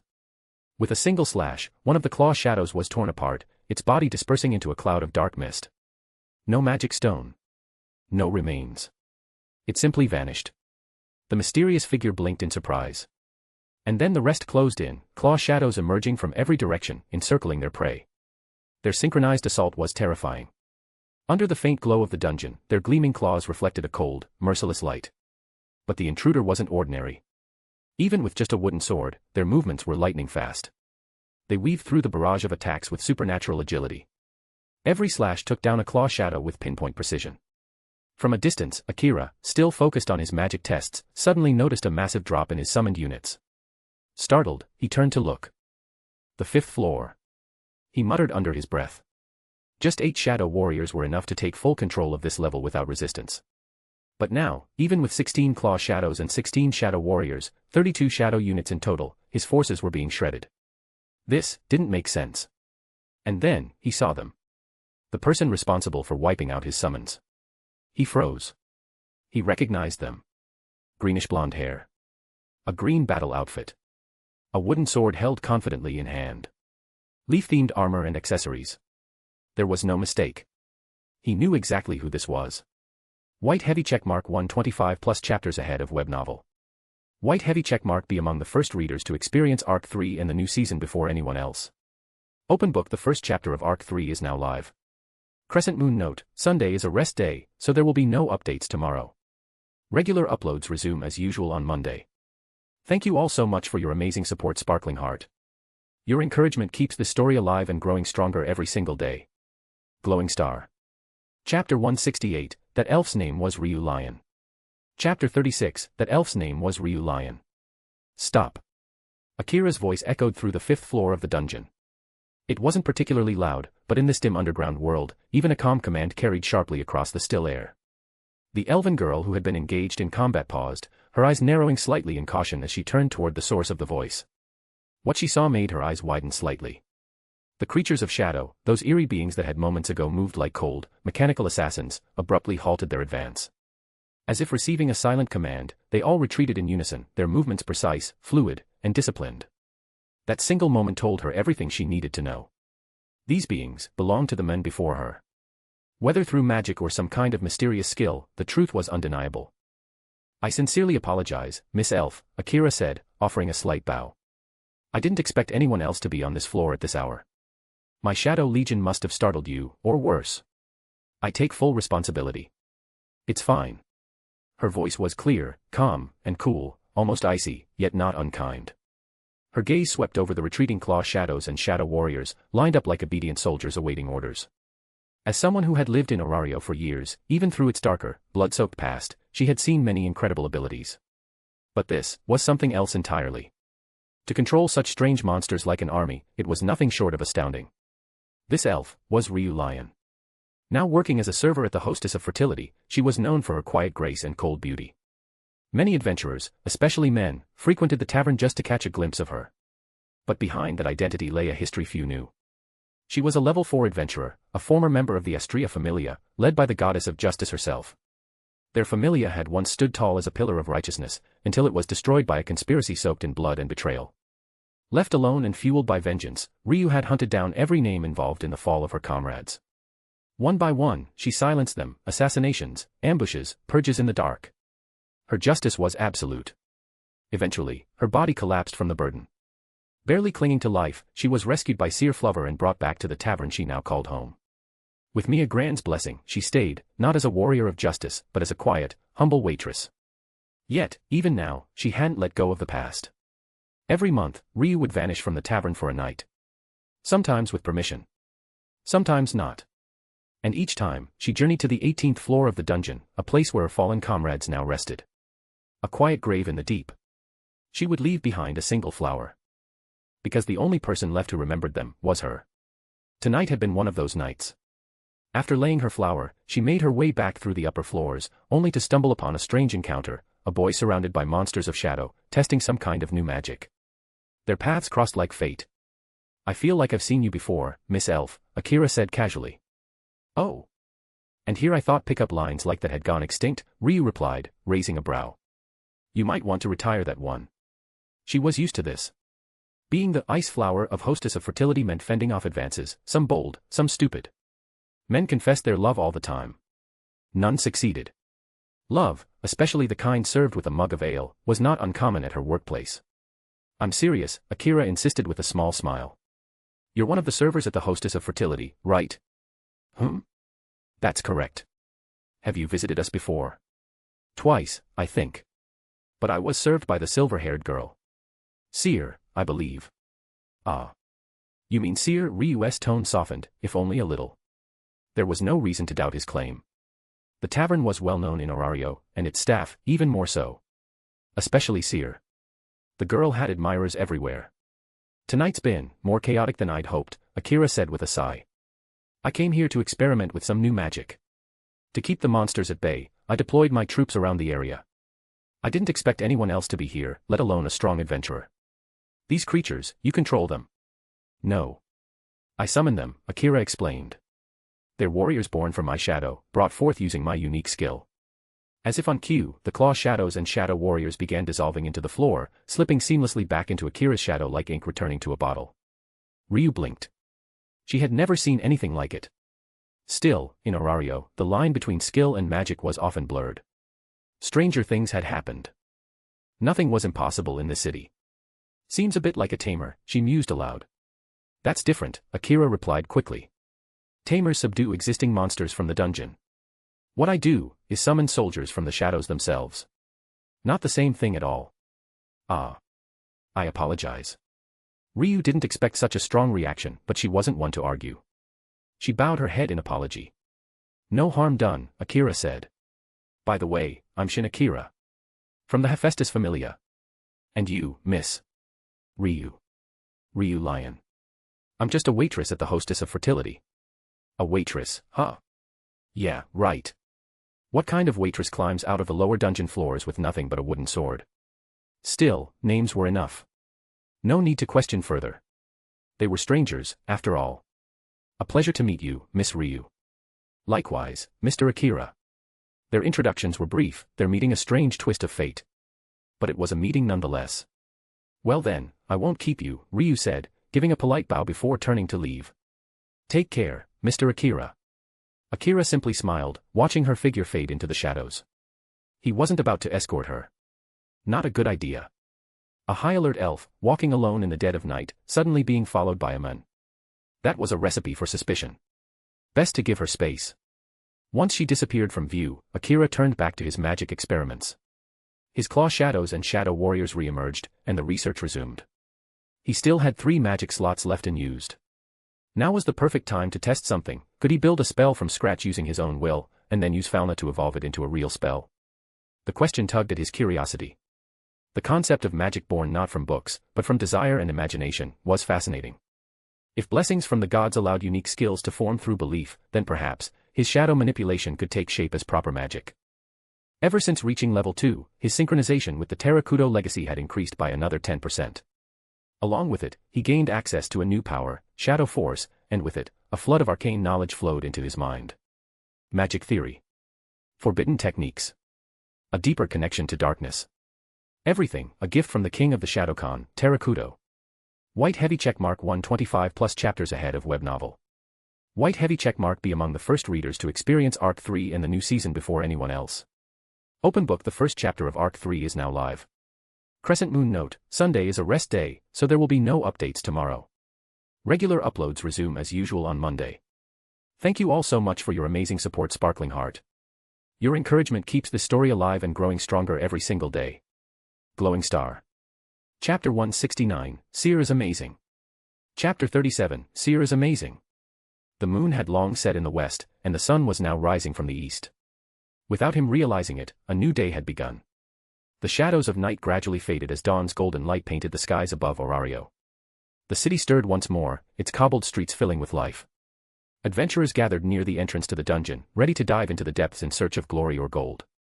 Merchants opened their stalls one by one, calling out cheerful greetings as they laid out weapons, potions, and curious trinkets. So it's morning already. At the massive stone gate of the dungeon, Akira stepped out into the fresh morning air. Time meant little inside the dungeon, especially when one was buried in research.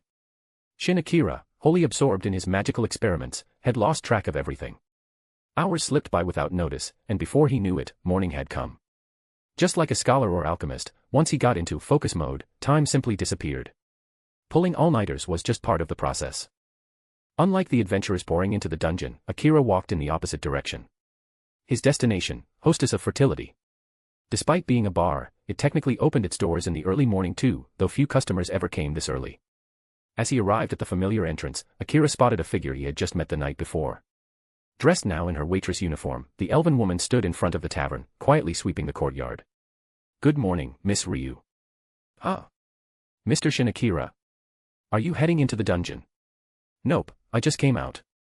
You were in there all night. Well. I got a little carried away. Next thing I knew, it was morning. Then please make sure to take care of your health. I'll be fine. Just one sleepless night, it's not a big deal. From the way he spoke and acted, it was clear that pulling an all-nighter wasn't a rare event for him. Ryu didn't say much more. They were little more than acquaintances, not quite friends. There wasn't any reason for small talk. By the way, does this place serve breakfast? Mr. Akira, this is a bar. We don't do breakfast service. That's too bad. He looked mildly disappointed. Honestly, he'd hoped to grab a bite before heading home. The city's main market was on the other side of town, and after a long night in the dungeon, he wasn't eager to hike that far. But now, it seemed he had no choice. Wait a second. Miss Ryu, would it be okay if I borrowed a piece of paper and a pen from inside? I suppose, but what for? Nothing fancy. I just want to write down a shopping list. A shopping list. Ryu looked puzzled. Still, she nodded and went inside, returning a moment later with a sheet of parchment and a pen.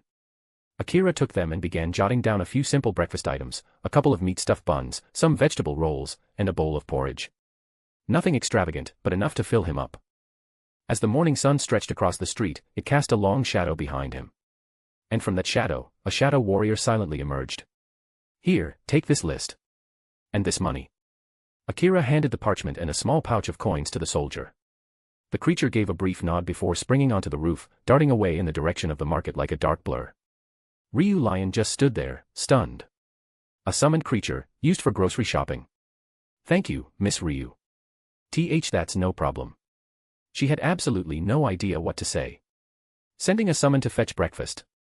That was, definitely a first. What are you doing out here, Ryu?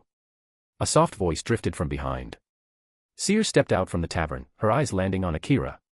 For a second, she seemed to pause, her gaze lingering with mild interest. It's nothing, Ryu answered calmly. This guest was just borrowing some writing tools. Writing tools. Seer tilted her head and glanced at the pen and paper, then back at Akira with a slightly curious smile. Yes. That's all I needed. It helped a lot. Well then, Mr. Adventurer, how about dropping by the bar tonight? We'd be happy to welcome you. Of course. I'd be honored. Yay. I'll be waiting, then. Seer flashed him a beaming smile. Ryu opened her mouth, as if about to say something, but in the end, she chose silence. All that, over a piece of paper. The truth was, dinner at the Hostess of Fertility didn't come cheap. It wasn't unusual for guests, especially those, personally invited, by Seer, to spend tens of thousands of valis in one night. Ryu had seen it time and time again. There was once a level 4 adventurer who had completely fallen for Seer. To impress her, he dropped nearly 1,000,000 valis in a single evening, just to show off. And that didn't even count his previous visits. Seer's sweet invitation, no matter how casual it seemed, often led to financially destructive consequences. Miss Ryu, Miss Seer. Then I'll see you tonight. I'll take my leave for now. Take care, Mr. Adventurer. Akira gave a quick nod and walked away. The reason for his hasty departure wasn't eagerness to return home, but rather, to avoid getting too entangled with Seer, the hidden boss of this entire establishment. He knew who she really was, an incarnation of Goddess Freya. And honestly, who knew what that love-obsessed goddess might be planning next? Better to keep his distance. Ryu, do you know that man? I met him last night on my way back. You could say we're vaguely acquainted. I see, just a brief encounter. But he already seems enchanted by your beauty, Ryu. Otherwise, why else would he stop by so early in the morning just to see someone? That's not it. He just got back from the dungeon. Besides, you have far more admirers than I do, Seer. Well, they're just loyal customers. You almost said wallets, didn't you? Ryu, how rude customers are kings. We must cherish them. If someone else said that, I might believe them. But coming from you? Not a chance. As one of the main waitresses at the Hostess of Fertility, Ryu was all too familiar with how much profit Seer brought into the establishment. But truthfully, most of those customers felt more like prey caught in Seer's honeyed web. Every man who had fallen for Seer's sweet smile, without exception, had emptied his purse at this bar. Then, they'd return to the dungeon, fight for more gold, and come right back to spend it all over again. The scariest part of all? None of them ever complained. In fact, they did it happily, believing it was worth every single coin. If Akira ever learned all of this, he probably wouldn't even be surprised. Even if Seer was just a vessel, she still retained part of Freya's divine charm. And for a goddess who delighted in toying with mortal hearts, seduction was as effortless as breathing. White heavy checkmark 130+ chapters ahead of web novel. White heavy checkmark be among the first readers to experience Arc 3 and the new season before anyone else. Open book. The first chapter of Arc 3 is now live. Crescent Moon note, Sunday is a rest day, so there will be no updates tomorrow. Regular uploads resume as usual on Monday. Thank you all so much for your amazing support, Sparkling Heart. Your encouragement keeps this story alive and growing stronger every single day. Glowing Star. Chapter 170, Are you ready to live forever with a goddess? Chapter 38, Are you ready to live forever with a goddess? By the time Akira returned home, the house was quiet. Hephaestus wasn't there. Not that it was surprising. As the goddess of the most renowned blacksmith familia in Orario, Hephaestus always had her hands full. She wasn't the type to laze around at home all day. As for Hestia, her bedroom door was still firmly shut. Most likely, she was still fast asleep. Akira didn't dwell on it. He simply collapsed onto the sofa. After pulling an all-nighter in the dungeon, exhaustion and sleepiness came crashing down on him like a wave. His eyelids drooped before he even realized it, and he drifted off into a deep slumber. Elsewhere in Orario. Huff. Huff.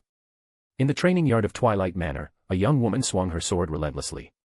Her body was drenched in sweat, but her eyes never wavered. She kept repeating her sword drills with unwavering focus. From one of the balconies above, 3 figures quietly observed her.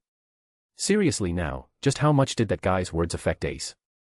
Gareth furrowed his brows as he watched Ace train with a mixture of shock and disbelief. Ace had always been someone who chased strength. Her path had always emphasized speed and agility. That had been her style for years. And yet now, all it took was a single comment from a man, and she had changed her entire approach. Instead of her usual lightweight rapier, she now trained with a massive, heavy sword. Weights were strapped to her arms and legs, and she hadn't set foot in the dungeon for days. She simply kept repeating the same basic movements over and over in the courtyard. It's not necessarily a bad thing, Finn commented. It may look extreme, but her progress is undeniable. Just last night, she met with Loki. In just a few days, her status increased by 6 points. 6 points. That's not normal, Finn. It's true. I'm not exaggerating. Finn nodded calmly. The report came straight from Loki herself. Compared to her usual routine, diving into the dungeon day after day, her growth had always been steady, but never that fast. Even after a full-blown expedition into the deep floors, her gains hadn't passed 5 points. But now, in just 2 days, 6 points. For someone at level 5, who was already nearing the upper limit of what a mortal could achieve, that was astonishing. I've done weight training myself, but I've never seen gains like that, Gareth muttered. You and Ace aren't the same, Gareth, Finn said matter-of-factly. She's always focused on speed.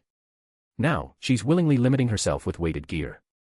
Her body's undergoing a complete transformation. Guess that's the trick, huh? You're a frontline tank. She's a high-speed swordswoman. You two don't exactly share the same blueprint. Gareth, known as the Heavy Champion, was a level 6 dwarf warrior who'd maxed out his strength and endurance. Ace's current training method wouldn't benefit him the same way. Akira really isn't just some random guy. Finn said under his breath. Lafia mentioned something else, too, apparently, he said something to Ace.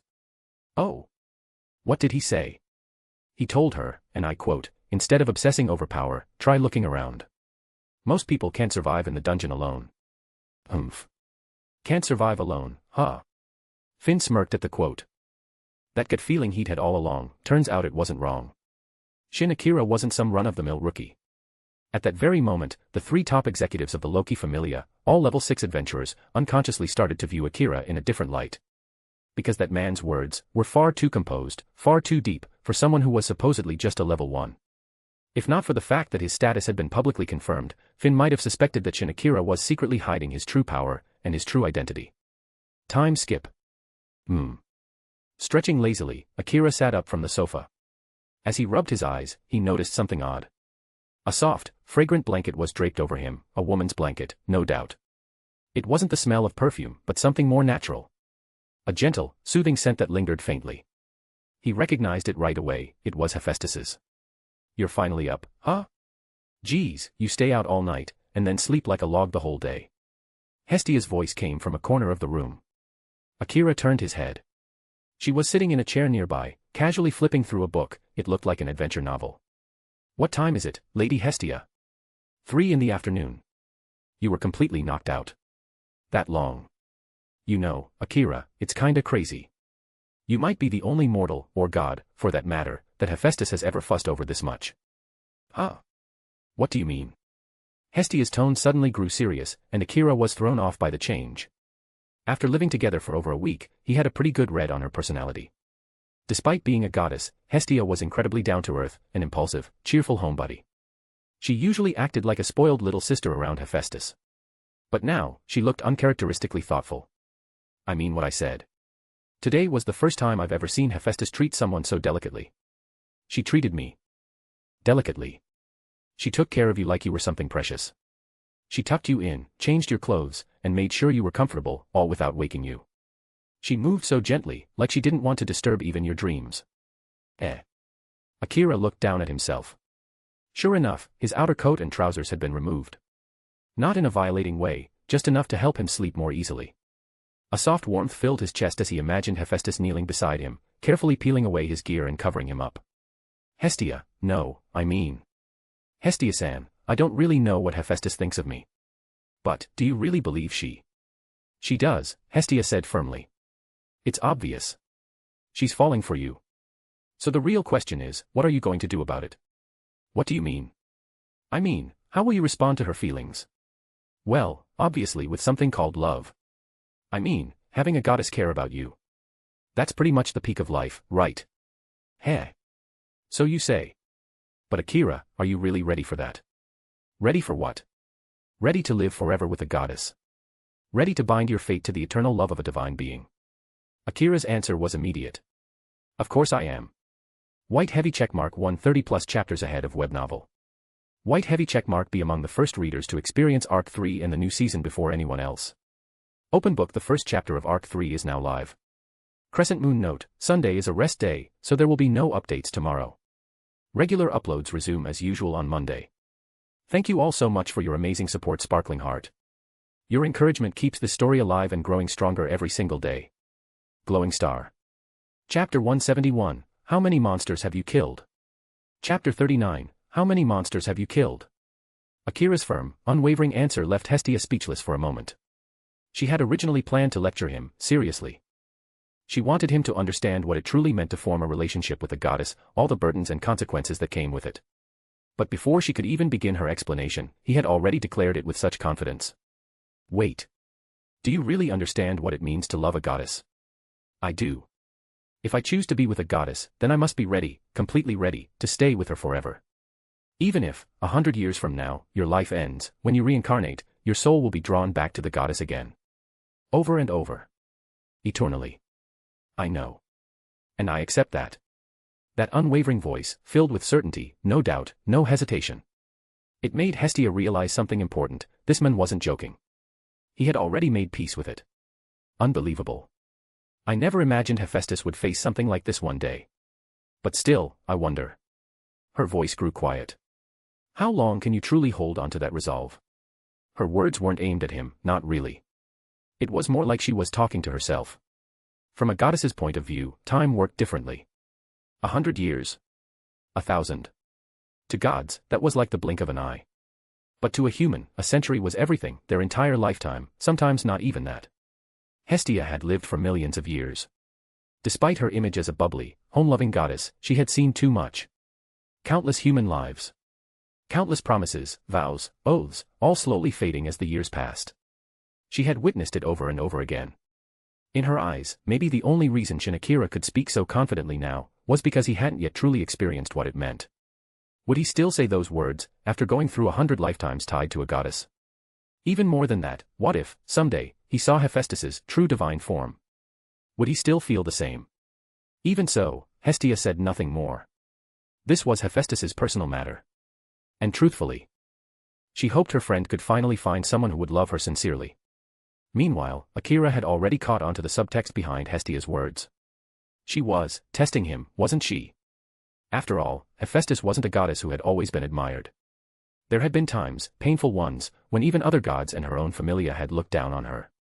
Despite her tough exterior, she was far more fragile inside than most realized.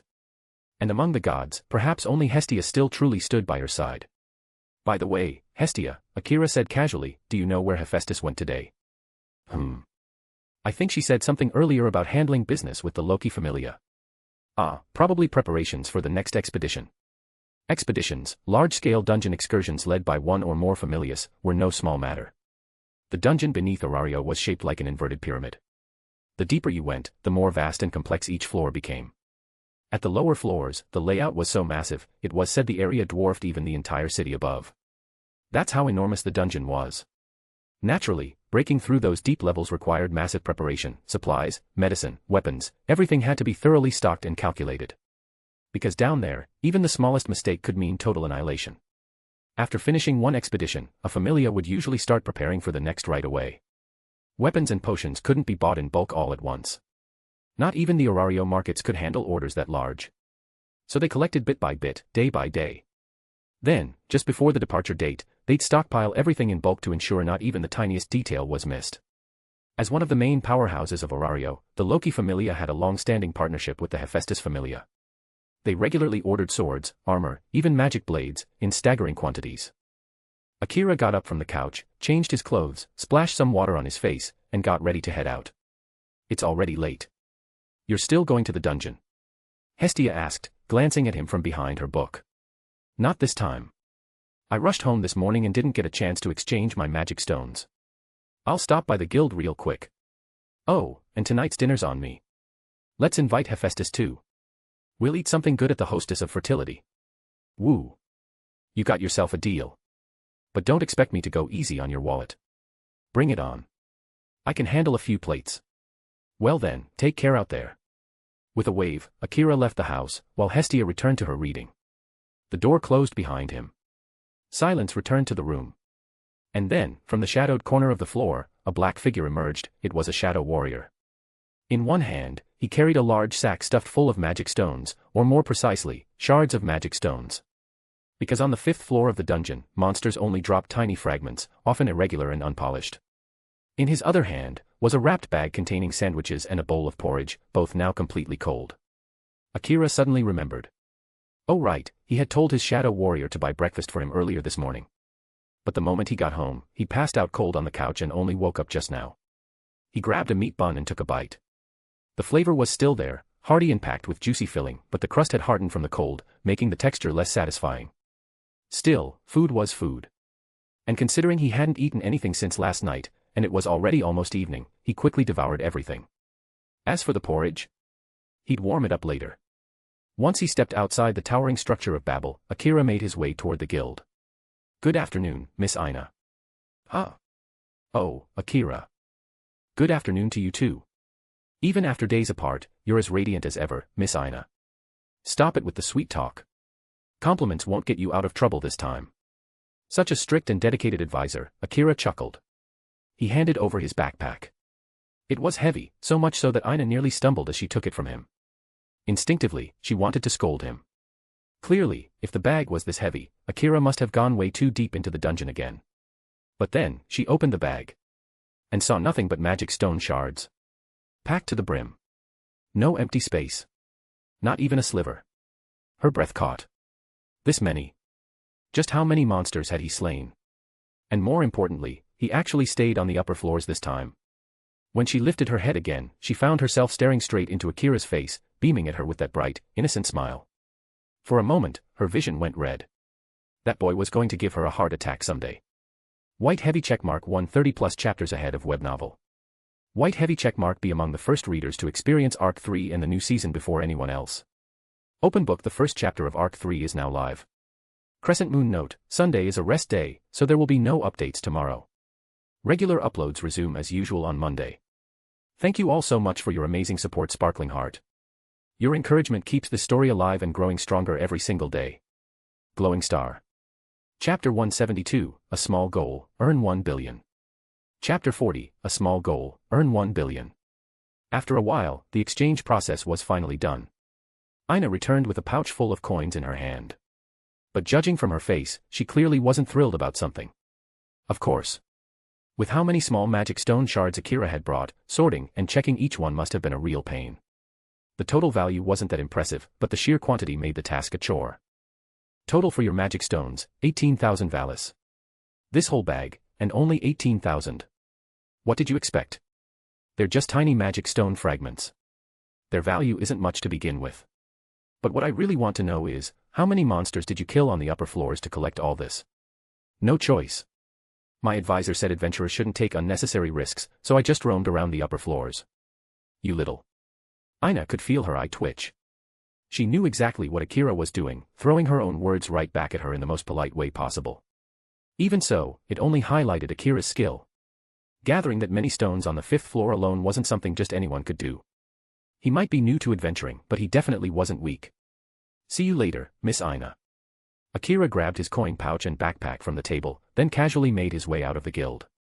After a full night of non-stop hunting, that was all he got from the 5th floor.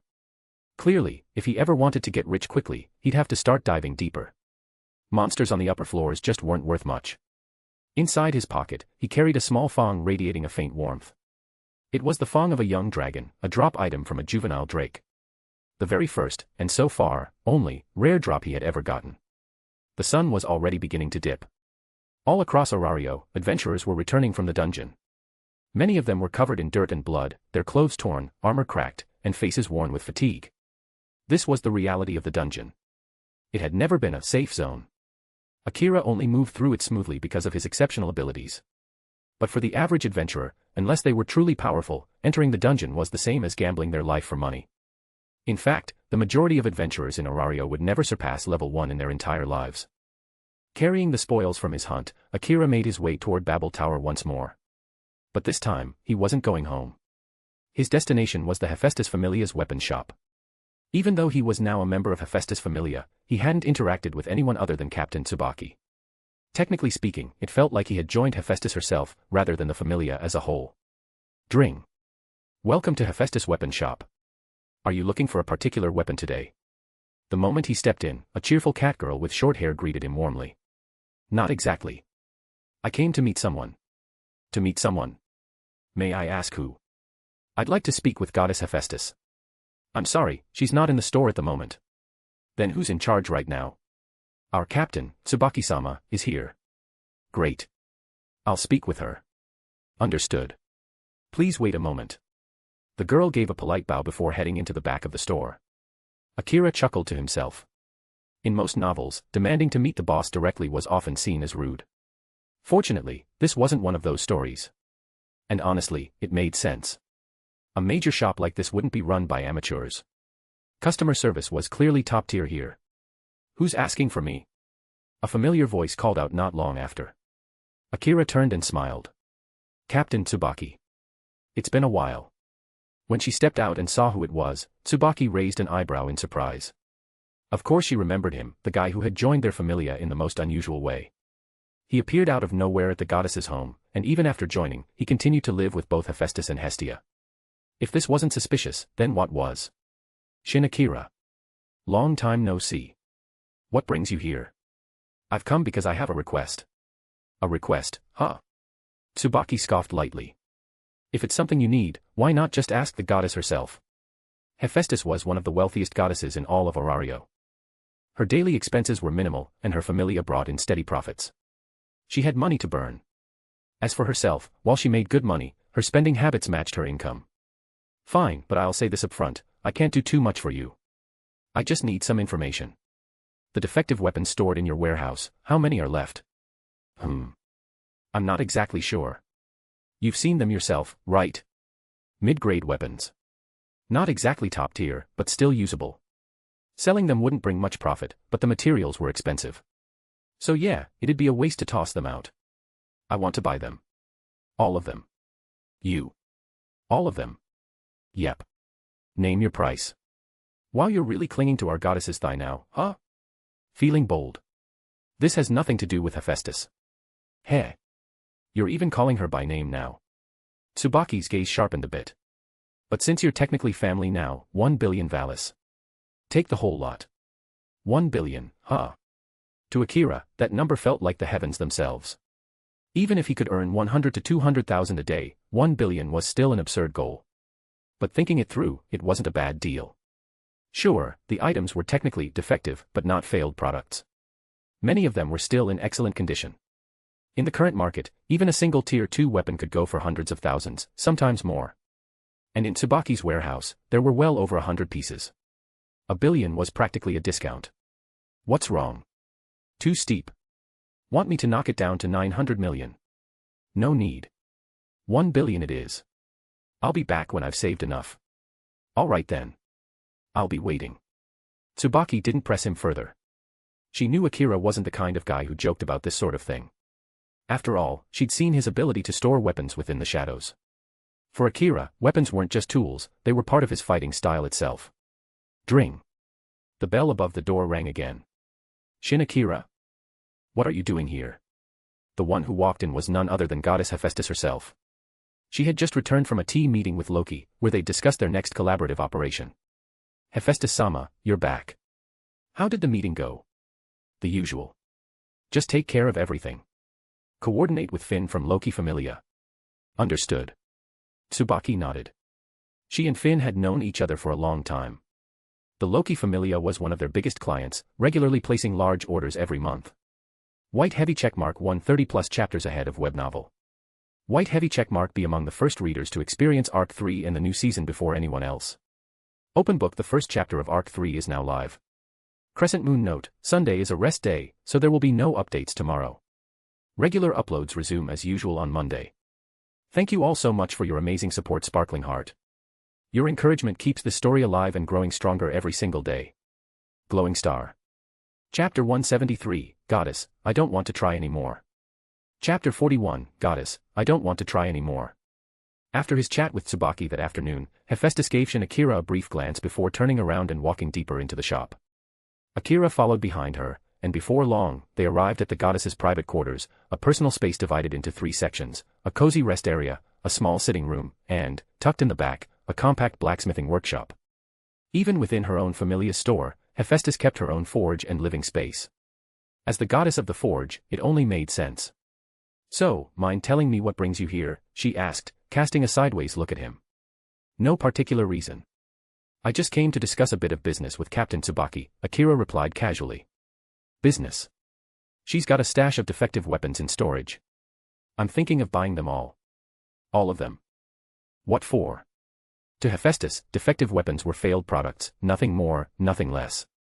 She didn't despise them, but she certainly held no affection for them either. Without a word, the shadow beneath Akira's feet began to ripple unnaturally. Then, as if rising from liquid darkness, a weapon slowly emerged from within. But that wasn't all. A humanoid figure, cloaked in pitch black, ninja-like form, surfaced along with the weapon. Under Hephaestus's watchful eyes, the shadowy warrior picked up the weapon from the ground and assumed a combat stance, blade held firm. Seeing this, the goddess instantly understood. Akira's summoned shadows could wield weapons. How many of those can you summon at once? She asked seriously. 16. I can summon 16 shadow warriors at the same time. I also have 16 shadow claws. Even without further explanation, Hephaestus could piece together what those names meant: warrior types and claw-based attackers. Both types, and in such numbers. No need to bother with Tsubaki's stash. I've got plenty of defective weapons and failed prototypes of my own. The quality's even better than hers, she said offhandedly. Wait, what exactly are you trying to say, Hephaestus? Akira asked, his expression flat. What I said is what I meant, she huffed, turning her head away. Oh, so what you're really saying is, you're offering me a sugar mama lifestyle. Akira teased, flashing a cheeky grin. Hephaestus's face lit up red instantly, realizing her words were just a little too transparent. Ahem. Who's offering you a sugar mama life? It's just a form of investment and support. That's all, she barked out, clearly flustered.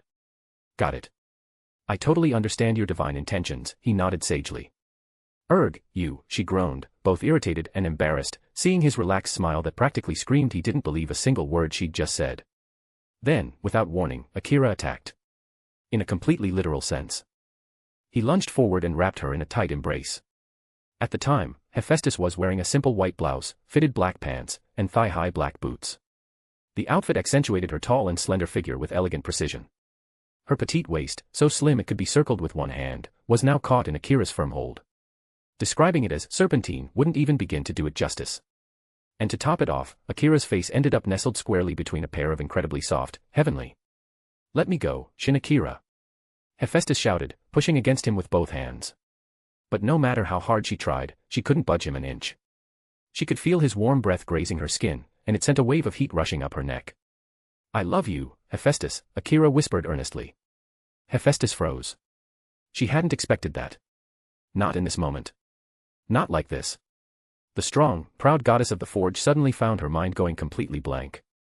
For the first time, she didn't know what to say or how to react. That's way too sudden. She mumbled, voice barely a whisper. Feeling her body tense up, Akira quickly realized he had probably taken things a bit too far. He loosened his embrace and let her go. The moment he stepped back, the air between them turned complicated. If this were an anime, little pink heart-shaped bubbles would have started floating around the room by now. Sorry, Hephaestus. That was a bit reckless of me. How dare you touch a goddess like that? You're really pushing it, Shin Akira, she muttered, her tone somewhere between a scolding and a flustered whisper. Come on. We already kissed, didn't we? Isn't this just a natural next step? Akira murmured under his breath. After all, she was the goddess who had officially made him part of her familia.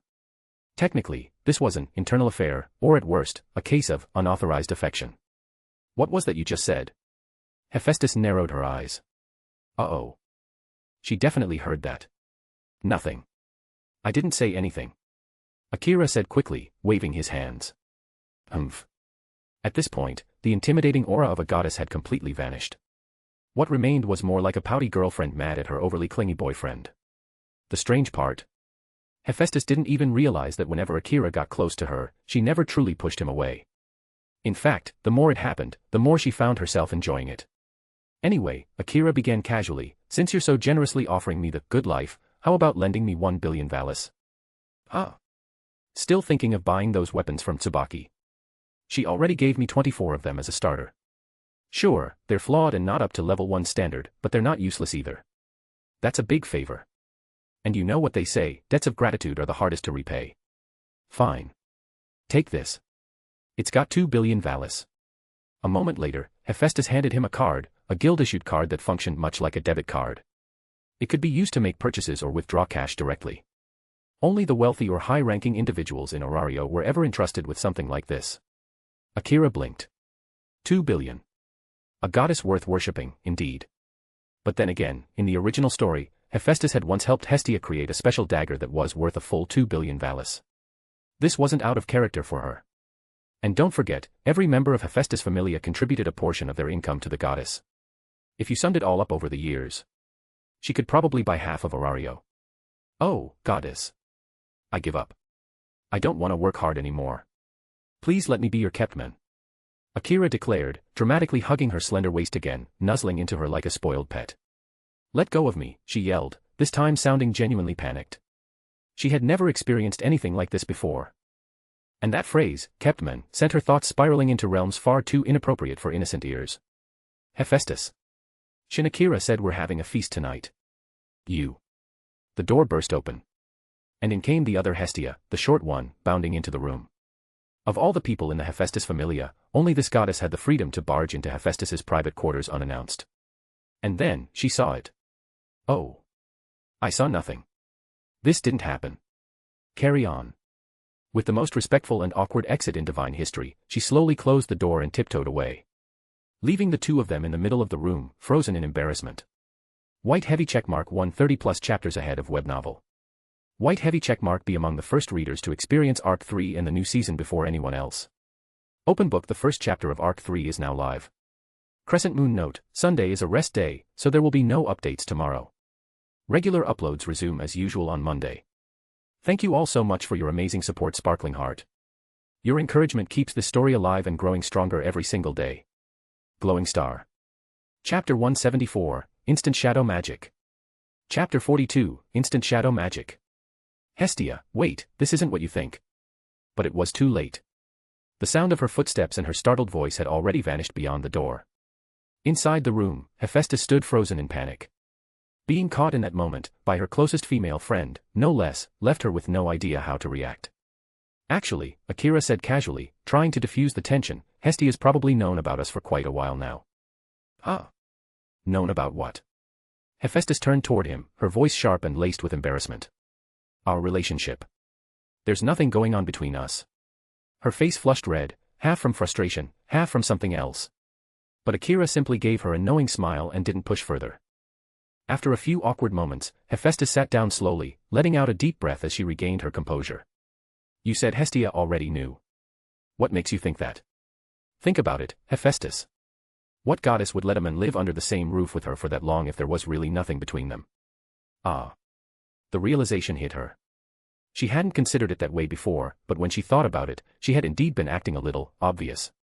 And earlier this afternoon, Hestia mentioned she wanted to have a serious talk with me. What kind of talk? She asked me if I knew what it meant to fall in love with a goddess. Hephaestus's eyes widened. So, what did you say? Akira paused for a beat, then said with a soft smile, I told her I did. And then? She asked again, if I'd still love her even after death, even through reincarnation, would I still stay by her side? Hephaestus held her breath, hanging on to his every word. And I said, yes. I understood. She looked into his eyes, and what she saw wasn't a lie or a moment of flattery. It was genuine, steady, and clear. Something in her heart cracked open, a wall she'd built slowly crumbling away. The feelings she'd been suppressing were starting to form into something real. Akira, the gods are greedy and selfish creatures. And as a goddess, if I ever fall for someone, unless I get bored of them, I will chase them through every lifetime until I find them again and drag them back to my side. I know, Akira replied, still calm. Still sincere. At that moment, the bond between them deepened. Fate or coincidence, it didn't matter anymore. Something had undeniably changed. Of course, capturing the heart of a goddess wasn't that easy. This was still only the beginning. For now, Akira had simply reached the point of being acknowledged. By the way, Hephaestus, last night I went to the dungeon to experiment with magic. Can you update my status? I think I might have awakened something new. Magic isn't something you get just because you want it, Hephaestus said, standing up as she reached for her silver needle. You need the right moment, and more importantly, the right aptitude. Still, she pricked her finger without hesitation and let her divine blood activate Akira's fauna. A soft glow enveloped his back as the update began. Akira. Level. Strength, I0I. Endurance, I0I. Dexterity, I0I. Agility, I0I. Magic, I0D. Magic. Shadow touch. Shadow domain. Empty. Skills. King of the Shadowcon. Greatly enhances mental power. Allows summoning of shadow warriors. Greed. Unquenchable desire for all things. Rapid growth rate. Significantly boosts monster hunting efficiency. Shadow force. Extreme dark affinity boost. Major enhancement to magic affinity. Enables direct shadow manipulation. Development ability, Mage H. His physical stats had all maxed out at 99, but his magic stat had skyrocketed to an impressive 599, a clear result of the night he spent summoning shadows and studying magical control. Not only that, his mage development ability had advanced from rank I to rank H. But the most shocking part was the appearance of two new magic spells. The first, Shadow Touch, was a shadow-based offensive magic that let him summon dark tendrils from any nearby shadow. They could strike, defend, and bind in an instant. The second, Shadow Domain, was a battlefield control magic that enhanced all of his stats and abilities within an area filled with shadow. While active, he could also cast Shadow Touch from anywhere in the zone. And the craziest part? Both spells were instant cast. No chant. No prep time. Just pure, immediate execution. Hephaestus placed a hand on her forehead, dumbfounded. You just awakened two instant cast spells. In one night. Yesterday, he had only just gained Shadow Force, which boosted his dark and magic affinity. Now, within a single day, he'd acquired two new spells, and they were both the kind of magic that mages in Orario could only dream of. Most adventuring parties relied on mages for high firepower, but casting required time, chanting mantras, focusing energy, and during that window, the mage was extremely vulnerable. If that chant was interrupted, the spell failed. But instant cast magic nullified all those risks. Normally, even one spell like that was rare. 2. That was beyond mere talent. That was the stuff of anomalies. Miracles. Akira, just who are you really? Hephaestus murmured, handing his status sheet back to him. Akira glanced over his updated abilities with quiet satisfaction. The two magic spells he had envisioned last night had manifested exactly as he hoped. Though, one of his ideas had failed. He had attempted to create a third spell, something inspired by Gilgamesh's Gate of Babylon and Enkidu's Wisdom of the People from the Fate series. The goal was to build a kind of automatic magical turret from the shadows that could endlessly fire conjured weapons. Last night, he'd succeeded in forming temporary weapons from the dark. But the moment they left his body's shadow, they simply vanished. He had hoped the miracle of Falna might refine this concept into a proper spell.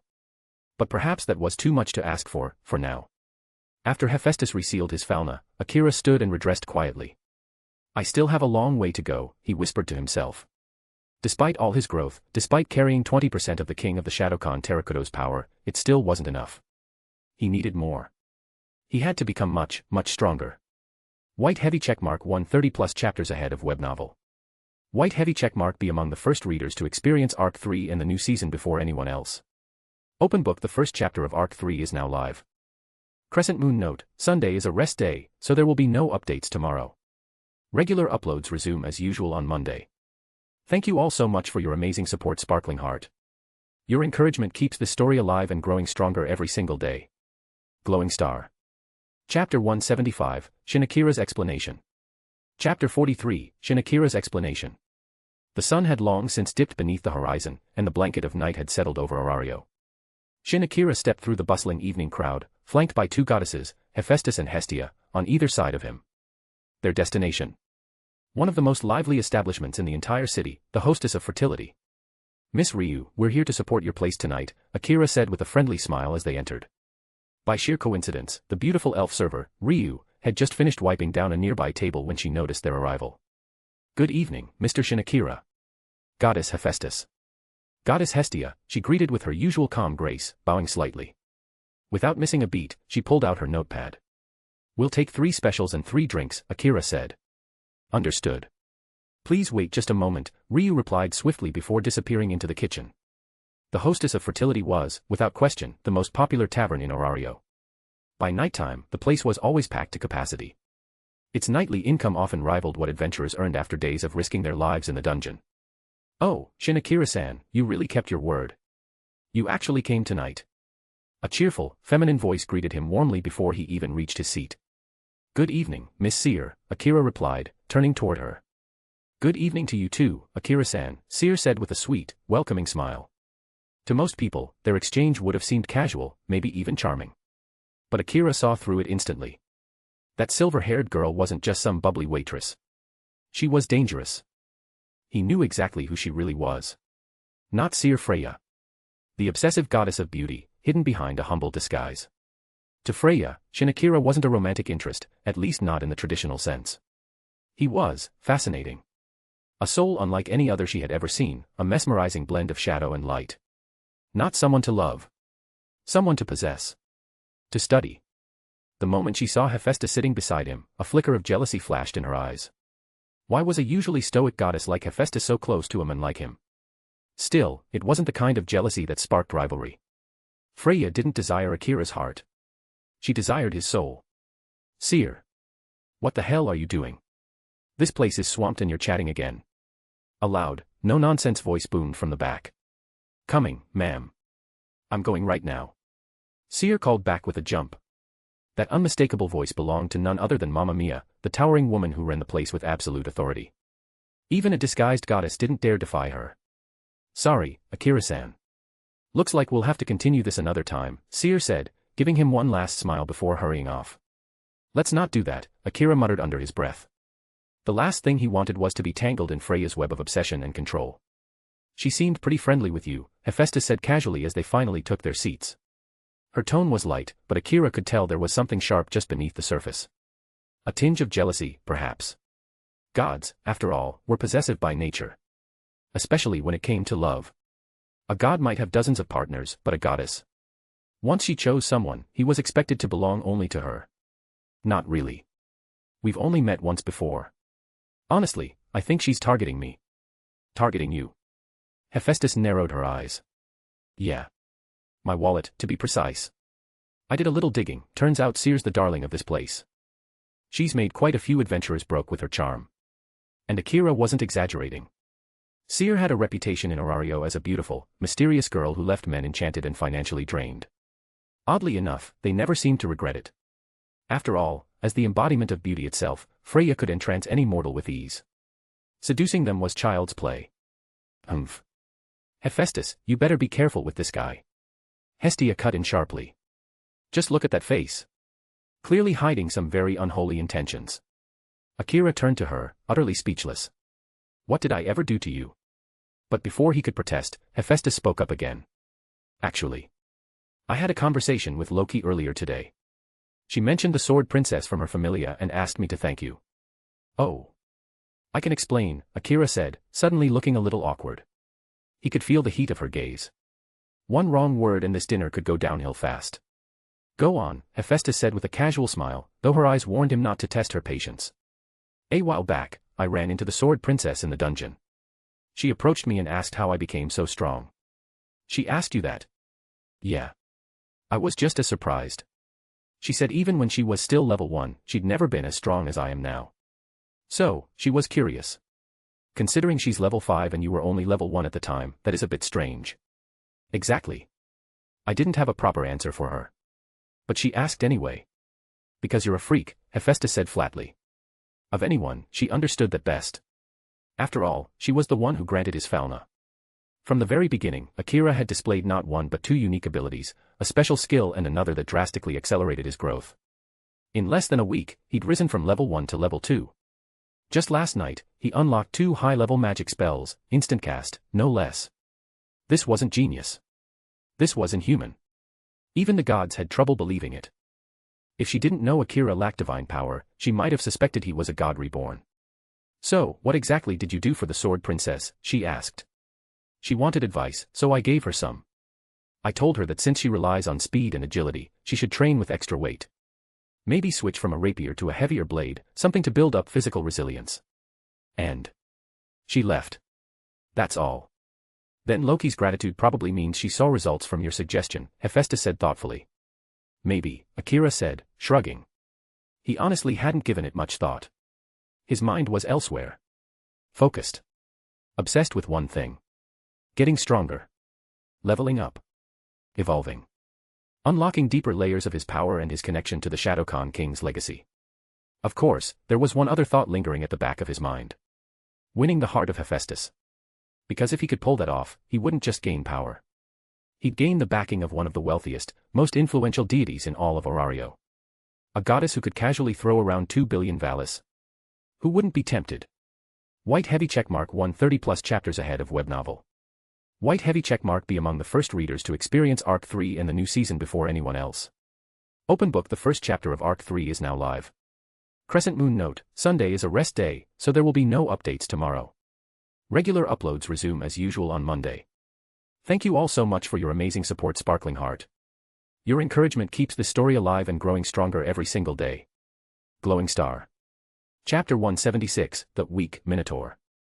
Chapter 44, The Weak Minotaur. The next day, in one of Orario's quiet corners. All right. Everything in here is yours now. Tsubaki swung open the heavy warehouse door and turned to the young man behind her. Got it, Akira replied curtly. Moments later, a soft rumble echoed from inside the warehouse. The shadows that once merely lingered in the corners of the room began to deepen, becoming pitch black as if they were swallowing the light itself. Without making a sound, every weapon stored in the warehouse slowly vanished, one by one, sinking into the darkness below. Tsubaki stood in the doorway, silently watching the eerie scene unfold. A complicated expression crossed her face. Deep inside, she couldn't help but admit, there really was a vast gap between one person and another. Even though he was part of the Hephaestus familia like her, Akira clearly received treatment on an entirely different level. From the very start, he had lived under the same roof as goddess Hephaestus, with free access to Felna updates, and was even on good terms with goddess Hestia. And now, he had casually paid a full billion valis without flinching. That amount of money, Tsubaki refused to believe he had earned it himself. A low-level adventurer wouldn't be able to make that much even in a lifetime. But this guy had done it in just a matter of days. This wasn't special treatment anymore. This was divine favoritism. Even as the captain of the familia, Tsubaki had never received that level of affection. Well, at least I won't have to worry about running out of weapons for now, Akira said flatly. He was preparing to head for the lower floors of the dungeon. Unlike other worlds, weapons in Orario were essentially consumables. They wore down, cracked, and eventually broke completely in battle. That's why blacksmith familiars were so highly valued, adventurers constantly needed replacements. Even weapons imbued with the unbreakable trait eventually suffered from wear and tear, requiring costly maintenance. And Akira's army, the Shadowkan like the Ninja Shadowkan and Claw Shadowkan, used weapons too. Naturally, those weapons wore down with repeated use. Hey, just what do you need so many weapons for? You better not be planning to resell my stuff under my name, Tsubaki asked suspiciously. It wasn't unheard of in Orario. Her name alone carried massive weight. People would pay absurd amounts just for the Tsubaki brand. These weapons were stored here not because they were unusable, but because they had slight imperfections, flaws that could hurt her reputation if they reached the market. Yet in truth, their quality was still top tier. Resell your weapons. Please. I'm not that dumb. And I'm definitely not hurting for money. You. Tsubaki was about to argue but stopped herself, remembering the men in front of her had just dropped a billion valis like it was pocket change. This guy was a walking bank. Well then, Akira, that concludes our transaction. Let's hope we have a fruitful partnership. Sure. Let's. Tsubaki sighed quietly as Akira walked off into the distance. Yeah, people were never born equal. Not long after leaving Tsubaki's forge, Akira made his way straight to the dungeon. His goal was simple: slay monsters, gain Excelia, raise his Felna stats and level, and unlock more of the power hidden within him. In many ways, Akira's obsession with strength was similar to that of Ace Wallenstein. But there was one major difference. Akira had a cheat. He entered the Babel Tower and immediately made his way into the dungeon's depths. First floor. Second. Third. He passed them all without stopping. His destination this time wasn't the upper levels. He was aiming for the 18th floor, the final safe zone, then beyond it, into the lower levels. While only a floor separated the 18th from the 19th, the strength gap between monsters was enormous. There was a saying, the weakest monster in the lower floors could rival the strongest one from the upper floors. While not exactly true, it still conveyed just how drastic the power jump was. Now that he'd reached level 2, Akira had grown immensely, thanks to both his Felna and the hidden legacy coursing through him. A little over an hour later, Akira arrived once more at floor 17, a crystalline zone shimmering with refracted light bouncing off the walls. Suddenly, the ground trembled beneath his feet. A low rumble echoed from every direction. Cracks split the walls as stones crumbled and shattered, and from those crevices, massive horned beasts began to emerge. Minotaurs. Akira had fought them before, back when he was still level 1. And he had won. Now, fate had brought them back into his path. Huh? This many? Could this be a monster parade? A pass parade, a rare dungeon event. Without warning, a massive swarm of monsters would descend on a single location. Far more than what would usually spawn. Akira scanned the area. 2, maybe 3 dozen minotaurs surrounded him. An insane number. A well-trained party of level 1 adventurers could be wiped out by this. But Akira? He simply smiled. The shadow beneath his feet rippled, then began to swirl and stretch outward. Darkness pooled and rose, forming silhouettes, vague, yet menacing. Within seconds, shadow ninjas and shadow claws emerged from the depths of the void. His Shadow Legion, the servants of the King of the Shadow Khan, were directly linked to his power. As he grew, so did they. Kill them all, he whispered. And like hounds unleashed. The shadow warriors burst forward, claws digging into the stone floor. They pounced from the darkness like living nightmares. Each one brandished a weapon, their forms flickering between existence and shadow. A few days ago, these same minotaurs had been tough opponents. Now, they weren't even warm-ups.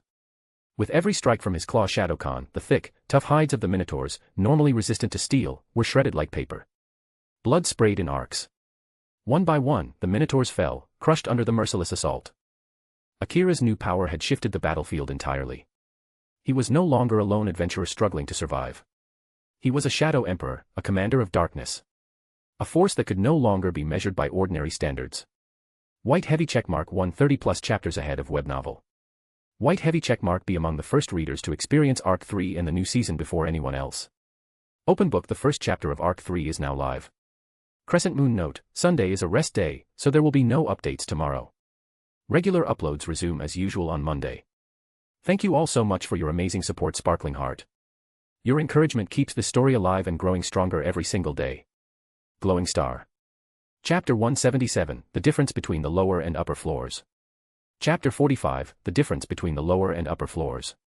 Dungeon, Floor 17, Crystal Walls of Lamentation. The entire floor was littered with deep violet shards of shattered magic stones. A pungent stench of blood clung heavily to the air. Shin Akira calmly recalled his shadow claws, leaving behind only a few shadow ninjas to clean up the battlefield. Within minutes, all the stones had been gathered. The remaining shadow soldiers slowly melted back into the darkness, fading into the floor until only Akira remained. He turned without a word and began walking toward the next level. He's gotten even stronger. At the far edge of floor 17, a young blonde-haired woman stood silently, her golden eyes fixed on Akira's back. It was Ace Wallenstein. She had witnessed the entire fight from beginning to end.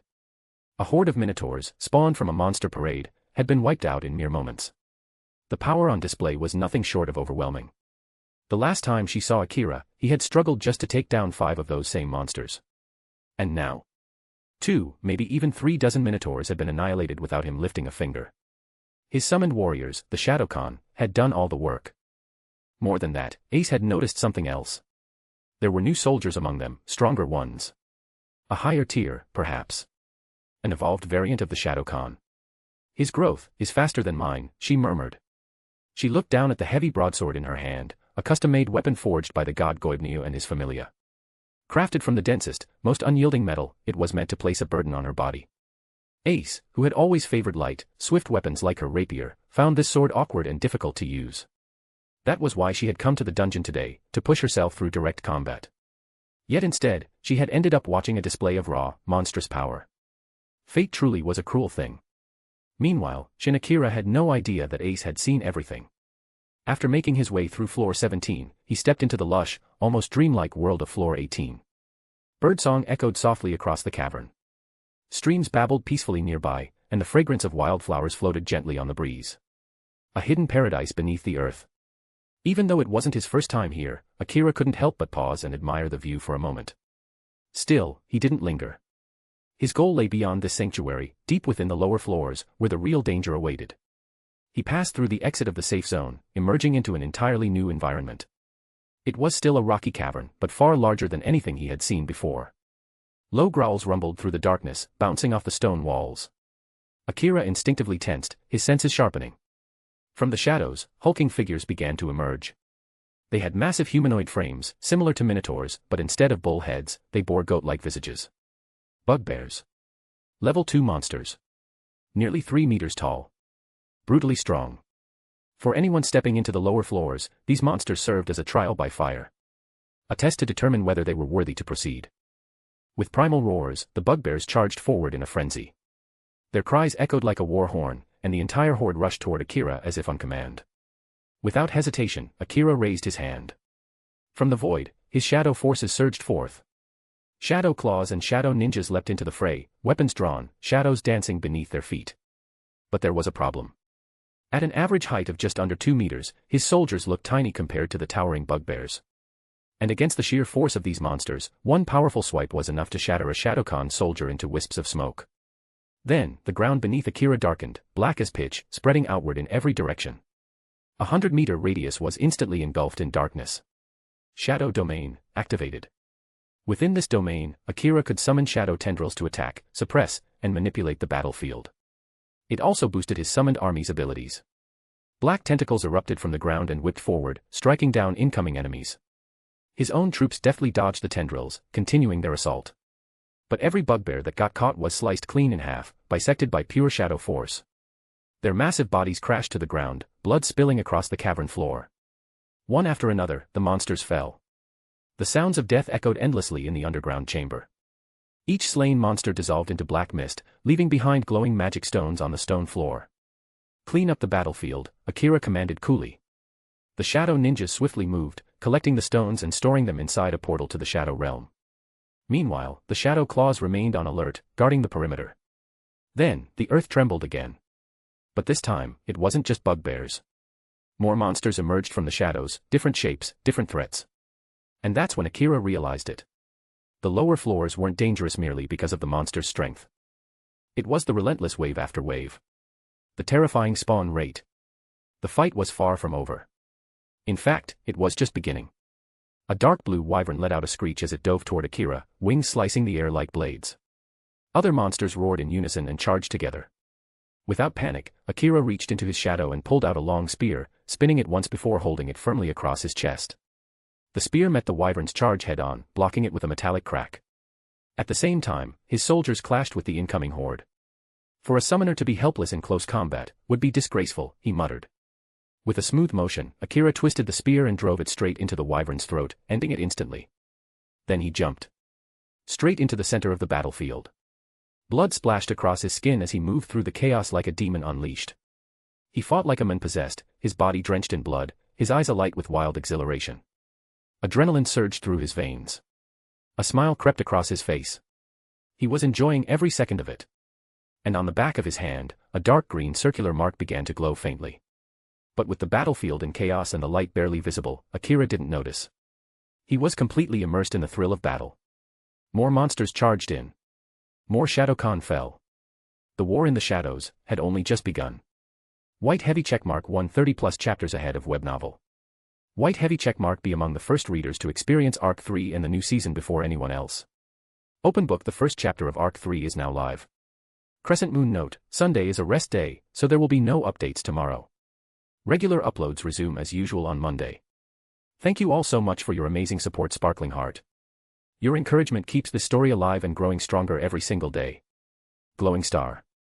Chapter 178, Red Dragon Emperor's Gauntlet, partial seal released.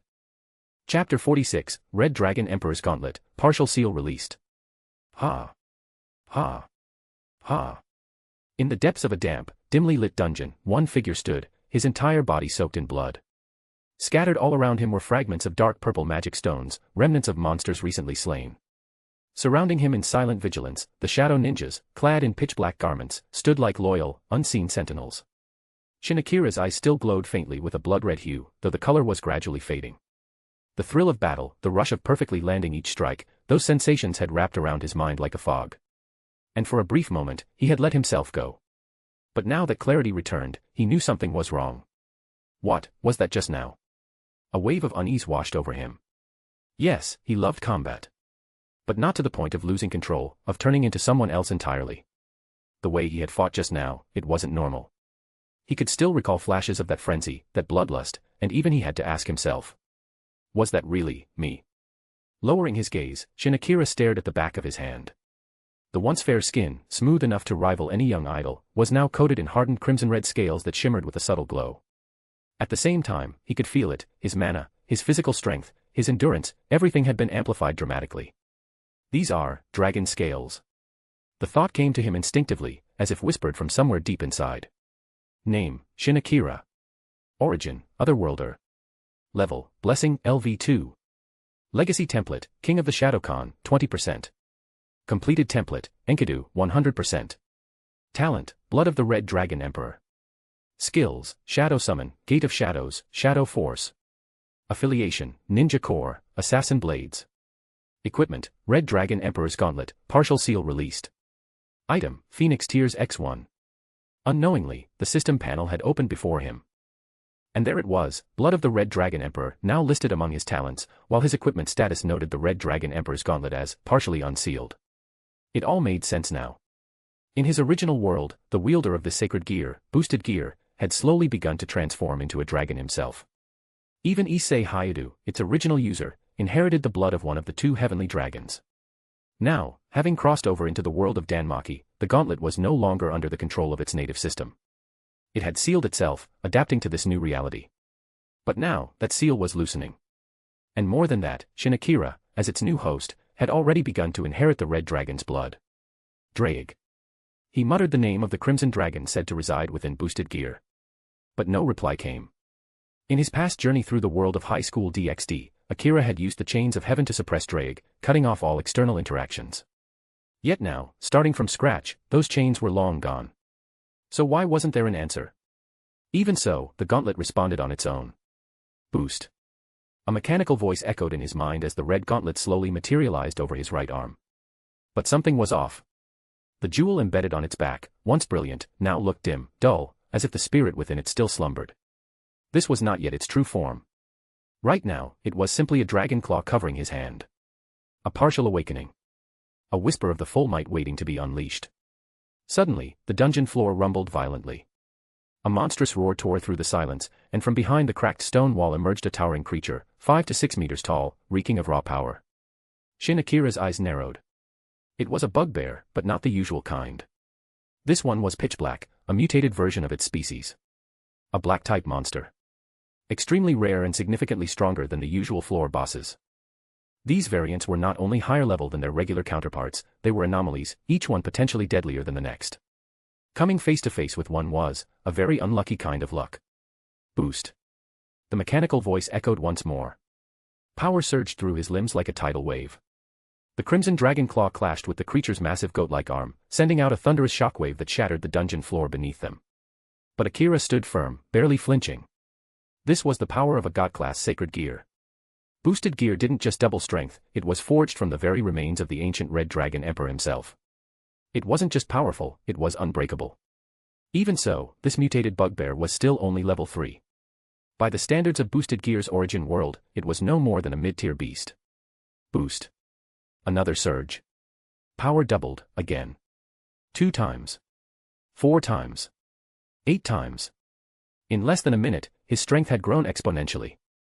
I'm sorry. I'm in a bit of a rush. I don't have time to play with you. With a calm voice, Shin Akira extended his palm. A burst of compressed magical energy surged forward like a raging torrent, ripping through the air and vaporizing the black bugbear in an instant. Even the magic stone within it shattered into glimmering dust. Ha! He let out a long breath, eyes fixed on the crimson gauntlet now pulsing with energy on his right arm. His emotions were conflicted. Deep down, he felt guilty toward Draig. He had severed the dragon's spiritual link to the outside world, imprisoned his consciousness, and used him like a tool. Yet in past battles, especially when facing that young dragon, he knew Draig had still lent him strength. Without that help, he wouldn't have won so easily. Around him, the shadow ninjas were already done cleaning up. Magic stones were gathered and stored into the Gate of Shadows. Originally, his plan had been to stay in the lower levels for several days, hunting steadily. But now, everything had changed. The partial awakening of the boosted gear had shifted all of his priorities. He never expected this place, the dungeon of Orario, to be the trigger for its release. And more than that, the fact that he was now physically merging with the red dragon's bloodline. Suddenly, a faint metallic crack echoed in the air. The gauntlet glowed faintly, and then, as if summoned by fate, a sword materialized before him. It was Ascalon. The holy sword of dragon slaying. Once fused into the gauntlet, now it had reappeared, drawn into this world by the awakening of its host. This blade far outclassed any other weapon in Orario. No exaggeration, it was the strongest weapon Shin Akira possessed. Because this was no ordinary sword. This was a legendary holy blade, forged solely to kill dragons. White heavy checkmark 130 plus chapters ahead of web novel. White heavy checkmark be among the first readers to experience Arc 3 and the new season before anyone else. Open book. The first chapter of Arc 3 is now live. Crescent moon note, Sunday is a rest day, so there will be no updates tomorrow. Regular uploads resume as usual on Monday. Thank you all so much for your amazing support, Sparkling Heart. Your encouragement keeps this story alive and growing stronger every single day. Glowing Star. Chapter 179, The Power of Dragon Blood. Chapter 47, The Power of Dragon Blood. Thanks to the awakening of the Red Dragon Emperor's gauntlet, Shin Akira didn't waste a second. He raced back to Orario at full speed, his mind set on one goal. And the moment he arrived, without even catching his breath, he headed straight for the Tower of Babel. Hephaestus, I need you to update my fauna. Right now. Without knocking or formalities, Akira stepped into the room and spoke with urgency. Inside, Hephaestus, goddess of the forge, was calmly reading over a thick report filled with familiar affairs and recent problems requiring her divine input. Huh? What's going on? Why the rush? She asked, raising an eyebrow. There's something important. Just update my fauna first. I'll explain everything afterward. All right. Just give me a second. Hephaestus reached into a drawer and pulled out a thin silver needle. Without hesitation, Akira pulled off his shirt and presented his back. A single drop of divine blood fell from the goddess's finger onto his back, activating the fauna update process. Shin Akira. Level 2. Strength, I-99 SSS. Endurance, I-99 SSS. Dexterity, I-99 SSS. Agility, I-99 SSS. Magic, D599 SSS. Magic. Shadow Touch. Shadow Domain. Crimson Flame of the Dragon. Skills. King of the Shadowcon. Mental Enhancement. Able to summon Shadowcon warriors. Greed. An insatiable desire for everything. Greatly accelerates growth. Increases monster killing proficiency. Shadow Force. Greatly boosts dark affinity. Enhances magic affinity. Grants control over shadows. Dragon Blood. Bloodline of the Red Dragon. Significantly extends lifespan. Immense boost to magical affinity. Great resistance to magic. Drastically increases physical durability. Development ability, Magecraft D. Hephaestus stared at the updated status sheet, her single visible eye wide in disbelief. Incredible. She was speechless. Just recently, Akira had ranked up to level 2, and now, he'd already maxed out all his stats. Even the requirements to ascend to the next level were already fulfilled. Not only that, he had gained a powerful new spell, Crimson Flame of the Dragon, and an entirely new skill, Dragon Blood. Even his Magecraft development ability had jumped to rank D. But what shocked her the most were the traits of that Dragon Blood. Drastically extended lifespan, heightened magical affinity and resistance, and reinforced physical resilience. This wasn't just a power boost, this was what it meant to be part dragon. Akira, what in the world happened to you? Even Hephaestus couldn't keep her composure now. His growth from level 2 to level 3 was even faster than his jump from level 1 to 2. Here, take a look. With a calm grin, Akira raised his right hand. Glowing crimson scales shimmered faintly across his palm. Clear, unmistakable, dragon scales. As a goddess of smithing, Hephaestus was no stranger to the draconic race. In ancient times, long before humans walked the land, dragons reigned supreme. She herself had hunted many of them, using their bones and blood to forge legendary weapons. Compared to any other material, dragon remains were second to none. So you're a dragon. Or, part dragon. At this point, I'd say I'm something in between, Akira replied with a chuckle. Hold on. That doesn't make sense. I've examined your body before. You were fully human. There was no trace of dormant bloodlines or hidden ancestry. That's because of this artifact. Whoosh. As he spoke, Akira summoned the Red Dragon Emperor's gauntlet, materializing it fully on his arm. The gleaming red dragon claw shimmered in the room's light. Hephaestus' eye immediately locked onto it, her face turning serious. As someone who once forged divine weapons, she could tell instantly, this wasn't a normal artifact. Not anymore. That's no ordinary item. There's a soul sealed inside it. A powerful one. No doubt, it's the soul of a dragon. At least Dragon King class. She stepped closer, her breath hitching slightly. To kill a dragon was already a monumental feat, but to seal its soul into an artifact. Even she, Hephaestus, goddess of the forge, could only admire such craftsmanship. You're right, Akira nodded. This gauntlet houses the soul of the Red Dragon Emperor, Draig. Draig. the name fits. With a presence like that, he has every right to be called an emperor. Thanks to this artifact, it seems I've inherited part of his bloodline. Incredible. Absolutely incredible. A strange spark lit up in Hephaestus's eye. The way she looked at him, intense, gleaming, it almost felt like she was staring at a rare treasure. Honestly, if he didn't know better, he'd have mistaken that for lust. But it was worse. She was looking at him like a blacksmith discovering the ultimate material. Akira blinked. Should I tell her to chill out and focus on the important part? Okay, forget how amazing the artifact is for a second, he said quickly. What I really need to know is, will this dragon blood affect me in the long term? Will I end up turning into a full dragon? Back in his original world, the boosted gear didn't have that kind of side effect. But now, with the gauntlet severed from its original system and adapting to this new world, anything was possible. Hephaestus rolled her eye and gave him a deadpan look. What kind of dream are you having? Humans turning into dragons? Don't be ridiculous. She snorted. Even with all that power, at most, you'll have draconic traits and some enhanced abilities. If you want to become a dragon, try again in your next reincarnation. Phew, that's a relief. Akira sighed, finally relaxing his shoulders. After living so long as a human, he wasn't exactly thrilled about turning into a giant fire-breathing lizard.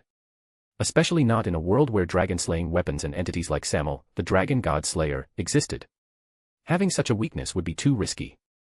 But in this world, dragon blood seemed to be nothing but a blessing. Well, mostly. There was just one thing bothering him. Once Drake woke up, how exactly was he supposed to explain all this? World hopping wasn't exactly something easy to wrap your head around. Oh yeah, Hephaestus. I'm ready to level up now, right? You are, she nodded, still staring at the status board. But seriously, what did you do in the dungeon?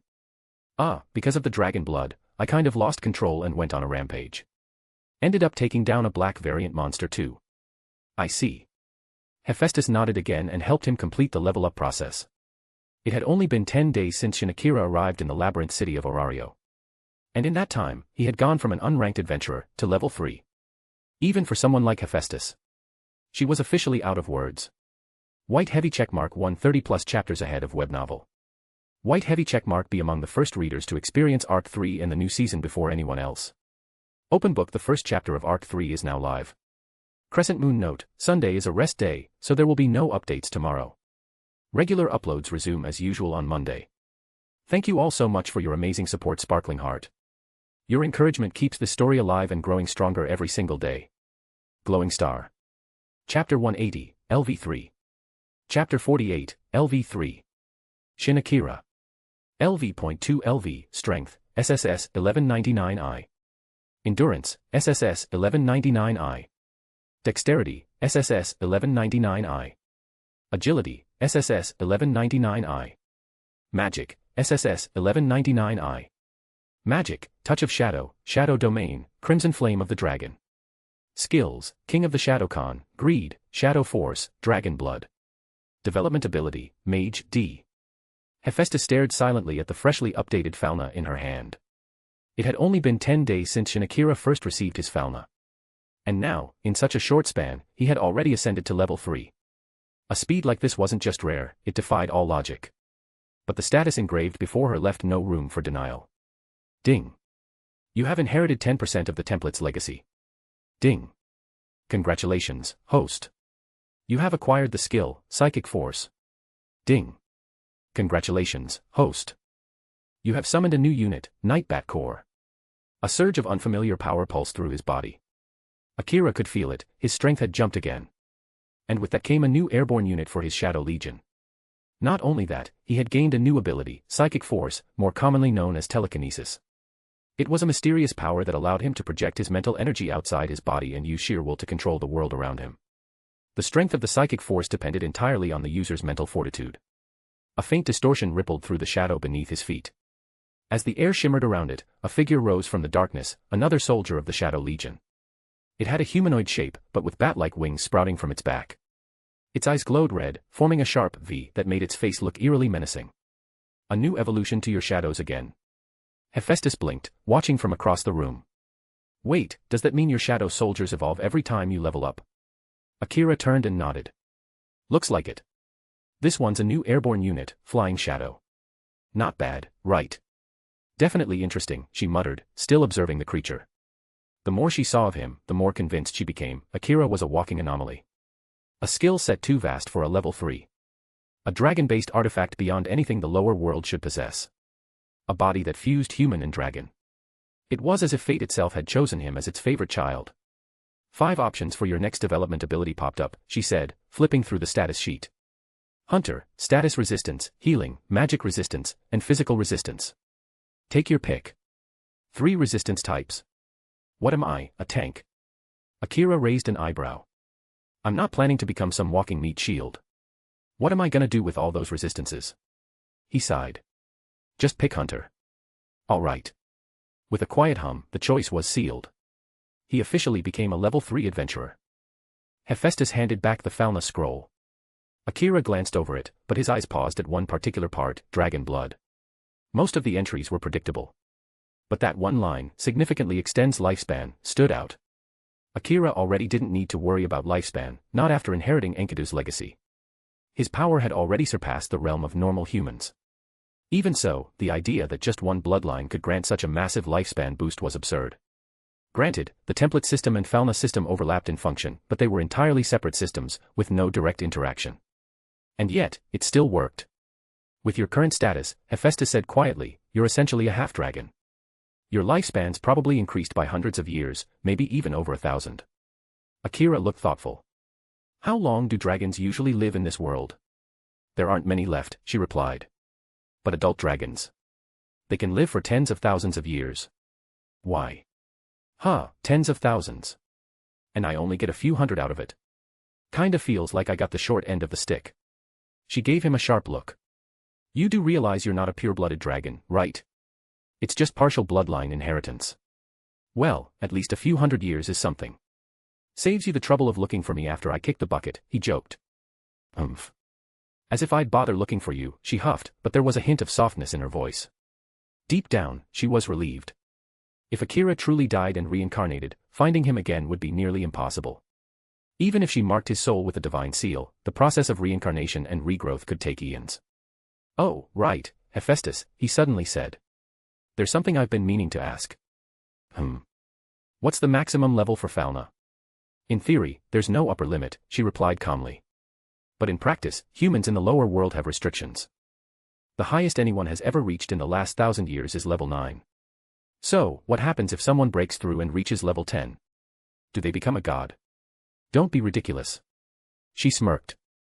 It's not that simple. But, if someone ever reached level 10, it would mean they're beginning to step onto the path of divinity. Akira didn't look surprised. That explanation made sense. The gods in this world were different. Born from the world itself, they weren't just characters from mythology, they were true divine beings, like Zeus, Loki, Hestia, and Hermes. Even if they were killed, they would eventually revive over time. Why the sudden curiosity? Hephaestus asked, raising an eyebrow. In Orario, there's only one person at level 7. Forget 9 or 10, that alone is considered the city's greatest asset. Akira gave her a small smile. Because as the man loved by the goddess Hephaestus, I don't want to keep disappearing from your life over and over. If I can avoid being lost, then I'll avoid it. Who said you were my beloved? Don't say such nonsense. But her heart skipped a beat. As a woman, her attention was instantly swept away by the implication of his words. She didn't even register the deeper meaning Akira had tried to convey. White heavy checkmark 130+ chapters ahead of web novel. White heavy checkmark be among the first readers to experience Arc 3 and the new season before anyone else. Open book the first chapter of Arc 3 is now live. Crescent moon note, Sunday is a rest day, so there will be no updates tomorrow. Regular uploads resume as usual on Monday. Thank you all so much for your amazing support, Sparkling Heart. Your encouragement keeps this story alive and growing stronger every single day. Glowing Star. Chapter 181, The Dungeon's Hatred. Chapter 49, The Dungeon's Hatred. Whoosh. A violent crash. Then, a chorus of tearing flesh and splintered bones. Massacre. Chaos. Relentless combat. The stench of blood. Mountains of corpses. The entire battlefield had become a vision of hell. Oppressive. Brutal. Enough to make any seasoned adventurer recoil. Dark silhouettes darted between the monsters, claws glinting under the flickering magic lights, while aerial units rained destruction from above. This wasn't just a battle, it was a complete slaughter. So this is what it feels like to have absolute control. Not bad. Standing atop a high cliff of jagged stone, Akira looked down at the devastation below. For reasons even he couldn't fully explain, the Red Dragon Emperor's gauntlet had partially released its seals. The power of the Red Dragon's blood surged within him, pushing him into a berserker-like frenzy deep within the dungeon. At one point, he had obliterated a black variant-type monster in a single blow. When he returned to Orario afterward, he instantly leveled up, something even he hadn't expected. Now, his template inheritance had reached 30%, and his third Shadowcon Legion, the Nightbat Corps, was under full command. Their numbers had nearly reached 100. And so, he returned to the dungeon once again, to put their strength to the test. The true terror of the Shadow Legion did not lie in the individual strength of its members, but in overwhelming numbers that could drown any enemy. They were virtually unkillable. Even if one fell, it would return moments later. With such regeneration and persistence, they were a literal immortal army. Unstoppable. Capable of pushing past level-based boundaries through sheer relentless force. Today, Akira stood on floor 29 of the dungeon. Monsters on this floor were no joke, most were at least level 2, and some even level 3. But before the unrelenting fury of the Shadow Legion, they didn't stand a chance. Claw Shadow units tore through the front lines. Ninja Shadows launched precise strikes from the rear. Overhead, flying shadows dominated the skies, neutralizing airborne threats before they could blink. Every area they passed through was reduced to silence. Any resistance was only a matter of time. With a formation of 32 Ninja Shadows, 32 Claw Shadows, and 32 Flying Shadows, a total of 96 respawning Shadowcon, this was what real power looked like. As for Akira, he didn't even need to lift a finger. Unbeknownst to him, something had begun to glow faintly on the back of his right hand, a dark green gemstone-shaped shadow, barely visible. It quietly absorbed a thin, strange mist rising from the battlefield below. The source of the mist? The dying monsters. Suddenly. Roarar. A monstrous scream pierced the air as a bloodsaurus charged out from the shadows, its massive body thundering across the stone ground. Akira's head snapped around. That thing was huge. Its eyes locked onto him, seething with primal bloodlust. Before it could get close. Whoosh. From the palm of Akira's hand, a blazing torrent of fire shot forward, illuminating the dim cavern like a second sun. The flames consumed the bloodsaurus whole, melting its scales, its muscles, and even the magic stone inside its chest. Crimson Flame of the Dragon. It was a spell born from the Red Dragon's bloodline, a powerful legacy of the dragons who once reigned over flame. Akira believed it was an early form of the legendary blazing flame of Drake. Somewhere, out of sight, wisps of ash and residual mist from the burning corpse were absorbed by the shadowy gem on his hand, completely unnoticed. Roar. Thud. SSSKKRRR. ZZZHHHH. Suddenly, the dungeon began to tremble. Monsters poured in from all directions, cracks in the walls, holes in the ground, even from the once silent corners of the floor. It was like a dam had broken. But this wasn't normal. It wasn't just a monster parade, this was a full-on monster apocalypse.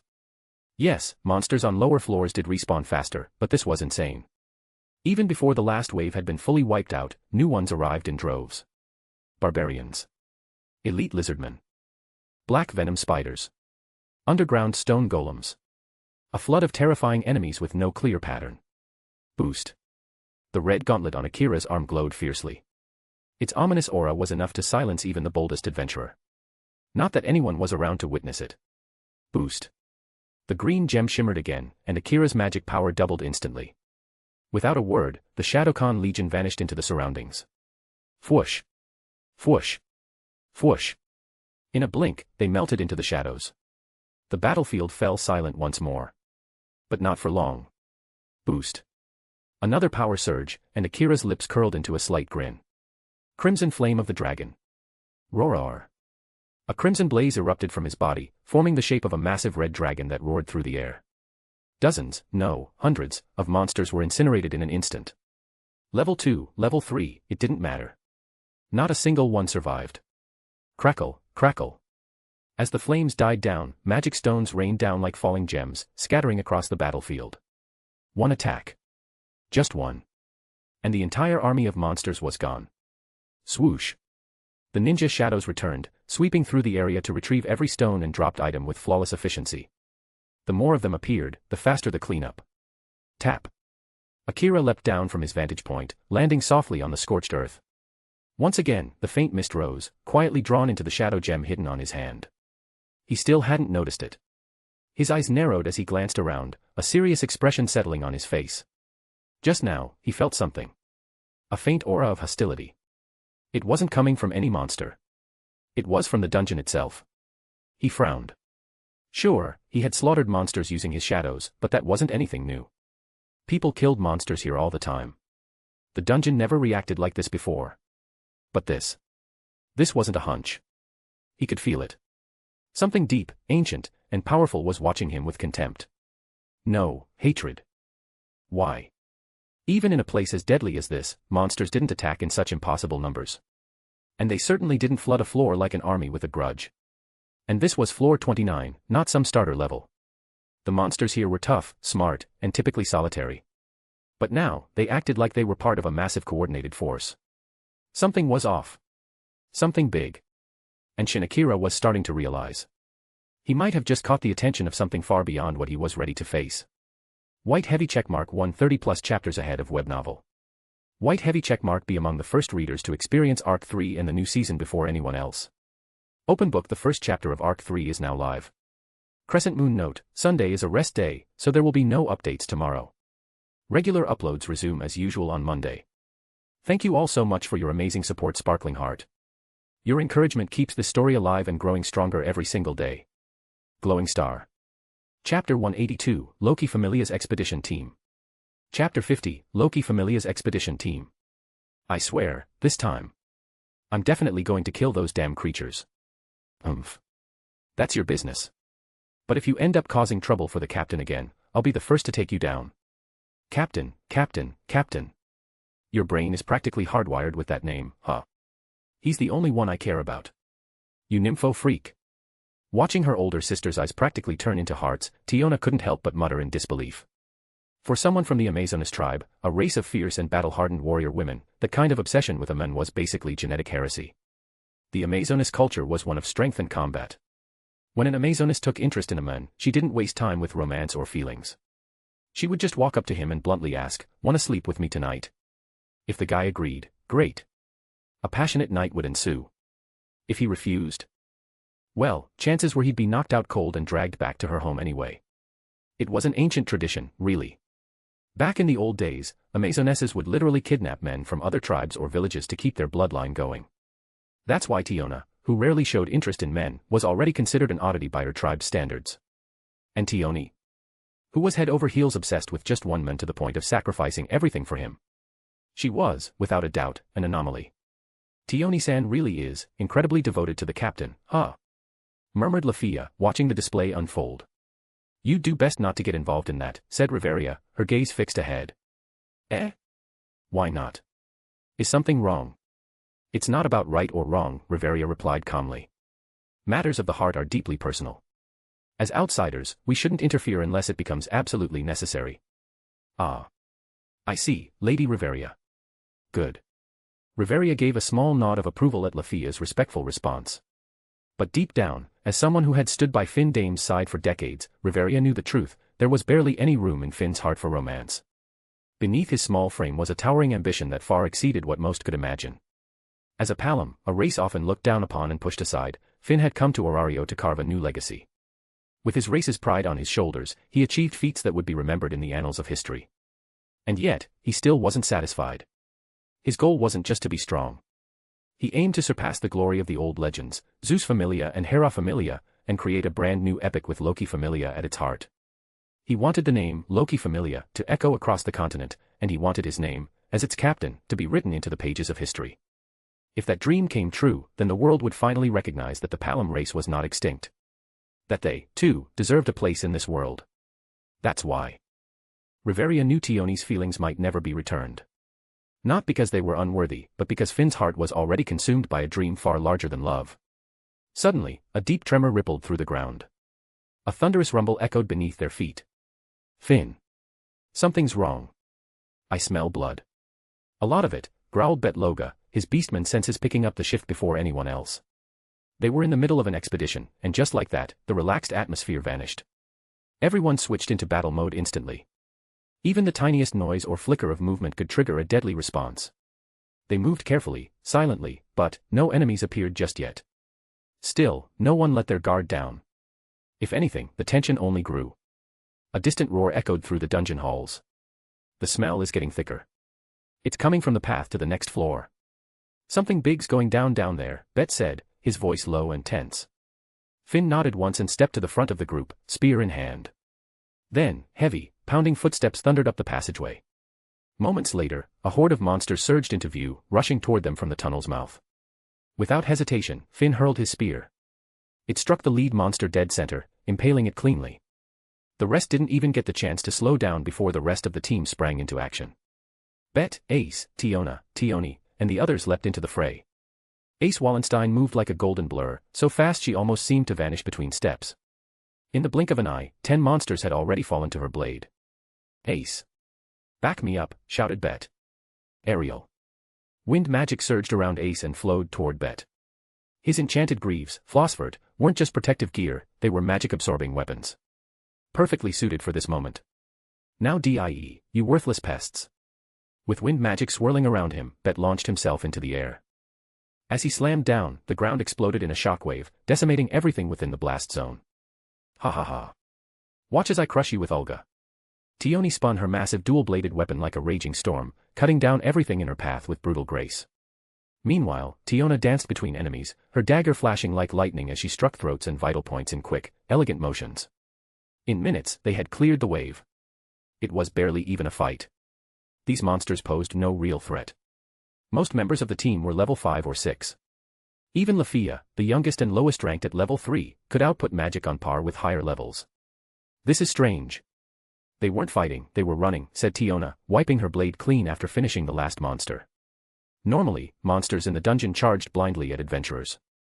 But these. They looked like they were fleeing something. The answers lie on the next floor, Finn muttered, his voice quiet but firm. Without another word, he led the way forward. The rest of the group followed behind. But Riveria, walking silently, couldn't shake a gnawing suspicion in her heart. Something wasn't right.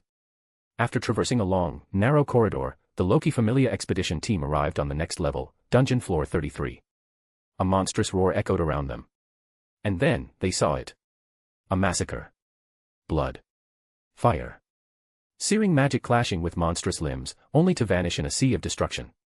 Led by Finn, the entire team came to a stop, stunned by the sight before them. Monsters were being annihilated. Yes, annihilated was the only word that fit. This wasn't a battle. This was a one-sided execution. Swift, absolute, and merciless. White heavy checkmark 130+ chapters ahead of web novel. White heavy checkmark be among the first readers to experience Arc 3 and the new season before anyone else. Open book the first chapter of Arc 3 is now live. Crescent Moon note, Sunday is a rest day, so there will be no updates tomorrow. Regular uploads resume as usual on Monday. Thank you all so much for your amazing support, Sparkling Heart. Your encouragement keeps this story alive and growing stronger every single day. Glowing Star.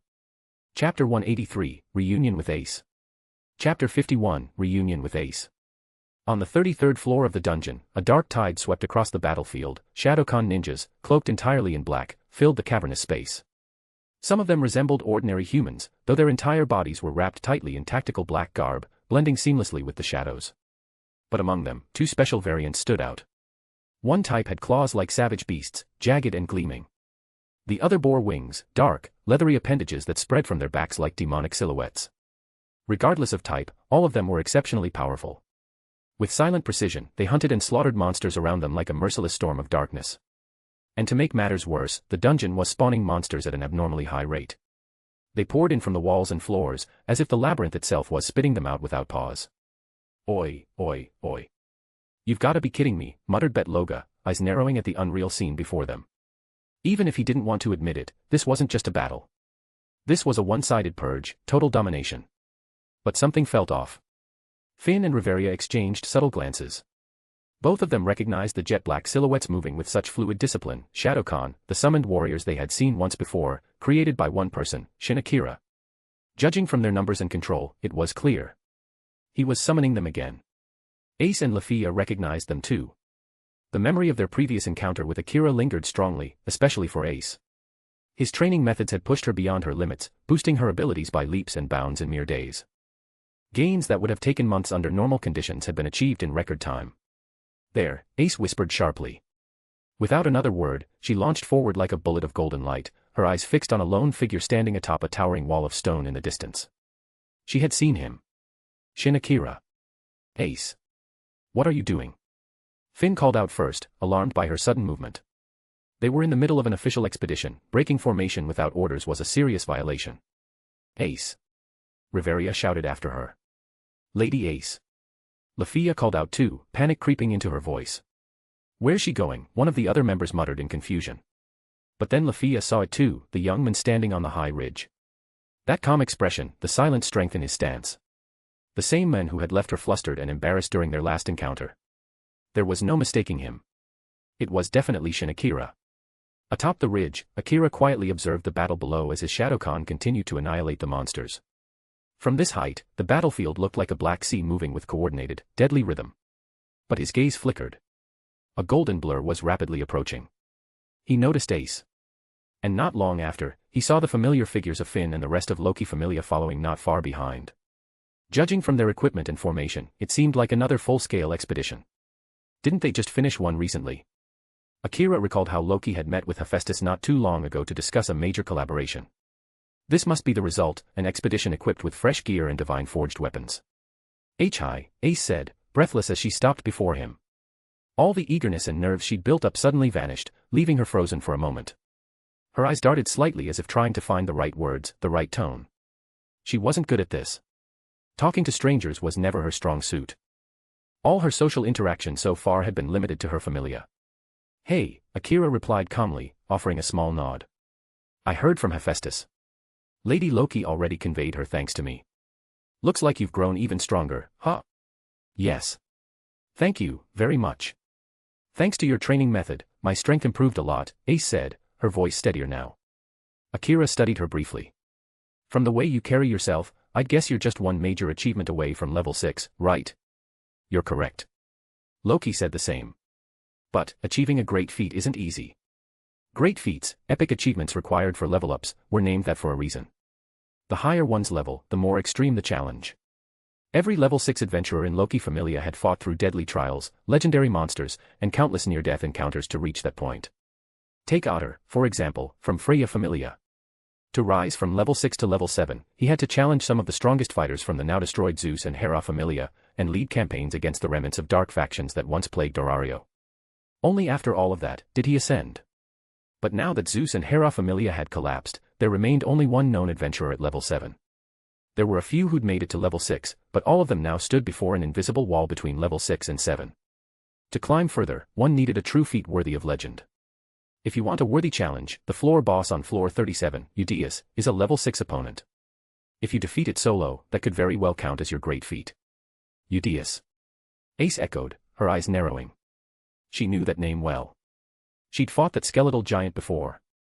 Eudias wasn't like ordinary monsters. As a floor boss, it had terrifying strength, ironclad defense, and a massive frame. It was a true king of the labyrinth's depths. Even for someone like her, the idea of soloing it was daunting. If you try, have your team stay close but not interfere. Let them support from a distance, just in case. If anything goes wrong, they can pull you out, Akira advised gently. Understood. Thank you for the suggestion, Ace said firmly, her golden eyes gleaming with resolve. They were now on floor 33.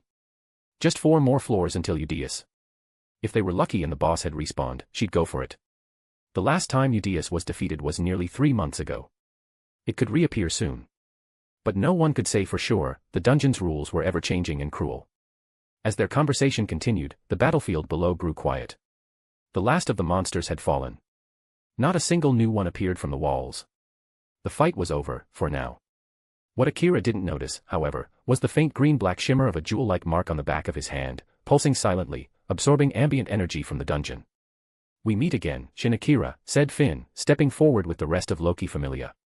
Captain Finn, Akira greeted with respectful calm. Tiona, Bet, and the others looked at him with mixed emotions, curiosity, awe, confusion. Who exactly was Shin Akira? He'd only been in Orario for a few days. Barely half a month since he first stepped into the dungeon. And yet now, he was here, alone, fighting on floor 33.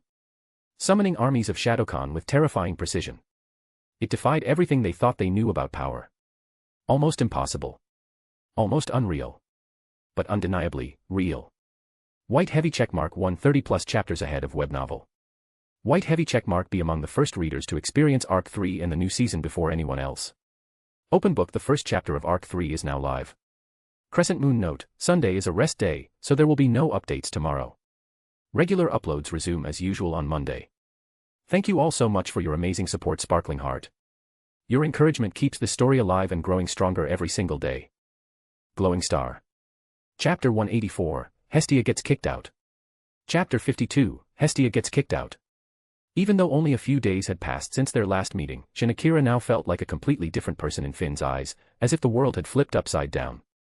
It was hard to believe the man standing before him was the same rookie adventurer they'd met not long ago. A man who had once struggled just to survive the upper floors was now effortlessly commanding an army of monster-slaying shadows in the deep floors. And it all happened so fast, too fast. It's been a few days, Akira. You've grown a lot stronger, Finn said, carefully studying him. There was no need to state the obvious. Just seeing that many Shadowkan under Akira's command was enough proof of his power. The monsters they had slaughtered were mostly level 2, with some even reaching level 3. While most of the expedition team could handle them, Akira's sudden leap in power was too dramatic to ignore. For a moment, Finn even questioned whether this was really Akira, or maybe his long-lost twin. Just doing what I can to stay alive, Akira replied with a lazy smile. Cough. Finn choked on air at the absurd humility in that statement, which somehow sounded incredibly arrogant. Meanwhile, Riveria narrowed her eyes as she observed Akira. There was an invisible pressure coming from him, something she couldn't quite describe, but deeply unsettling. Her instincts as a noble elf were flaring. Every cell in her body screamed the same warning: this man is dangerous. As a member of a noble bloodline, Riveria had always been able to pick up subtle differences in presence and aura. But this was something else entirely. It made her wonder, who is Akira, really? And why did he make her feel so small? Throughout her life, Riveria had always been the one others bowed to, whether among elves or humans. Her noble bloodline commanded respect and reverence wherever she went. But now, it felt as if the roles had reversed. So, you're heading out for another expedition? Akira asked, shifting his gaze to the rest of Loki Familia. That's right, Finn nodded. Didn't your last expedition just end recently? That was pretty fast. Well, the results were good, and we didn't use much of our supplies. So we figured we'd keep the momentum going.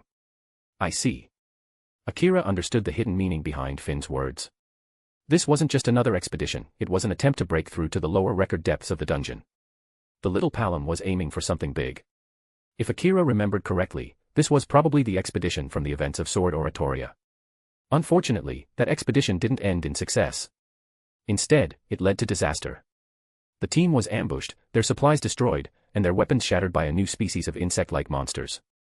The aftermath put a huge dent in Loki Familia, both in strength and finances. They had to bet everything on one last grand expedition to recover. In that case, I won't keep you any longer. I'm heading back myself, Akira said casually. All right. Then let's catch up after we return. Looking forward to it. With Finn's parting words, the conversation ended. Akira gave a brief nod to the rest of Loki Familia in farewell, then turned around and began walking toward the upper floors. Today's adventure was enough for him. Everyone silently watched his back as he disappeared from view. Ace, especially, remained frozen in place. All right, let's move out, Finn ordered. Yes, Captain. Understood. Right. Got it. Everyone turned their focus back to the mission. But the fire lit within them by their encounter with Akira would not be easily extinguished. Could there really be such a gap between people? Just seeing what Akira had accomplished lit a fire in Bet and the others. If someone else could reach that level, then so could they. Scene break. How long are you planning to live like this, Hestia? Look at yourself. You laze around all day, and if you're not at home, you're hanging out in bookstores. When are you going to start growing your familia? In the upper floors of Babel Tower, Hephaestus finally snapped and spoke her mind. Geez, Hephaestus, chill out, Hestia replied with a lazy yawn. Chill out? Do you think I don't know what you're doing? You were like this in the upper world, and you haven't changed at all down here. This can't go on any longer. What are you even talking about? Starting today, you're going out there to build your familia, or at least get a job. Anything. Just stop wasting time. What? You're kicking me out. That's right. If I don't push you now, you'll never do anything. In that instant, Hestia felt like the sky was falling. The rich, kind goddess who had taken her in, paid her bills, and let her freeload for months, was now throwing her out. But, what was she supposed to do? She had no money. No power. No followers. No connections. She had nothing. How was she supposed to survive in Orario? You can't do this, Hephaestus. I haven't even started my familia yet. I swear, I'll start looking for members tomorrow. Just let me stay a little longer. No. You've made that promise before. And the time before that. And the time before that. I've reached my limit, Hestia. I can't trust your words anymore. Ugh. Hestia blushed in embarrassment. Now that she thought about it, maybe she was being unreasonable. I do have an old church, Hephaestus said after a sigh. It's abandoned and pretty far out of the way. Hardly anyone ever passes by. You can have it. Think of it as my last act of kindness. A church. Hephaestus, I'm a goddess. Can't you give me something a little more divine? Stop complaining. So you do remember you're a goddess? Humph. You're just doing this because you want Shinakira all to yourself. I'm just getting in the way. Out. Slam. With a swift motion, Hephaestus kicked Hestia out of the room and slammed the door shut behind her. White heavy checkmark 130+ chapters ahead of web novel. White heavy checkmark be among the first readers to experience Arc 3 and the new season before anyone else. Open book. The first chapter of Arc 3 is now live. Crescent moon note, Sunday is a rest day, so there will be no updates tomorrow. Regular uploads resume as usual on Monday. Thank you all so much for your amazing support, Sparkling Heart. Your encouragement keeps the story alive and growing stronger every single day. Glowing Star. Chapter 185, The Angry Elf Advisor. Chapter 53, The Angry Elf Advisor. Inside one of the reception rooms of the Orario Guild, Ina's expression twitched slightly. Resting on the table in front of her was a large burlap sack, undoubtedly filled to the brim with magic stones. For the past few days, Akira hadn't stopped by to exchange any stones. Word was, he'd recently received a staggering 2 billion valis from Hephaestus. Since then, Shinakira had essentially become a sudden millionaire. And now he had returned, dragging in another giant sack packed with magic stones from today's venture. Monsters in the dungeon seemed to be going berserk lately, pouring out in droves non-stop. As a result, Akira brought back another massive haul, and naturally, came to cash it in. How many floors did you explore this time? Ina asked, trying her best to maintain composure. Her voice trembled slightly, and though she wore a smile, it clearly looked more like someone gritting their teeth in barely contained fury. If not for the fact they were still inside the guild headquarters, and had 2 staff members sitting right next to her verifying the haul, she probably would have already exploded. Not that deep, really. I just went a little further than usual, Akira replied with a casual shrug. And by a little, how many floors exactly? She pressed. About floor 33, he answered, like it was no big deal. Floor 33. Ina's voice erupted like a thunderclap, echoing throughout the room. Akira and the 2 other guild employees instinctively covered their ears. Especially the young male clerk helping to tally the stones, his entire body jolted. Ina was practically the pride and beauty of the guild, admired by many adventurers from afar. And yet, here she was, getting flustered over this guy. Rumors about Ina and Shinakira had been swirling around for a while now, thanks in no small part to Misha Flott. While most thought of it as a joke, there were those who took it seriously. This young man happened to be one of them. Ina-san, please calm down, take a deep breath. He stammered in panic. Do you have any idea what you're doing? Floor 33 isn't somewhere you just waltz into. Are you trying to die? I mean, it was still within reasonable bounds, Akira replied, scratching his cheek. Reasonable. So now you think you're invincible? Well, personally, I don't think I'm that weak. You. Ina pointed a trembling finger at him, her face turning bright red from frustration. She wanted to scold him even more, but the words just wouldn't come out.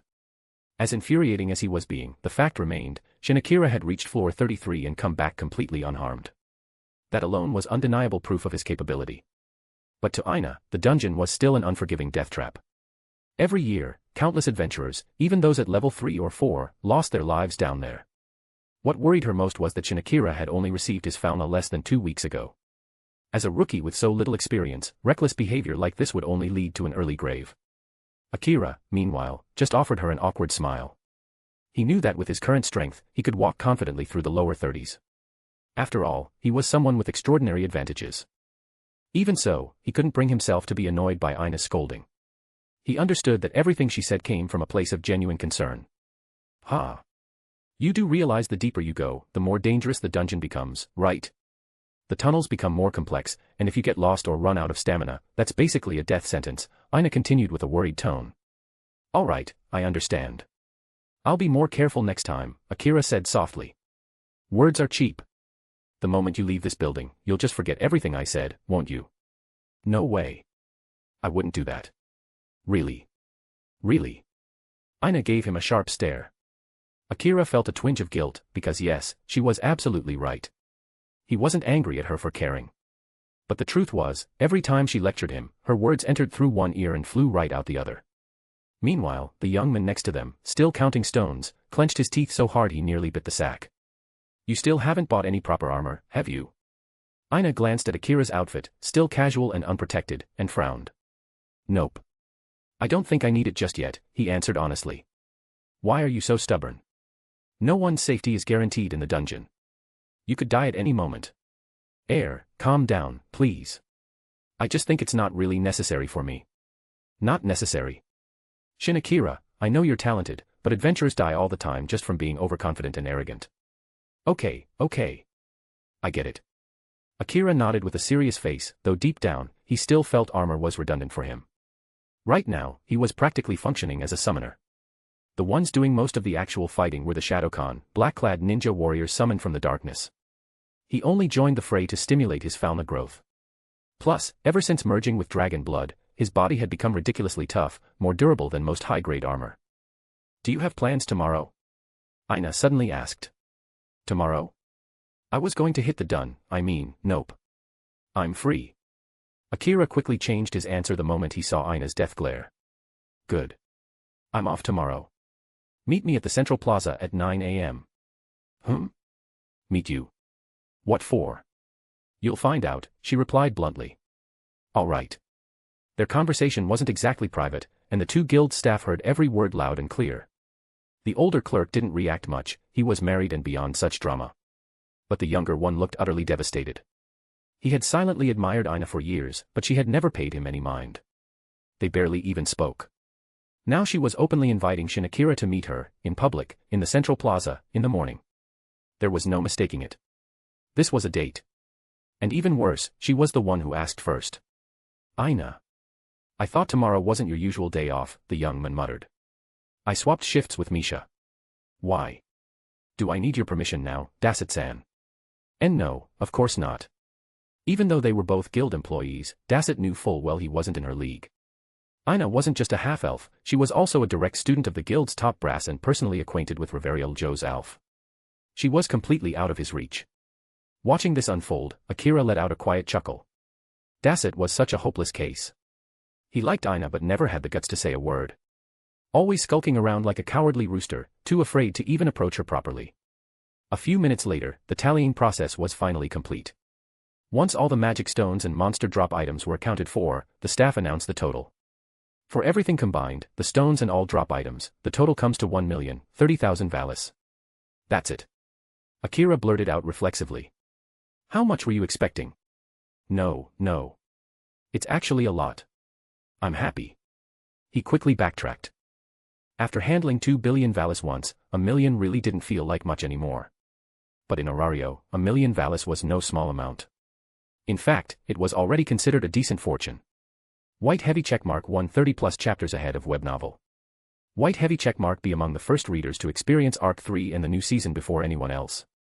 Open book. The first chapter of Arc 3 is now live. Crescent Moon note, Sunday is a rest day, so there will be no updates tomorrow. Regular uploads resume as usual on Monday. Thank you all so much for your amazing support, Sparkling Heart. Your encouragement keeps this story alive and growing stronger every single day. Glowing Star. Chapter 186, Stopped by Otter. Chapter 54, Stopped by Otter. You. On his way to the Babel Tower, Akira suddenly heard a muffled sobbing from somewhere ahead. Curious, he followed the sound to a small alley corner, and there, squatting on the ground and sniffling pitifully, was a girl with signature twin tails and an all-too-familiar excessively curvy figure. Hestia. HM. Akira, you're back. Hestia's face instantly lit up the moment she saw him.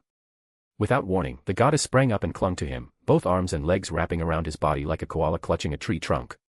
Akira froze. What the hell happened to her this time? What's wrong, Hestia?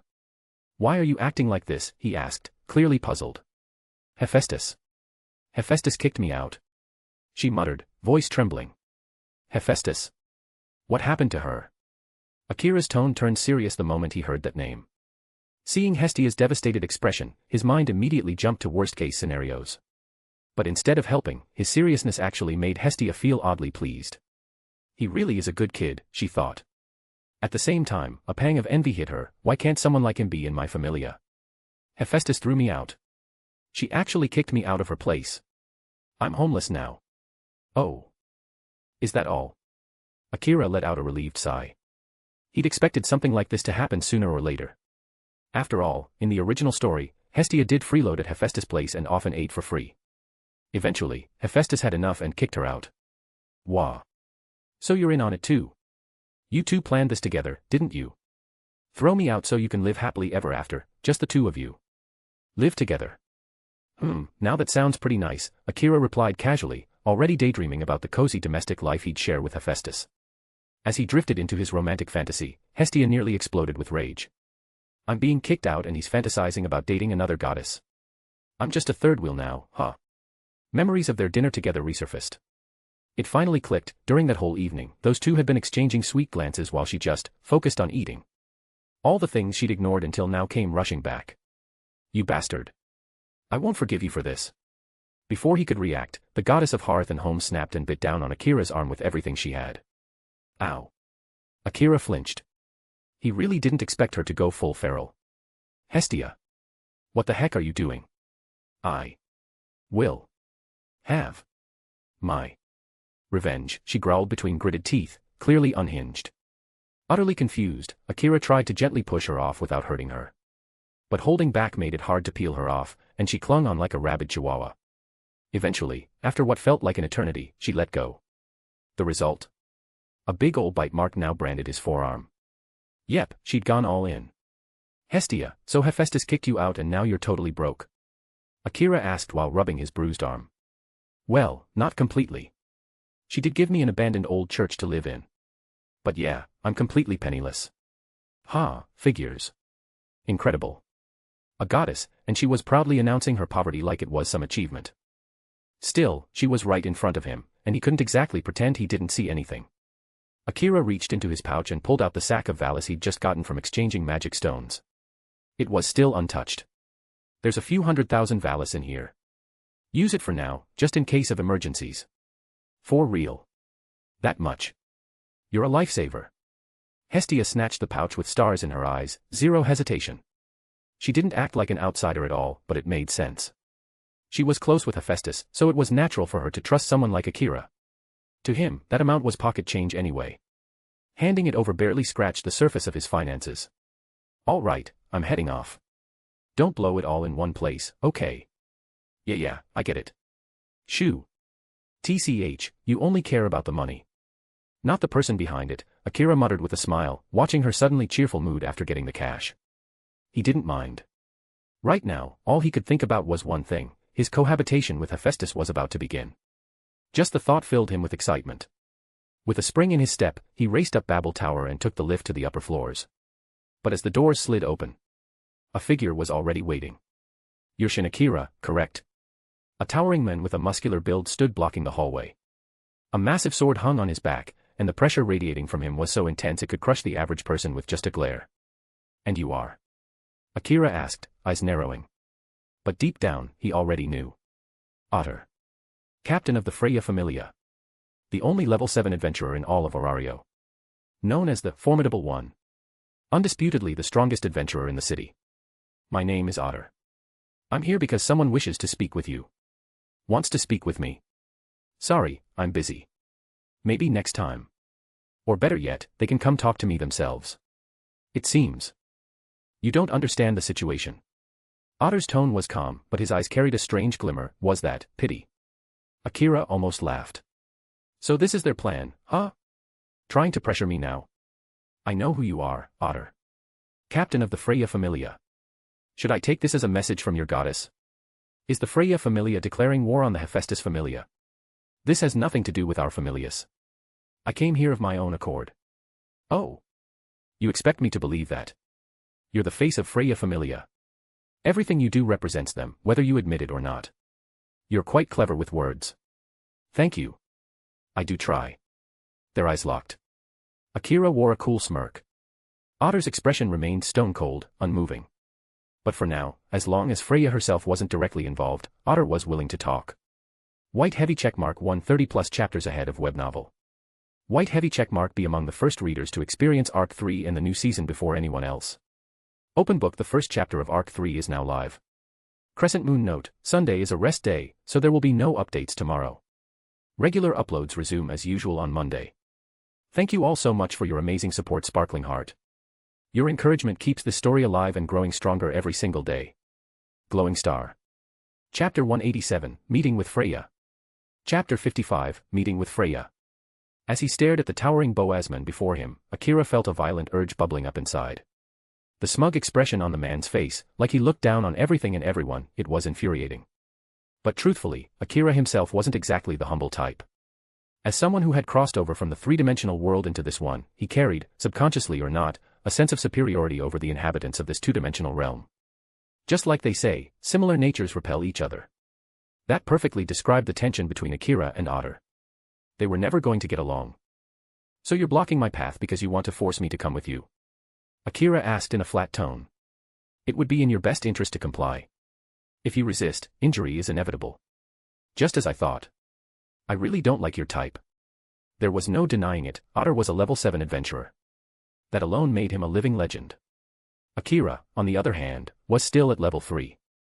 Even with all his advantages and cheats as an otherworlder, closing a 4-level gap in a straight-up fight was still far from possible. But then suddenly, their auras clashed. An invisible wave of spiritual pressure surged through the air, crashing against each other like colliding storms. For a brief moment, Otter's expression shifted ever so slightly. He couldn't believe it. The pressure he felt was actually pushing back at him. From this, short-looking human. How could someone who had only received a fauna about 2 weeks ago radiate such intensity? But this wasn't just any location. They were currently on the upper floors of Babel Tower, where many gods resided. Any reckless battle here would risk catastrophic structural damage.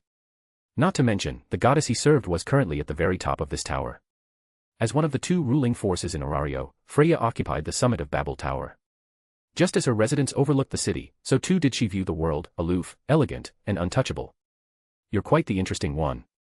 Come with me, Shin Akira, Otter said, his voice cold and composed. That condescending tone lit a spark in Akira's chest. But like he'd said, this wasn't the place for a fight. Freya Familia, what a pain in the ass. Honestly, with the way you people act, I really feel like tearing your entire familia out by the roots and burning it all to ash. If you think you can, you're welcome to try. Heh. No wonder they call you one of the 2 kings of Orario. Confidence suits you. Now then. What will you do? Fine. I'll go with you. Otter gave a nod of satisfaction and turned toward the magic-operated elevator. Their destination, the very top of Babel Tower. Akira followed silently, stepping into the lift behind him as they began their ascent, rising toward the highest point in all of Orario. His main reason for agreeing was simple: fighting inside Babel would be stupid. But beyond that, a question lingered in his mind. Why would Freya go through all this trouble just to see me? To his knowledge, his soul wasn't anything special. As long as it wasn't tainted or rotten, he figured that was good enough. The magically powered elevator whirred upward at high speed, rivaling modern technology back on Earth. Eventually, a soft chime echoed through the chamber. Cling, the doors slid open with a gentle whisper. Akira and Otter stepped out into the highest level of Babel Tower, the very summit of the tallest structure in the city. This area was Freya's private domain. They walked through a long corridor before stopping in front of a massive door. When the doors opened, Akira was greeted by a luxurious chamber that resembled a grand reading room or private library. The floors were draped in richly woven carpets with intricate hand-stitched patterns, clearly nothing cheap. In the center of the room, surrounded by tall shelves, was a striking arrangement of books. Akira narrowed his eyes. Grimoires. It wouldn't be strange. In Orario, all grimoires circulating on the market were said to come from a single skeletal source, quite literally. Each grimoire possessed the power to grant its reader a magic spell uniquely resonant with their soul. Because of that, they were incredibly rare and insanely valuable. Even a single grimoire was worth millions of valis. And here? There were dozens. So we finally meet, Shin Akira. A soft voice echoed through the room, followed by the entrance of a mesmerizing woman dressed in alluring robes rich with color and grace. Freya. Goddess of Beauty. The divine head of Freya Familia. One of the 2 reigning powers of Orario alongside the Loki Familia. But beyond her divine status, she was infamous for her unpredictable nature. If someone caught her interest, she would pursue them without hesitation, possessive and relentless. As a goddess of beauty, her innate charm ability affected both men and women alike, drawing their hearts to her with magnetic allure. Her true thoughts. A complete mystery to even her closest followers. "Freya-sama," Akira said, voice low. "I can't help but wonder, what made you go so far? You even sent the formidable one himself just to escort me." The way he said escort was laced with sarcasm. His displeasure was clear. "There's no special reason," Freya replied calmly. "I'm simply curious. So I've been watching you." "Watching, huh?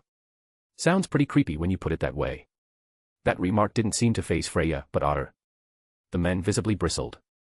To him, Freya was everything, more than life itself. "It's all right, Otter. Leave us," Freya said gently, her eyes never leaving Akira. "As you wish, Freya-sama." Otter gave Akira one last look, one that could pierce stone, before stepping out and carefully closing the door behind him. Watching him go, Akira couldn't help but scoff inwardly. So the mighty formidable one is just a fanboy in the end, talk about blind devotion. "Shin Akira." Freya spoke again, her voice slow and silky. "Tell me, do you think I'm beautiful?" The question came out of nowhere. She stepped closer, slow and deliberate, until they stood only inches apart. Her eyes gleamed with a faint violet light, and an intoxicating aura of seduction poured out from her very being. This was Freya. For all her scandals and reputation, her allure as a goddess was undeniable. White heavy checkmark 130+ chapters ahead of web novel. White heavy checkmark be among the first readers to experience Arc 3 and the new season before anyone else. Open book. The first chapter of Arc 3 is now live. Crescent moon note, Sunday is a rest day, so there will be no updates tomorrow. Regular uploads resume as usual on Monday. Thank you all so much for your amazing support, Sparkling Heart. Your encouragement keeps the story alive and growing stronger every single day. Glowing Star. Chapter 188, The Goddess of Beauty. Rejected. Chapter 56, The Goddess of Beauty. Rejected. "I am beautiful, aren't I?" Freya's gentle whisper flowed through the air like a spring breeze drifting through a quiet valley, soft, seductive, and capable of shaking anyone's heart to its core. Even Akira found himself almost swept away by her allure for a brief moment. But just before he fully succumbed, clarity returned to his gaze. He pulled himself back from the edge of her irresistible charm. Freya, the goddess of beauty and love. Even though the gods who descended to the lower world had sealed away their divine powers, her charm remained overwhelmingly potent. As the very embodiment of beauty, Freya's presence was beyond mortal comprehension. Even other gods had fallen in love with her at first glance. That was the true power of a goddess who ruled over beauty itself. "You're, indeed very beautiful," Akira admitted softly, his eyes calmly observing the divine figure before him. There was no denying it, Freya was the living manifestation of elegance and desire. From the tips of her silver hair to the curve of her legs, every inch of her exuded perfection and temptation. "How adorable. I feel like spoiling you already," Freya purred, her smile playful and inviting. Yet she didn't seem flattered or surprised by the compliment. To her, such reactions were routine, utterly predictable. Freya Familia was one of the most elite factions in all of Orario. Every single member was an extraordinary talent, shining like stars in a crowd. They were the chosen ones, the celestial children. And the only reason such talented individuals could be gathered under one banner was Freya's charm. Behind closed doors, the Familia wasn't exactly harmonious. Each member carried a proud, stubborn personality, typical of geniuses. Even Otter, the captain, wasn't universally respected. The only reason they cooperated was because of Freya's will. But the moment Freya gave a single command, the entire Familia would move as one. Disputes were forgotten. Egos were shelved. Because to them, Freya was everything, their goddess, their faith, their reason for being. If she asked them to end their own lives, they would do it without question. That was the sheer gravity of her presence. With the grace of a blooming lotus, Freya stepped closer. Her elegant dress slipped slightly off her shoulders, revealing skin as smooth and pale as porcelain. "I'm sorry, Lady Freya, but I think you've misunderstood me," Akira said abruptly, his tone polite but firm. "Yes, I do acknowledge your beauty. But I already have a goddess who holds my heart. So, once again, I must apologize." "Oh. Didn't you just say I was beautiful? Then why reject me?" Freya replied, her tone light, her smile unfazed. "You are beautiful," Akira nodded. "But here's the thing, I have principles. I'm not interested in a goddess who belongs to everyone. I prefer a goddess who belongs to me alone." "Oh my. A goddess who belongs only to you." Freya chuckled, her voice like a silver bell. She didn't mind being called everyone's goddess. It was the truth, after all, and she never denied it. In the world of gods, flirting and seduction weren't seen as taboo. Freya was known for charming and conquering any god she found attractive. The values of mortals, morality, fidelity, restraint, meant nothing to the gods. Their perspective was entirely different. But what Akira said just now, a desire for a goddess that was his and his alone, that was practically a fantasy. The gods lived for eternity. With such an endless lifespan, everything eventually lost meaning. And with their selfish nature, loyalty was rarely something they held onto. Not for a century. Not even for a decade. In Orario, many mortals had once formed bonds with gods. But none had ever truly possessed one. For a human, 100 years was a lifetime. For a god, it was just a single day. No need to worry, Freya whispered seductively. Tonight. I'll be yours alone. A subtle wave of charm filled the room, an invisible spell that wormed its way into one's subconscious like a sweet poison. Akira's eyes began to blur, his focus wavering, as if sinking into an ocean of desire. But then, like a splash of ice-cold water, his mind cleared. Thank you for your attention, Lady Freya, Akira said calmly, reclaiming his composure.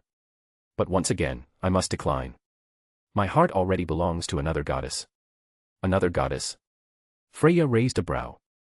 As far as I know, you're only close to two, Hephaestus, your familiar's goddess, and Hestia. My, Lady Freya, you seem very well informed about my private life, Akira replied with a dry chuckle. Of course, a cute little thing like you. How could I not be curious? So I looked into it, just a little, she said playfully. Well then, why don't you take a guess? Akira offered, folding his arms. Hestia, perhaps. She is a virgin goddess. Normally, a relationship with a mortal would be out of the question. But since coming to the lower world, well, the rules are a bit more flexible. The gods were divine because they stood above all. But once they sealed away their powers and stepped into the mortal world, their perspectives began to shift. Stripped of their godhood, even someone like Hestia, with her freeloading habits and childish demeanor, would revert to a radiant, sacred deity once her powers returned. I'm just friends with Hestia, Akira said. We met through Hephaestus, actually. Oh. You speak both their names so casually. Don't tell me, the goddess you're talking about is Hephaestus. Freya's expression stiffened. Hephaestus was peculiar among the gods.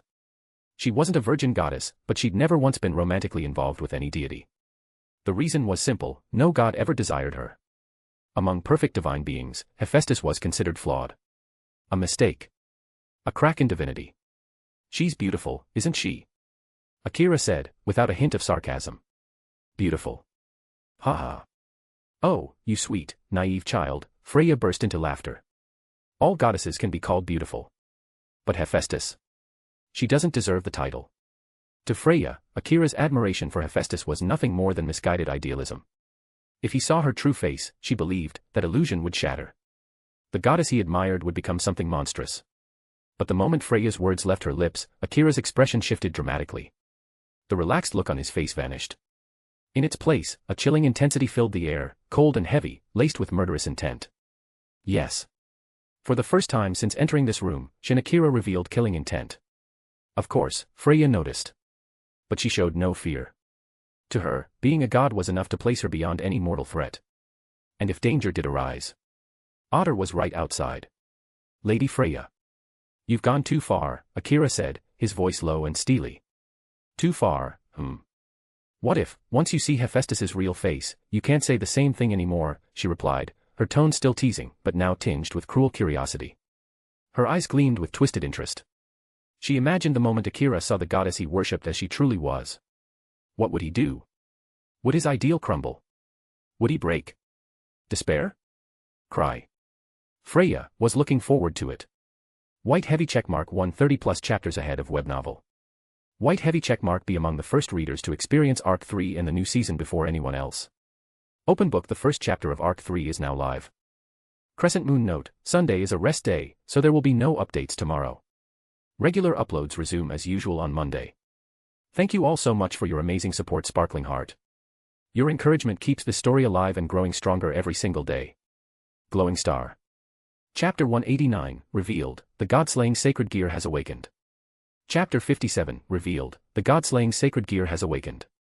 The moment Akira saw the look on the goddess's face, one that mirrored a predator eyeing its prey, a cold wave of disgust rippled through his chest. It was the expression of a cat toying with a mouse. Not ready to devour it just yet, but relishing the game. Playing, tormenting, draining it of all hope, then consuming it slowly. If you're referring to what lies beneath Hephaestus' eye patch, then I'm afraid, Lady Freya, you'll be disappointed, Akira said calmly, voice unwavering. Oh. So you've seen her true face. And you still like her? Freya raised a curious brow. Compared to gods who look flawless on the surface but are rotten to the core, Hephaestus is like a lotus blooming in the mud, pure, untouched by the filth around her. Ha! She isn't untouched, child. The filth simply refuses to stain her. There's a difference. Learn it. Such arrogance. But I suppose, you are a god. Let go of that ugly woman and come to me. Only I can give you real happiness. Come, fall into my arms, Freya beckoned, voice laced with divine sweetness. Once again, she unleashed the natural charm of her domain, beauty. It wasn't a spell, a skill, or even a technique. It was as natural to her as breathing. Irresistible. Unavoidable. But this time, Akira was ready. Her charm no longer held sway over him. You've insulted the goddess I admire, again and again. I've had enough, Freya. This time, I'm truly angry. My, just as I expected from the boy I've taken an interest in. You're not swayed at all this time. You really are serious. But unfortunately, her eyes glinted with divine amusement. Whoever I desire, becomes mine. To Freya, desire was all that mattered. What she wanted, she took. That was the law of her existence. She didn't care about what Akira wanted. As long as she had him for just one night, that was enough. No man ever walked away after that. Not even other gods. She had proven it, countless times across the ages. How many times do I need to say it? Akira sighed, frustration creeping into his voice. I have principles. I'm not interested in women like you. To me, you're no different from the working girls in the pleasure quarter. You dare compare me to them? Freya's alluring smile faded in an instant. A chill radiated from her body, icy, sharp. Akira had stepped on her pride. She was Freya, an untouchable goddess. How dare a mortal equate her to common harlots? There's no difference at all, Akira continued coldly. The only thing that separates you from them is the clientele. You serve gods and gifted men. They serve for coin. The purpose might be different, but the essence is the same. You foolish brat. Are you trying to provoke me? Freya's voice dropped, her eyes narrowing. Oh, she knew he was provoking her. Intentionally. But it didn't matter. She'd had enough. Otter. The moment her soft, chilly voice echoed through the room, Akira knew the last line had been crossed. Yes, Lady Freya. The door opened. Otter stepped in without hesitation. He had been standing guard outside from the start, ready, waiting for this exact signal. Otter. Freya's most loyal follower. He obeyed without question. He never grew jealous, even when Freya showed interest in other men. To him, she was like the wind, touching all, belonging to none. For years, he had brought men to her, trained them, shaped them, polished them for her pleasure. If anyone could be called the king of worshippers, it was Otter. A man who loved silently, to the bitter end. Otter, take him away, Freya ordered. Teach him well. Tomorrow. I'll enjoy him thoroughly. As you wish, Lady Freya. Without hesitation, Otter stepped forward. Watching the scene unfold, Akira couldn't help but let out a dry laugh. What kind of education was this? He never imagined something like this would happen. This was a first, even for him. Don't resist. I won't guarantee your body stays intact if you do, Otter warned as he approached, towering over him. There was arrogance in his voice, his stance, his gaze. And that disgusted Akira even more. Oh dear, is there something about my face that makes people think I'm easy to push around lately? Why does everyone want to step on me? If you resist, I won't hold back. You want to make me suffer? Akira's tone suddenly turned flat. But beneath that flatness, lurked razor-sharp killing intent. Otter felt it. As a warrior, how could he not? But he didn't care. To him, Shin Akira was still just a lamb brought before the altar. That's when it happened. Shadows began crawling across the floor, rippling, spreading, engulfing the room. And from those shadows, figures began to emerge. One by one, his shadow cons stepped forward from the darkness. Even then, Otter didn't flinch. He already knew about Akira's connection to the shadow realm. He had read the reports. Studied them. You think these shadow soldiers can defeat me? Impossible. No matter how many ants gather, they'll never take down a dragon. You mistake yourself for a dragon. Akira raised an eyebrow. You're nothing but a boar. Don't compare yourself to a creature of legend. I'm stronger than you. That's all that matters. Stronger than me. Akira's lips curled into a smirk. The next moment, boom, a surge of magic exploded from his body. Boost. A crimson gauntlet materialized around his arm, radiating power. The pressure in the room shifted instantly. That's dragon aura. You possess a draconic artifact. Was it given to you by Hephaestus? No. That's not possible. Her access to divine forges was sealed long ago. Freya's eyes widened in disbelief as she stared at his arm. She knew that gauntlet. This is a sacred gear, Akira replied with a chilling smile. A divine weapon that resides within me. He raised his arm, gauntlet gleaming in the light. So come, otter. Try me. Let's find out, when facing a real dragon, what exactly can a wild boar like you do? As you wish. The two locked eyes. The air grew heavy. A battle that would shake the very walls of Orario was about to begin. White heavy checkmark 130+ chapters ahead of web novel. White heavy checkmark be among the first readers to experience Arc 3 and the new season before anyone else. Open book. The first chapter of Arc 3 is now live. Crescent moon note, Sunday is a rest day, so there will be no updates tomorrow. Regular uploads resume as usual on Monday. Thank you all so much for your amazing support, Sparkling Heart. Your encouragement keeps this story alive and growing stronger every single day. Glowing Star. Chapter 190, Shin Akira vs. Otter. Chapter 58, Shin Akira vs. Otter. Crash. The glass windows at the top of Babel Tower shattered into glittering shards as two figures burst through, one in pursuit of the other. High in the air, Akira steadied himself with the power of his psychic force, hovering gracefully. Meanwhile, Otter plummeted like a meteor, his massive frame cutting through the sky with sheer weight and force. A violent impact followed. The moment Otter hit the ground, the blue stone pavement cracked beneath him, spreading fractures like a spiderweb. A wide crater formed at the epicenter, smoke and dust swirling up into the air. And yet, he was completely unscathed. That height meant nothing to someone like him. For a warrior of his caliber, a fall like that was as insignificant as stepping off a ledge. What was that noise? Something crashed. It came from Babel Tower. Come on, let's check it out. The sun had begun to dip into the horizon, casting long shadows over the city of Orario. People in the central plaza looked up, alarmed but curious. After all, no matter the world, humans shared the same instinct: when there's noise, there's something to see. But Otter paid them no mind. Without so much as a glance, he turned and began walking toward Orario's outer gates. If a serious battle was about to break out, the last place it should happen was within the city walls. Guild law was clear: large-scale combat between adventurers within Orario was strictly forbidden. Akira, on the other hand, didn't care in the slightest. He soared through the air, completely ignoring the city's gates and flying straight toward open ground beyond the walls. Partner. Drake. I don't know if you're still asleep, but I really need your power right now. But there was no answer. Only silence. Akira gave a small, bitter smile. He figured it might be something like this. Back in the world of high school DxD, he had often ignored Drake's will. Maybe this was payback. If the Red Dragon Emperor didn't want to help him anymore, Akira could hardly blame him.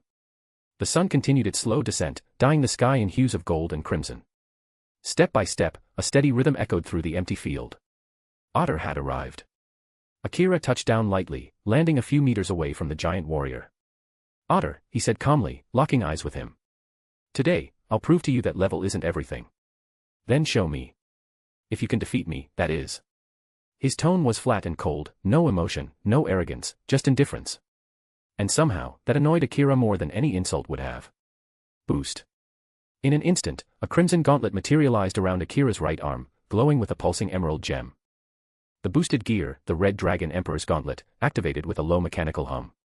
His power surged, doubling in strength. So that's your artifact. The Red Dragon Emperor's Gauntlet, Otter muttered, unmoved. Yeah. So what? No matter how impressive your gear, your base stats are still lacking. Power like that doesn't fill the gap between us. Maybe. If this was just any ordinary artifact. Oh. This is one of the 13 Longinus, a sacred gear known as a god-slaying tool. Every 10 seconds, my power doubles again. Theoretically, if I have enough time, even a god can fall before me. 13 god-slaying tools. Ridiculous. I've never heard of such things. Believe what you want. The truth remains. Otter, today, you're going down. You might be stronger right now, but with this power. I will surpass you. How naive. Scree. Otter unsheathed the two enormous swords strapped across his back. His expression didn't change, but the mention of a god-slaying artifact had clearly caught his attention. Any artifact with the word god in its classification wasn't something to take lightly. If Akira wasn't lying, then this fight had a time limit. The longer Otter let it drag on, the more dangerous it became. Boost. Another pulse of energy. The emerald gem on Akira's gauntlet glowed brighter, and his strength doubled once more. Whoosh. Otter moved. In a blink, the giant warrior closed the distance. His speed defied logic, like a cannonball fired at point-blank range. His massive blade came crashing down from above, aiming directly for Akira's head. He wasn't using full force. He didn't need to. His goal wasn't to kill Akira, just to subdue him. Freya-sama wanted this man alive and properly trained. Akira responded in kind. A glowing crimson sword materialized in his hands, Ascalon, the dragon slayer blade. He raised it just in time, intercepting the blow. The shock of impact sent tremors down his arms. His feet skidded back across the dirt. Even after blocking it, the force left him shaken. And that was a half-hearted swing. Otter was a level 7 adventurer. Even among those at the peak of power, he was an anomaly. His stats were monstrous. Strength, endurance, agility, dexterity, all 4 had reached S rank. 2 were maxed at 999. The other 2 were nearly there. Only his magic stat lagged behind at D rank. By Orario standards, he was a living legend. Most adventurers never reached S rank in even one stat. Captain Finn of Loki Familia had only 2, and that was with every advantage his race and experience could offer. But Otter. He had broken every limit. Through raw effort alone, he stood above them all.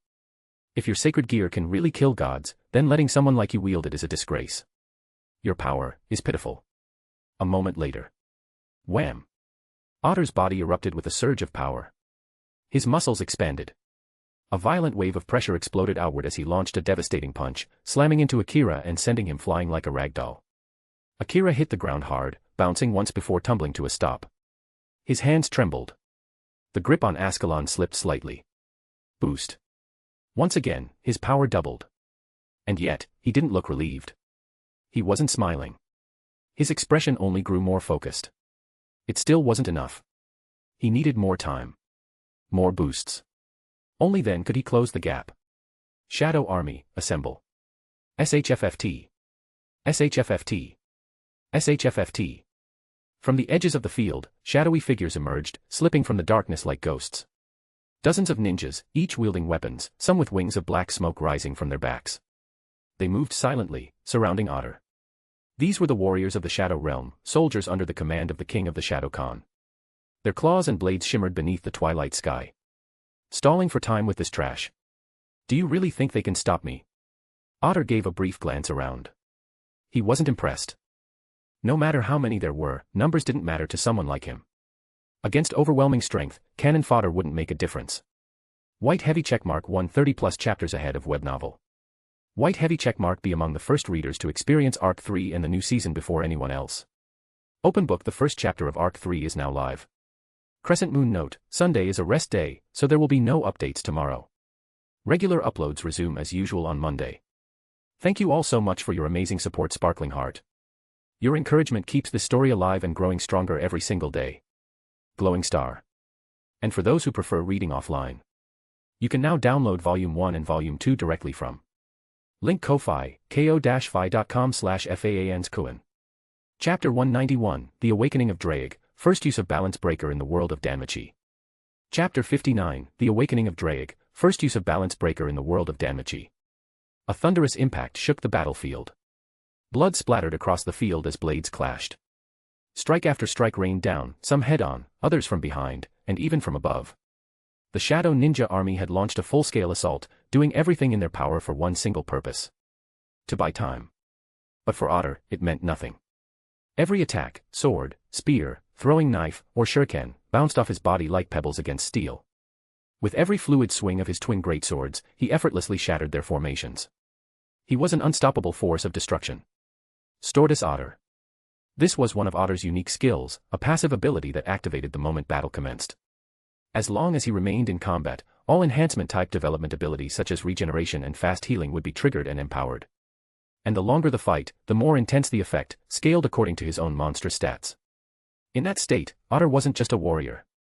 He was a beast in human form. High above, Akira remained suspended in midair, boosted gear glowing ominously on his arm, steadily compounding its power. Boost. Boost. Boost. Each chant brought a surge of strength, his muscles tightened, his magic swelled, and his aura expanded. The boosted gear didn't just double his power, it multiplied the result of the last multiplication, stacking strength upon strength like an avalanche of potential. After several rounds of boosting, Akira's current power had skyrocketed to tens of times its original state. Below, Otter made short work of a group of claw shadows, slashing them down in one wide arc. Then, he stomped the ground with explosive force, launching himself upward toward Akira. Even without the power of flight, Otter's raw physical strength was enough to propel him high into the sky, distance and altitude determined solely by the pressure of his legs. TCH. You're not even going to give me a moment, huh? Fine. Enchantment, Wrath of the Crimson Dragon.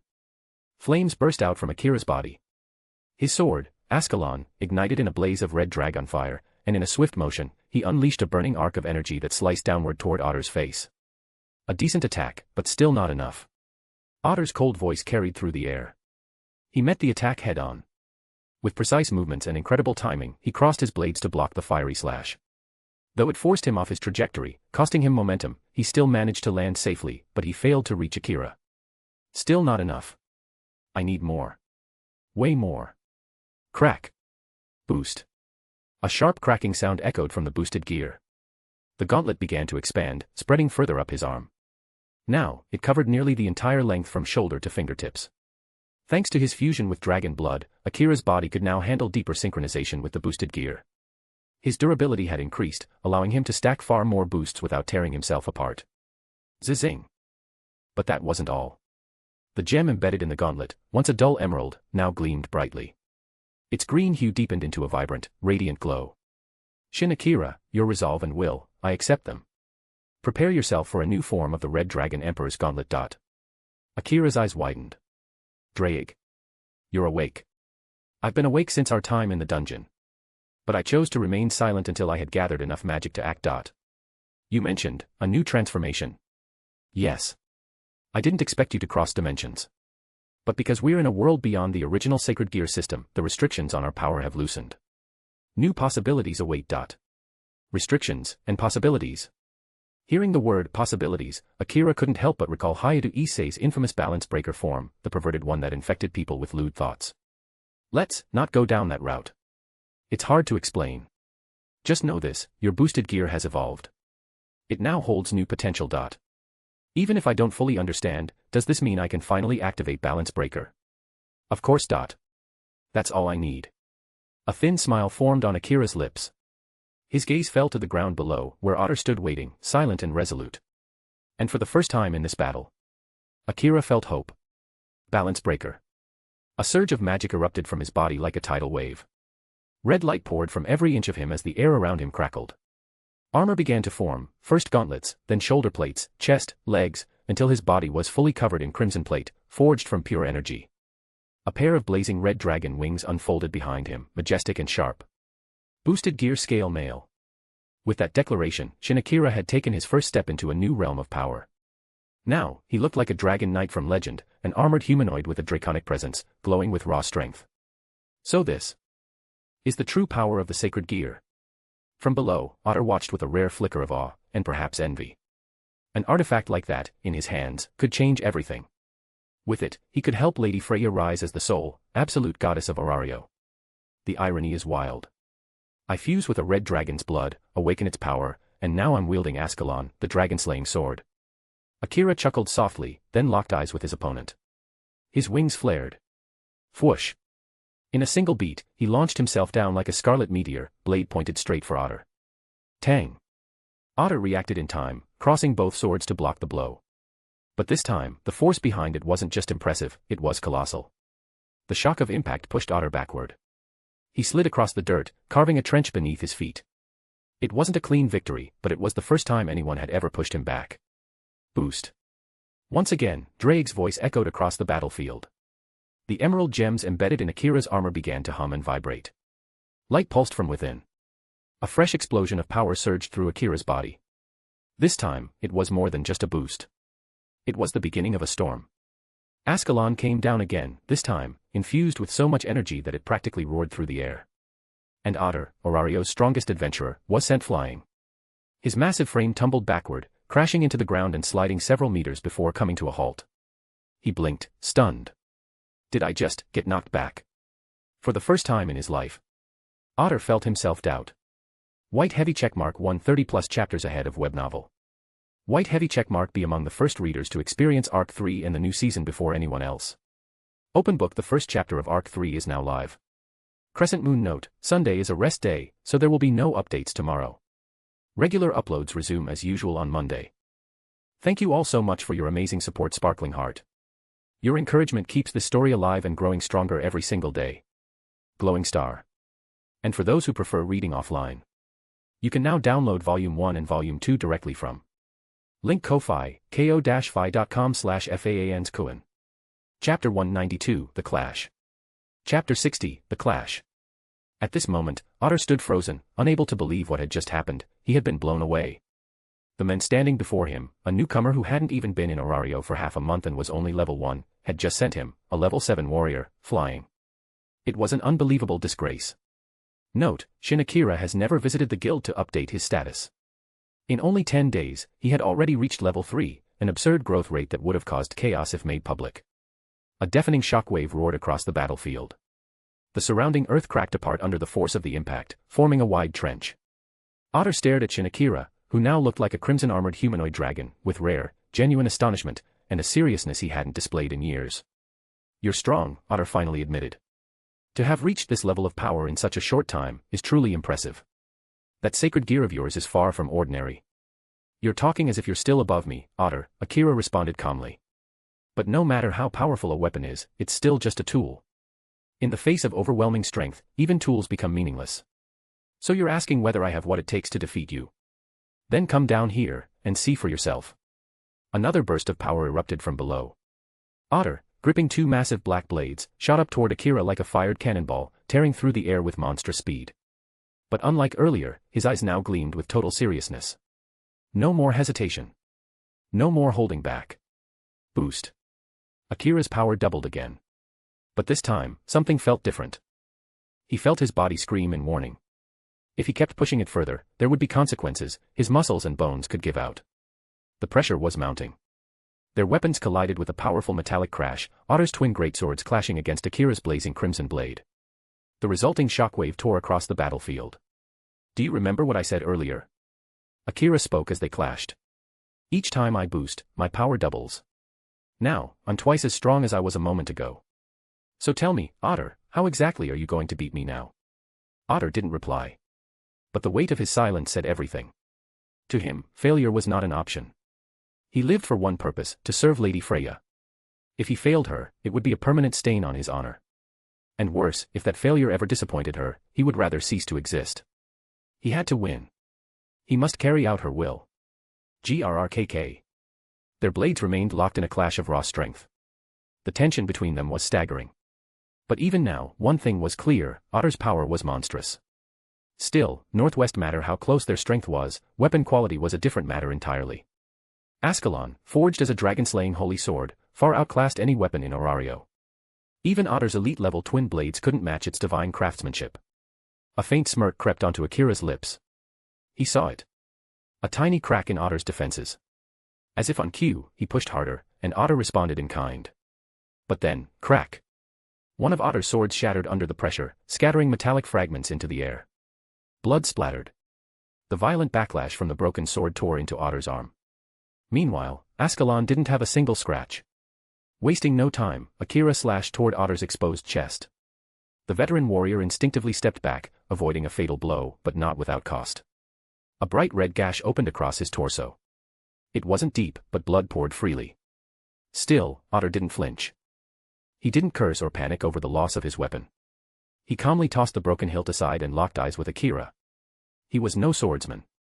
He was a brawler. Even without a blade, his fists alone were a force to be feared. Suddenly, the air trembled from a surge of raw energy. Otter's battle aura flared violently, like a wildfire blazing out of control. Parts of his body began to change, his skin thickening, limbs growing more muscular, features warping toward something beast-like. He had activated his signature ability. Skill, Vana Argentur. Can be activated at will. Partially transforms the user into a beast, semi-beastification. Greatly boosts all physical stats. Consumes massive stamina and mental energy. Temporarily grants power on par with level.